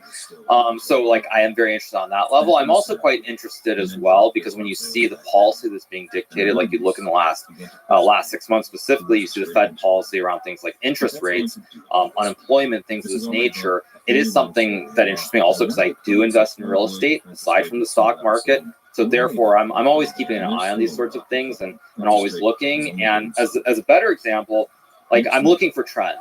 So if we go back to, I think it was I could have the year wrong. It was 2015 or 2016. There was a pattern that I found that on the Fed minutes that came out, I believe 2/15. I think it's on the Wednesday of third Wednesday of every month. That gold would actually, the gold ETFs and ETNs would actually go up. Not every single Wednesday of the month that the minutes came out. So it followed things like that. Now, of course, I wasn't like trading huge volume, but I found a trend there. Of course, it stopped working at a certain point. But those are the sorts of things that they just interest me. Even if it's not something that I'm doing to make a living, trying to spot those trends, it's always been something that has fascinated me. One Reddit said that you shorted Tesla a time ago. Do you regret doing so? Well, when I did those plays, that was small amounts of money, and that was only via puts. That was where I would buy puts or put spreads on it. So it wasn't something where I was straight shorting. I would never actually do that because it's not worth the risk, and I don't want to ever be in a situation where I have to think about those sorts of things. And I think a better example is there was a period in 2016, actually, shortly before the candidates, when I actually was in oil. I had a long position in oil. And this is when oil completely crashed. It went very, I don't think it went below, did it go below 30 even? It went very low. And of course, the Saudis were not cutting, they were not, I think they were they cutting or not cutting production? But anyway, there was a period in 2016 when I had a big long position in one of the 3X oil ETFs, and I it kept going down day after day after day. And then, of course, right near the bottom, I finally couldn't take it anymore. I took a loss. And that really it was very difficult dealing with that, the stress every day seeing those losses. And after that, I kind of decided I would never put myself in such a situation again. And so that's why I don't do shorting. And then separately, and I think I posted a reply to this comment, but in 2021, as Tesla started going up, I actually started selling puts. I did quite well off of that. So it's both sides. Never become hard set with your conviction, where you refuse.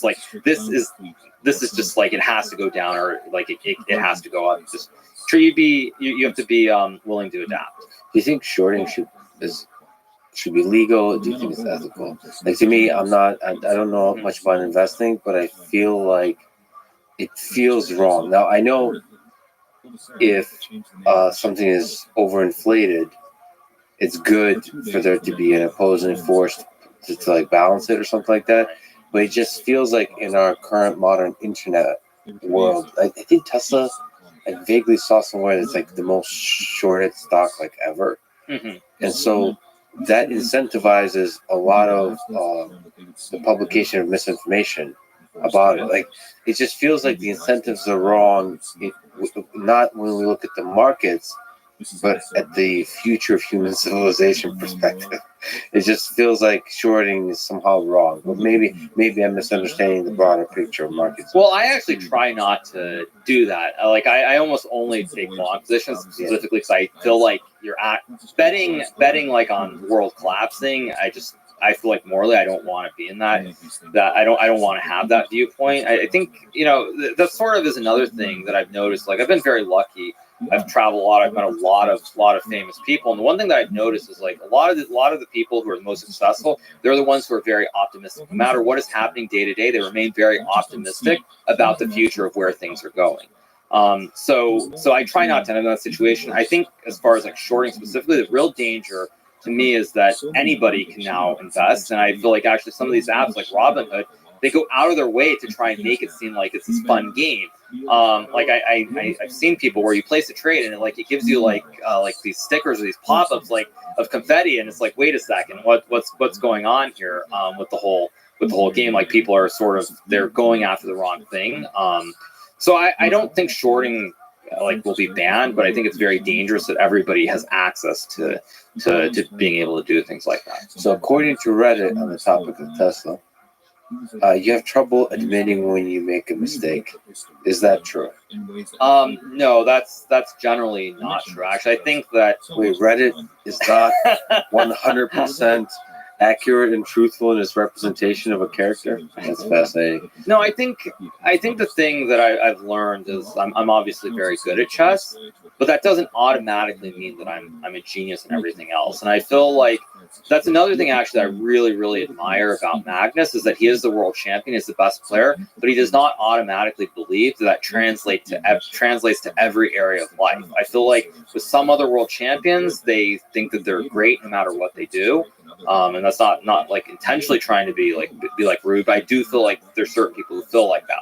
Anything they say is right and they are the authority. When in reality, we are the authorities when it comes to chess. We know chess the best. We are the experts. But that doesn't automatically mean we're geniuses and everything else. That said, I think you said somewhere, it could have been on the C Squared podcast, that I forget if it's chess or streaming that taught you to generalize to various, you feel like you're able to do other things now. Was that streaming? I don't know if that's specifically streaming, but I think streaming has taught me a lot about sort of life and also how to run a business, honestly. I have read a lot of business books, and one of the things with streaming is that when you start out, it's this very small thing. It's just you, maybe you have a couple of people who help you along the way. But as it becomes bigger and bigger, if there's a boom, you suddenly start having to hire employees. You're basically running this business. And for me, I've learned a lot about that because there was this book that I read some years back. I think it was by Mary Buffett. It was on Warren Buffett and how he tries to be hands off. When he buys these companies, it's hands off. Management stays the same. You don't do anything. And I try to do things kind of the same way where I try to be hands off. There are a couple of people around me. I leave a lot of the general day-to-day decisions up to them. And then like things that are really important, obviously I'm involved in, but I try to do things like that. So streaming is, you learn a lot along the way. And I think now having done that, there probably are several other potential careers that I could have if I really wanted to. Almost about that generalizing in terms of what it takes to build a business from the ground up. From the process of becoming a successful streamer, you have learned what it takes to start from the ground up with a single person and to build the business as multiple people and a successful. What do you attribute your success as a streamer to? I mean, many things. I think being a very strong chess player and having had a following was incredibly important at the start. I think anybody, whether it's chess or whatever field, if you have that following to begin with from your career or whatever activity or video game you do, that's already a big step up if you have that to begin with. So that definitely played a big role. I think more than that, though, for me, it's about the fans. It's about hearing from people how they feel. I mean, there are trolls, obviously, but the positive messages you hear when you hear about people who are struggling in life, whether it's, say, I've heard people talk about having cancer, you hear about someone going through a divorce, or they're just trying to make it through day to day. When you hear about things like that, I think it really puts it all into perspective about what it all means at the end of the day. And so for me, it really is the fans that they give me that motivation. They are the reason I do it. And when I meet some of these fans in person, like I have at a couple of events, like just talking to them, hearing their story, just knowing that I can bring them some joy is again, at the end of the day, it's why are you doing it? That's what it's about. If I can bring people joy, as someone working like in a factory all day, someone in the middle of the country, if I bring them joy through my chess, that means a lot. If it's a kid, for example, if I can inspire them to take up chess in a more serious way, or even honestly, if they just learn from chess certain skills like critical thinking, and that leads to them becoming like a great scientist or something down the road, that is what I'm ultimately hoping. That's what I hope will come out of it. I mean, what gave you strength to have to turn on? I mean, I don't know how much you stream, but it's a lot. So day after day after day to be able to put that content out there. Is there some? Can you comment on the challenge of that and maybe the low points, how you're able to overcome that? I actually don't feel the lows, and I think the main reason I don't feel the lows is because at the end of the day, I've been very fortunate, even as a chess player, very, very fortunate, travel the world, meet people. I've lived a great life. So for me to see myself as a streamer doing so well and bringing joy to people, I don't feel like I'm in a position, maybe this is wrong to say this because mental health is very important, but for myself, I feel like I'm very lucky. I don't really have any right to complain. So I don't really feel those lows in the same way. There are times when there's certain things like Reddit or otherwise that will get on my nerves a little bit, but I'm able to realize that I'm so fortunate. And so I don't generally struggle with the lows that much. Speaking of Reddit and trolls, Reddit asked me to ask you to tell me the story of Chess Bay, the Reddit moderator who pitted you against Eric Hansen, also known as Chess Bro. I'm just saying things. I don't know much about Eric Hansen. I guess Eric is another grandmaster. You guys had some drama and tension between each other.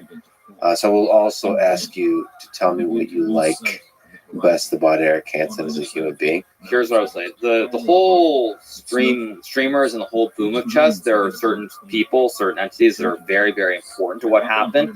There are a lot of people in the right place at the right time. Myself, Votez, the Chess Bras, Levy as well. We're all kind of in the right place at the right time. But just having the personalities alone is not enough. You need people who push things. And there are a lot of things that have been said about Chess Bay, about what she did. At the end of the day, the way that I view it is pretty straightforward. You don't have to agree with what she did, the manner in which she did things, but it pushed the game, it pushed the directory and chess on Twitch forward in a way that would not have been possible with anybody else at the time. Chess.com, for example, they were not directly pushing it, so you needed someone who was pushing it. And that, so to me, when I look at the whole boom actually of what happened on Twitch, in many ways I think she's just as responsible as I was, Levy was, Votez was, and the Bras were. All of us were extremely fortunate because if you didn't have someone pushing it forward, and Chess.com was not really that involved at the time, it never would have gotten to where it was. So you can sort of look at it and say, okay, you don't agree with what happened, but you needed someone like that who was going to push really hard to get chess to where it is today.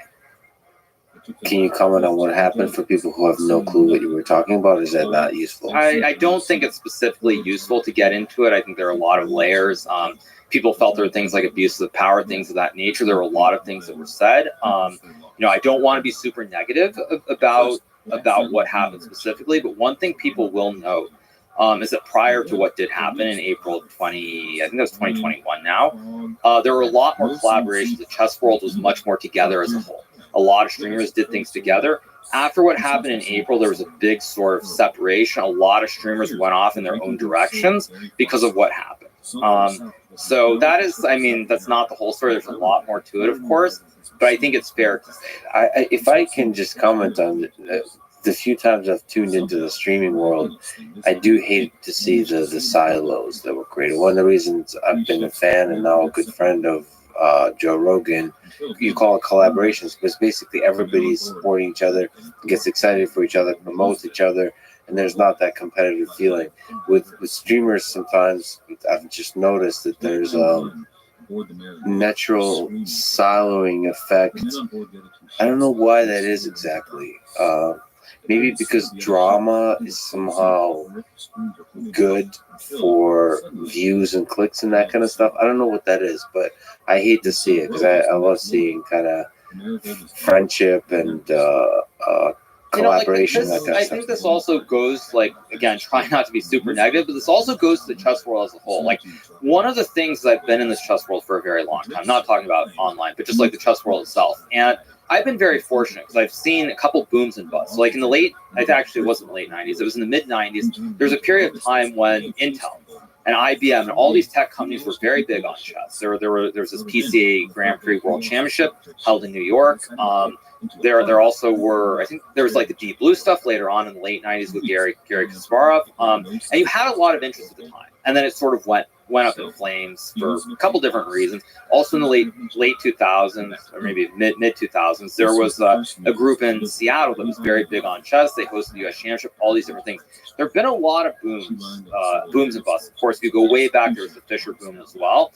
But inevitably, what leads to these busts? And the thing that leads to it is, at the end of the day, people in the chess world have this natural tendency to want to not work together. You want to hang on to whatever piece of the chess world you have, as opposed to thinking about it from the standpoint of what's good for one is good for all. And so it's one of those things that now that I'm in this situation, having seen these booms and busts, I remember when I was younger, I would very oftentimes think, why is the chess isn't bigger? Why do we struggle so much to grow the game? And I think, we see the reasons. So now when I'm in this position, it's also very tough because I know what's happened. You try to learn from the past, but it still feels very hard to break out from that. It feels very tough. And it's also difficult because another thing that people kind of misunderstand is, from time to time, I'll talk about myself. I'll actually talk about Levy and incomes or how well we're doing. And the main reason I talk about this is that I wanted to inspire FIDE, the governing bodies, and others to wow, these people are having such success. We surely we can do something different. We can change things. And somehow it has not happened, which is in a way very, very disheartening to me, because I want to see more interest in chess. You want to see more sponsors, more of the general public getting excited by the game. So it is one of those things that's very, very difficult. Yeah, so you want to see innovation on the parts of everybody, but also the organizations like FIDE and Chess.com to how to inspire a large number of people, which is what streamers are doing. They're constantly innovating, I guess, of how to reach a very large audience. Before we forget, just to put a little love. Oh, you wanted me to ask about Eric? Yeah. A little love out there. What do you like best about Eric Hansen as a human being? I think he's very charismatic. He's very charismatic. He knows the brand that he has, and he doesn't pretend to fake it. He knows what his brand is, and he owns it. So he's just for people who don't know, and I don't know, he's a grandmaster. He's chess very grandmaster. strong. Yeah, He's a strong grandmaster, but he's also a creator.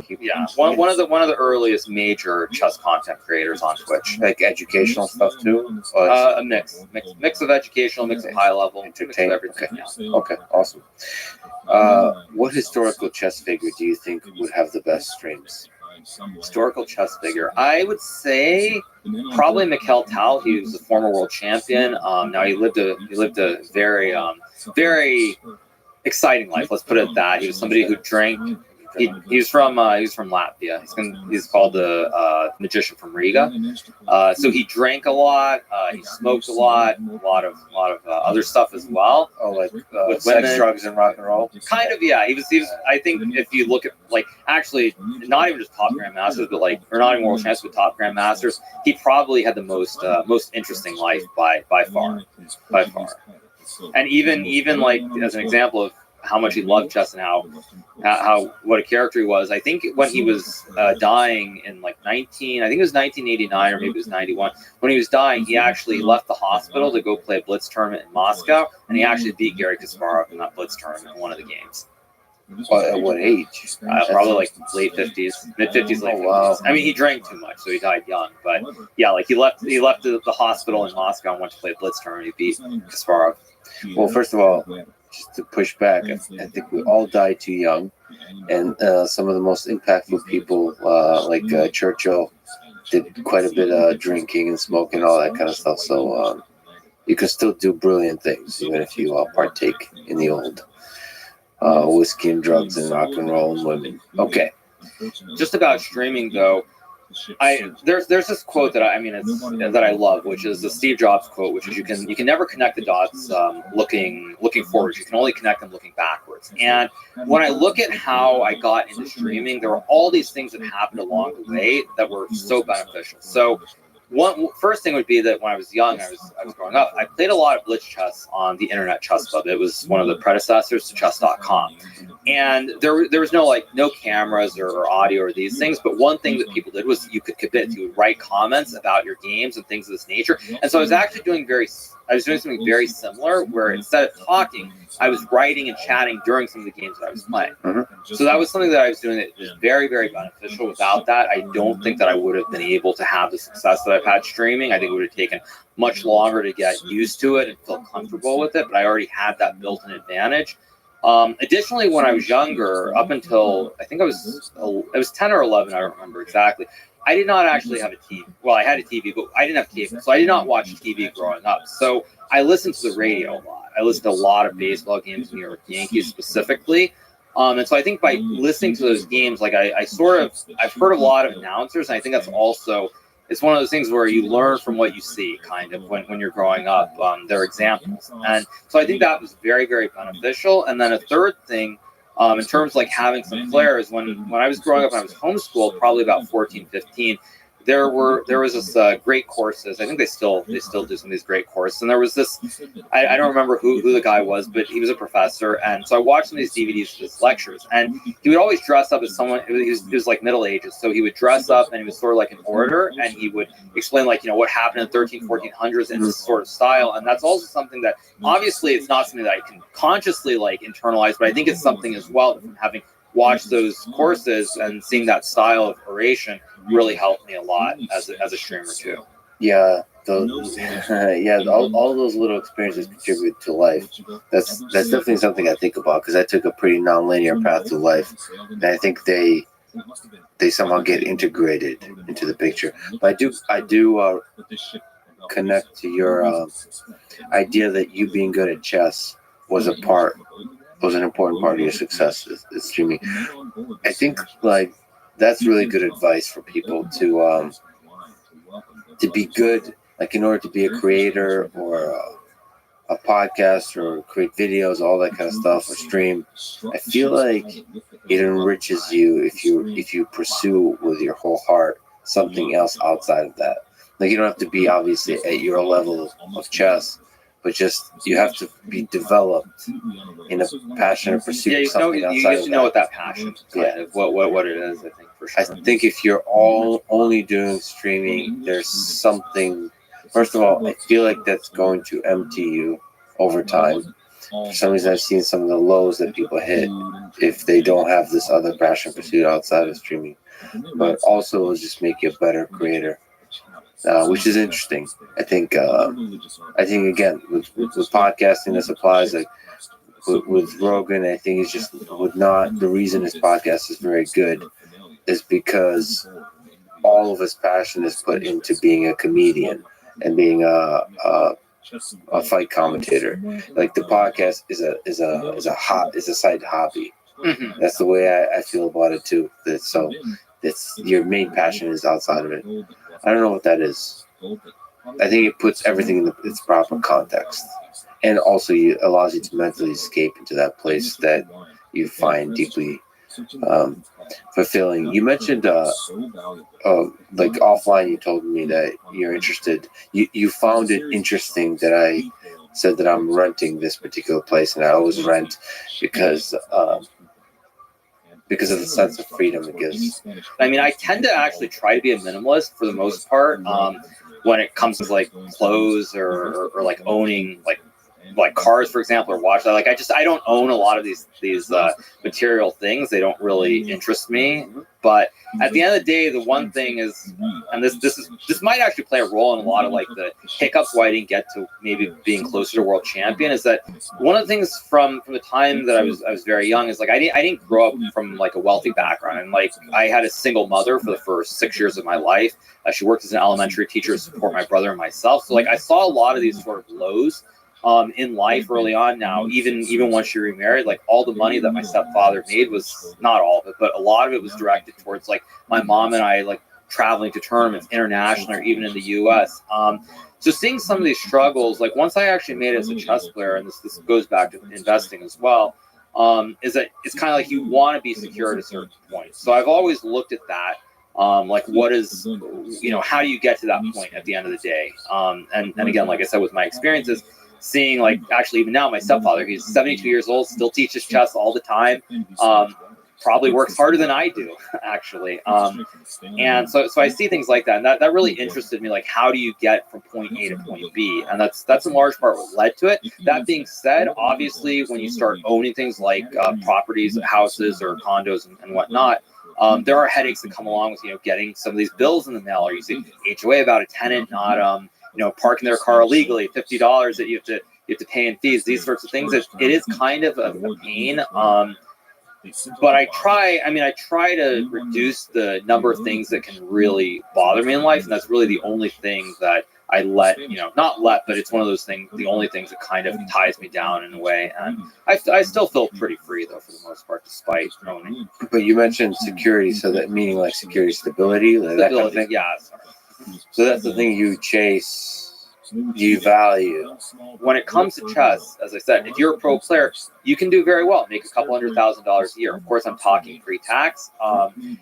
But if you do poorly in 1 year, that income dries up, and there is a chance you'll never get back there. So I feel like for much of my career, that was always on my mind, and maybe that held me back to some degree. I don't know, the sort of thoughts about things like that, as opposed to purely being focused only on chess, like worrying about the results, worrying about the prizes, things like this. It might have held me back, but that was always something that it was on my mind.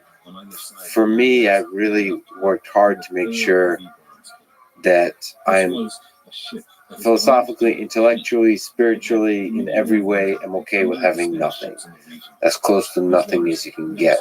And the reason I want that is so that I have the freedom to not crave stability, or rather have stability, because my bar for stability is so low. And that gives me the freedom to take big risks. And I thought that for me, I felt like the way I could really help the world is by optimizing, the positive I can do. And for that, you have to take big risks.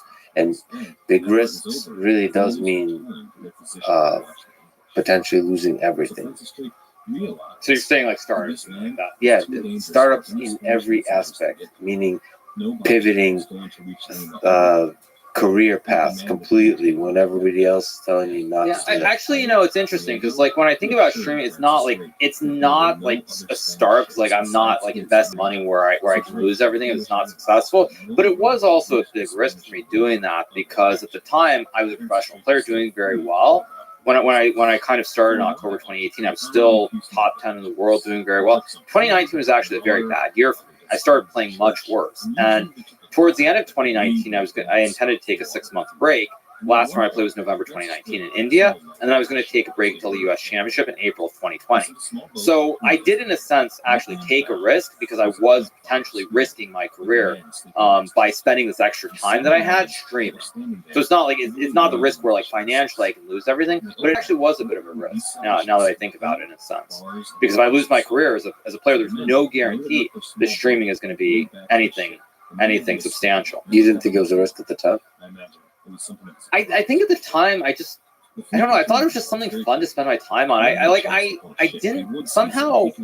I don't know. I figured that after a 6-month break, I would come back and play better chess, kind of. But like as far as streaming, I never thought of it as being something that would be a career or something viable. I just thought it's something fun to do. Maybe it gives fans some access to me. It broadens the platform. More people hear about me, and that was about it, really. I did not ever expect it to become what it did. You said growing up with a single mother and just giving your whole life to chess at a certain point. Has there been through that low points, maybe times when you felt lonely, isolated, maybe even depressed? Oh, absolutely. Chess is very difficult. You're on your own. Like, you can have friends, people you compete against who are friends, but at the end of the day, it's a very singular pursuit. It's just you, and your results dictate everything. So there have been many moments throughout my life when like I've struggled. I think probably the biggest time when that happened would have been about 2005 into 2006, where I stopped playing chess and I went to college, and that was mainly because I had gotten to a level where I was top 100 in the world, but I stagnated for that year, about 2005, 2006. And so I decided to go to college primarily because I had stagnated. I didn't feel like I was going anywhere. And then also kind of being on your own, just having a few friends here or there in the chess world, you wonder what it's like. And especially because I was homeschooled as well, like that further added to kind of wanting to be around other people. It really played a very big role in my decision to go to college. But at the end of the day, as I realized, college kind of was a big disappointment because the strongest or the biggest strength of playing chess is that you mingle with people from all different backgrounds, all different ages. And when I went to college, the whole notion of basically people who are juniors and seniors being more important or more equal than others to do the Animal Farm line, like when you're in that situation, it didn't really jive with my childhood and growing up in the world of chess. And that is one of the biggest reasons that I actually came back to chess, because it's like this world of where certain people are more important, like and things are different. Like, I just could not really relate to that, and that was one of the biggest reasons. It really was. That wasn't the only reason. The other reason, though, was that towards the end of my first semester, I played a tournament after not studying. Actually, when I was in college, when I wasn't actually studying for class, I was mainly on poker stars, playing poker all night long. So like towards the end of that semester, I actually went to play a tournament in Philadelphia because I was going to college nearby, and with very little preparation, I won that tournament against other strong grandmasters, and that kind of made me think, well, okay, if I'm ever going to take a chance, it has to be now. If I stay in college for 4 years, probably get get a major in political science, do something in the political arena, and then I felt like I'm going to probably look back like 5-10 years from now and wonder what if I had played chess, how far could I have gone? And if I had taken those 4 years, there would have been no opportunity for me to reach my full potential or even see how far I go. So therefore, that was also a big reason. So another what if question: if you didn't play chess, you mentioned political, what other possible That depends. successful trajectory might have you had? That depends on what point, really. If when you ask that question, I think if we're talking about the time of college, probably I would have done something in political science, maybe lobbyist or something terrible like that. Honestly, if I was a little bit younger, there were I loved ancient history, archaeology, and also languages as well. So probably something along those lines. And if we talk like more recently, something in finance. I don't know what exactly, but something in finance. What do you think? Like when we talk again in 30 years, what do you think you're doing? 30 years. I honestly want to believe that I'm just sitting in like a beach house in Malibu, just relaxing. Yeah, right. So like you and I are in a yacht for some reason. Why we're in a yacht? You paid for it. It's your I yacht. don't ever want to own a yacht. No, okay, all right, fine. But I mean, that's like the amount of money you waste on docking fees, the gas, like, no way. No I way. guess I was trying to construct an example. You're being super rich for some reason. It doesn't have to be That actually, I don't think that's actually does not appeal to me at all. I think another great thing about chess is that within the chess world, I'm very prominent and famous, but I can go out to the supermarket and nobody recognizes me. And so I am famous, but I'm not famous at the same time. So I don't actually want to be like that. I don't want to be in a situation where everyone recognizes me or I'm super famous. That's not that to me sounds like a very miserable life. I do not want TMZ chasing me down the street. So you're famous in a community you love, and that so whenever you plug into that community, it's always like there's a deep connection there. You can always escape when you need to break. What advice would you give to young people about career, about life? Maybe they're in high school, maybe they're in college, maybe they want to achieve the heights that you have achieved in chess. They want to do that for something they Yeah, so I think the main thing is follow your heart, follow your passion. One thing we didn't touch on this, like both my parents. My mom was a musician. She was very good. I think she was like maybe all-state in California when she was growing up on the violin. But she still was nowhere near good enough to get into Juilliard or the top music schools and pursue that as a career. And there are a lot of starving musicians who never are able to quite make it. So like when I see my mom and what happened with her, her passion, the fact she wasn't able to make it, or then my stepfather, who we haven't talked about. My stepfather actually, he's of Sri Lankan descent. He comes from a family of lawyers. His father was a lawyer. His uncle was a lawyer from the International Court of Justice. So it's a family of lawyers. And my stepfather, he went to England to study law. He went to Southampton. I think it was the University of Southampton. And at some point, he was going and playing these tournaments on the weekend, and playing at the school club, all these things. And his parents actually, they took away his chessboard. They took away his chess books. They took everything away and told him he was going to become a lawyer. He could not play chess. So when I look at my upbringing, I feel very lucky that my parents, having had these experiences, they were so supportive of everything I did. And I think that at the end of the day, you have to pursue your passions.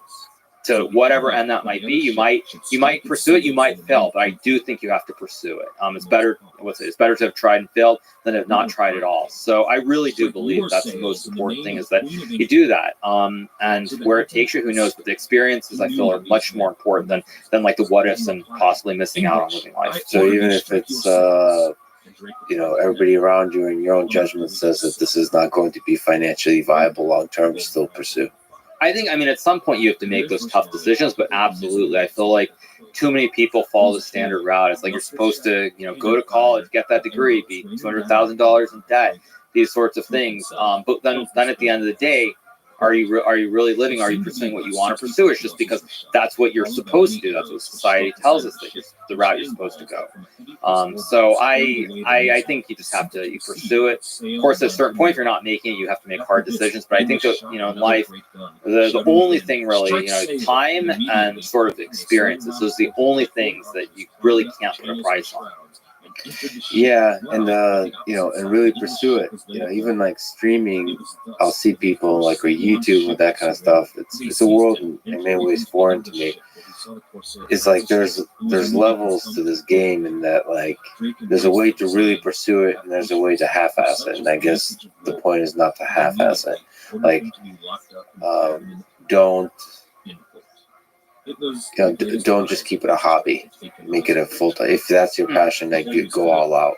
So sometimes people can think that like these things they love, it's just a hobby, like music or something like that. But there's a way to do it seriously, to go all out. Yeah. Well, that's probably my general advice, is like whatever it is, you pursue it. Because even with chess, when I dropped out of college, there was no guarantee that I was going to make it as a professional player. There was no guarantee. But like I took that chance, and very, very fortunately for me, it worked out. Would you rather fight a horse-sized duck or 100 duck-sized horses? Probably a horse-sized duck. One enemy is better than having to keep an eye on 100. The stress or what? The anxiety? You don't. So they why don't you like hunt? I mean, they're tiny. Tiny? I don't know. Duck-sized I feel like horses. if you, well, I don't know if they're going to attack you or not, but I feel like having one enemy seeing like the clear objective, I would always, I prefer that. If you could be someone else for a day, alive or dead, who would you be? Who would I want to be for a day? If I had to pick someone, actually, I would probably pick Elon. How many years ago is it now? When the rockets were blowing up, I'd be very interested to see those processes of how they went through that and they got out on the other side. Because I feel like most of the time when you hear about the startups, like okay, you look at Amazon, you have the big investment at the start. Doesn't feel like there were those super lows for like the Amazons of the world. Maybe not when the 3 rocks blew up, but maybe when that was it. 4th or 5th one actually succeeded, but somewhere in that time. Yeah, that is probably one of the lowest lows that are publicly I've ever seen. Yeah, those are the moments that make us. If everyone on Earth disappeared through a horrible atrocity and it was just you left, what would your days look like? What would you do? Just dead bodies everywhere, like this, right? Like there's many movies like this. Honestly, if I could, I would probably just. But you're saying there's like no life, like no plants, none of this stuff. No, there's life. There's life, just not not human life. There's like goats and stuff. What was it? I remember reading it's slightly different. There was this sci-fi book I read many years ago. I think it was Rendezvous with Rama, where I think there were people that were just going all over the land, like in this cylinder. And so I think for me, I would just explore. I would just like walk, bicycle, maybe plant some trees, things of this nature. I wonder how that would change your experience of nature, knowing that it truly is. Because like that's one of the magical things with nature. It's humbling that it's just you out there, or like that's why I love it. That's why I love going like hiking. So obviously you get the exercise, but honestly, it's a reminder of how small we really are. And here you would realize like it's an extra humbling effect of like you really are alone out here. Yeah, that's. I don't know. I probably spend a lot of time just thinking about everything too. Do you hate losing in chess, or do you love winning? Do I hate losing or do I love winning? I think I love winning. I mean, maybe because I'm doing so many different things, like losing doesn't have the same effect on me that it once did. So I think like now I definitely love winning more. But I think when I was younger, I hated losing much more than I liked winning. What comforts you on bad days? I think similar to what gives me the motivation for streaming is the fact that at the end of the day, no matter how bad things appear or seem, I mean, we've never been at a better time in human history. People have things much better off now than any other time. So I find it hard to really have pity or not have pity, but like feel really bad. I just use those sorts of things as like the way to get over it. It's just knowing how lucky I am. What's the role of love in the human condition? Let me ask Hikaru about love. Love is I mean, I think it can be the greatest thing in the world. I think when it's, when things fall apart, like, I've been through this quite a few times actually. Some really real highs, some really real lows as well. I think love is it can inspire you to do things you never thought were possible. And without it, though, I think life is very empty. I think it's probably the most important thing to have in life in one way or another. Which is extra sad if you were the last person left on Earth. Right, exactly, yeah. I mean, I think, again, also in terms of chess, I think that it can be, as far as chess goes, like, or any competition, it can be the greatest thing in the world. It can also be the worst thing in the world when you're in love. A lot of chess players, for many, it does not help them. It actually makes them play much worse chess because you don't have that energy or that drive in the same kind of way. So it's very mixed for chess. As far as me personally, though, I think, I would say what I've said before. It's better to have loved and lost than I've never have loved at all. And I definitely have been through that. I thought you don't care. Turns out you care sometimes, a little bit, a tiny bit, very, very, very tiny bit. Hikaru, you're an amazing person. I'm a huge fan. It's really an honor that you would talk with me today. I can't wait to see what you do next. Thank you. It's good being here. Thanks for listening to this conversation with Hikaru Nakamura. To support this podcast, please check out our sponsors in the description. And now, let me leave you with some words from David Bronstein. It is my style to take my opponent and myself onto unknown grounds. A game of chess is not an examination of knowledge. It is a battle of nerves. Thank you for listening, and hope to see you next time. But as opposed to what the Spanish did, when the natives believed that they were gods, Francis Drake didn't enslave these people. He treated with them and traded with them, and even learned some of their language. And there are, in fact, members of native tribes in the Pacific Northwest that claim that they still have myths of white-skinned deities. I think that animals are a really great thought experiment when we're thinking about AI and robotics, because, again, this comparing them to humans, that leads us down the wrong path, both because it's not accurate, but also I think for the future, we don't want that. We want something that's a supplement. But I think animals, because we've used them throughout history for so many different things, we domesticated them not because they do what we do, but because what they do is different, and that's useful. And it just, like, whether we're talking about companionship, whether we're talking about work integration, whether we're talking about responsibility for harm, there's just so many things we can draw on in that history from these entities that can sense, think, make autonomous decisions, and learn, that are applicable to how we should be thinking about robots and AI. The following is a conversation with Kate Darling, her second time on the podcast. She's a research scientist at MIT Media Lab, interested in human-robot interaction and robot ethics, which she writes about in her recent book called The New Breed: What Our History with Animals Reveals About Our Future with Robots. Kate is one of my favorite people at MIT. She was a courageous voice of reason and compassion to the time of the Jeffrey Epstein scandal at MIT 3 years ago. We reflect on this time in this very conversation, including the lessons it revealed about human nature and our optimistic vision for the future of MIT, a university we both love and believe in. This is the Lex Friedman Podcast. To support it, please check out our sponsors in the description. Now, dear friends, here's Kate Darling. Last time we talked, a few years back, you wore a Justin Bieber shirt for the podcast. So now looking back, you're a respected researcher, all the amazing accomplishments in robotics. You're an author. Was this one of the proudest moments of your life? Proudest decisions you've ever made? Definitely. You handled it well, though. It was cool because I walked in, I didn't know you were going to be filming. I walked in and you're in a fucking suit. Yeah. And I'm like, why are you all dressed up? Yeah. And then you were so nice about it. You like made some excuses. You were like, oh, well, I'm interviewing some. Didn't you say you were interviewing some military general afterwards to like Oh yeah, that was make me feel better? CTO of Lockheed Martin. Oh, Yeah. you didn't tell me. Oh, I was dressed like this. Are you an actual Bieber fan, or was that like one of those T-shirts that's in the back of the closet that you use to paint? I think I bought it for my husband as a joke. And yeah, we were gut renovating a house at the time, and I had worn it to like. Got his joke, and now you wear it. Okay. Have you worn it since? Just the one time? No, like how could I touch it again? It was on your podcast. Yeah, That's framed. It's like a wedding dress or something like that. You only wear it once. You are the author of The New Breed: What Our History with Animals Reveals About Our Future with Robots. You open the book with the surprisingly tricky question: what is a robot? So let me ask you, let's try to sneak up to this question. What's a robot? That's not really sneaking out. It's just asking it. Yeah. All right, well. What do you think a robot is?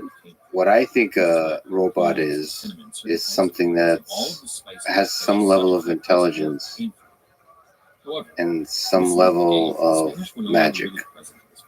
That little shine in the eye, you know, that allows you to navigate the uncertainty of life. So that means like autonomous vehicles to me in that sense are robots, because they navigate the uncertainty, the complexity of life. Obviously, social robots are that. I love that. I like that you mentioned magic, because that also.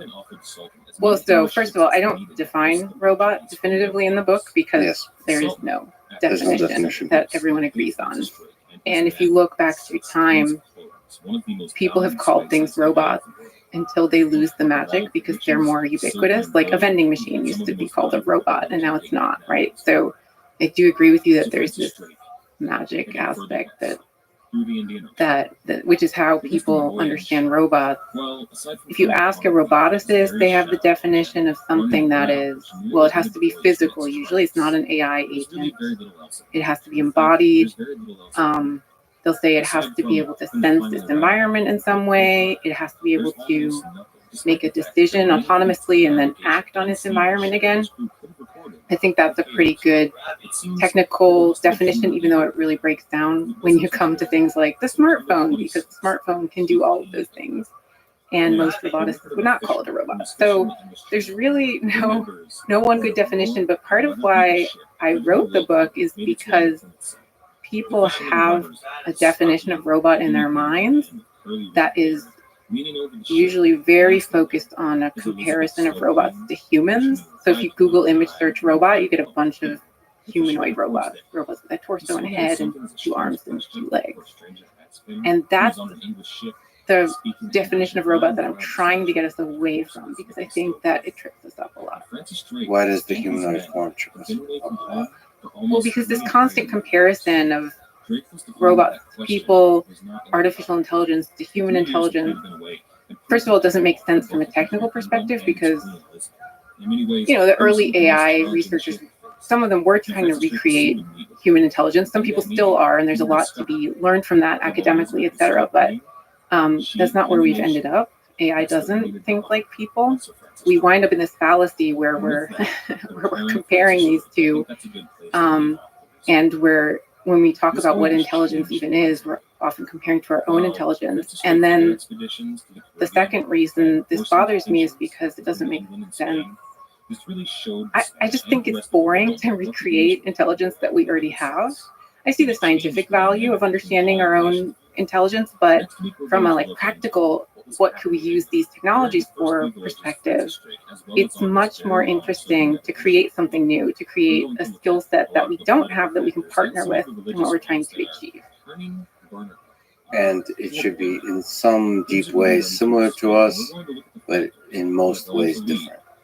Because you still want to have a connection, which is why the similarity might be necessary. That's what people argue, yeah.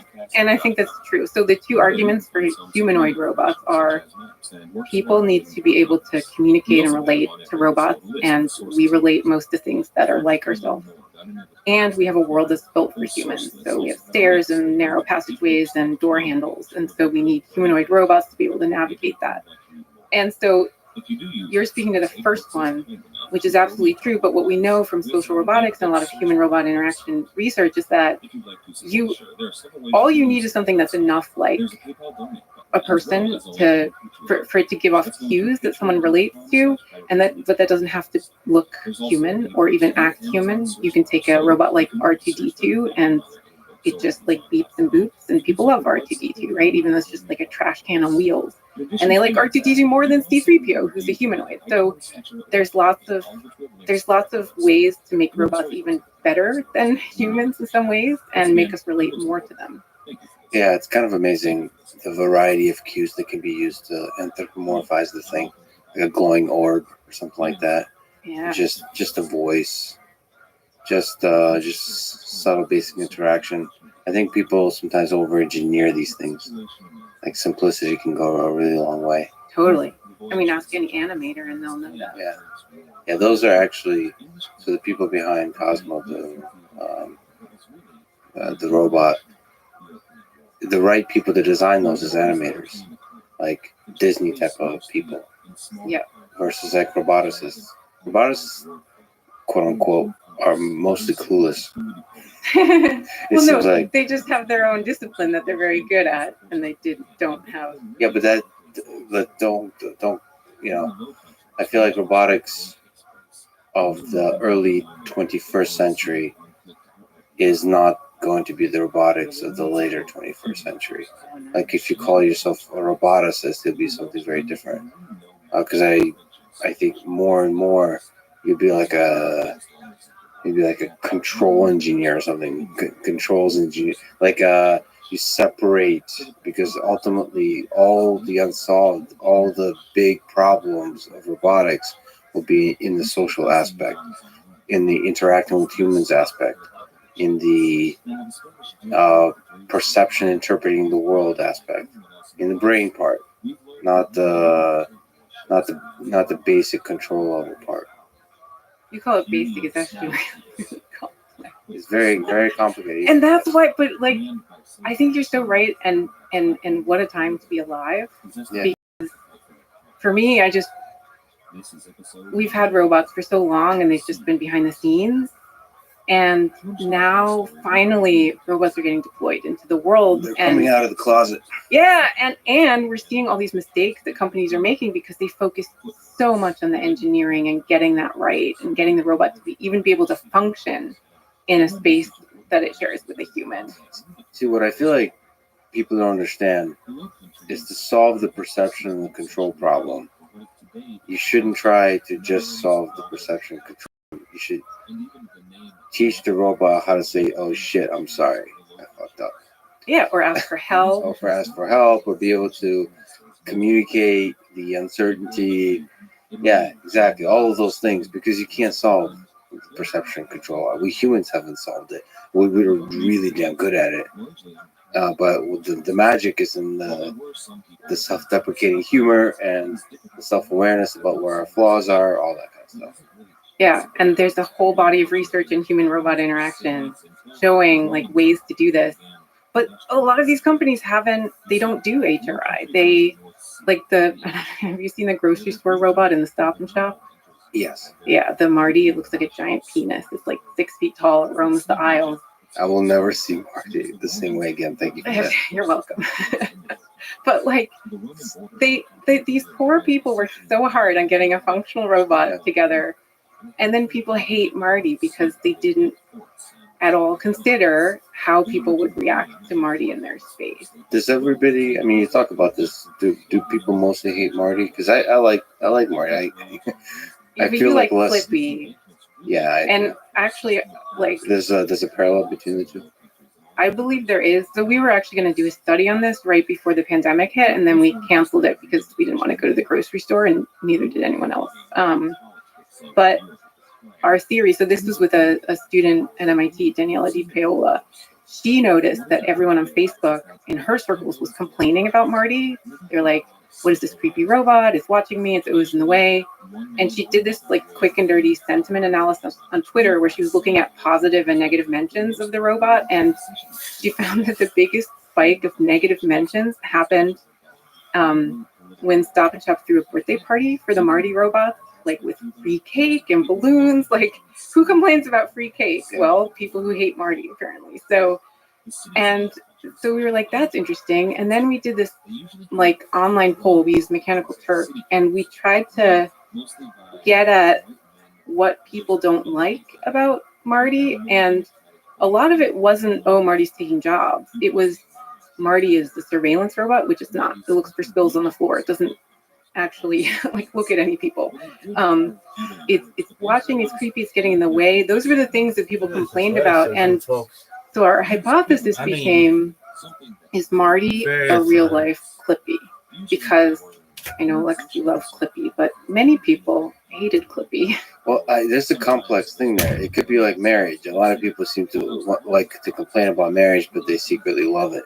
So it could be the relationship you might have with Marty is like, oh, there he goes again, doing his stupid surveillance thing. But you grow to love the, bitching about the thing that kind of releases a kind of tension. And there's, some people, a lot of people show love by sort of busting each other's chops, like making fun of each other. And then I think people would really love it if Marty talked back. and like there's so many possible options for humor there. One, you can lean in. You can be like, yes, I'm an agent of the CIA, monitoring your every move, like mocking people that are concerned. You know what I'm saying? Like, yes, I'm watching you because you're so important with your shopping patterns. I'm collecting all of this data. or just any kind of making fun of people. I don't know. But I think you hit on what exactly it is, because when it comes to robots or artificial agents, I think people hate them more than they would some other machine or device or object. And it might be that thing. It might be combined with love or like whatever it is.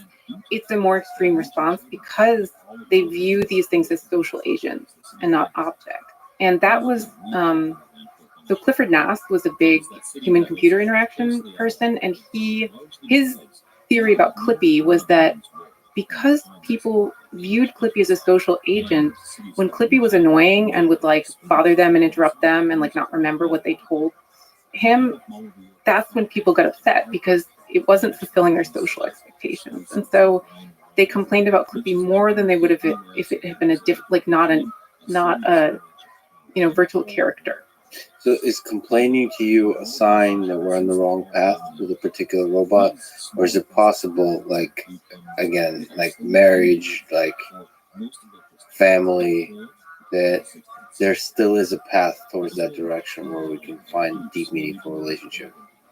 I think we absolutely can find deep, meaningful relationship With Marty. robots, and well, maybe with Marty.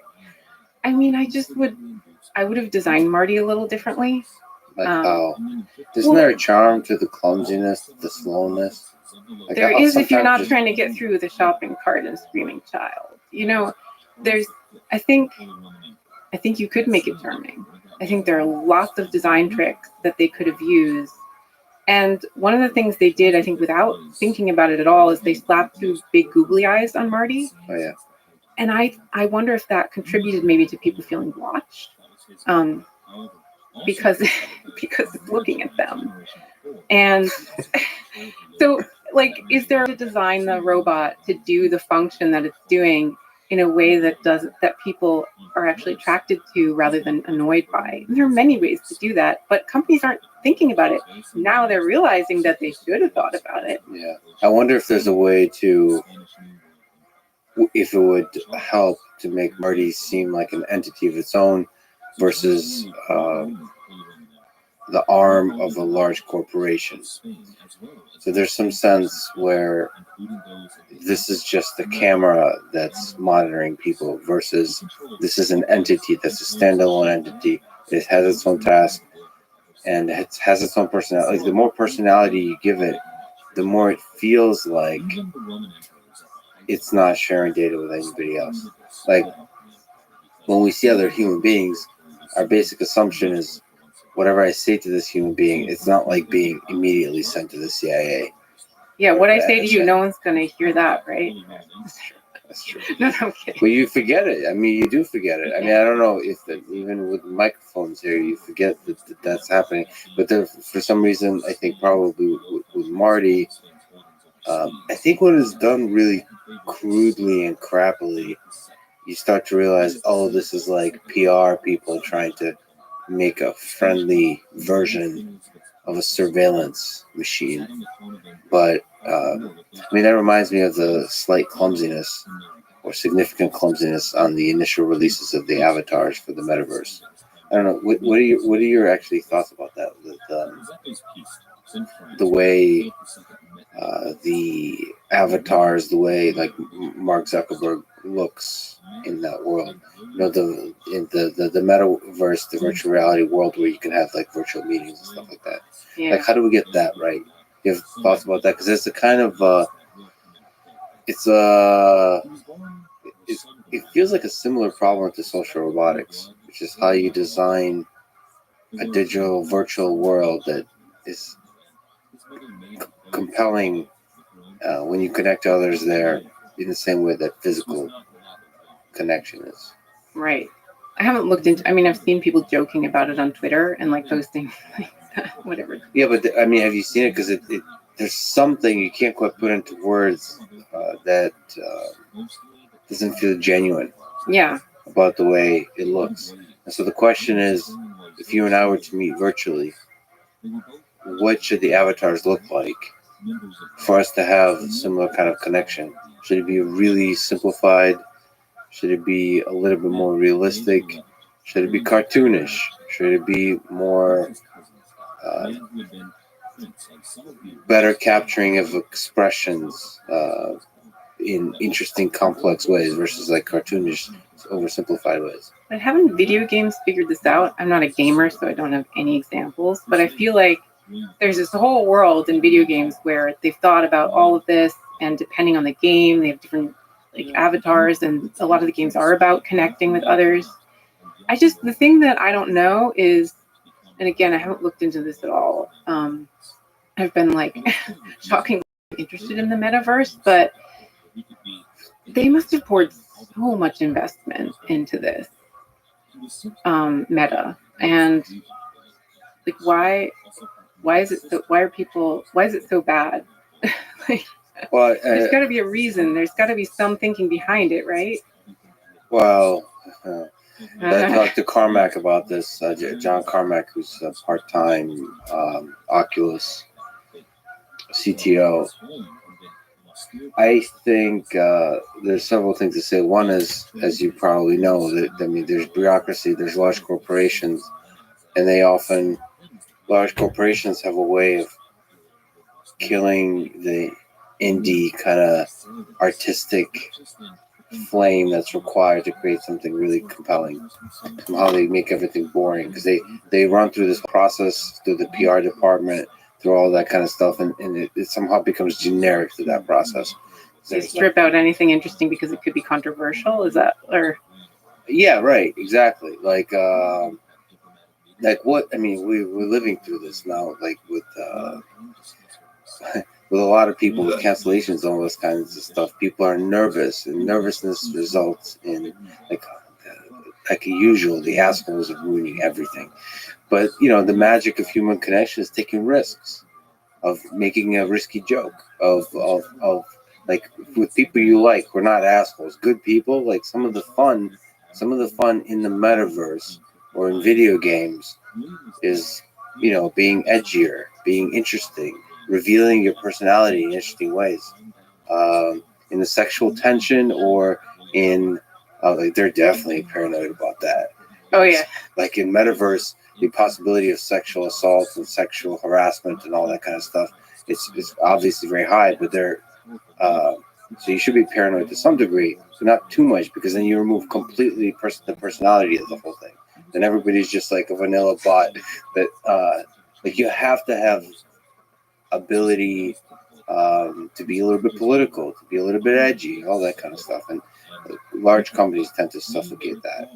So but in general, to forget all of that, just the ability to come up with really cool, beautiful ideas.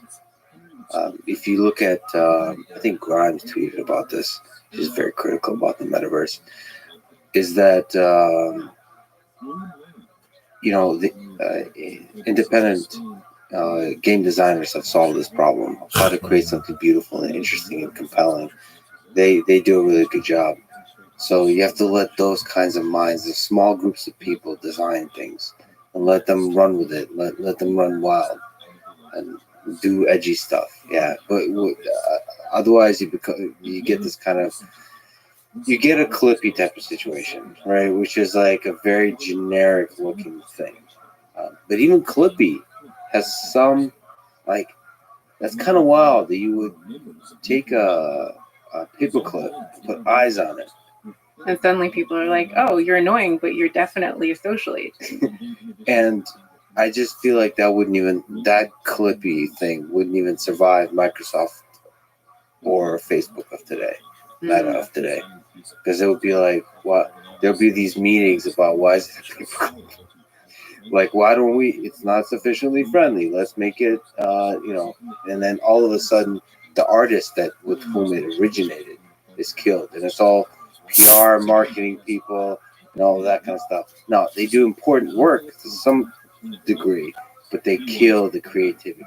I think the killing of the creativity is in the, like, okay, so what I know from social robotics is like, obviously, if you create agents that, okay, so take for an example, you create a robot that looks like a humanoid, and it's, Sophia or whatever. Now suddenly, you do have all of these issues where, are you reinforcing an unrealistic beauty standard? Are you objectifying women? Why is the robot white? So you have, but the thing is, I think that with creativity, you can find a solution that's even better, where you're not even harming anyone, and you're creating a robot that looks like not humanoid, but like something that people relate to even more. And now you don't even have any of these bias issues that you're creating. And so how do we create that within companies? Because I don't think it's really about like maybe we disagree on that. I don't think that edginess or humor or interesting things need to be things that harm or hurt people or that people are against. There are ways to find things that everyone is fine with. Why aren't we doing that? The problem is there's departments that look for harm in things. Yeah. And so they will find harm in things that have no harm. Okay. That's the big problem, because their whole job is to find harm in things. So what you said is completely correct, which is edginess should not hurt. Doesn't need to be a thing that hurts people. It obviously, great humor, great personality doesn't have to like Clippy. But yeah, I mean, but it's tricky to get right, and I'm not exactly sure. I don't know. I don't know why a large corporation with a lot of funding can't get this right. I do think you're right that there's a lot of aversion to risk. And so if you get lawyers involved or people whose job it is, like you say, to mitigate risk, they're just going to say no to most things that could even be in some way. Yeah. Yeah, you get the problem in all organizations. So I think that you're right. That is a problem. I think what's the way to solve that in large organizations is to have Steve Jobs types of characters. Unfortunately, you do need to have, I think, from a designer perspective, or maybe like a Johnny Ive, that is almost like a dictator. Yeah, you want a benevolent dictator. Yeah, who rolls in and says, like, cuts through the lawyers, the PR, but has a benevolent aspect. Like, yeah, there's a good heart and make sure. Like, I think all great artists and designers create stuff that doesn't hurt people. Like, if you have a good heart, you're going to create something that's going to actually make a lot of people feel good. That's what people like Johnny Ive, what they love doing is creating a thing that brings a lot of love to the world. They imagine like millions of people using the thing, and it instills them with joy. That you could say that about social robotics. You could say that about the metaverse. It shouldn't be done by the PR people. It should be done by the designers. I agree. PR people ruin everything. Yeah, all the fun. In the book, you have a picture. I just have a lot of ridiculous questions. You have a picture of 2 hospital delivery robots with a caption that reads, by the way, see, your book, I appreciate that it keeps the humor. Yeah. You didn't run it by the PR department. No one edited the book. We got rushed through. The caption reads, 2 hospital delivery robots whose sexy nurse names Roxy and Lola made me roll my eyes so hard they almost fell out. What aspect of it made you roll your eyes? Is it the naming? It was the naming. The form factor is fine. It's like a little box on wheels. The fact that they named them, also great. That'll let people enjoy interacting with them. We know that even just giving a robot a name, people will, it facilitates technology adoption. People will be like, oh, Betsy made a mistake. Let's help her out instead of the stupid robot doesn't work. But why Lola and Roxy? Like, those are too sexy. I mean, there's research showing that a lot of robots are named according to gender biases about the function that they're fulfilling. So, robots that are helpful and assistants and are like nurses are usually female gendered. Robots that are, powerful, all-wise computers like Watson usually have like a booming male coded voice and name. So like that's one of those things, right? You're opening a can of worms for no reason. You can avoid this whole camera. Yeah, just give it a different name. Like, why Roxy? It's because people aren't even thinking. So to some extent, I don't like PR departments, but getting some feedback on your work from a diverse set of participants, listening and taking in things that help you identify your own blind spots. And then you can always make your good leadership choices and good, like, you can still ignore things that you don't believe are an issue, but having the openness to take in feedback and making sure that you're getting the right feedback from the right people, I think that's really important. So don't unnecessarily propagate the biases of society Why? in the design. But if you're not careful, when you do the research of, like, you might, if you ran a poll with a lot of people of all the possible names these robots have, they might come up with Roxy and Lola as names they would enjoy most. Like, that could come up as the highest. As in, you do marketing research and then, well, that's what they did with Alexa. They did marketing research and nobody wanted the male voice. Everyone wanted it to be female. Well, what do you think about that? Like, what? I mean, if I were to say, I think the role of a great designer, again, to go back to Johnny Ive, is to throw out the marketing research. Yeah. Like, take it in, do it, learn from it. But, like, if everyone wants Alexa to be a female voice, the role of the designer is to think deeply about the future of social agents in the home and think, like, what does that future look like? And try to reverse engineer that future. So, like, in some sense, there's this weird tension. Like, you want to listen to a lot of people, but at the same time, you're creating a thing that defines the future of the world, and the people that you're listening to are part of the past. So, like, that weird tension. Yeah, I think that's true. And I think some companies like Apple have historically done very well at understanding a market and saying, you know what our role is? It's not to listen to what the current market says. It's to actually shape the market and shape consumer preferences.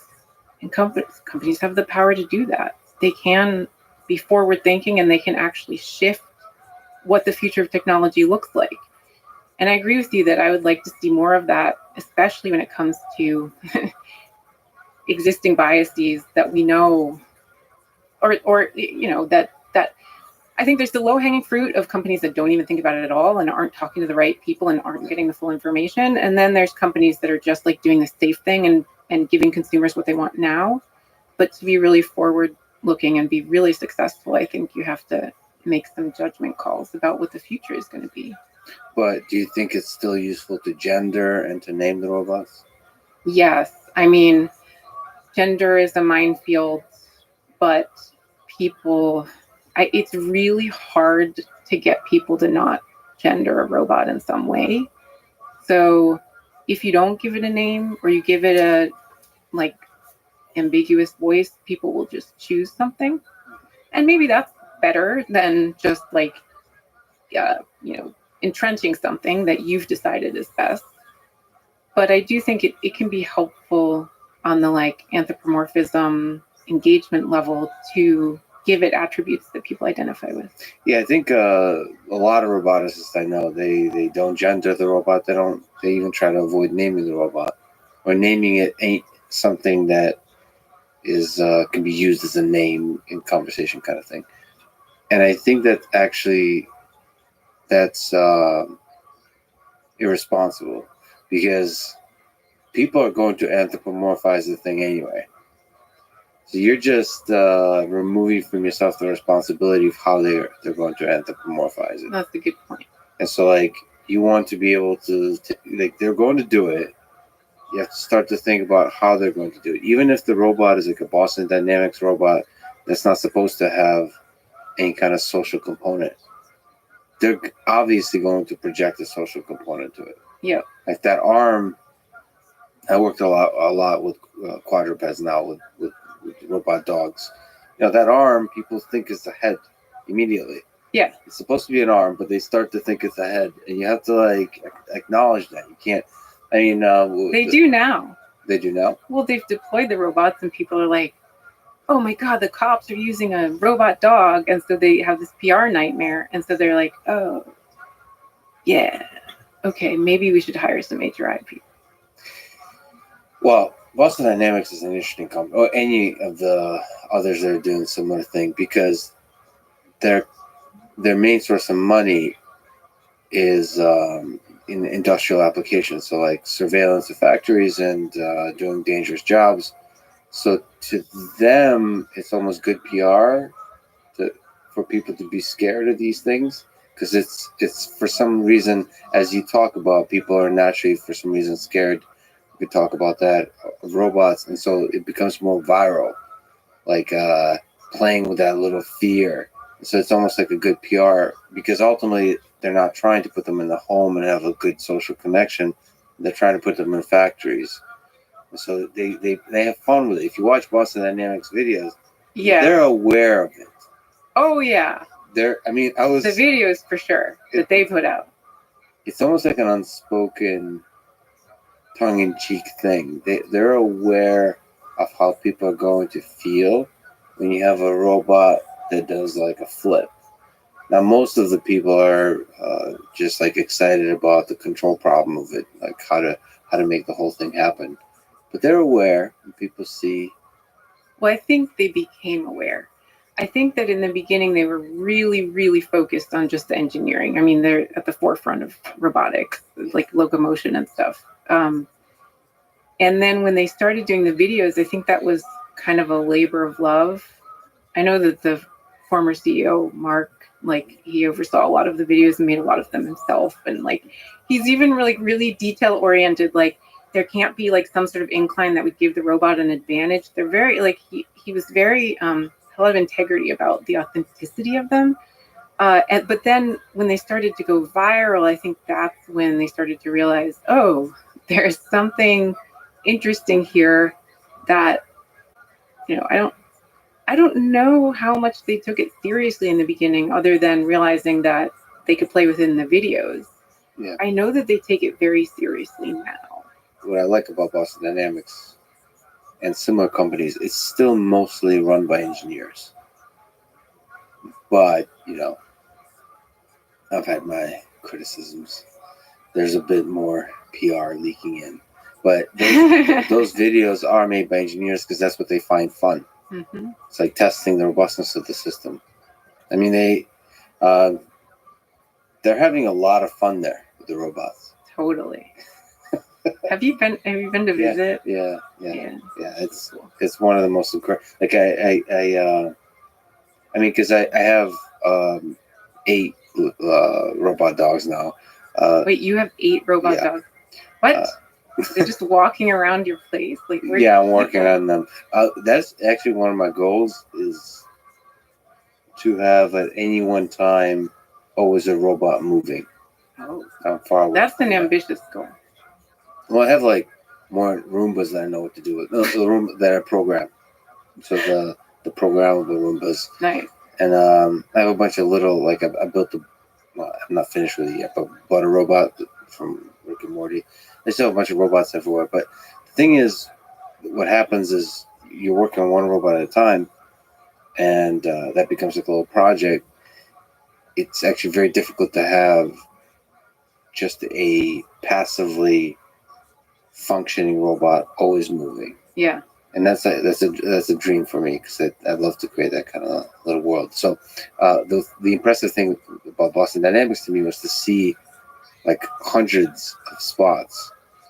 And like the most impressive thing that still sticks with me is there was a spot robot walking down the hall seemingly with no supervision whatsoever, and he or she, I don't know, was wearing a cowboy hat.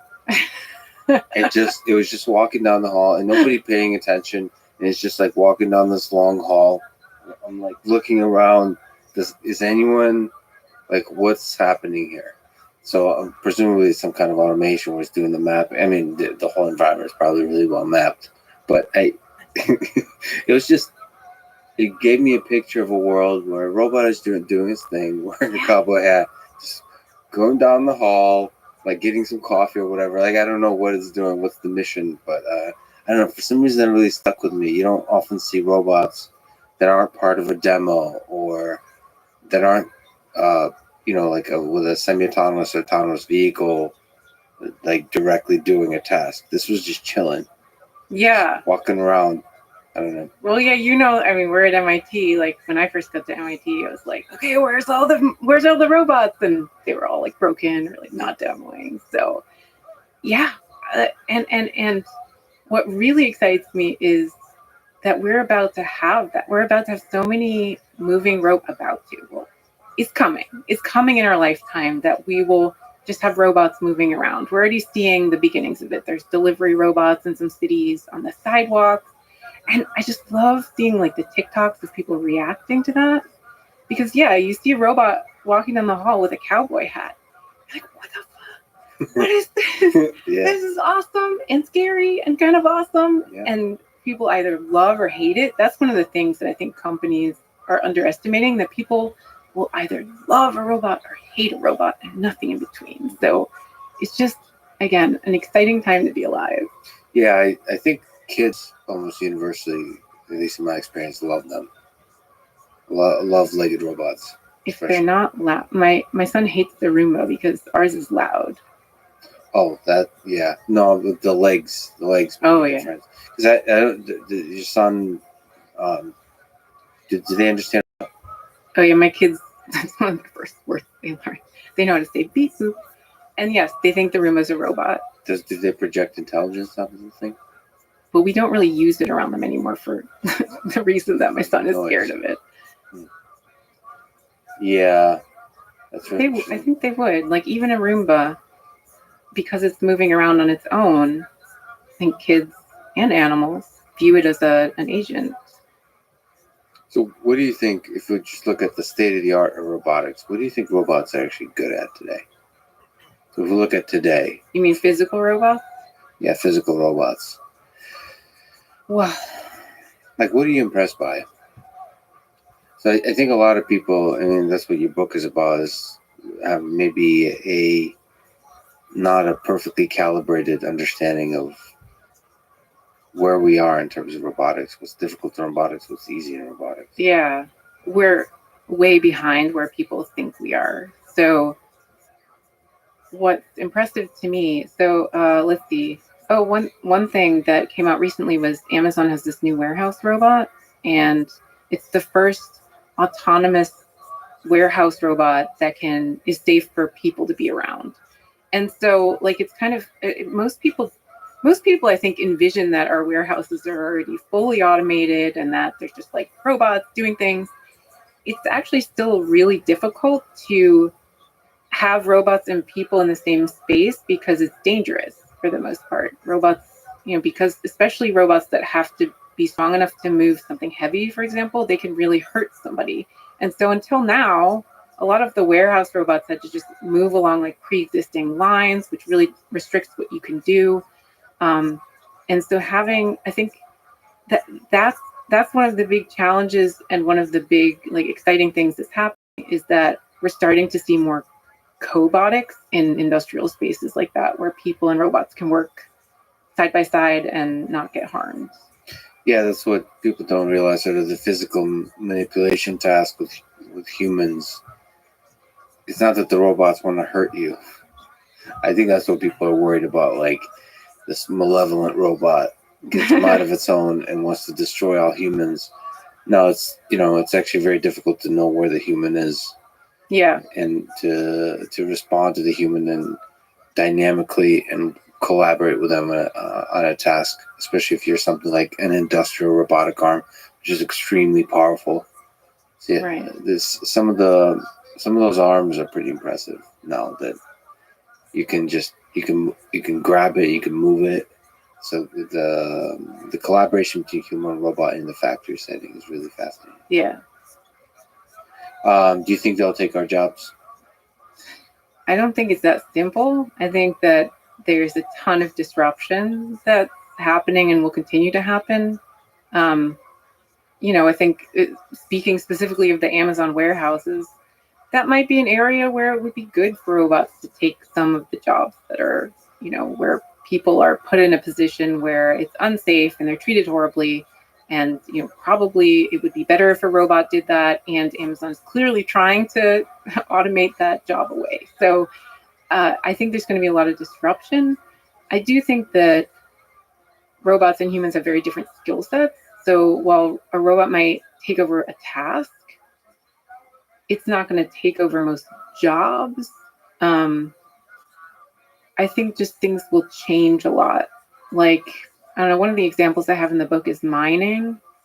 So there you have this job that is very unsafe and that requires a bunch of workers and puts them in unsafe conditions. And now you have all these different robotic machines that can help make the job safer.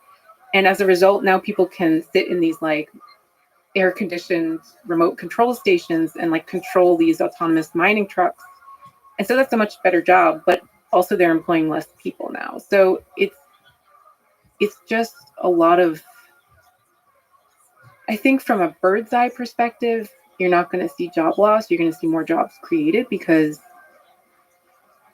I think the future is not robots just becoming like people and taking their jobs. The future is really a combination of our skills and then the supplemental skills that robots have to increase productivity, to help people have better, safer jobs, to give people work that they actually enjoy doing and are good at. But it's really easy to say that from a bird's eye perspective and ignore kind of the rubble on the ground as we go through these transitions, because of course specific jobs are going to get lost. Yeah, if you look at the history of the 20th century, it seems like automation constantly increases productivity and improves the average quality of life. So it's been always good. So like thinking about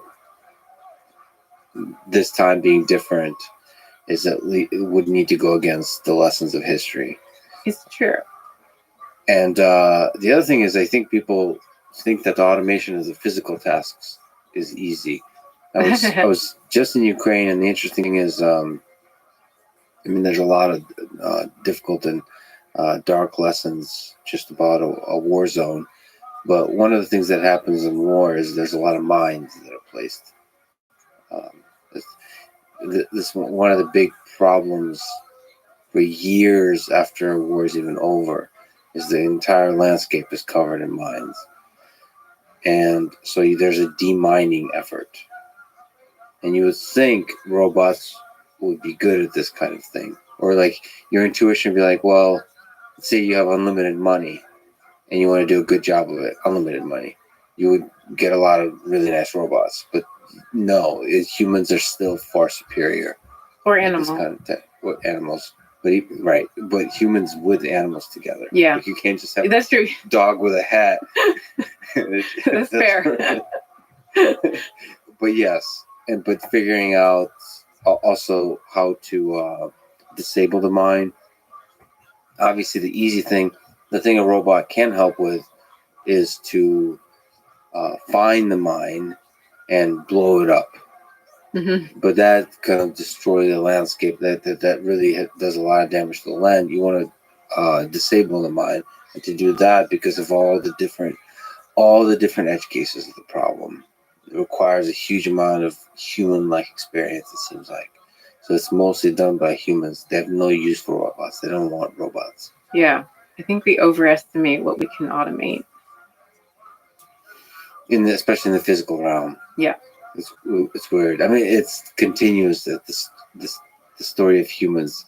We think we're shitty at everything in the physical world, including driving. We think everybody makes fun of themselves and others for being shitty drivers, but we're actually kind of incredible. No, incredible, and that's why Tesla still says that if you're in the driver's seat, like you are ultimately responsible, because the ideal for I mean you know more about this than I do, but like robot cars are great at predictable things and can react faster and more precisely than a person and can do a lot of the driving.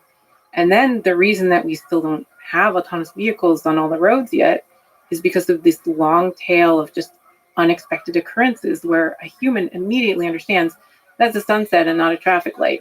That's a horse and carriage ahead of me on the highway, but the car has never encountered that before. So like, in theory, combining those skill sets is what's going to really be powerful. The only problem is figuring out the human-robot interaction and the handoffs. So like in cars, that's a huge problem right now, figuring out the handoffs. But in other areas, it might be easier, and that's really the future: is human robot interaction. What's really hard to improve. It's terrible that people die in car accidents, but I mean it's like 70, 80, 100 million miles, one death per 80 million miles. That's like really hard to beat for a robot.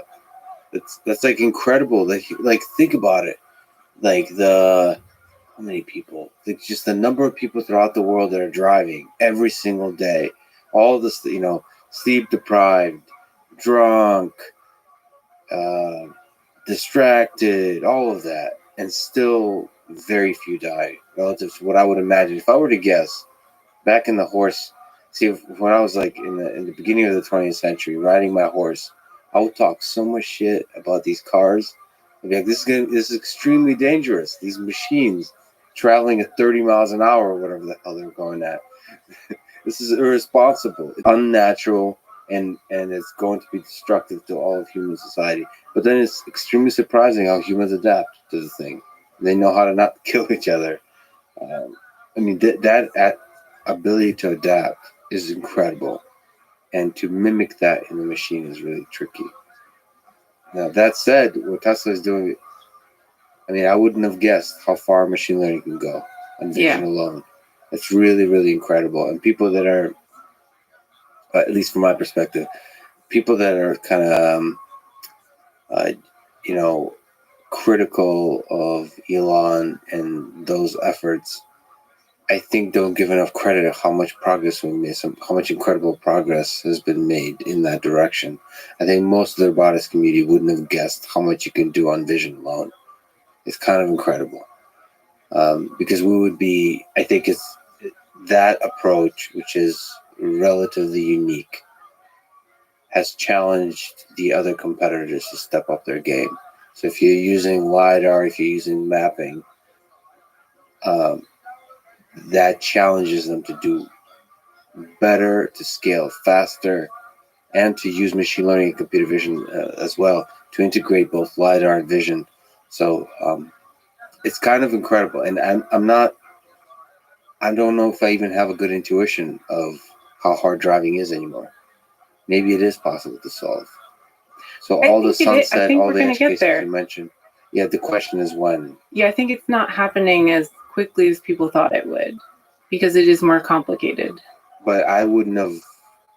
I agree with you. My current intuition is that we're going to get there. I think we're going to get there too. But I didn't before. I wasn't so? Sure we're going to get there without, like, with current technology. So, I was kind of, this is like with vision alone. My intuition was you're going to have to solve like common sense reasoning.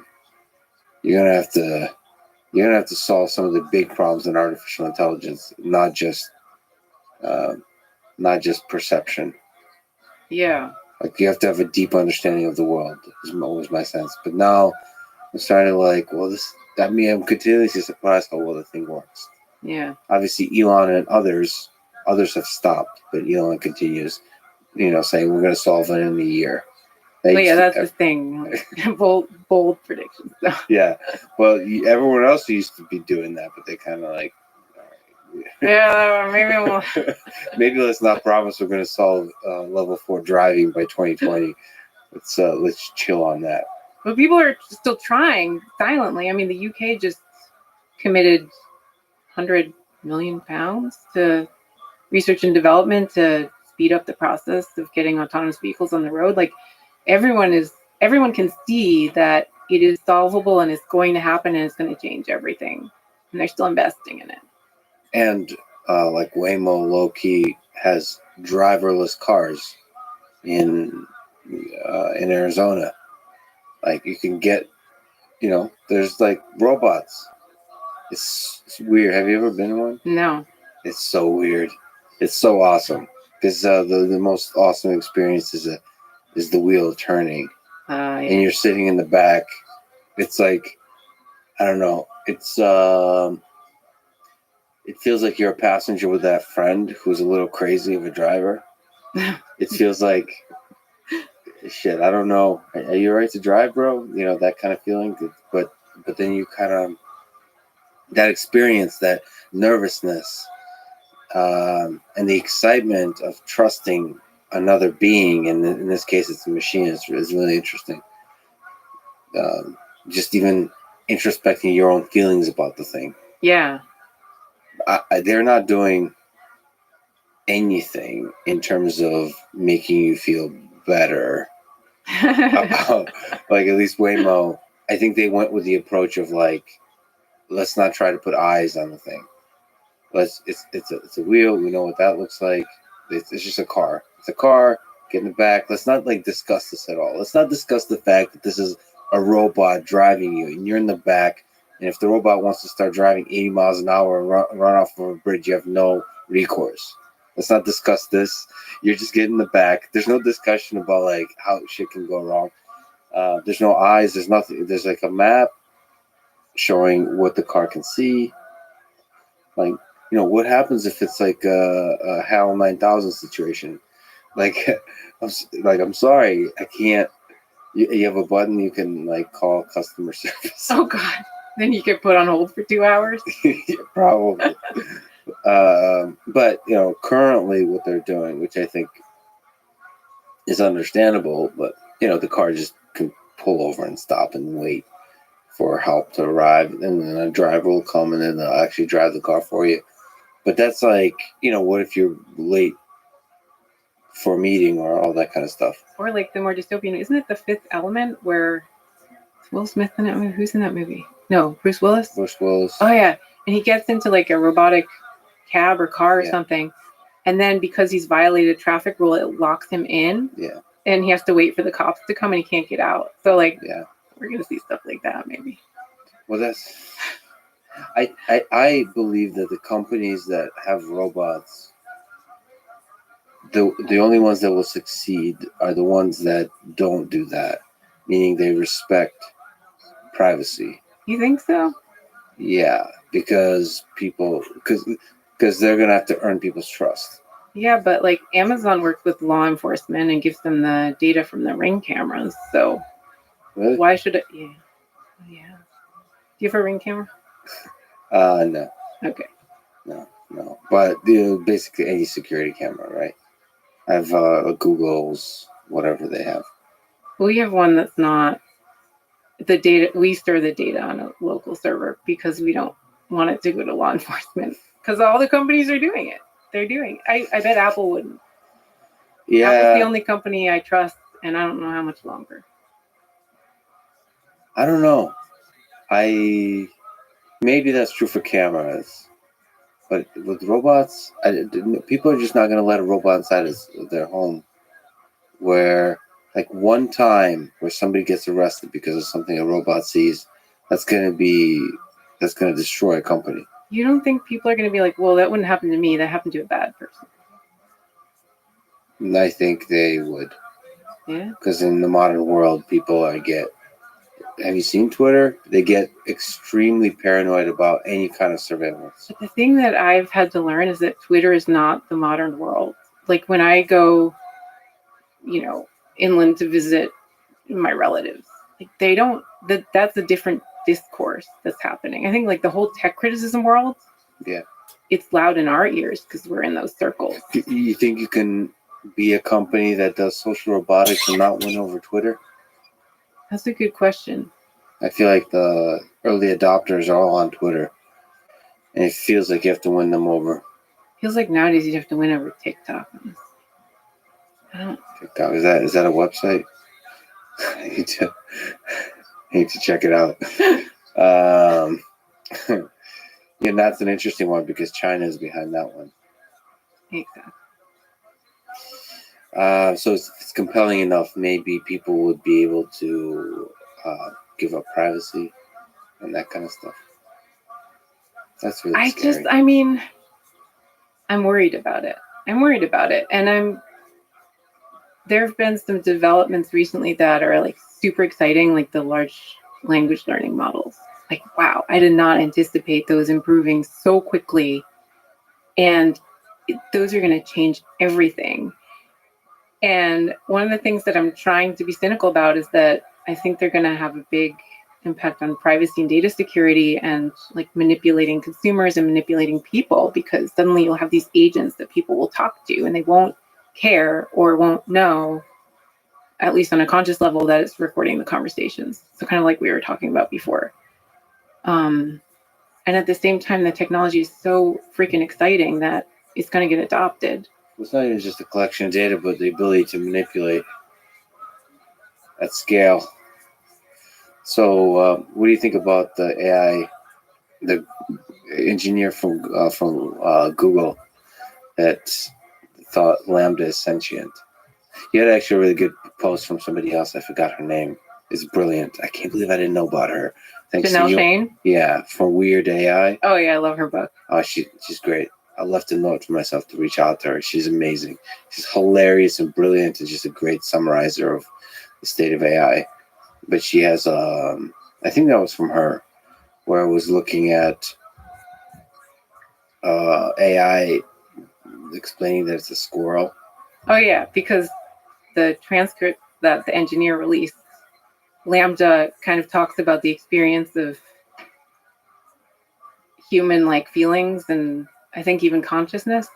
And so she was like, oh, cool, that's impressive. I wonder if an AI can also describe the experience of being a squirrel. And so she interviewed, I think she did GPT-3 about the experience of being a squirrel. And then she did a bunch of other ones too, like, what's it like being a flock of crows? What's it like being an algorithm that powers a Roomba? And like, yeah, you can have a conversation about any of those things, and they're very convincing. It's pretty convincing, yeah.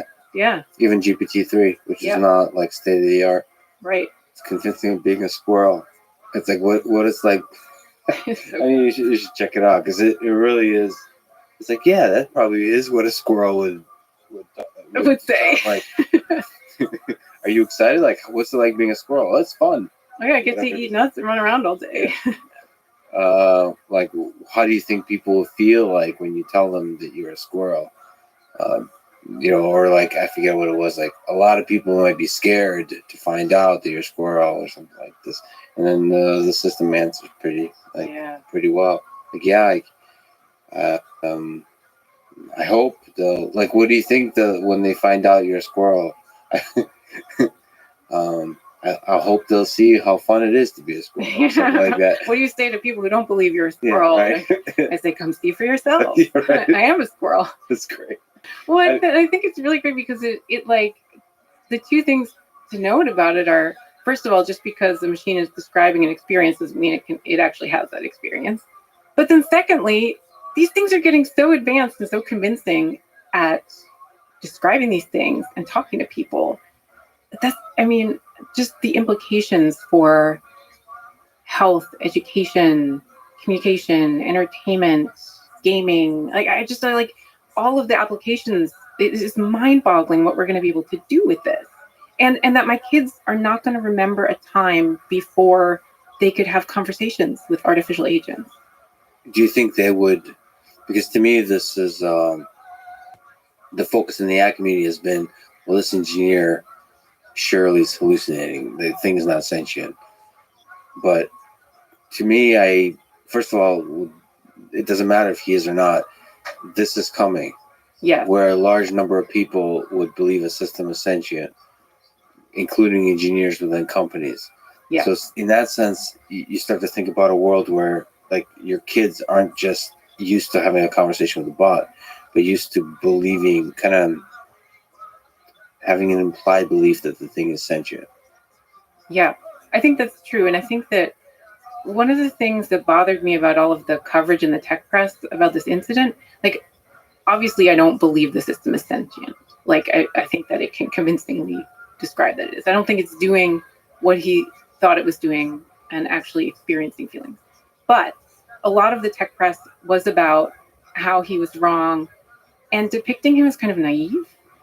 And it's not naive. Like, there's so much research in my field showing that people do this. Even experts, they might be very clinical when they're doing human-robot interaction experiments with a robot that they've built. And then you bring in a different robot and they're like, oh, look at it, it's having fun, it's doing this. Like, that happens in our lab all the time. We are all this guy. And it's gonna be huge. So I think that the goal is not to discourage this kind of belief or like design systems that people won't think are sentient. I don't think that's possible. I think you're right. This is coming. It's something that we have to acknowledge and even embrace and be very aware of. So one of the really interesting perspectives that your book takes on a system like this is to see them, not to compare a system like this to humans, but to compare it to animals, of how we see animals. Can you kind of try to, again, sneak up, try to explain why this analogy is better than the human analogy, the analogy of robots as animals? Yeah, and it gets trickier with the language stuff, but we'll get into that too. I think that animals are a really great thought experiment when we're thinking about AI and robotics because, again, this comparing them to humans, that leads us down the wrong path, both because it's not accurate, but also I think for the future, we don't want that. We want something that's a supplement. But I think animals, because we've used them throughout history for so many different things, we domesticated them not because they do what we do, but because what they do is different and that's useful. And it just, like, whether we're talking about companionship, whether we're talking about work integration, whether we're talking about responsibility for harm, there's just so many things we can draw on in that history from these entities that can sense, think, make autonomous decisions, and learn that are applicable to how we should be thinking about robots and AI. And the point of the book is not that they're the same thing. Animals and robots are the same. Obviously, there are tons of differences there. Like you can't have a conversation with a squirrel, right? But the point I do is it all the time. Oh, really? By the way, squirrels are the cutest. I project so much on squirrels. I wonder what their inner life is. I suspect they're much bigger assholes than we imagine. Really? Like if it was a giant squirrel, it would fuck you over so fast if it had the chance. It would take everything you own. It would eat all your stuff. But because it's small and the furry tail is a weapon against human consciousness and cognition. It wins us over. That's what cats do too. Cats outcompeted squirrels. And dogs. Yeah. Dogs have love. Cats have no soul. I'm just kidding. People get so angry when I talk shit about cats. I love cats. Anyway, so you're describing all the different kinds of animals that get domesticated, and it's a really interesting idea that it's not just to pets. There's all kinds of domestication going on. They all have all kinds of uses. Yeah. Like the ox that you propose might be, at least historically, one of the most useful domesticated animals. It was a game changer because it revolutionized like what people could do economically, etc. So, I mean, just like robots, they're going to change. They're going to change things economically. They're going to change landscapes. Like cities might even get rebuilt around autonomous vehicles or drones or delivery robots. I think just the same ways that animals have really shifted society, and society has adapted also to like socially accepting animals as pets. I think we're going to see very similar things with robots. So I think it's a useful analogy. It's not a perfect one, but I think it helps us get away from this idea that robots can, should, or will replace people. If you remember, what are some interesting uses of animals? Ferrets, for example. Oh yeah, the ferrets. They still do this. They use ferrets to go into narrow spaces that people can't go into, like a pipe, or like they'll use them to run electrical wire. I think they did that for Princess Di's wedding. There's so many weird ways we've used animals and still use animals for things that robots can't do, like the dolphins that they used in the military. I think Russia still has dolphins, and the U.S. still has dolphins in their navies. Mine detection, looking for lost underwater equipment. Some rumors about like using them for weaponry. which I think Russia's like, sure, believe that, and America's like, no, we don't do that. Who knows? But they started doing that in like the 60s, 70s. They started training these dolphins because they were like, oh, dolphins have this amazing echolocation system that we can't replicate with machines, and they're trainable. So we're going to use them for all the stuff that we can't do with machines or by ourselves. And they've tried to phase out the dolphins. I know the U.S. has like invested a lot of money in trying to make robots do the mind detection, but like you were saying, there are some things that the robots are good at, and there's some things that biological creatures are better at, so they still have the dolphins. So there's also pigeons, of course. Oh yeah, pigeons. Oh my gosh, there's so many examples.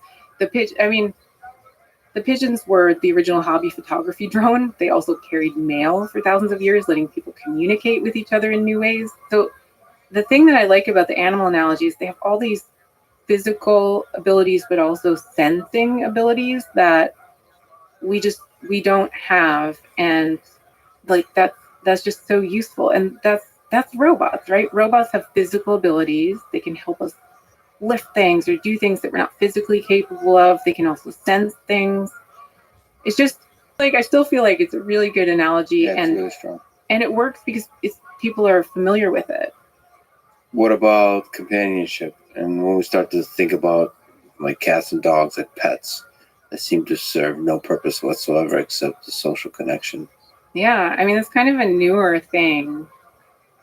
At least in the United States, like dogs used to have a purpose. They used to be guard dogs, or they had some sort of function, and then at some point they became just part of the family. And it's so interesting how there's some animals that we've treated as workers, some that we've treated as objects, some that we eat, some that are parts of our families. And that's different across cultures. And I'm convinced that we're going to see the same thing with robots, where people are going to develop strong emotional connections to certain robots that they relate to, either culturally or personally, emotionally. And then there's going to be other robots that we don't treat the same way. I wonder, does that have to do more with the culture and the people, or the robot design? Is there an interplay between the two? Like, why did dogs and cats outcompete ox and I don't know what else, like farm animals, to really get inside the home and get inside our hearts? Yeah, I mean, people point to the fact that dogs are very genetically flexible, and they can evolve much more quickly than other animals. And so evolutionary biologists think that dogs evolved to be more appealing to us. And then once we learned how to breed them, we started breeding them to be more appealing to us too, which is not something that we necessarily would be able to do with cows, although we've bred them to make more milk for us. So, but part of it is also culture. I mean, there are cultures where people eat dogs still today. And then there's other cultures where we're like, oh, no, that's terrible. We would never do that. And so I think there's a lot of different elements that play in. I wonder if there's good, because I understand dogs, they use their eyes, they're able to communicate affection, all those kinds of things. It's really interesting what dogs do. There's whole conferences on dog consciousness and cognition and all that kind of stuff. Now, cats is a mystery to me because they seem to not give a shit about the human. But they're warm and fluffy. And But cute. they're also passive aggressive. So they're at the same time, they're dismissive of you in some sense. I think some people like that. Some people like that about people. Yeah, they want the push and pull of a relationship. They don't want loyalty or unconditional love. Yeah. That means they haven't earned it. Yeah. And maybe that says a lot more about the people than it does about the animals. Oh yeah, we all need therapy. Yeah. So I'm judging harshly the people that have cats or the people that have dogs. Maybe the people that have dogs are desperate for attention and unconditional love, and they're unable to sort of struggle to earn meaningful connections. I don't know. Maybe people are talking about you and your robot pets in the same way. Yeah, that's it is kind of sad. There's just robots everywhere, but I'm joking about it being sad because I think it's kind of beautiful. I think robots are beautiful in the same way that pets are, even children, in that like they capture some kind of magic of social robots. They have the capacity to have the same kind of magic of connection. I don't know what that is. Like when they're brought to life and they move around, the way they make me feel, I'm pretty convinced, is as you know, they will make billions of people feel. Like I don't think I'm like some weird robotics guy. I'm not. I mean, you are, but not in this way. Not in this way. I mean, I can put on my like normal human hat and just see this. Oh, this is like there's a lot of possibility there of something cool. Just like with dogs. Yeah. Like, what is it? Why are we so into dogs or cats? Like it's way different than us. Like, It is. it's like drooling all over the place with its tongue out. It's like what? It's like a weird creature that used to be a wolf.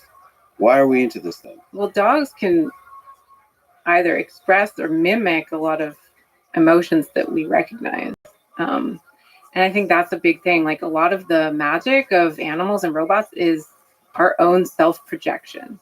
And the easier it is for us to see ourselves in something and project human emotions or qualities or traits onto it, the more we'll relate to it. And then you also have the movement, of course. I think that's also really, that's why I'm so interested in physical robots, because that, I think the visceral magic of them, I think there's research showing that we're probably biologically hardwired to respond to autonomous movement in our physical space because we've had to watch out for predators or whatever the reason is. And so animals and robots are very appealing to us as these autonomously moving things that we view as agents instead of objects. I love the moment, which is I've been particularly working on, which is when a robot like the cowboy hat is doing its own thing, and then it recognizes you. I mean, the way a dog does, and it looks like this, and the moment of recognition, like you're walking, say you're walking in an airport or on the street, and there's just hundreds of strangers. But then you see somebody you know, and that like, well, you wake up to like that excitement of seeing somebody you know and saying hello and all that kind of stuff. That's a magical moment. Like I think, especially with the dog, it makes you feel noticed and heard and loved. Like that somebody looks at you and recognizes you, that it matters that you exist. Yeah, you feel seen. Yeah, and that's a cool feeling. And I honestly think robots can give that feeling. Oh yeah, totally. Currently, Alexa, I mean, one of the downsides of these systems is they're servants. They like part of the, they're trying to maintain privacy, I suppose. But I don't feel seen, Alexa. Right? I think that's going to change. I think you're right. And I think that's the game-changing nature of things like these large language learning models. And the fact that these companies are investing in embodied versions that move around of Alexa, like Astro. Can I just say, yeah, Astro, is that out? It's out. You can't just like buy one commercially yet, but you can apply for one. Yeah. My gut says that these companies don't have the guts to do the personalization. This goes to because it's edgy, it's dangerous, make a lot of people very angry. Like in the way that, just imagine, okay, all right. If you do the full landscape of human civilization, just visualize the number of people that are going through breakups right now. Just the amount of really passionate, just even if you just look at teenagers, the amount of deep heartbreak that's happening. And like if you're going to have Alexa have more of a personal connection with the human, you're going to have humans that like have existential crises. There's a lot of people that suffer from loneliness and depression. And like you're now taking on the full responsibility of being a companion to the roller coaster of the human condition. As a company, like imagine PR and marketing people, they're going to freak out. They don't have the guts. It's going to have to come from somebody, from a new Apple, from those kinds of folks, like a small startup. And it might. Yeah. Like they're coming. There's already virtual therapists. There's that Replica app. I haven't tried it, but Replica is like a virtual companion. Like it's coming, and if big companies don't do it, someone else will. Yeah, I think the next $1 trillion company will be those personalization. Because if you think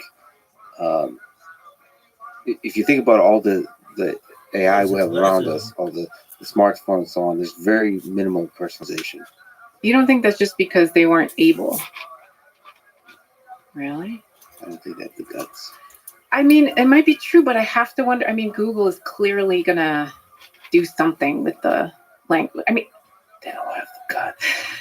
are you challenging them? Partially, but no, they're not going to do it. I mean, they don't have to. It's bad for business in the short term. I'm gonna be honest. Like, Like that maybe shit, it's not girl. such a bad thing if they don't just like roll this out quickly, because I do think there are huge issues. Yeah. And there's and not just issues with like the responsibility of like unforeseen effects on people, but Oh, man. what's the business model? And if you are using the business model that you've used in other domains, then you're going to have to collect data from people, which you will anyway, to personalize the thing. And you're going to be somehow monetizing the data, or you're going to be doing some like ad model. It seems like now we're suddenly getting into the realm of like severe consumer protection issues. And I'm really worried about that. I see massive potential for this technology to be used in a way that's not for the public good, and not, I mean, that's in an individual user's interest maybe, but not in society's interest. Yeah, see, I think that kind of personalization should be like redefine how we treat data. I think you should own all the data your phone knows about you, like, and be able to delete it with a single click and walk away. And that data cannot be monetized or used or shared anywhere without your permission. I think that's the only way people will trust you for you to use that data. But then how are companies gonna, I mean, a lot of these applications rely on massive troves of data to train the AI system. Right. So you have to opt in constantly, and opt in not in some legal, I agree, but obvious, like show in the way I opt in to tell you a secret. Like, we understand, like, that, like, I have to choose, like, how well do I know you? And then I say, like, don't tell this to anyone.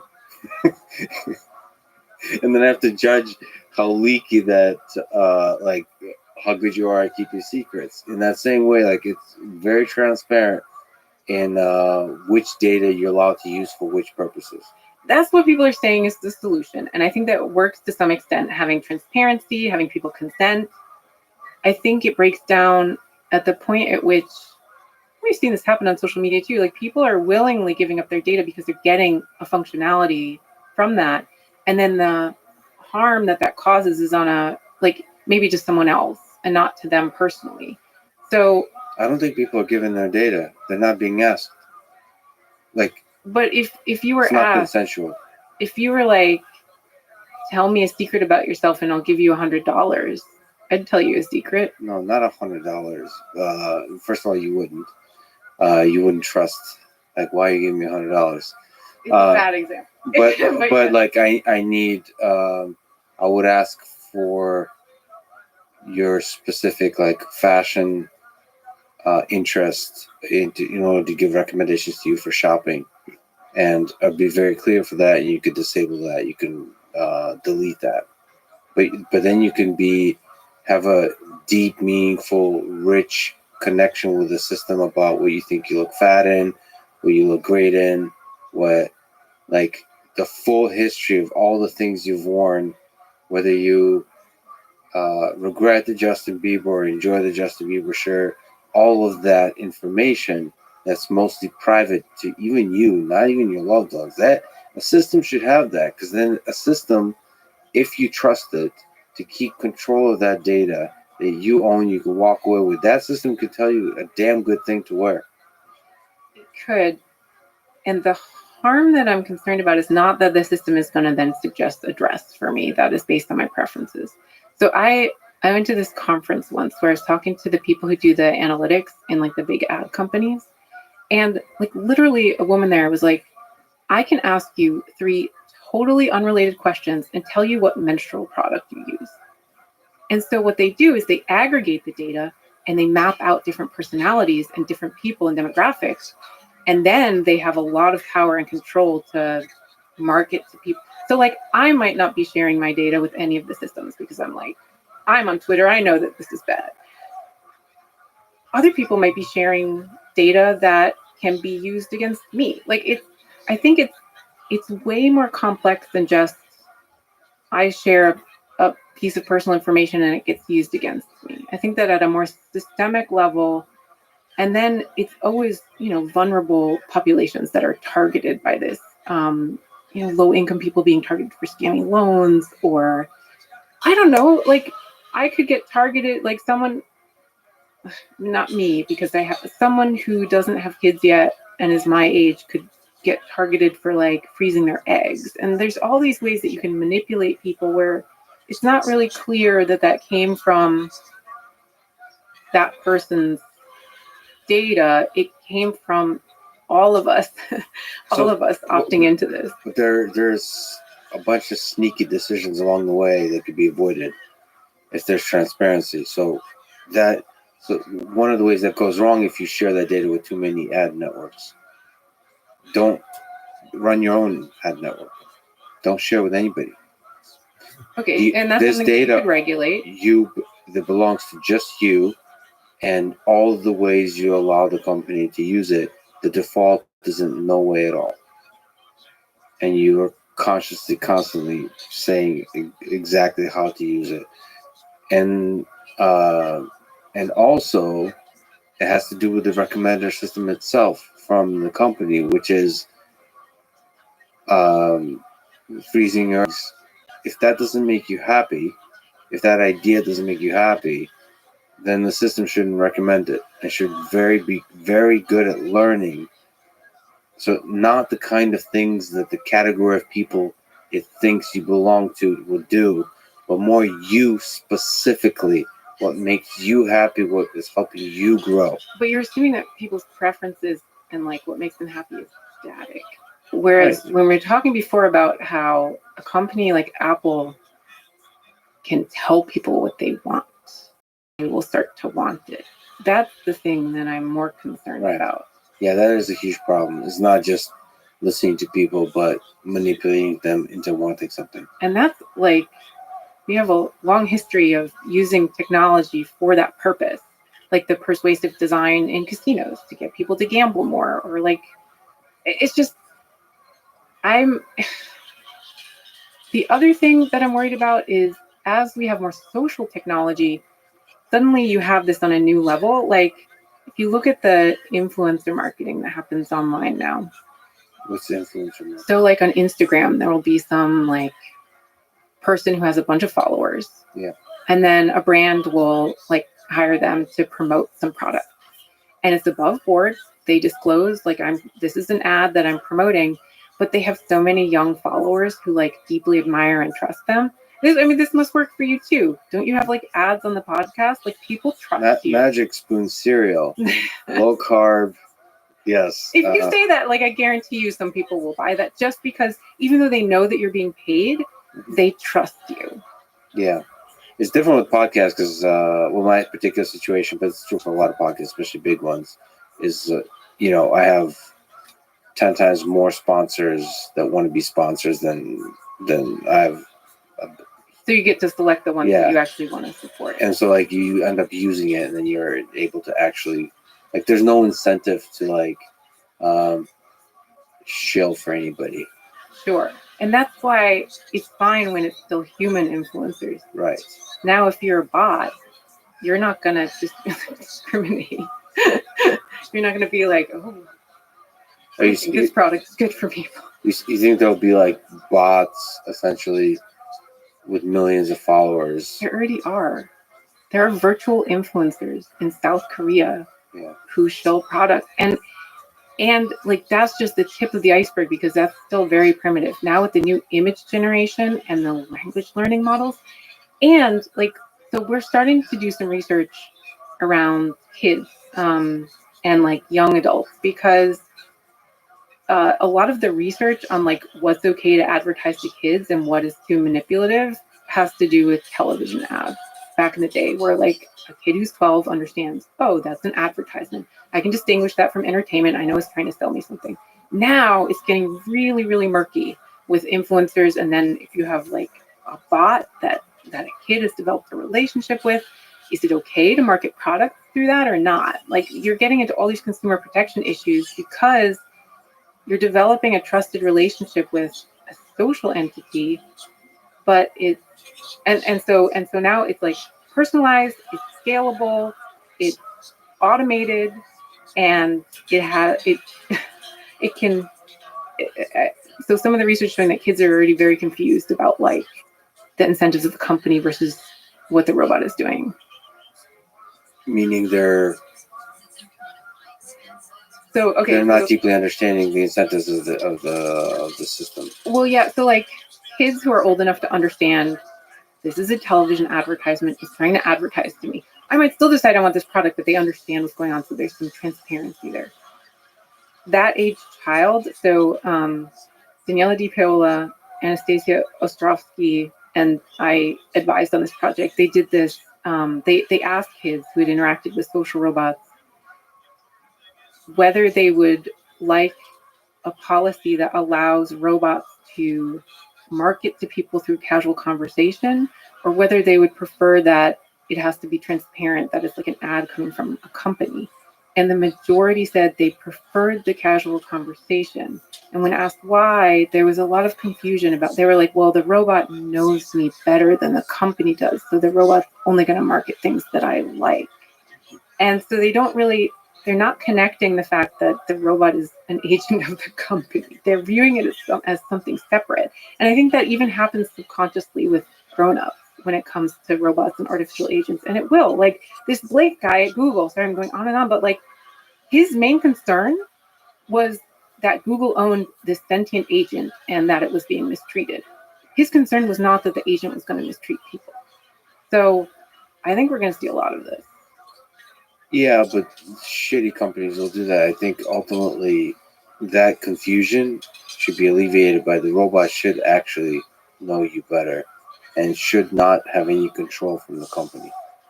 But what's the business model for that? If you use the robot to buy, first of all, the robot should probably cost money. Do what? Cost money, like the way Windows operating system does. I see it more like an operating system than like this thing is your window, no pun intended, into the world. So it's helping you. It's like a personal assistant, right? And so that should cost money. You should, whatever it is, $10, $20. Like that's the thing that makes your life significantly better. This idea that everything should be free is like it should actually help educate you. You should talk shit about all the other companies that do stuff for free. But also, yeah, in terms of if you purchase stuff based on its recommendation, it gets money. So it's kind of ad driven, but it's not ads. It's like it's not controlled. Like no external entities can control it to try to manipulate to want a thing. That would be amazing. It's actually trying to discover what you want. So it's not allowed to have any influence. No promoted ad, no anything. So that's finding, I don't know, the thing that would actually make you happy. That's the only thing it cares about. I think companies like this can win out. Yeah. I think eventually once people understand the value of the robot, even just like I think that robots would be valuable to people, even if they're not marketing something or helping with like preferences or anything. Like just the same thing as a pet, like a dog that has no function other than being a member of your family. I think robots could really be that and people would pay for that. I don't think the market realizes that yet. And so my concern is that companies are not going to go in that direction, at least not yet, of making like this contained thing that you buy. It seems almost old-fashioned, right, to have a disconnected object that you buy that you're not like paying a subscription for. It's not like controlled by one of the big corporations. But that's the old-fashioned things that people yearn for, because I think is very popular now. When people understand the negative effects of social media, the negative effects of the data being used in all these kinds of ways. I think we're just waking up to the realization we tried, but we're like baby deer finding our legs in this new world of social media, of ad-driven companies, and realizing, okay, this has to be done somehow different. Yeah. That like one of the most popular notions, at least in the United States, is social media is evil and it's doing bad. It's doing bad by us. It's not like it's totally tricked us into believing that it's good for us. I think everybody Right. knows it's bad for us, and so like there's a hunger for other ideas. All right, it's time for us to start that I company. think, so. Let's do it. I think let's go. Hopefully, no one listens to this and steals the idea. There's no. See, that's the other thing. I think I'm a big person on execution is what matters. I mean, Oh yeah. it's like ideas are kind of trivial. Social robotics is a good example of that. There's been so many amazing companies that went out of business. I mean, to me, it's obvious. Like it's obvious that there will be a robotics company that puts a social robot in the home of billions of homes. Yeah. And it'll be a companion. Okay, there you go. You can steal that idea. Do it. Okay, I have It's a very question tough. for you. What about Elon Musk's humanoid? Is he going to execute on that? There might be a lot to say. So for people who are not aware, there's an Tesla's Optimus robot that's I guess the stated reason for that robot is a humanoid robot in the factory that's able to automate some of the tasks that humans are currently doing. And the reason you want to do it's the second reason you mentioned. The reason you want to do a humanoid robot is because the factory is built for there's certain tasks that are designed for humans. So it's hard to automate with any other form factor than a humanoid. And then the other reason is because so much effort has been put into this giant data engine machine of perception that's inside Tesla Autopilot. That's seemingly, at least the machine, if not the data, is transferable to the factory setting, to any setting. Yeah, he said it would do anything that's boring to us. Yeah, Right? yeah. The interesting thing about that is there's no interest and no discussion about the social aspect. Like I talked to him on mic and off mic about it quite a bit, and he, there's not a discussion about like. To me, it's obvious if a thing like that works at all. In fact, it has to work really well in a factory. If it works kind of shitty, it's much more useful in the home because I think being shitty at stuff is kind of what makes relationships great. Like you want to be flawed and be able to communicate your flaws and be unpredictable in certain ways. Like if you fell over every once in a while for no reason whatsoever, I think that's essential for like Very charming. it's charming but also concerning and also like are you okay? I mean, it's both hilarious. It's whenever somebody you love like falls down the stairs, it's both hilarious and concerning. It's some dance between the two, and I think that's essential for like you almost want to engineer that in, except you don't have to because robotics in the physical space is really difficult. So I think I've learned to not discount the efforts that Elon does. There's a few things that are really interesting there. One, because he's taken it extremely seriously. What I like is the humanoid form, the cost of building a robot. I talked to Jim Keller offline about this a lot. And currently, humanoid robots cost a lot of money. Mm-hmm. And the way they're thinking about it, now they're not talking about all the social robotic stuff that you and I care about. They are thinking, how can we manufacture this thing cheaply and do it like well? And the kind of discussions they're having is really great engineering. It's like it's like first principles question of like, why does this cost so much? Like, what's the cheap way? Why can't we build? And there's not a good answer. Why can't we build this humanoid form for under $1,000? And like I've sat and had these conversations. There's no reason. It's I think the reason they've been so expensive is because they were focused on trying to. They weren't focused on doing the mass manufacture. There were people are focused on getting a thing that's I don't know exactly what the reasoning is, but it's the same like Waymo. It's like let's build $1 million car in the beginning, or like multi-million-dollar car. Let's try to solve that problem.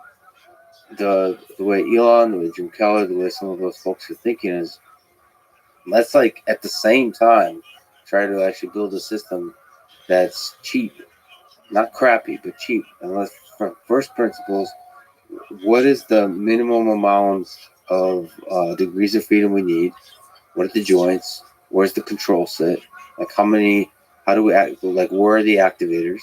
What's the way to power this in the lowest cost way possible, but also in a way that's like actually works? How do we make the whole thing not part of the components where there's a supply chain? You have to have all these different parts that have to feed us. Do it all from scratch and do the learning. I mean, it's like immediately things like become obvious. Do the exact same pipeline as you do for autonomous driving. Just the exact. I mean, the infrastructure there is incredible. For the computer vision, for the manipulation task, the control problem changes, the perception problem changes, but the pipeline doesn't change. Do it. I don't. Obviously, the optimism about how long it's going to take, I don't share. But it's a really interesting problem, and I don't want to say anything because my first gut is to say that why the humanoid form? That doesn't make sense. Yeah, that's my second gut too, but. But then there's a lot of people that are really excited about the human form there. That's it's like, true. I don't want to get in the way. Like they might solve this thing, and they might. It's like similar with Boston Dynamics. Like why? Like if I were to, you could be a hater and you go up to Mark Ryder and just like, how are you going to make money with these super expensive legged robots? What's your business plan? This doesn't make any sense. Why are you doing these legged robots? But at the same time, they're pushing forward the science, the art of robotics in a way that nobody else does. Yeah. And with Elon, they're not just going to do that, they're going to drive down the cost to where we can have humanoid bots in the home potentially.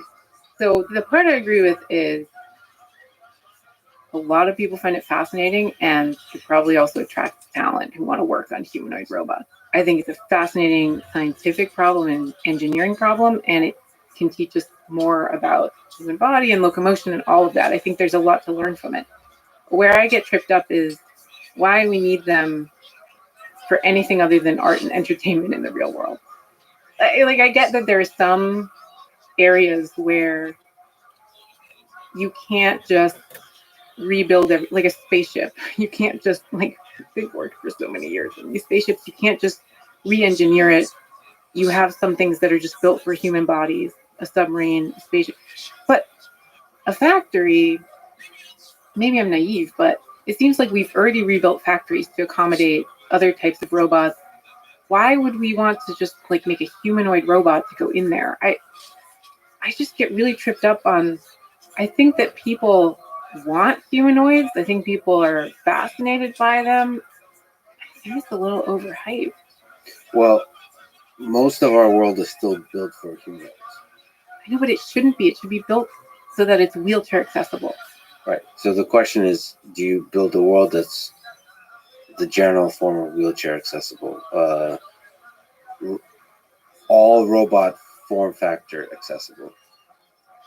Or do you build humanoid robots? I mean, it doesn't have to be all, and it also doesn't have to be either or. I just feel like we're thinking so little about the system in general and how to create infrastructure that works for everyone, all kinds of people, all kinds of robots. I mean, it's more of an investment, but that would pay off way more in the future than just trying to cram expensive or maybe slightly less expensive humanoid technology into a human base. Unfortunately, one company can't do that. We have to work together. It's like autonomous driving can be easily solved if you do V2I, if you change the infrastructure of cities and so on. But that requires a lot of people, a lot of them are politicians, and a lot of them are somewhat, if not a lot, corrupt, and all those kinds of things. And the talent thing you mentioned is really, really, really important.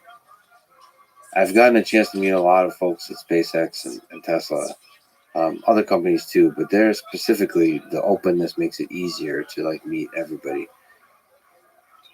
I think a lot of amazing things in this world happen when you get amazing people together. Oh, yeah. And if you can sell an idea, like us becoming a multi-planetary species, you can say, why the hell are we going to Mars? Like, why colonize Mars? If you think from basic first principles, it doesn't make any sense. It doesn't make any sense to go to the moon. It doesn't go. The only thing that makes sense to go to space is for satellites. But there's something about the vision of the future, the optimism laden that permeates this vision of us becoming multiplanetary. It's thinking not just for the next 10 years, it's thinking like human civilization reaching out into the stars. It makes people dream. It's really exciting. And that they're gonna come up with some cool shit that might not have anything to do with here's what because Elon doesn't seem to care about social robotics, which is constantly surprising to me. As I talk to him, it doesn't. Humans are the things you avoid and don't hurt, right? Uh-huh. Like that's like the number one job of a robot is not to hurt a human, to avoid them. You know that the collaborative aspect, the human robot interaction, I think is not, at least not in his not something he thinks about deeply. But my sense is if somebody like that takes on the problem of human robotics, we're gonna get a social robot out of it. Like people like not necessarily Elon, but people like Elon, if they take on seriously these, like I could just imagine with a humanoid robot, you can't help but create a social robot. So if you do different form factors, if you do industrial robotics, you're likely to actually not end up into like walking head into a social robot human robot interaction problem. If you create, for whatever the hell reason you want to, a humanoid robot, you're gonna have to reinvent, well, not reinvent, but introduce a lot of fascinating new ideas into the problem of human robot interaction, which I'm excited about. So like if I was a business person, I would say this is way too risky. This doesn't make any sense. But when people are really convinced, and there's a lot of amazing people working on it, it's like, all right, let's see what happens here. This is really interesting. Just like with Atlas and Boston Dynamics. I mean, I apologize if I'm ignorant on this, but I think they really, more than anyone else, maybe with IBO, like Sony, pushed forward humanoid robotics like a leap. With the With Atlas, absolutely. Yeah. And like without them, like why the hell did they do it? Why? Well, I think for them it is a research platform. It's not. I don't think they ever. This speculation. I don't think they ever intended Atlas to be like a commercially successful robot. I think they were just like, can we do this? Let's try.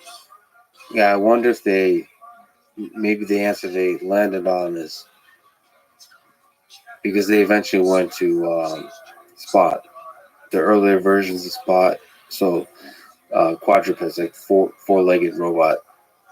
But maybe they reached for, let's try to make, I think they tried it and they still are trying it for Atlas to be picking up boxes, to moving boxes, to being, it makes sense. Okay, if they were exactly the same cost, it makes sense to have a human robot in the warehouse. Currently. I think it's short-sighted, but yes, currently, yes, they sell. But it's not. It's short-sighted. It's short-sighted, but it's not pragmatic to think any other way. To think that you're going to be able to change warehouses, you're going to have to. You're going. If you're Amazon, you can totally change your warehouse. Oh, yes. But even if you're Amazon, that's very costly to change warehouses. It is. It's a big investment. But shouldn't you do that investment in a way? So here's the thing: if you build a humanoid robot that works in the warehouse, that humanoid robot. See, I don't know why Tesla's not talking about it this way. As far as I know, but like that humanoid robot is going to have all kinds of other applications outside their setting. Like to me, it's obvious. I think it's a really hard problem to solve, but whoever solves the human robot problem are going to have to solve the social robotics problem. Oh, for sure. I mean, they're already with Spot needing to solve social robotics problems. For Spot to be effective at scale. I'm not sure Spot is currently effective at scale. It's getting better and better. But they're actually the thing they did is an interesting decision. Perhaps Tesla will end up doing the same thing, which is Spot is supposed to be a platform for intelligence. So Spot doesn't have any high-level intelligence, like high-level perception skills. It's supposed to be controlled remotely. And it's a platform that you can attach stuff to. Something to, yeah. And somebody else is supposed to do the attaching. It's a platform that you can take in uneven ground and it's able to maintain balance, go into dangerous situations. It's a platform. On top of that, you can add a camera that does surveillance, that you can remotely monitor. You can record. You can record the camera. You can remote control it, but it's not going to manipulation. Basic object manipulation, but not autonomous object manipulation. It's remotely controlled. But the intelligence on top of it, which was what would be required for automation, somebody else is supposed to do. Yeah. Perhaps Tesla would do the same thing ultimately. But it doesn't make sense because the goal of Optimus is automation. Without that, but then you never know. It's like, why go to Mars? Why? I mean, that's true, and I reluctantly am very excited about space travel. Why? Because, why? well, Can you introspect? Why? Why am I excited about it? I think what got me excited was I saw a panel with some people who study other planets, and it became really clear how little we know about ourselves and about how nature works, and just how much there is to learn from exploring other parts of the universe. So, on a rational level, that's how I convinced myself that that's why I'm excited. In reality, it's just fucking exciting. I mean, just the idea that we can do this difficult thing and that humans come together to build things that can explore space. I mean, there's just something inherently thrilling about that. And I'm reluctant about it because I feel like there are so many other challenges and problems that I think are more important to solve. But I also think we should be doing all of it at once. And so to that extent, I'm all for research on humanoid robots, development of humanoid robots. I think that there's a lot to explore and learn, and it doesn't necessarily take away from other areas of science. At least it shouldn't. I think, unfortunately, a lot of the attention goes towards that, and it does take resources and attention away from other areas of robotics that we should be focused on. But I don't think we shouldn't do it. So you think it might be a little bit of a distraction? Oh, forget the Elon particular application, but if you care about social robotics, the humanoid form is a distraction. It's a distraction, and it's one that I find particularly boring. It's interesting from a research perspective, but from what types of robots can we create to put in our world? Why would we just create a humanoid robot? So even just robotic manipulation, so arms is not useful either. Oh, arms can be useful, but why not have 3 arms? Why does it have to look like a person? Well, I actually personally just think that washing the dishes is harder than a robot that can be a companion. Being useful in the home is actually really tough. But does your companion have to have 2 arms and look like you? No, I'm making the case for 0 arms. Oh, okay. 0 arms. Yeah. Okay. Freaky.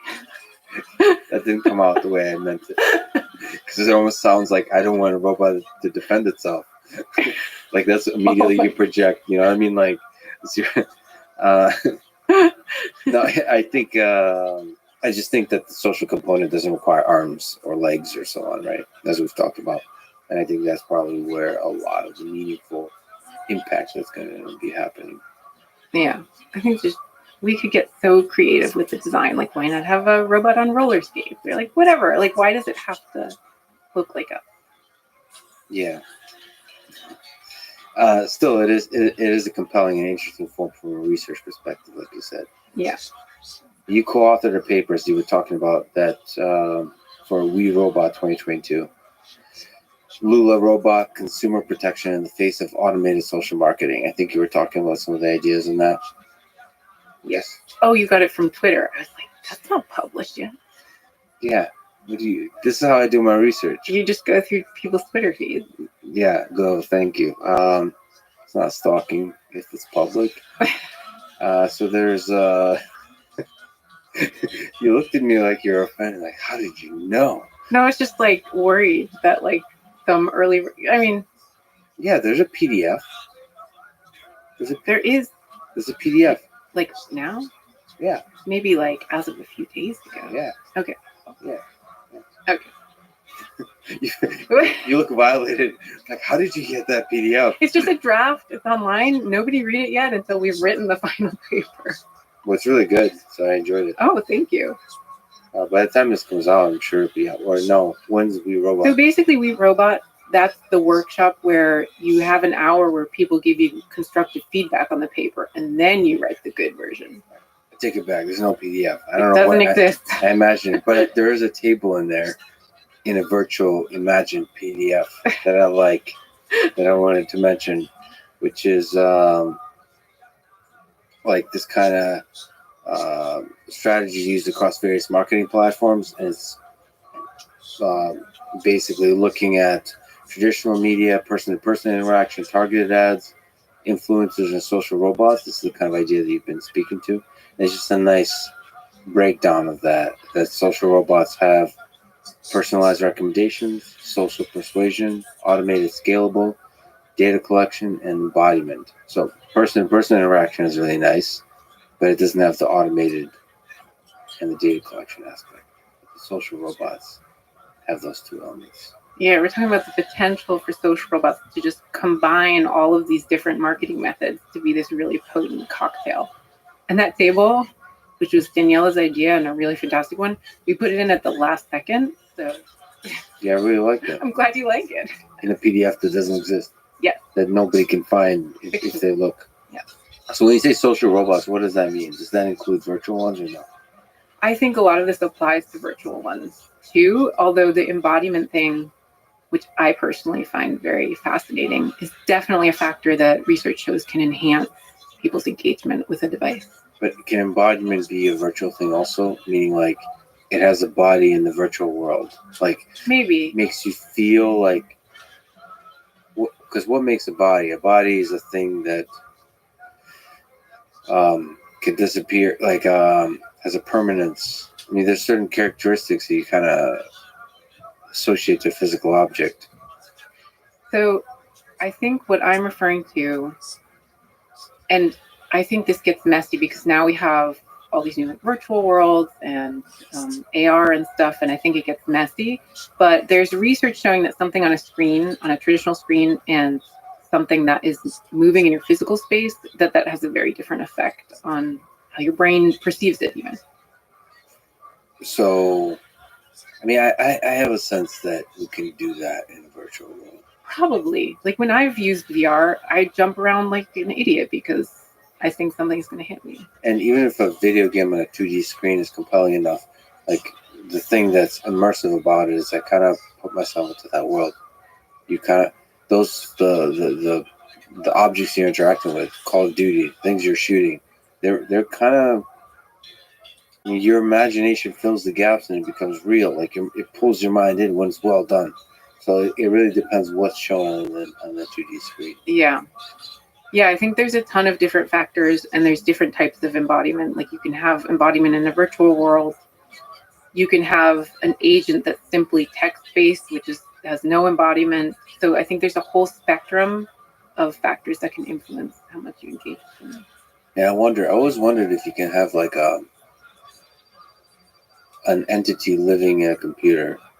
This is gonna be dark. I haven't always wondered about this. So it's because it make it sound like I keep thinking about this kind of stuff. No, but like this is almost like Black Mirror, but the entity that's convinced or is able to convince you that is being tortured inside the computer and needs your help to get out. Something like this. That become to me, suffering is one of the things that make you empathize with. Like we're not good at, as you've discussed in other in the physical form, like holding a robot upside down. You have a really good examples about that and discussing that. I think suffering is a really good catalyst for empathy, Mm-hmm. and I just feel like we can project embodiment on a virtual thing if it's capable of certain things like suffering. Yeah. So I would wonder. I think that's true, and I think that's what happened with the Lambda thing. Not that none of the transcript was about suffering, but it was about having the capacity for suffering and human emotion that convinced the engineer that this thing was sentient. And it's basically the plot of Ex Machina. True. Have you ever made a robot like scream in pain? Have I? No, but have you seen that? Did someone? Oh yeah, no. They actually made a Roomba scream whenever it hit a wall. And I programmed that myself as well Yeah. because I was inspired by that. Yeah, it's Do you cool. still have it? Oh, sorry. Hit a wall. That didn't. Whenever it bumped into something, it would scream and Yeah. pain. No, so I had the way I programmed the Roombas is when I kick it. So contact between me and the robot is when it screams. Really? Okay. Yeah. And you were inspired by that. Yeah, I guess I misremembered the video. I saw the video a long time ago, and or maybe heard somebody mention it, and it's the easiest thing to program. Uh-huh. So I did that. I haven't run those Roombas for over a year now, but yeah, it was my experience with it was that it's like they quickly become like you remember them, you miss them, like they're real living beings. So the capacity to suffer or is a really powerful thing. Yeah. Even then, it was kind of hilarious. It was just a random recording of screaming from the internet, but it still is weird. There's a thing you have to get right based on the interaction, like the latency. Like there is a realistic aspect of how you should scream relative to when you get hurt. Like it should correspond correctly. Like So- if you kick it really hard, it should scream louder. No, it should scream at the appropriate time, not like Oh, I see. Not like 1 second later, right? Like there's a timing when you get like I don't know when you run your foot into like the side of a cable or something. There's a timing there. The dynamics you have to get right for the actual screaming because the Roomba in particular doesn't. So I was the sensors don't. It doesn't know about pain. See, What? I'm sorry to say, Roomba doesn't understand pain. So you have to correctly map the sensors, the timing to the production of the sound. But when you get that somewhat right, it's a really weird feeling, and you actually feel like a bad person. Aw. So, but makes you think because that's with all the ways that we talked about, that could be used to manipulate you. Oh, for sure. In a good and bad way. So the good way is like you can form a connection with a thing. In a bad way, that you can form a connection in order to sell you products that you don't want. Or manipulate you politically or many nefarious things. You tweeted, "We're about to be living in the movie Her," except instead of I've researched your tweets like they're like Shakespeare. We're about to be living in the movie Her, except instead of about love, it's going to be about, what did I say, the chatbot being subtly racist and the question whether it's ethical for companies to charge for software upgrades. Yeah. So, can we break that down? What do you mean by that? Yeah. Obviously, some of it is humor. Yeah. Well, kind of. I am like, oh, it's so weird to be in a space where I'm so worried about this technology and also so excited about it at the same time. But the really like I gotten a little bit jaded, and then with GPT-3 and then the Lambda transcript, I was like re-energized, but have also been thinking a lot about how, what are the ethical issues that are going to come up. And I think some of the things that companies are really going to have to figure out is, obviously algorithmic bias is a huge and known problem at this point. Like even, the new image generation tools like DALL-E, where they've clearly put in a lot of effort to make sure that if you search for people, it gives you a diverse set of people, etc. Like even that one, people have already found numerous like ways that it just kind of regurgitates biases of things that it finds on the internet. Like how if you search for success, it gives you a bunch of images of men. If you search for sadness, it gives you a bunch of images of women.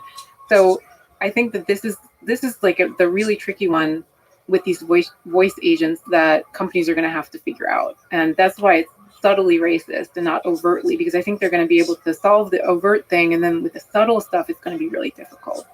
And then I think the other thing is going to be, like people are going to become so emotionally attached to artificial agents with this complexity of language, with a potential embodiment factor that, I mean, there's a paper at We Robot this year written by roboticists about how to deal with the fact that robots die and looking at it as an ethical issue because it impacts people. And I think there's going to be way more issues than just that. Like I think that the tweet was software upgrade, right? Like, how much is it okay to charge for something like that if someone is deeply emotionally invested in this relationship? Oh, the ethics of that is interesting. But there's also the practical funding mechanisms. Like you mentioned with Aibo, the dog. In theory, there's a subscription.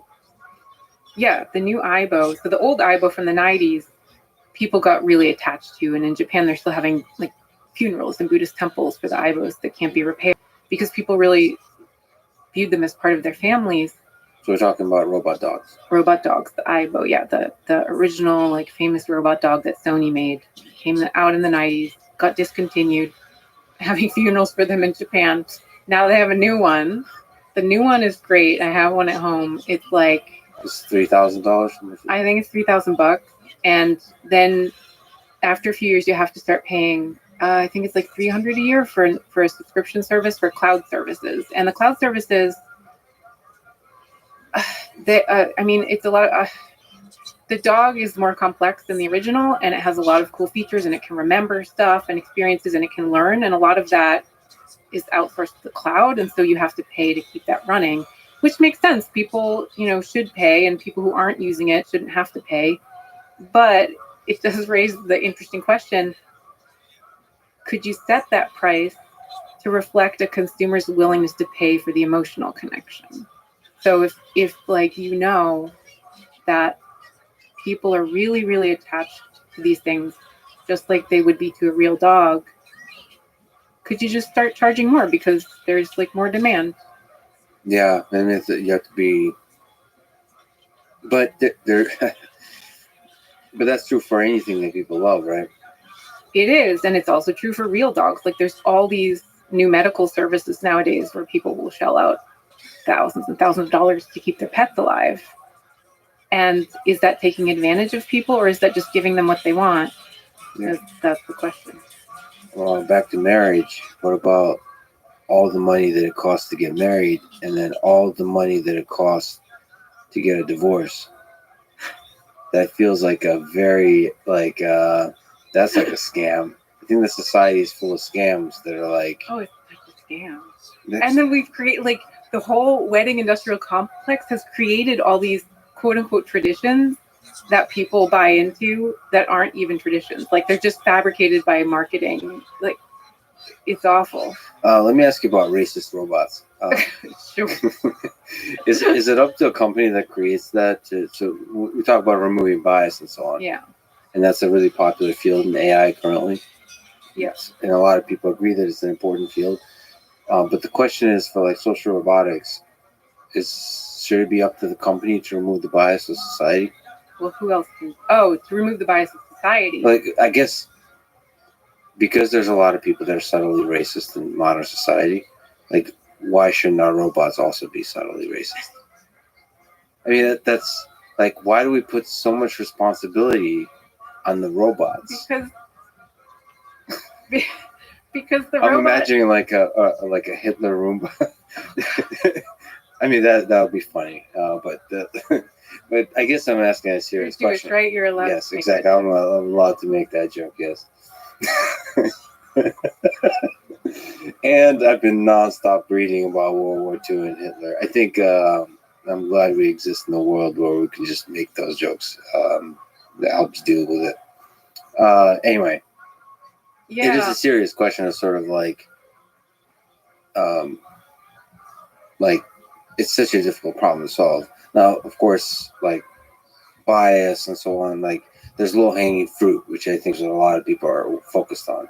But then it becomes like subtle stuff over time, and it's very difficult to know.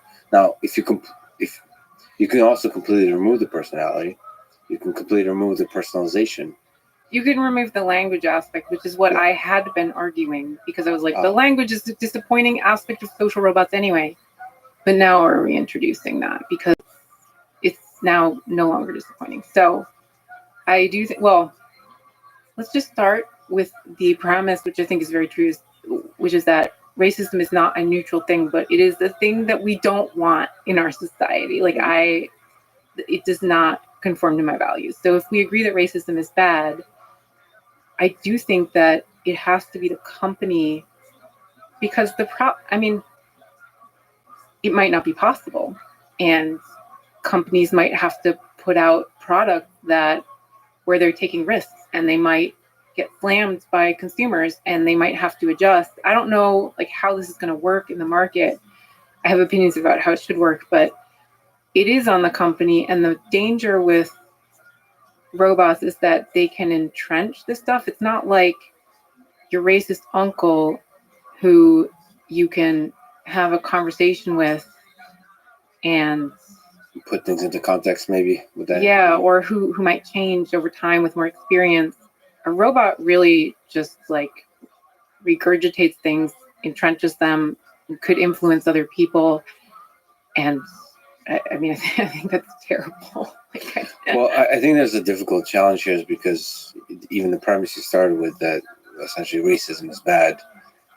I think we live in a society today where the definition of racism is different between different people. Some people say that it's not enough not to be racist. Some people say you have to be anti-racist. So you have to have a robot that constantly calls you out on your implicit racism. I would love that. I would love that robot.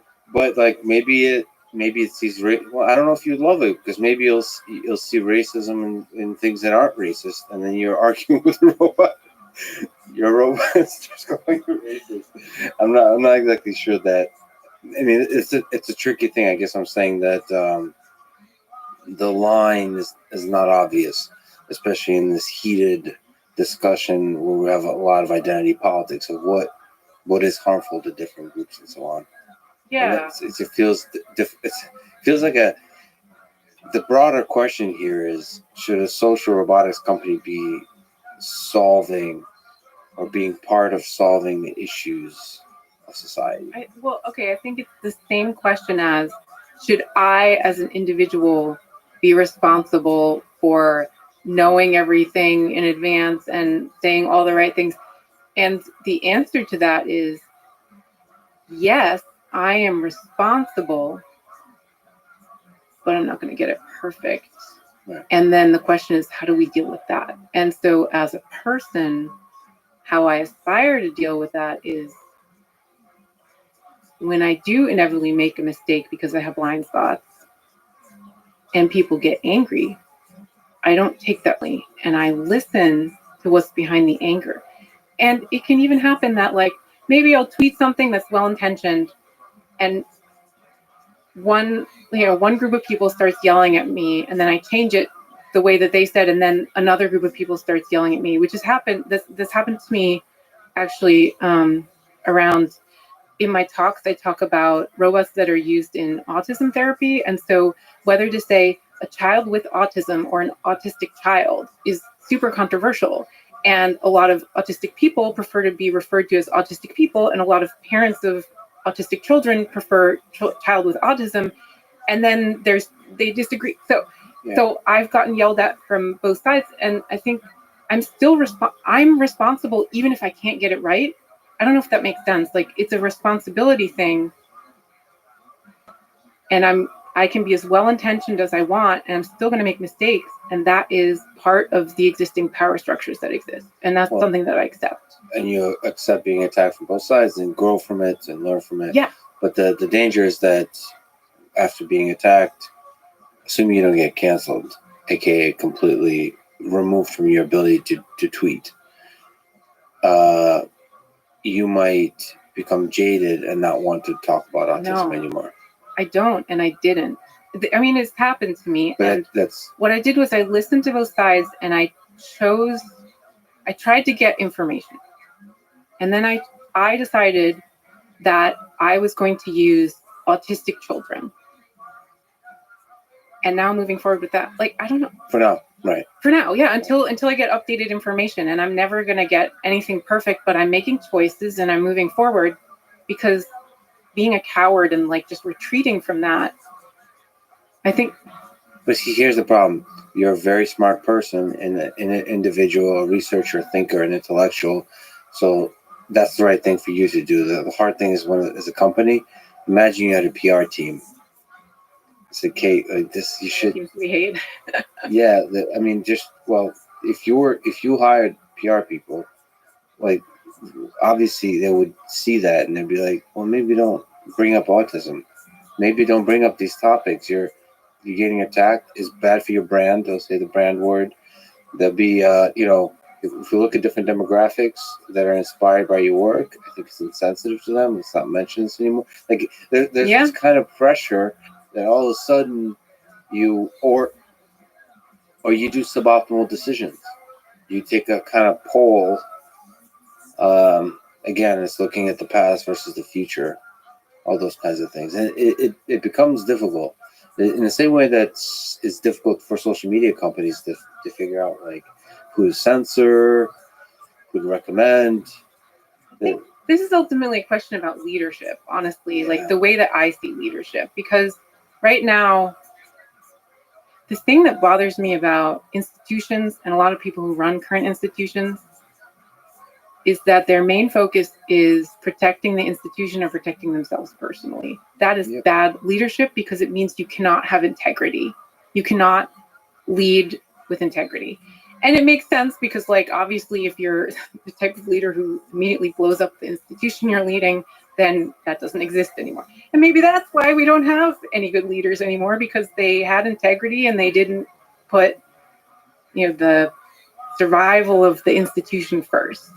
But I feel like you have to, to be a good leader, you have to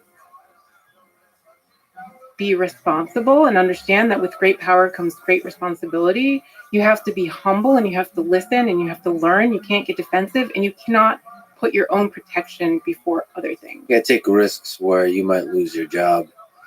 You might lose your well-being because of because in the process of standing for the principles, for the things you think are right to do. Based on the things you like, based on learning from, like, listening to people and learning from what they feel. And the same goes to the institution. But I ultimately actually believe that those kinds of companies and countries succeed that have leaders like that. You should run for president. No thanks. Yeah. That's maybe the problem. Like, the people who use about leadership, they're like, no. This is why that's why I'm not running a company. It's been, I think, 3 years since the Jeffrey Epstein controversy at MIT Media Lab. Joy Ito, the head of the Media Lab, resigned. And I think at that time you wrote an opinion article about it. So just looking back, a few years have passed. What have you learned about human nature from the fact that somebody like Jeffrey Epstein found his way inside MIT? It's a really good question. What have I learned about human nature? I think, well, there's how did this problem come about? And then there's what was the reaction to this problem and to it becoming public. And in the reaction, the things I learned about human nature were that sometimes cowards are worse than assholes. Wow, I'm really, That's a really powerful statement. I think Yeah. because the assholes, at least you know what you're dealing with. They have integrity in a way. They're just living out their asshole values. Yeah. And the cowards are the ones that you have to watch out for. And this comes back to people protecting themselves over doing the right thing. They'll throw others under the bus. Is there some sense that not enough people took responsibility? For sure. And I mean, I don't want to sugarcoat at all what Joey Ito did. I mean, I think it's gross that he took money from Jeffrey Epstein. I believe him that he didn't know about the bad stuff, but I've been in those circles with those like public intellectual dudes that he was hanging out with. And any woman in those circles like saw 10 zillion red flags. Just the whole environment was so misogynist. And so personally, because Joey was a great boss and a great friend, I was really disappointed that he ignored that in favor of raising money. And I think that it was right for him to resign in the face of that. But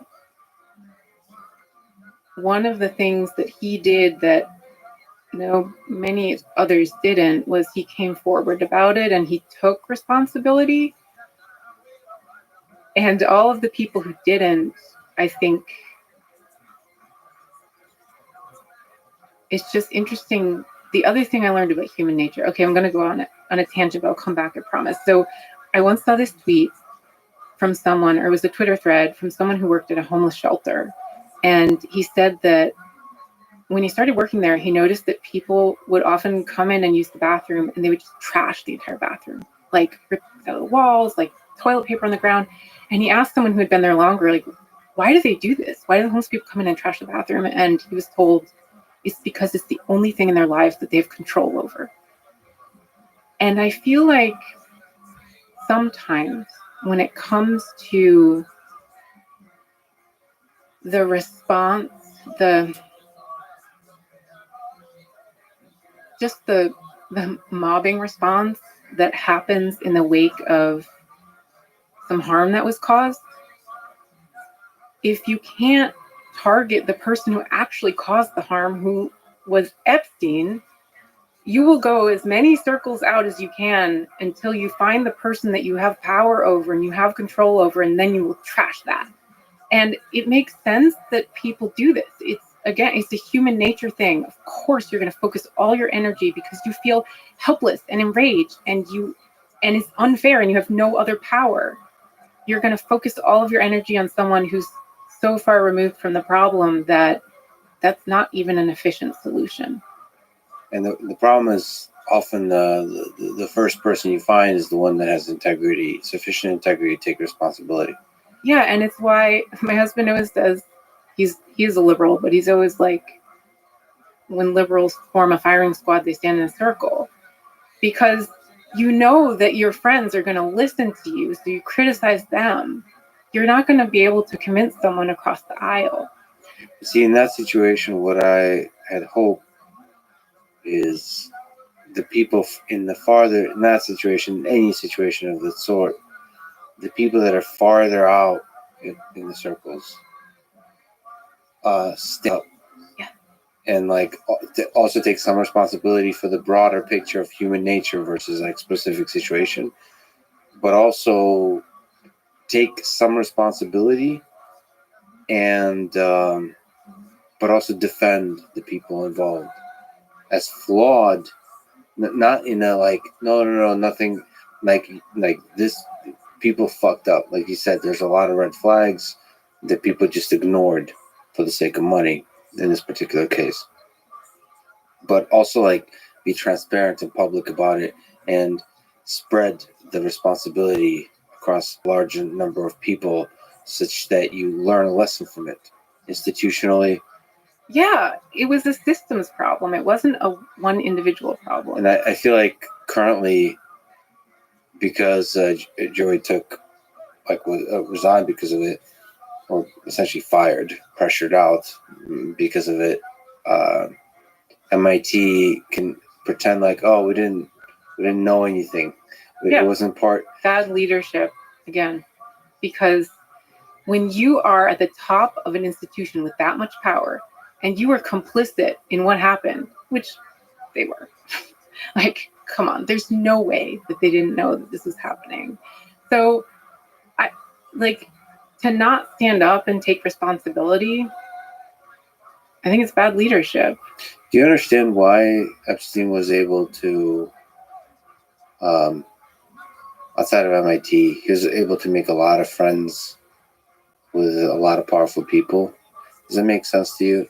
Why was he able to get in these rooms, befriend these people, befriend people that I don't know personally, but I think a lot of them indirectly I know as being good people, smart people? Why would they let Jeffrey Epstein into their office, have a discussion with them? What do you understand about human nature from that? Well, so I never met Epstein, or, I mean, I've met some of the people who interacted with him, but I was never, like, I never saw him in action. I don't know how charismatic he was or what that was, but I do think that sometimes the simple answer is the more likely one. And from my understanding, what he would do is he was kind of a social grifter. Like, you know, those people who will, you must get this because you're famous. You must get people coming to you and being like, oh, I know your friend so-and-so, in order to get cred with you. I think he just convinced some people who were trusted in a network that he was a great guy, and that, you know, whatever, I think at that point, because at that point he had like a conviction prior, but it was a one-off thing. It wasn't clear that there was this other thing that. And most people probably don't check. Yeah, and most people don't check. Like, you're at an event, you meet this guy. I don't know, maybe people do check when they're that powerful and wealthy, or maybe they don't. I have no idea. No, they're just stupid. I mean, and then that's like, all right. Well, like, does anyone check anything about me? Because I've walked into some of the richest and most powerful people in the world, and nobody like asks questions like, who the fuck is this guy? Like, yeah, like nobody asks those questions. It's interesting. Like I would think like there would be more security or something. Like there really isn't. I think a lot of it has to do. Well, my hope is, in my case, has to do with like people can sense that this is a good person. But if that's the case, then they can surely then a human being can use charisma to infiltrate. Yeah, just saying the right once things. You have people vouching for you within that type of network, like once you have someone powerful vouching for you who someone else trusts, then, you know, you're in. So how do you avoid something like that? If you're MIT, if you're Harvard, if you're in any of these institutions? Well, I mean, first of all, you have to do your homework before you take money from someone. Like, I think that's required. But I think, I think Joey did do his homework. I think he did. And I think at the time that he took money, there was the one conviction and not like the later thing. And I think that the story at that time was that he didn't know she was underage and blah, blah, blah, and, or whatever, it was a mistake. And Joey always believed in redemption for people and that people can change and that they can genuinely regret and like learn and move on. And he was a big believer in that. So I could totally see him being like, well, I'm not going to exclude him because of this thing and because other people are vouching for him. So, and that, just to be clear, we're now talking about the set of people who I think Joey belonged to, who did not like go to the island and have sex with underage girls, because that's a whole other set of people who like were powerful and like were part of that network and who knew and participated. And so like I distinguish between people who got taken in, who didn't know that that was happening, and people who knew.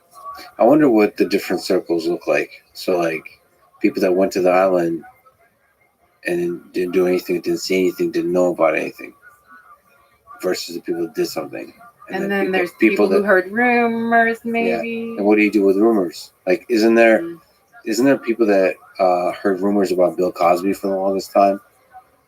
For the longest, like whenever that happened, like all these people came out of the woodwork. Like everybody kind of knew. I mean, it's like, all right. So what are you supposed to do with the rumors? Like what? I think the other way to put it is red flags, as you were saying. Yeah, and like I can tell you that those circles, like there were red flags without me even hearing any rumors about anything ever. Like I was already like, there are not a lot of women here, which is a bad sign. Isn't there a lot of places where there's not a lot of women, and that doesn't necessarily mean it's a bad sign? There are, if it's like a pipeline problem where it's like, I don't know, technology law clinic that only gets like male lawyers because there's not a lot of women, applicants in the pool. But there's some aspect of this situation that like there should be more women here. Oh yeah. You've actually, I'd love to ask you about this because you have strong opinions about Richard Stallman. Do you still have those strong opinions? Look, all I need to say is that he met my friend who's a law professor. Yeah. She shook his hand and he licked her arm from wrist to elbow, and it certainly wasn't appropriate at that time. What about if you're like an incredibly weird person? Okay, that's a good question because obviously there's a lot of neurodivergence at MIT and everywhere. Yes. And obviously like we need to accept that people are different, that people don't understand social conventions the same way. But one of the things that I've learned about neurodivergence is that women are often expected or taught to mask their neurodivergence and kind of fit in, and men are accommodated and excused. And I don't think that being neurodivergent gives you a license to be an ass. Like, you can be a weird person and you can still learn that it's not okay to lick someone's arm. Yeah, it's a balance. Like women should be allowed to be a little weirder, and men should be less weird. Because I think there's because you're one of the people I think tweeting that made me, because I wanted to talk to Richard Stallman on the podcast because I didn't have a context, because I wanted to talk to him because he's free software. He's very weird in interesting good ways in the world of computer science. He's also weird in that when he gives a talk he would be like picking at his feet and eating the skin off his feet, right? That he's known for these extremely kind of, how else do you put it? I don't know how to put it.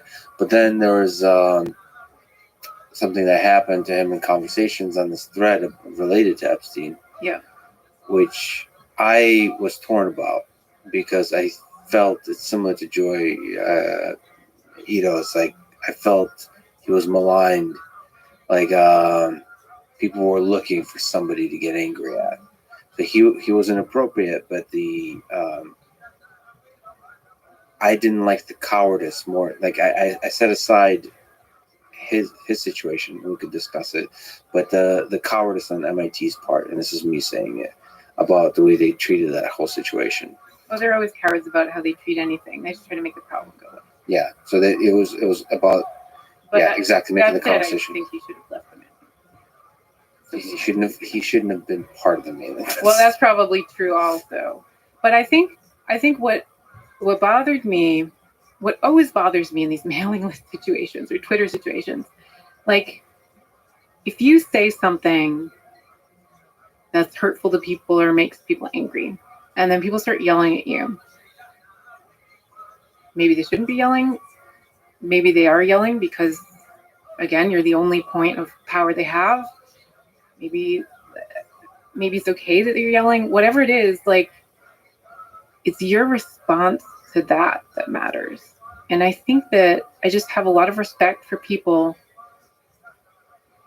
who can say, oh, people are angry. There's a reason they're angry. Let me find out what that reason is and learn more about it. It doesn't mean that I am wrong. It doesn't mean that I'm bad. It doesn't mean that I'm ill-intentioned. But why are they angry? I want to understand. And then once you understand, you can respond again with integrity and say, actually, I stand by what I said. Here's why. Or you can say, actually, I listened and here are some things I learned. That's the kind of response I want to see from people. And people like Stallman do not respond that way. They just go into battle. Right. Like where it's obvious you didn't listen. Yeah. No But interest in listening. Honestly, that's to me as bad as the people who just apologize just because they are trying to make the problem go away. Of course. Right. So like if That's not like both are bad. a good apology has to include understanding what you did wrong. and in part standing up for the things you think you did right.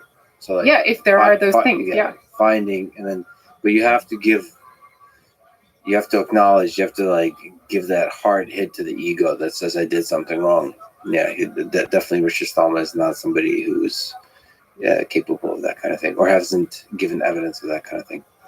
But that was also, even just your tweet, I had to do a lot of thinking, like different people from different walks of life see red flags in different things. Yeah. And so things I find as a man non-threatening and hilarious are not necessarily doesn't mean that they're aren't deeply hurtful to others. And I don't mean that in a social justice warrior way, but in a real way, people really have different experiences. So I have to really put things into context. I have to kind of listen to what people are saying, put aside the emotion of which they're saying it, and try to keep the facts of their experience and learn from it. And because it's not just about the individual experience either. It's not like, oh, my friend didn't have a sense of humor about being licked. It's that she's been metaphorically licked, 57 times that week because she's an attractive law professor and she doesn't get taken seriously. And so men walk through the world and it's impossible for them to even understand what it's like to have a different experience of the world. And that's why it's so important to listen to people and believe that they're angry for a reason. Maybe you don't like their tone. Maybe you don't like that they're angry at you. Maybe you get defensive about that. Maybe you think that they should, explain it to you. But believe that they're angry for a reason and try to understand it. Yeah, there's a deep truth there. And an opportunity for you to become a better person. Can I ask you a question? Haven't you been doing that for 2 hours? 3 hours now. Let me ask you about Ghislaine Maxwell. She's been saying that she's an innocent victim. Is she an innocent victim, or is she evil and equally responsible, like Jeffrey Epstein? Now I'm asking far away from any MIT things and just your sense of the whole situation. I haven't been following it, so I don't know the facts of the situation and what is now known to be her role in that. If I were her, clearly I'm not, but if I were her, I wouldn't be going around saying I'm an innocent victim. I would say, maybe, I don't know what she said. Again, I don't know. She was controlled by Jeffrey. Is she saying this as part of a legal case, or is she saying this is like a PR thing? Well, PR, but it's not just her; it's her whole family believes this. There's a whole effort that says like that. How should I put it? I believe they believe it. So in that sense, it's not PR. I believe the family, basically the family is saying that she's a really good human being. Well, I think everyone is a good human being. I know it's a controversial opinion, but I think everyone is a good human being. There's no evil people.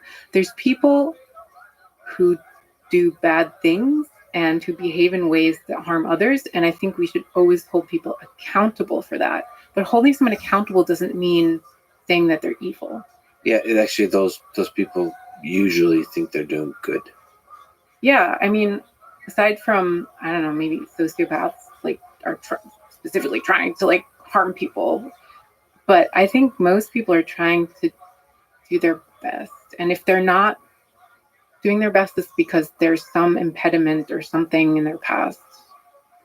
So I genuinely don't believe in good and evil people, but I do believe in like harmful and not harmful actions. And so I don't know, like, I don't care. Yeah, she's a good person, but if she contributed to harm, then she needs to be accountable for that. That's my position. I don't know what the facts of the matter are. It seems like she was pretty close to the situation, so it doesn't seem very believable that she was a victim, but I don't know.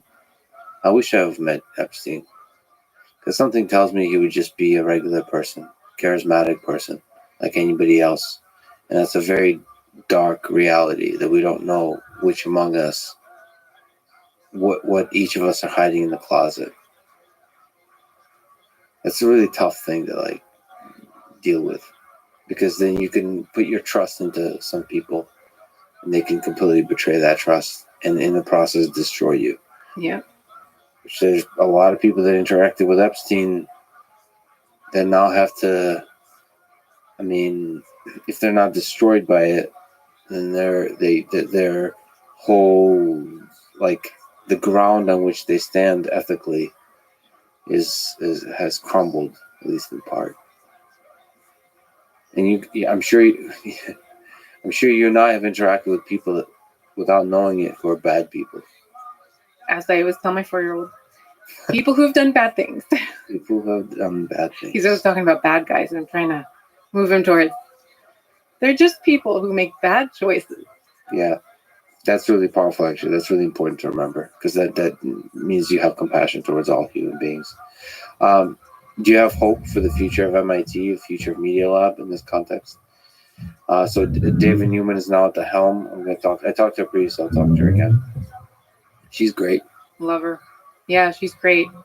I don't know if she knew the whole situation when she started, because the situation went beyond just the Epstein scandal. A bunch of other stuff happened at the same time. Some of it's not public, but what I was personally going through at that time. So the Epstein thing happened, I think, was it August or September 2019? It was somewhere around late summer. In June 2019, so I'm a research scientist at MIT. You are too, right? So, and I always have had various supervisors, over the years, and they've just basically let me do what I want, which has been great. But I had a supervisor at the time, and he called me into his office for a regular check-in. In June of 2019, I reported to MIT that my supervisor had grabbed me, pulled me into a hug, wrapped his arms around my waist, and started massaging my hip and trying to kiss my face, kiss me near the mouth, and said literally the words, "Don't worry, I'll take care of your career." And that that experience was really interesting, because I was very indignant. I was like, he can't do that to me. Doesn't he know who I am? And I was like, this is the Me Too era. And I naively thought that when I reported that, it would get taken care of. And then I had to go through the whole reporting process at MIT, and I learned a lot about how institutions really handle those things internally, particularly situations where I couldn't provide evidence that it happened. I had no reason to lie about it, but I had no evidence. And so I was going through that, and that was another experience for me where there's so many people in the institution who really believe in protecting the institution at all costs. And there's only a few people who care about doing the right thing. And one of them resigned. Now there's even less of them left. So What did you learn from that? I mean, where's the source? If you have hope for this institution that I think you love, at least in part. I love the idea of MIT. I love the idea. I love the research body. I love a lot of the faculty. I love the students. The students. I love the energy. I love it all. I think the administration suffers from the same problems as any leadership of an institution that is large, which is that they've become risk averse, like you mentioned. They care about PR. The only ways to get their attention or change their minds about anything are to threaten the reputation of the institute or to have a lot of money. That's the only way to have power at the institute. Yeah, I don't think they have a lot of integrity or believe in ideas or even have a lot of connection to the research body and like the people who are really, because it's so weird. You have this amazing research body of people pushing the boundaries of things who aren't afraid to there's the hacker culture. And then you have the administration and they're really like protect the institution at all costs. Yeah, there's a disconnect, right? Complete disconnect. I wonder if that was always there, if it just kind of slowly grows over time, a disconnect between the administration and the faculty. I think it grew over time is what I've heard. I mean, I've been there for 11 years now. I don't know if it's gotten worse during my time, but I've heard from people who've been there longer that it didn't know, like MIT didn't used to have a general counsel's office. They didn't used to have all of this corporate stuff. And then they had to create it as they got bigger and in the era where such things are, I guess, deemed necessary. See, I believe in the power of individuals to like overthrow the thing. So it's just a really good president of MIT or certain people in the administration can reform the whole thing, because the culture is still there of like, I think everybody remembers that MIT is about the students and the faculty. Do they though? Because I don't know. I've had a lot of conversations that have been shocking with like senior administration. They think the students are children. They call them kids. Yeah. It's like, these are the smartest people. They're way smarter than you. Yeah. And you're so dismissive But of those them. individuals, I'm saying like the capacity, like the aura of the place still values the students and the faculty. Like I'm being awfully poetic about it, but what I mean is the administration is the froth at the top of the waves, the surface. Like they can be removed and new life can be brought in that would keep to the spirit of the place. Who decides on who to bring in? Who's It's hiring? bottom up. Oh, I see. I see. But I do think ultimately, especially in the era of social media and so on, faculty and students have more and more power. Just a bit more and more of a voice, I suppose. I hope so. I really do. I don't see MIT going away anytime soon. And like, I also don't think it's a terrible place at all. Yeah, it's an amazing place, and but there's different trajectories it can take. Yeah. And that has to do with a lot of things, including is it stay, even if you talk about robotics, it could be the capital of the world in robotics. But currently, if you want to be doing the best AI work in the world, you're going to go to Google or Facebook or Tesla or Apple or so on. You're not going to be at MIT. And so that has to do, I think that's basically has to do with not allowing the brilliance of the researchers to flourish. Yeah, people say it's about money, but I don't think it's about that at all. Like, sometimes you have more freedom and can work on more interesting things in companies. That's really where they lose people. Yeah, and so the freedom in all ways, which is why it's heartbreaking to get like people like Richard Stallman. There's such an interesting line because like Richard Stallman was a gigantic weirdo that crossed lines he shouldn't have crossed, right? But we don't want to draw too many lines. This is the tricky thing. There are different types of lines, in my opinion. But it's your opinion. Because you have strong lines you hold to. But then if the administration listens to every line, there's also power in drawing a line. Like, and it becomes like a little drug. You have to find the right balance. Licking somebody's arm is never appropriate. I think the biggest aspect there is not owning it, learning from it, growing from it from the perspective of Stallman or people like that. Inappropriate. I think that led up to it too. I think there are different kinds of lines. I think there are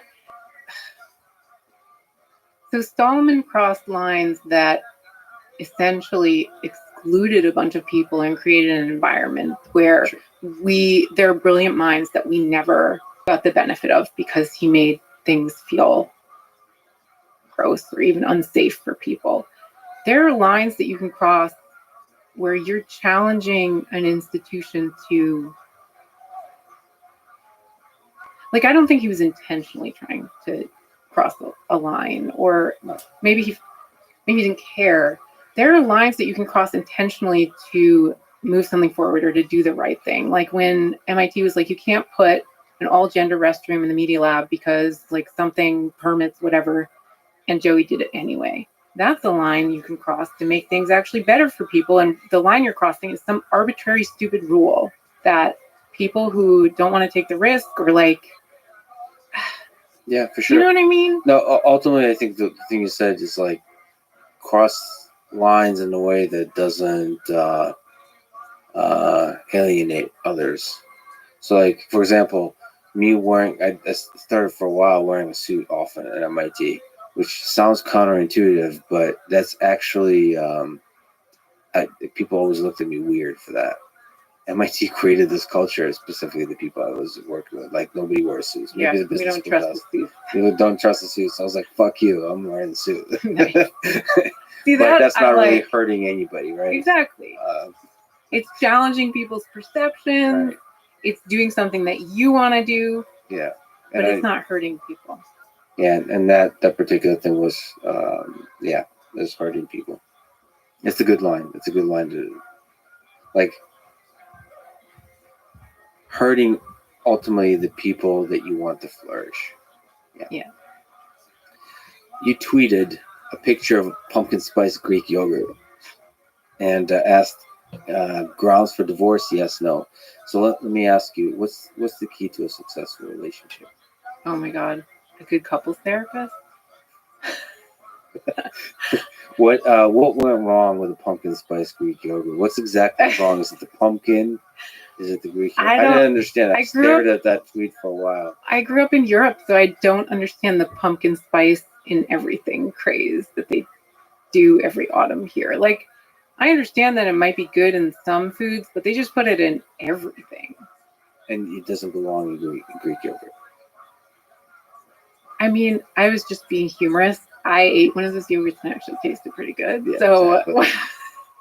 I think part of the success of a good marriage is like giving each other a hard time humorously for things like that. Is there a broader lesson? Because you guys seem to have a really great marriage from the external. I mean, every marriage looks good from the external. I think, yeah. That's not true, but yeah, I get it. Yeah, that's not true.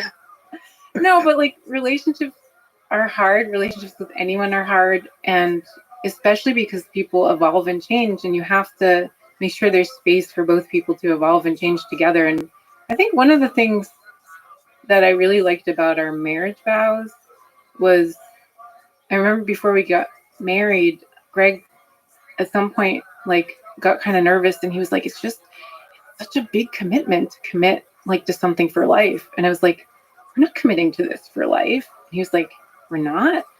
And I'm like, no, like we're committing to being part of a team and doing what's best for the team. If what's best for the team is to break up, we'll break up. Like, I don't believe in this, like we have to do this for our whole lives. And that really resonated with him too. So yeah. You put in the well, Yeah, that was our vows. Like that we're gonna be a team. You're a team and do what's right for the team. Yeah. Yeah. It's very like Michael Jordan of you.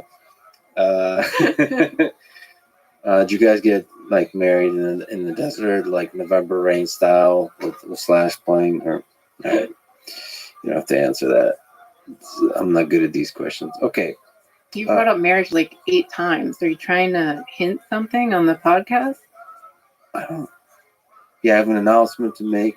No, what? I don't know.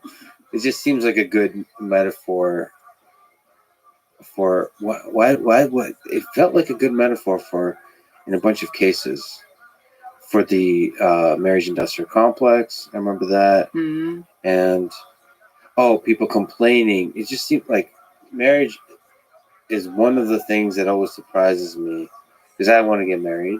You do? Yeah, I do. And then I listen to like friends of mine that complain.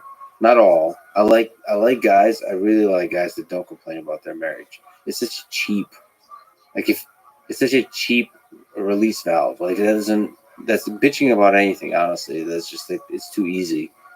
But especially like bitch about the sports team or the weather if you want, but like about somebody that you're dedicating your life to, like if you bitch about them, you're going to them as a lesser being also. Like you don't think so, but you're going to like decrease the value you have. I personally believe over time you're not going to appreciate the magic of that person. I think anyway, but it's like that. I just noticed this a lot, that people are married and they will whine about like the wife, whatever. This is part of the sort of the culture to kind of comment in that way. I think women do the same thing about the husband. He never does this, or he's a goof, he's incompetent at this or that, whatever. There's a kind of there's this trope like, husbands never do X, and like wives are. I think those do a disservice to everyone. It's just disrespectful to everyone involved. Yeah, but it happens. So I brought that up as an example of something that people actually love, but they complain about because for some reason that's more fun to do, is complain about stuff. Yeah. And so that's what would clip you or whatever, right? So like you complain about, but you actually love it. There you go. It's just a good metaphor that What was I going to ask you?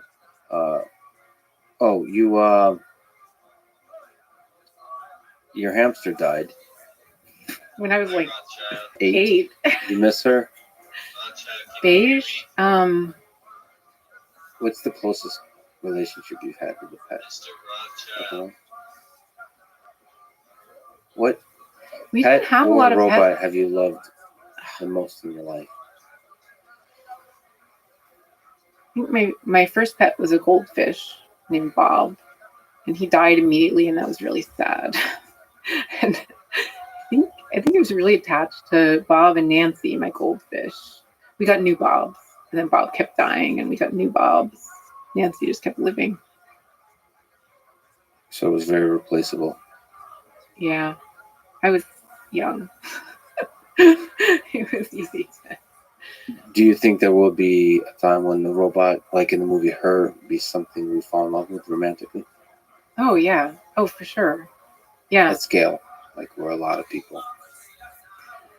Romantically, I don't know if it's going to happen at scale. I think we talked about this a little bit last time on the podcast too, where I think we're just capable of so many different kinds of relationships. And actually, part of why I think marriage is very tough as a relationship is because we put so many expectations on it. Like your partner has to be your best friend, and you have to be sexually attracted to them, and they have to be a good co-parent and a good roommate. And like it's all the relationships at once that have to work. But we're like normally with other people, we have like one type of relationship. Or we have a different relationship to our dog than we do to our neighbor, than we do to the person, a coworker.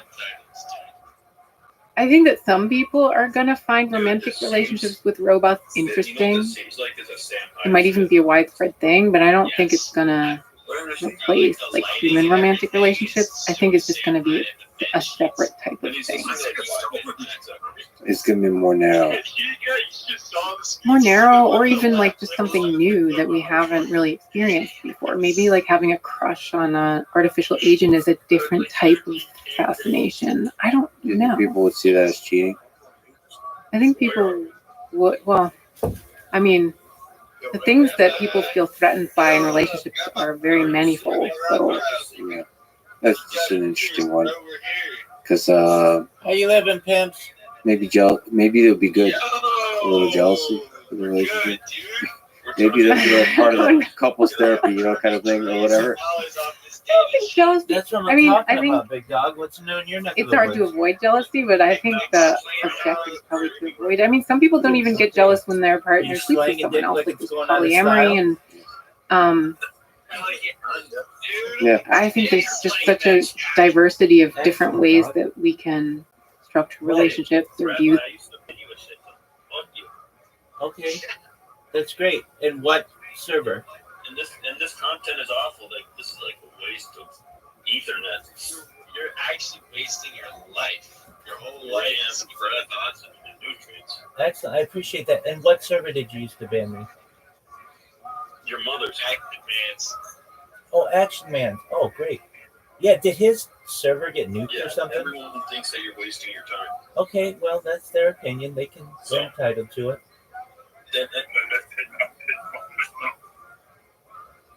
How do we make trillions of dollars off of data, Rothschild? Data is the most important currency. It's not a currency, it's a resource, and it is, according to The Economist magazine, the most valuable resource of them all. Resource? No. How do we profit off of that? Tell your friends. Buy a lot of hard drives? Well, there's that. You can do that. guy needs to start drive checking. Please. Feel free to check my hard drives. They're essentially open to the world. So you just sit on your bed all day in front of the camera? You say to yourself, Yeah, basically. how do you get food? I have it delivered. Mother brings it. No, I wish. I have it delivered. Do you ever just jizz on your stomach and then pull your shirt back down? All the time, man. That's what I thought. There you go. All right, well, mine works here, though. Excellent. Well, I'm glad that you're here. How are you guys? Pretty good, man. Excellent. What happened to Action Man server? What do you mean, what happened? Is it still there? Yeah. Oh, okay. Well, why did you keep banning me?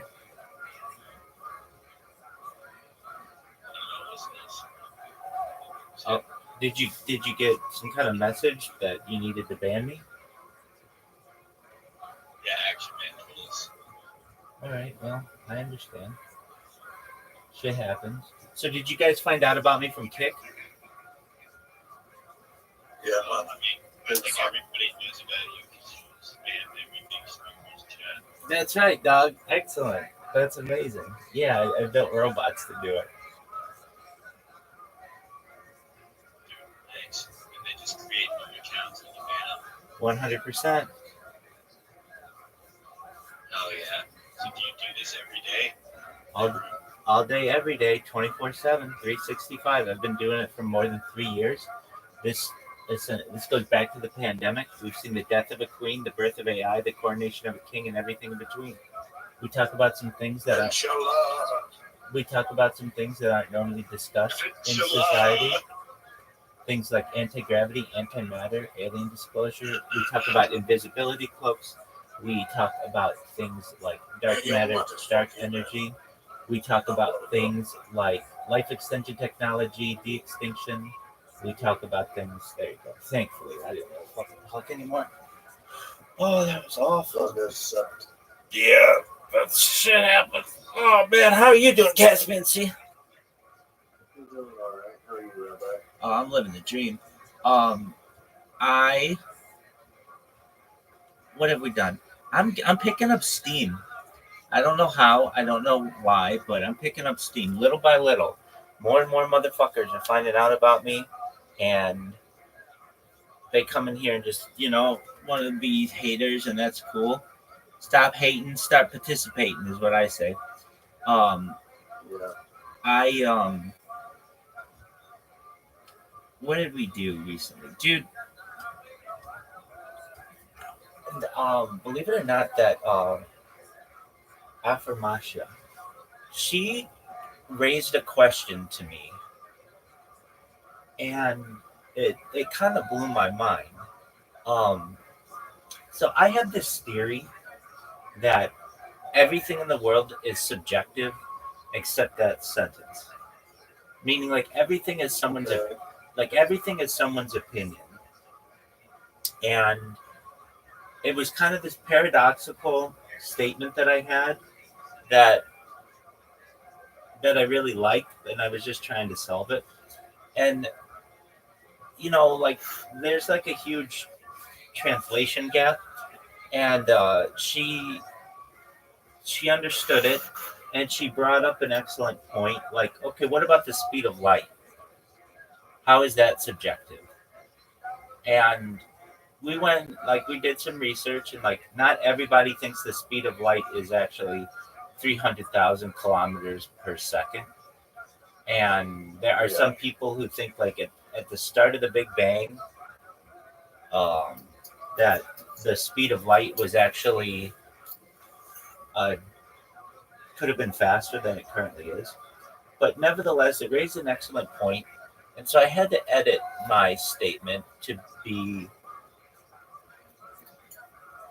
every opinion in the universe is subjective except that statement.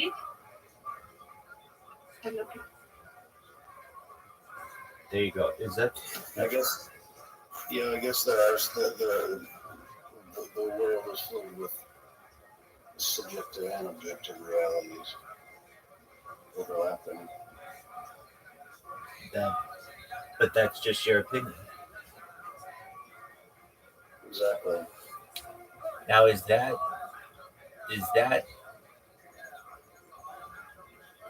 just subjective? I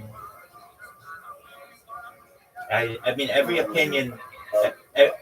Maybe I think that our subjective realities kind of rely on a few objective ones, like science, right? Science is kind of static. It's just what we discover about how to use about it that changes. It's not so much that science changes. It's that understanding of that world and how to manipulate the world around us is what grows, right? But the laws of physics and other quantum rules that may not exactly show math that's still completable, those are just kind of static, aren't they?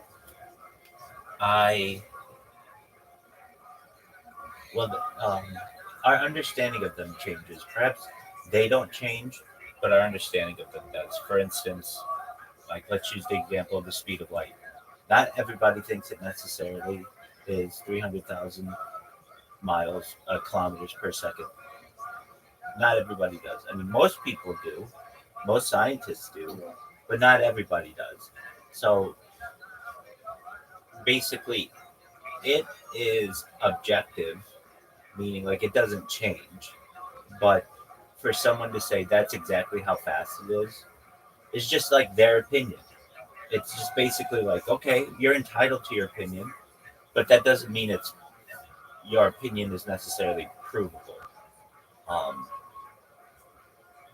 There are ways there are ways to enforce your opinion, and we usually call those things like evidentiary um, processes.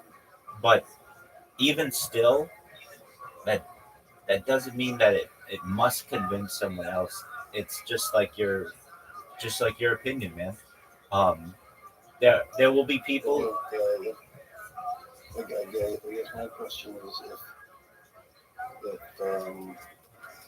like the sky is blue, but someone who doesn't have the ability to perceive colors is looking at the sky, does that mean the sky is not blue, or does that mean that they don't have the ability to perceive as clearly as others?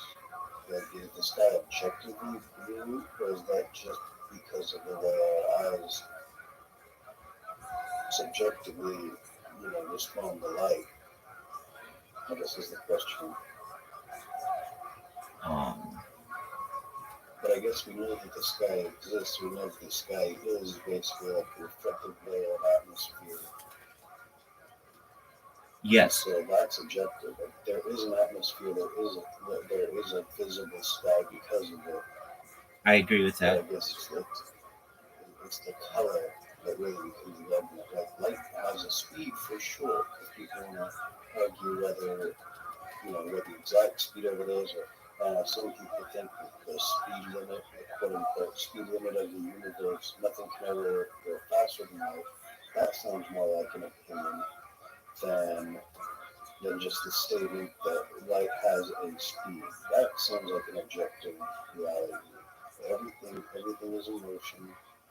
Everything therefore has some sort of speed to it, which can be measured in some way. That sounds objective to me, because it's not trying to infringe on anything. It doesn't infringe on anyone else's. I It doesn't infringe on itself. It's like, I get that, but then as far as people will make the argument that that's just your opinion.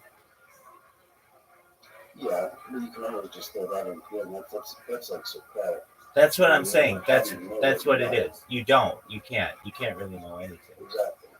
And that's what I'm saying. You can't really know anything.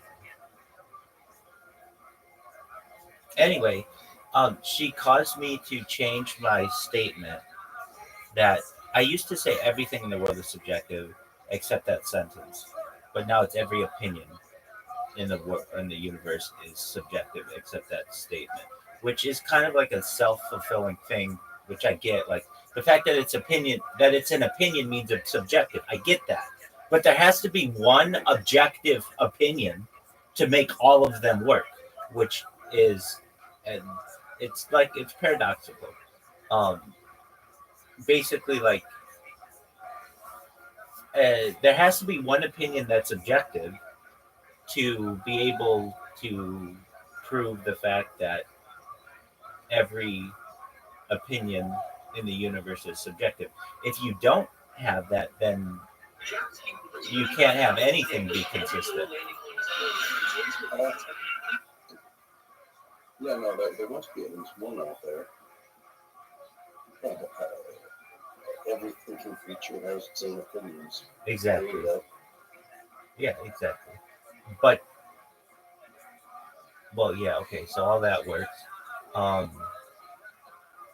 but it's basically like, I don't know, I use it a lot just because people come in here and say whatever the mean things they want to say or whatever, and I just basically counter them with, that's just like your opinion, man. And Yeah.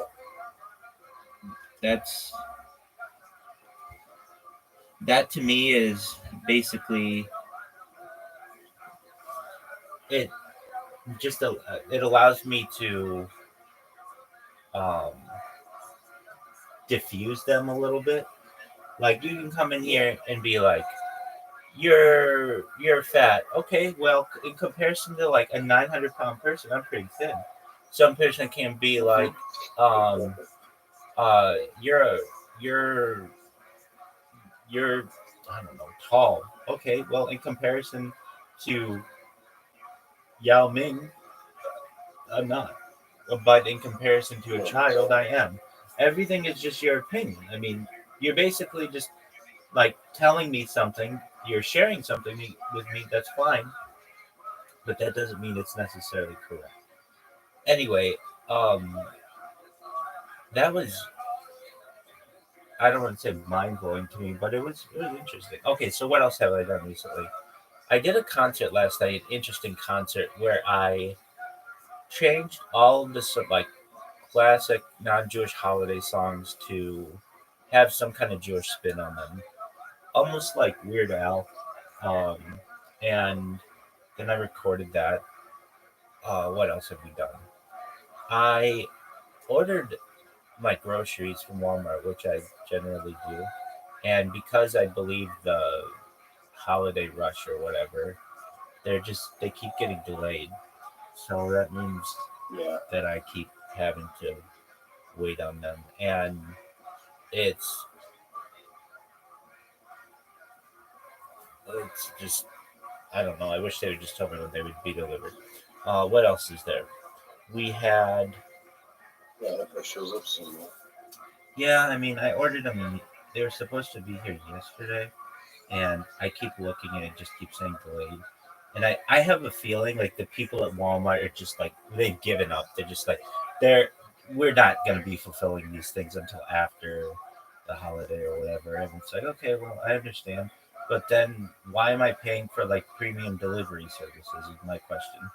Um I keep getting more and more people who are friending me and stuff in Discord, which is cool.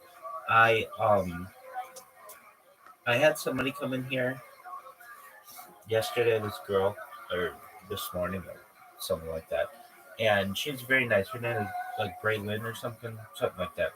And she's like, I see you everywhere, and I didn't know if you were, are you a real person? Yeah, and we talked for at length, and she was just like, wow, you are really, really nice. Like, I had no idea. I just would see you in your room and I would see you talking to people, but I didn't know to whom you were speaking. And now I know, and now it like all makes sense to me.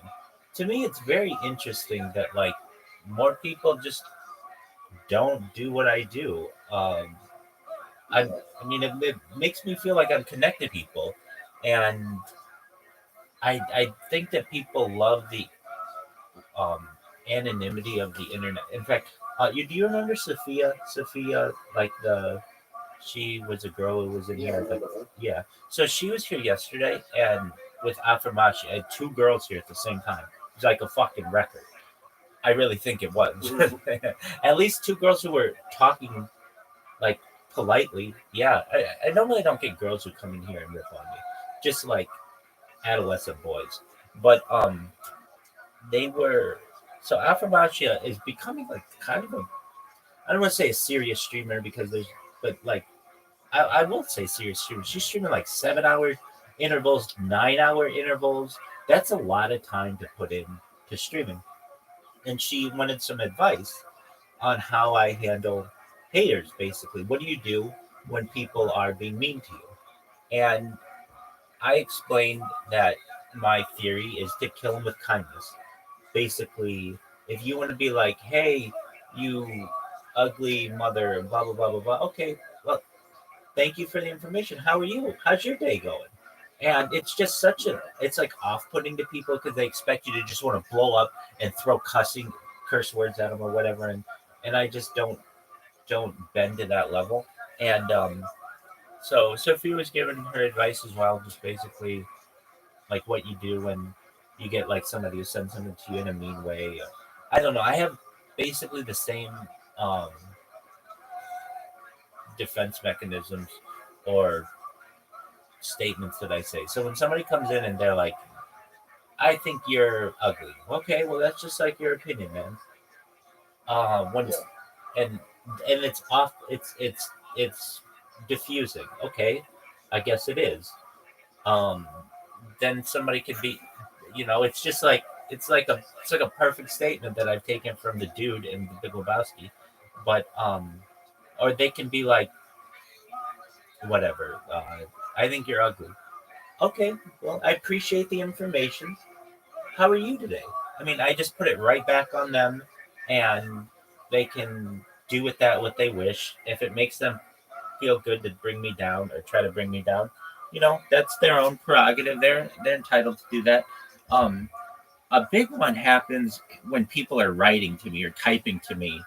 They'll write something like incredibly mean, and I have this method. I just I will just write CSB, and they don't know what that means because it's just like an acronym. So they have to say, "What's CSB?" Then I just write cool period story period bro period, and then that's like a slap in the face to them because they had to ask me for help, and I have to give it to them, and then it's just like, oh well, that's what that means. Well, fuck you, and I get great joy from that. Um, That's a good one. yeah, Making someone figure out their own insult. exactly. I find that one works really well, and then people make fun of them. They're like, dude, why didn't you just Google it? And they're like, well, I did, but it looked like it was California, Santa Barbara, or I thought it was something like they'll come up with something that they think it is. When if you do look in Urban Dictionary, it does show up. CSB is just a cool story, bro. And some people do. Yeah, I think it's hilarious too. So then there is a way for them to figure it out. What else do I do? Sometimes if somebody writes me just a huge fucking paragraph or something, I will. Well, I don't want to say I do this. I guess I do it to people I like and people I don't like. Sometimes somebody will write me a huge paragraph of something, and I'll just give them like a thumbs up, like, "Hey, I read it," or an okay, like I understand, or a heart, or something like that. Like I don't really have anything else to add, but I want you to know that I read it, and we can talk about it later or whatever. And then some people will just write this incredibly hateful thing or whatever, and I'll give them like that okay symbol, and it kind of it in my own way. I didn't ignore them, but also it's like I'm not going to be just like Yeah, you know, just because you're online all day, every day, doesn't mean you owe everybody comes in here like every because they decided that now's the time to talk about it. Doesn't mean the rabbis are waiting. right, exactly. And if you're gonna be nice, I have no problem stopping what I'm doing to talk to you. But Yeah. if I'm in the middle of doing something and you want to just come in and ask me the same fucking questions that everybody else asks me, well, okay, that's fine. But you're gonna have to just wait for a second. And So, Rabbi, do you like stay in that? Is that like your room? yeah, Those computer screens. Yeah. Are they on? yeah, they are on. They're streaming anytime. The questions that they ask you. Right. I mean, you see that they're on. I don't know. It's really weird. I don't know. What? Well, and they think it's weird, and I just think it's. I mean, I don't want to. I know it's not normal.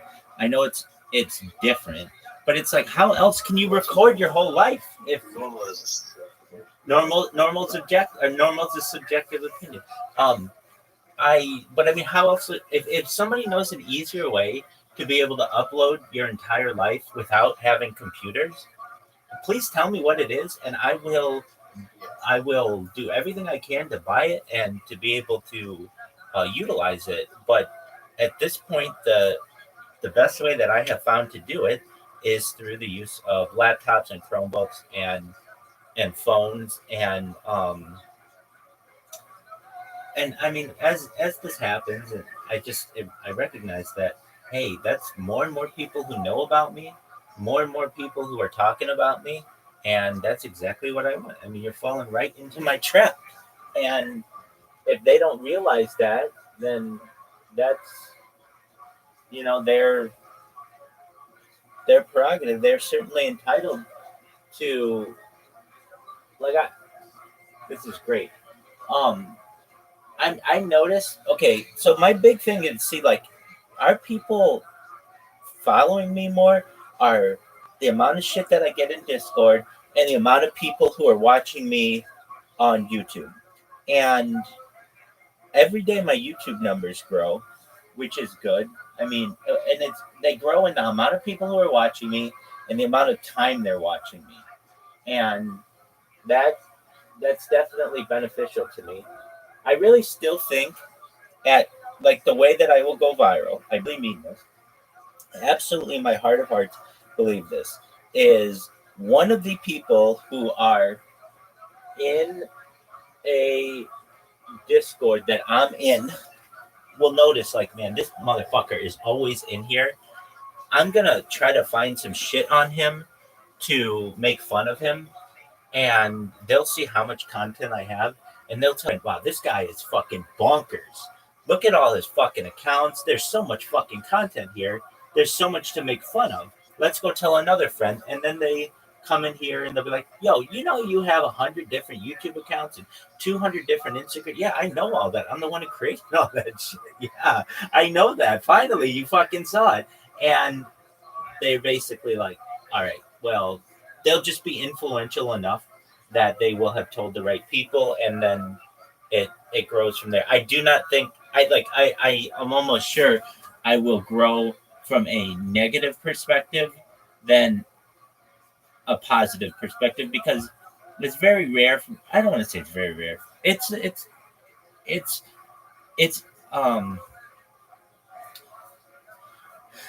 is just, I think, human nature to want to be able to perhaps find an anomaly on the internet, and I'm an anomaly.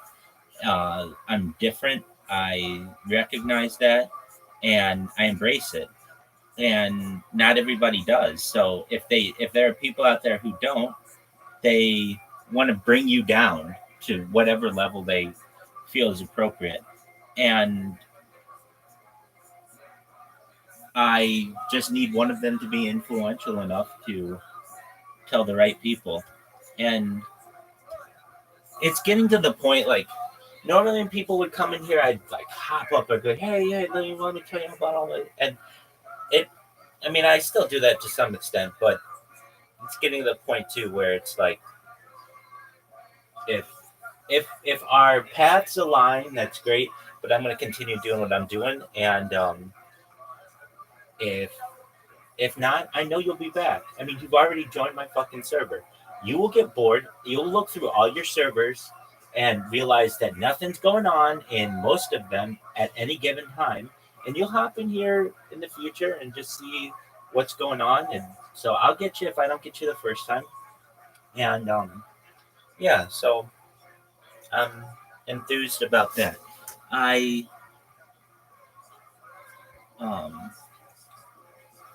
really think the one, I know I could be wrong, but this one Wall Street Bets server, it has 66,000 people, which isn't the biggest of servers, but it's still big enough to be serious. And I get a lot of haters in there, really mean haters, like guys who are just over the top mean. And that's great because it tells me that they are interested in me. And I've been banned there so many times. I have been banned there quite a few times. I can't even count. And because of that, I've worn them down. And then also these guys love to fuck with me. They love to kick me out. And I've got this robot that just brings me back in, which confuses them. Because it's like, hey, I'm watching this guy sleeping, and how is he coming back into this Discord? It confuses them, and I think that that's somewhat hilarious. Yeah. So with that, I'm gonna use the restroom. I'll be right back. I was going to say I'm going to do